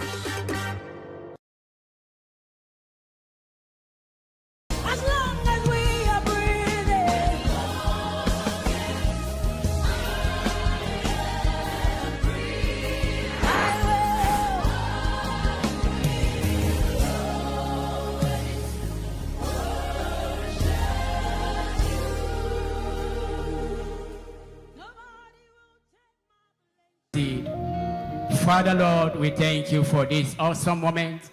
We ask that you grant us access to your mysteries. We ask that you grant us understanding to your word. We pray that your spirit interpret your word to the minds of people. Thank you, Holy Spirit, for in Jesus' most mighty name we pray. Amen and amen. Before I proceed, can we celebrate our General Overseer for the grace of God upon his life? What is happening here is as a result of his ardent fellowship with God. His fellowship is what is betting out the result we are seeing in this place. This place is a home of success, a place of practical Christianity, where faith is lived and experienced. We are here to teach you the practical ways of how to become a successful believer, not one who suffers from the decadence or from the hands of demons. And I trust the grace of God in the house this evening, that before you leave this place, you will walk out with your blessings in the name of Jesus. You will walk out with a testimony in the name of Jesus. You will walk out with your miracle in the name of Jesus. At the same time, can we celebrate the angel behind our General Overseer, the first lady of the house? Can we give the Lord a big, big hand of clap for the angel behind our General Overseer? Hallelujah. Can we celebrate the leadership of GWC? This conference is a proof that we are making progress. It is not easy. The media department, choir department, ushering department, the welfare department, the security department. Can we give it up to all the department? The doctor at the back, they stood very, very well to ensure that everybody is secured in this place. The media did a good job. The ushering department. Can you celebrate yourself as a participant? Maybe you did not participate in any department, but your presence matters a lot. Without you, there won't be conference here, but your presence makes it possible. Can you celebrate yourself one more time? We have heard the testimonies from people, but you can't just duplicate testimonies without doing what the testifier did. You can only replicate or duplicate the testimony of somebody when you decide to follow the same route that the person follows. If the person is a giver, you must also be a giver for you to experience financial blessing. If you just expect financial blessings without being a giver, the blessings will not come. The money will not come. Why? Because you violate the principle and you expect the result. And it doesn't work like that. You must keep to the principle of the testifier for your blessing to manifest. You heard the testimony of our sister Henrietta. I remembered how she will show me kindness, care. Sometimes she will get something and put it either granite or fruit, and she will say, Pastor, take this one. And I tell you, that is the application of the word of God. You cannot be connected to the prophet and you remain poor. It is impossible for you to be connected to a grace and you remain struggling. No.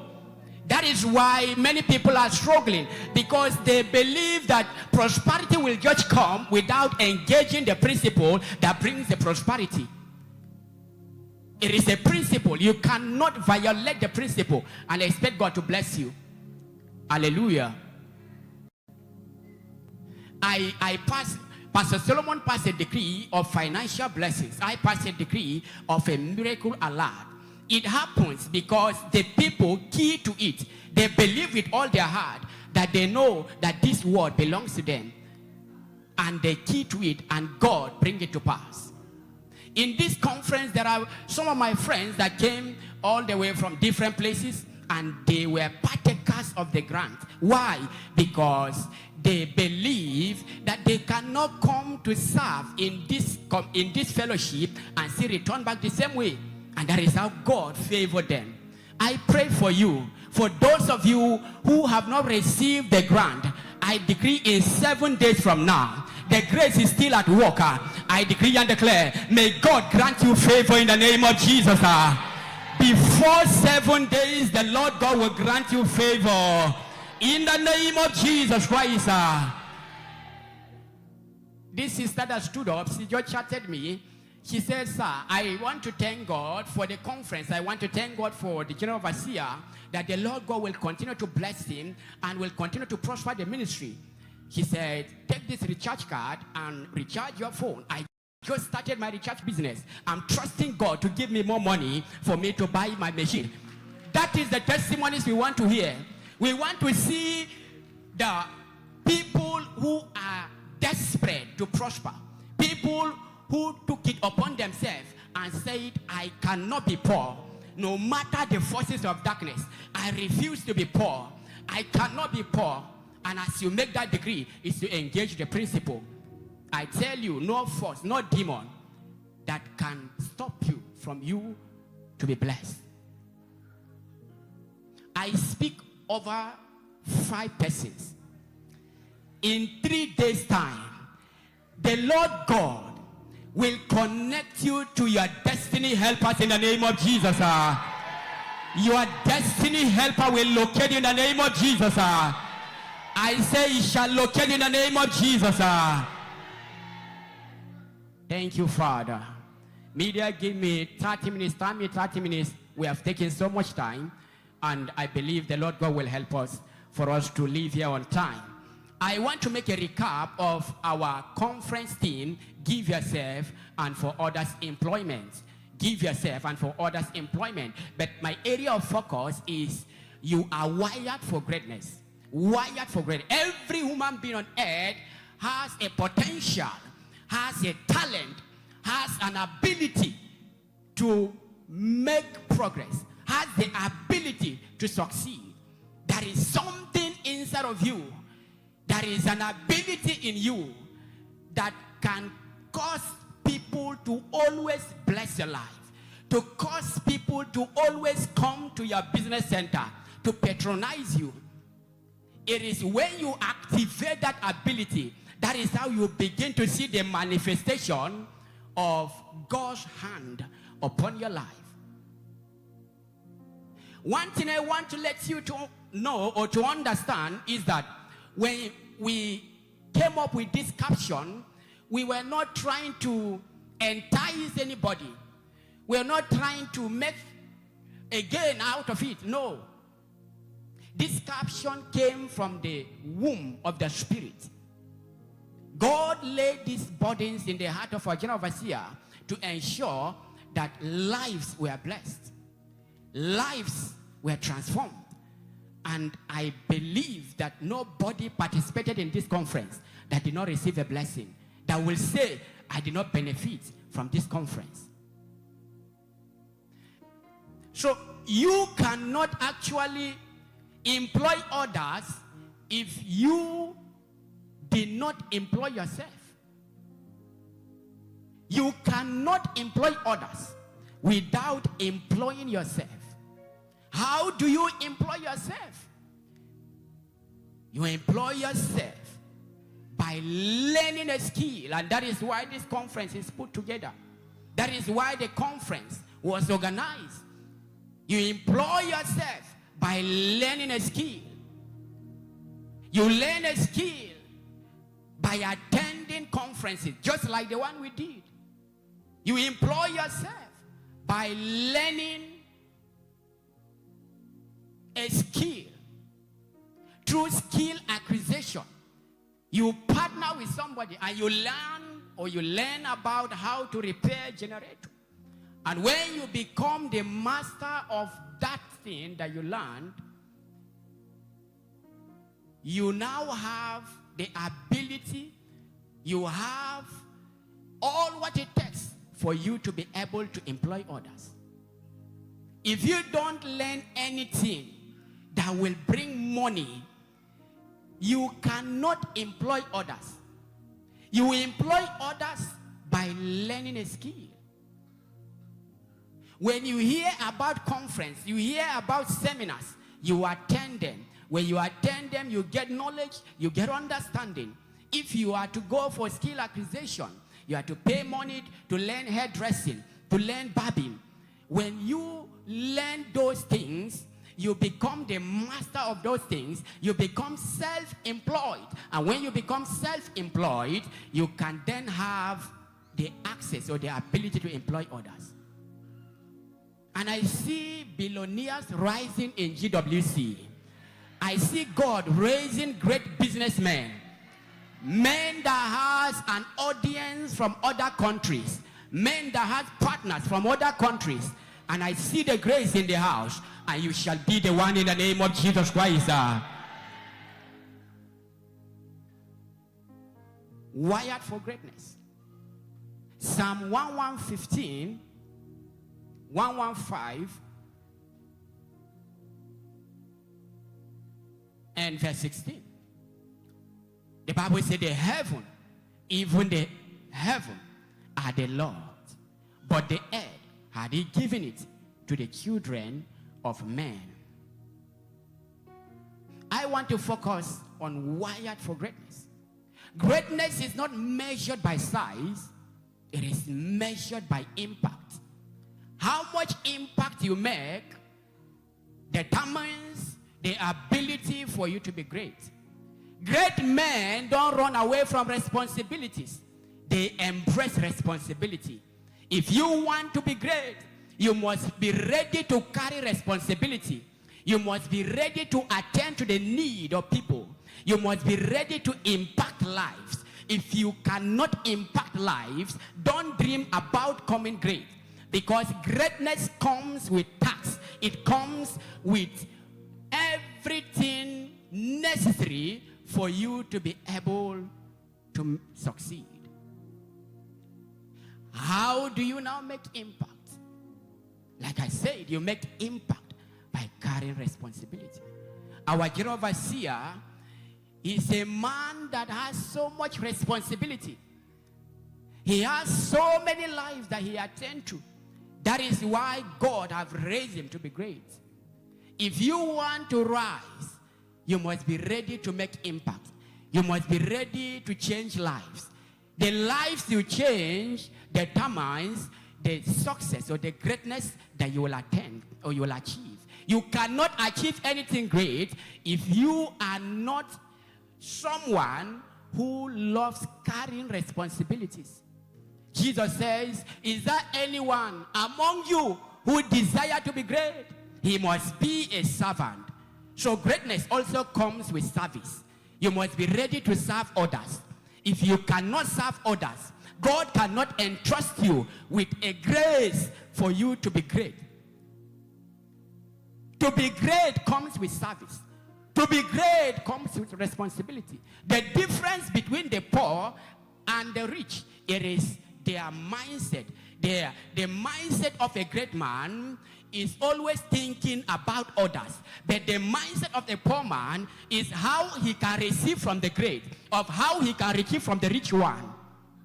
But if you begin to change your mind from receiving from the great and you begin to think of how you can become great to be able to give others, God will compel men, will gravitate men to always come to your need. Because he will always provide. Because he knows that the provision will not end with you. You will touch lives. You will change lives with the money that he will give to you. So do you want to be great? Be a servant. You want to be great? Be a giver. You want to be great? Don't neglect the principle of giving. That is how great men rise. That is how great men rise. I pray for you. May the grace to be great rest upon you in this service in the name of Jesus. You're connecting online. I decree and declare, may the grace to be greater rest upon you in the name of Jesus. In any country, in any state that you are connecting, I decree and declare, may the men in that city favor you in the name of Jesus. May the men in that region favor you in the name of Jesus.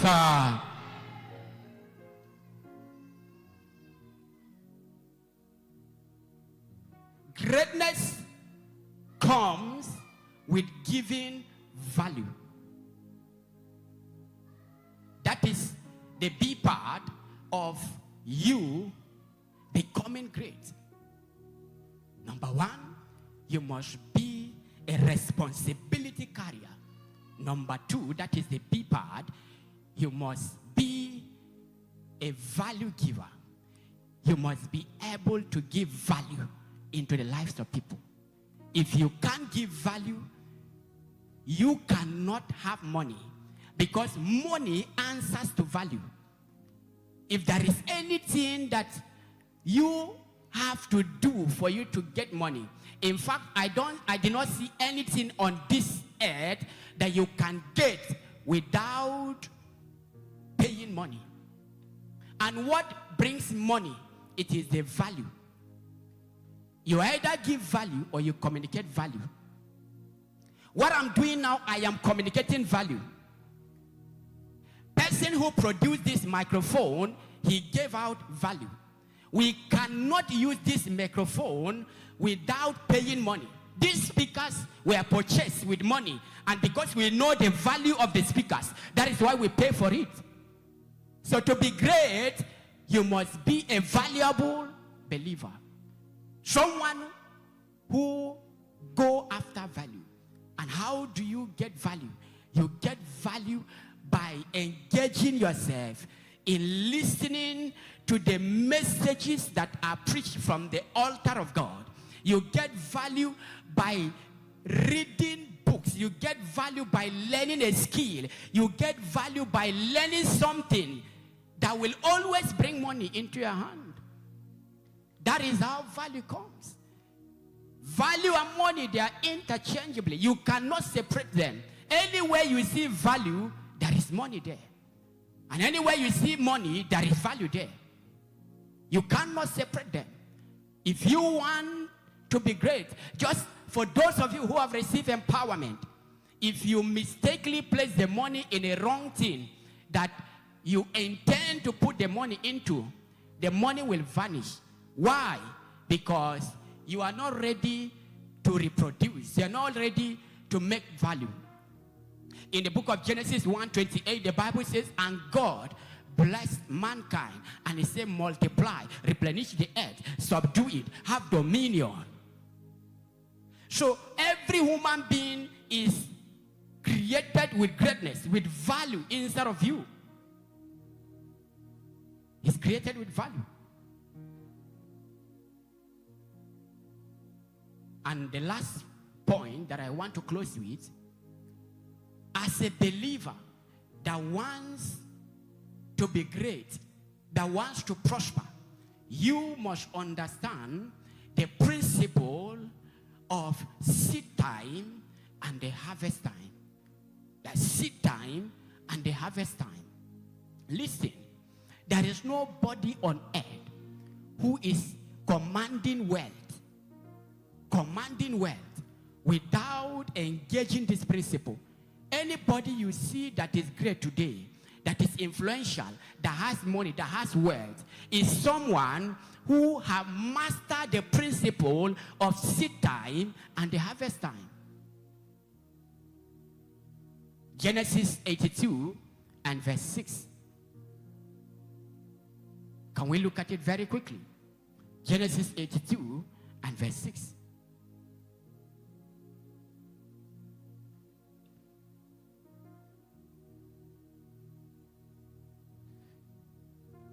Genesis 8 verse 22, sorry.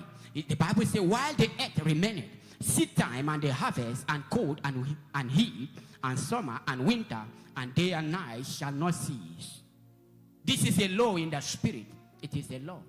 You cannot break this law. You want to succeed? You must be a sower. And the sowing does not necessarily mean that you must give money. No. Your time is a seed. Your service in the house of God is a seed. Your commitment in the house of God is a seed. As a keyboardist, your commitment to playing keyboard is a seed. As an usher, your commitment to ushering department is a seed. As a media, your commitment to delivering good service is a seed.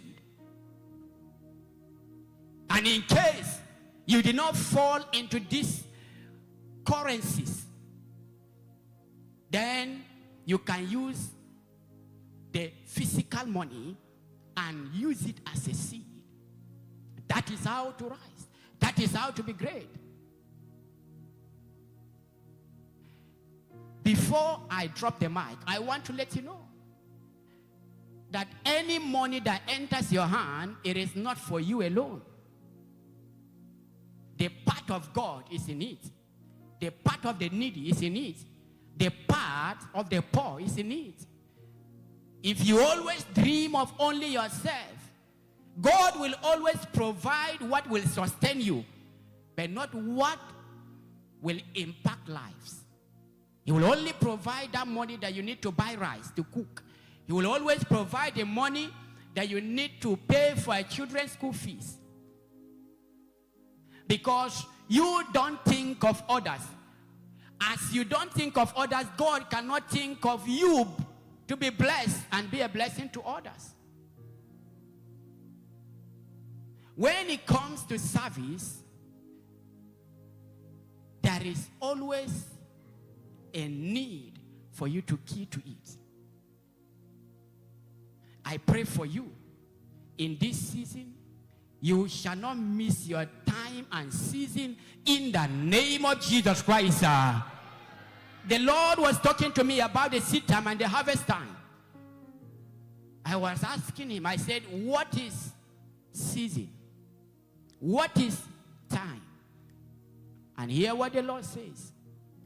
He said that season is that moment that you come in contact with someone who helped you to fulfill purpose.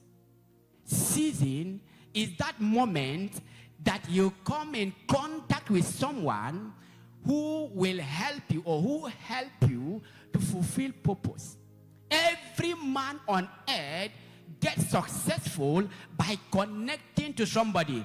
God connects you to someone that raises your hand. Maybe as a businessman, God connects you to a partner, to a customer that knows other people that needs your product, and he connects you. And as he connects you, that is how he takes you from one person to another, from one level to another. And that is how you keep enjoying the season. And that moment of when you discover the person who is to help you to advance to another level, that is your season. Don't joke with it. Don't let it pass you by. You must to activate your discernment spirit. At every given time you come in contact with somebody, anytime you come in contact with someone, God has a reason of connecting you with that person. There is something that he wants to bet out. There is something that he wants to make known. There is something that he wants to produce out of that person.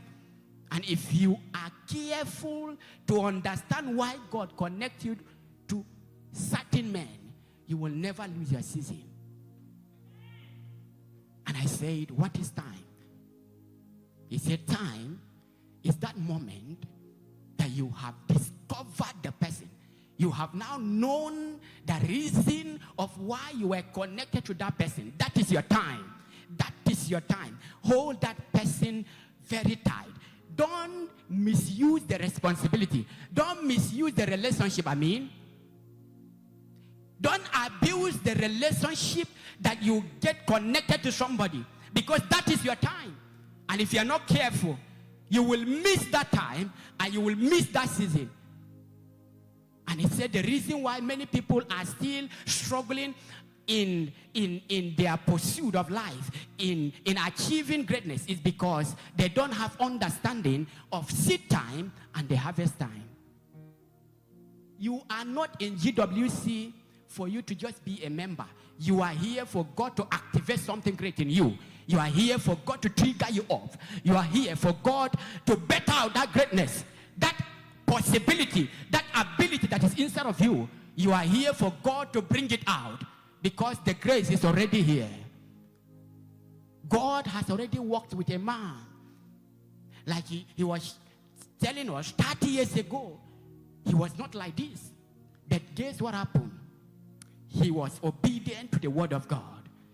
Success is tied to the obedience to the word of God. Nobody becomes successful without obeying the word of God, because the word of God is the final to anything that you are doing. The word of God is supreme. He said, if you can be obedient and be diligent, you shall eat the good of the land. I pray for someone under the sound of my voice, before you leave here, the good of that city of ENUGU shall enter into your hands in the name of Jesus. I decree and declare, you shall not miss your time and season in the name of Jesus. You shall not miss your time and season in the name of Jesus. I close with this verse, Galatians 6 and verse 7. Galatians 6 and verse 7. The Bible says, be not deceived. Be not deceived.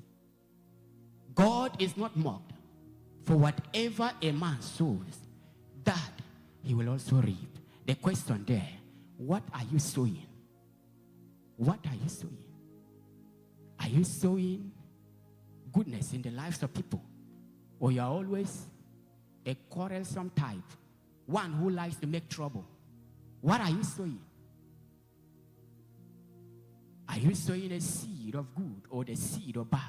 Remember, in the book of Revelation 22 and verse 18, if I don't mistake, he says, time shall come. Jesus said, I'm coming quickly to reward every man according to his works.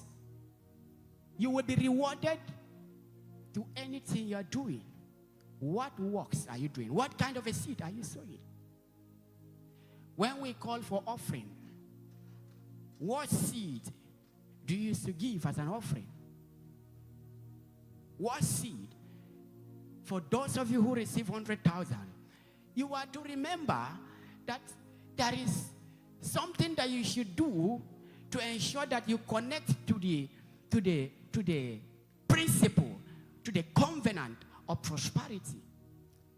Either to sow to the pastor, or to give a good offering. As you do so, that is how God opens the doors. 2 Chronicles 20:20. He said, believe your God, that you will do what? That you will prosper, that you will be established. And then believe the prophet, that you will do what? You will prosper. So God established you.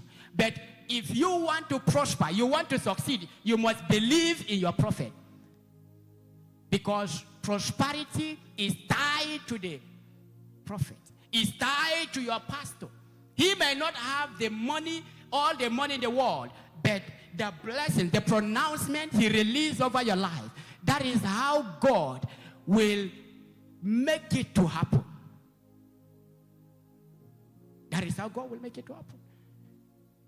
I decree and declare, by the reason of the word of God, the mystery of the word of God, may the Lord God cause it to prosper in the name of Jesus. May God cause it to prosper in the name of Jesus.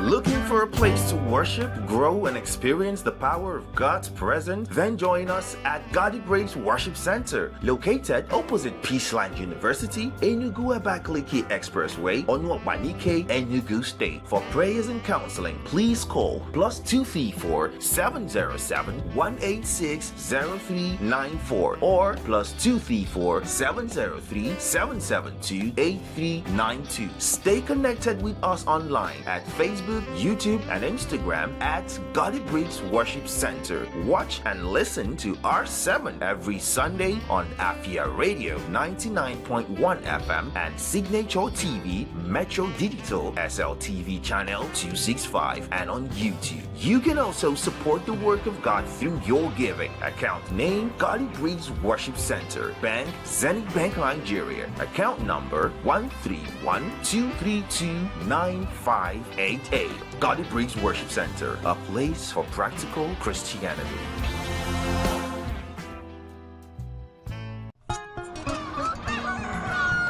New every morning on Signature TV, we open the day for you with needed energy, information, and required vibes to shape your day. From sizzling snippets of stories in various areas of life to intriguing conversations with net worth guests. When you have people who have no track record becoming your leaders, you have a problem. There's no outstanding gratuity when Obi took over from me. I left in all the accounts of Anambra State 13.8 billion for him. Your day cannot be complete without Signature Morning on weekdays and Signature New Day on weekends. There is no better way to start your day except Signature Morning and Signature New Day every day on Signature TV.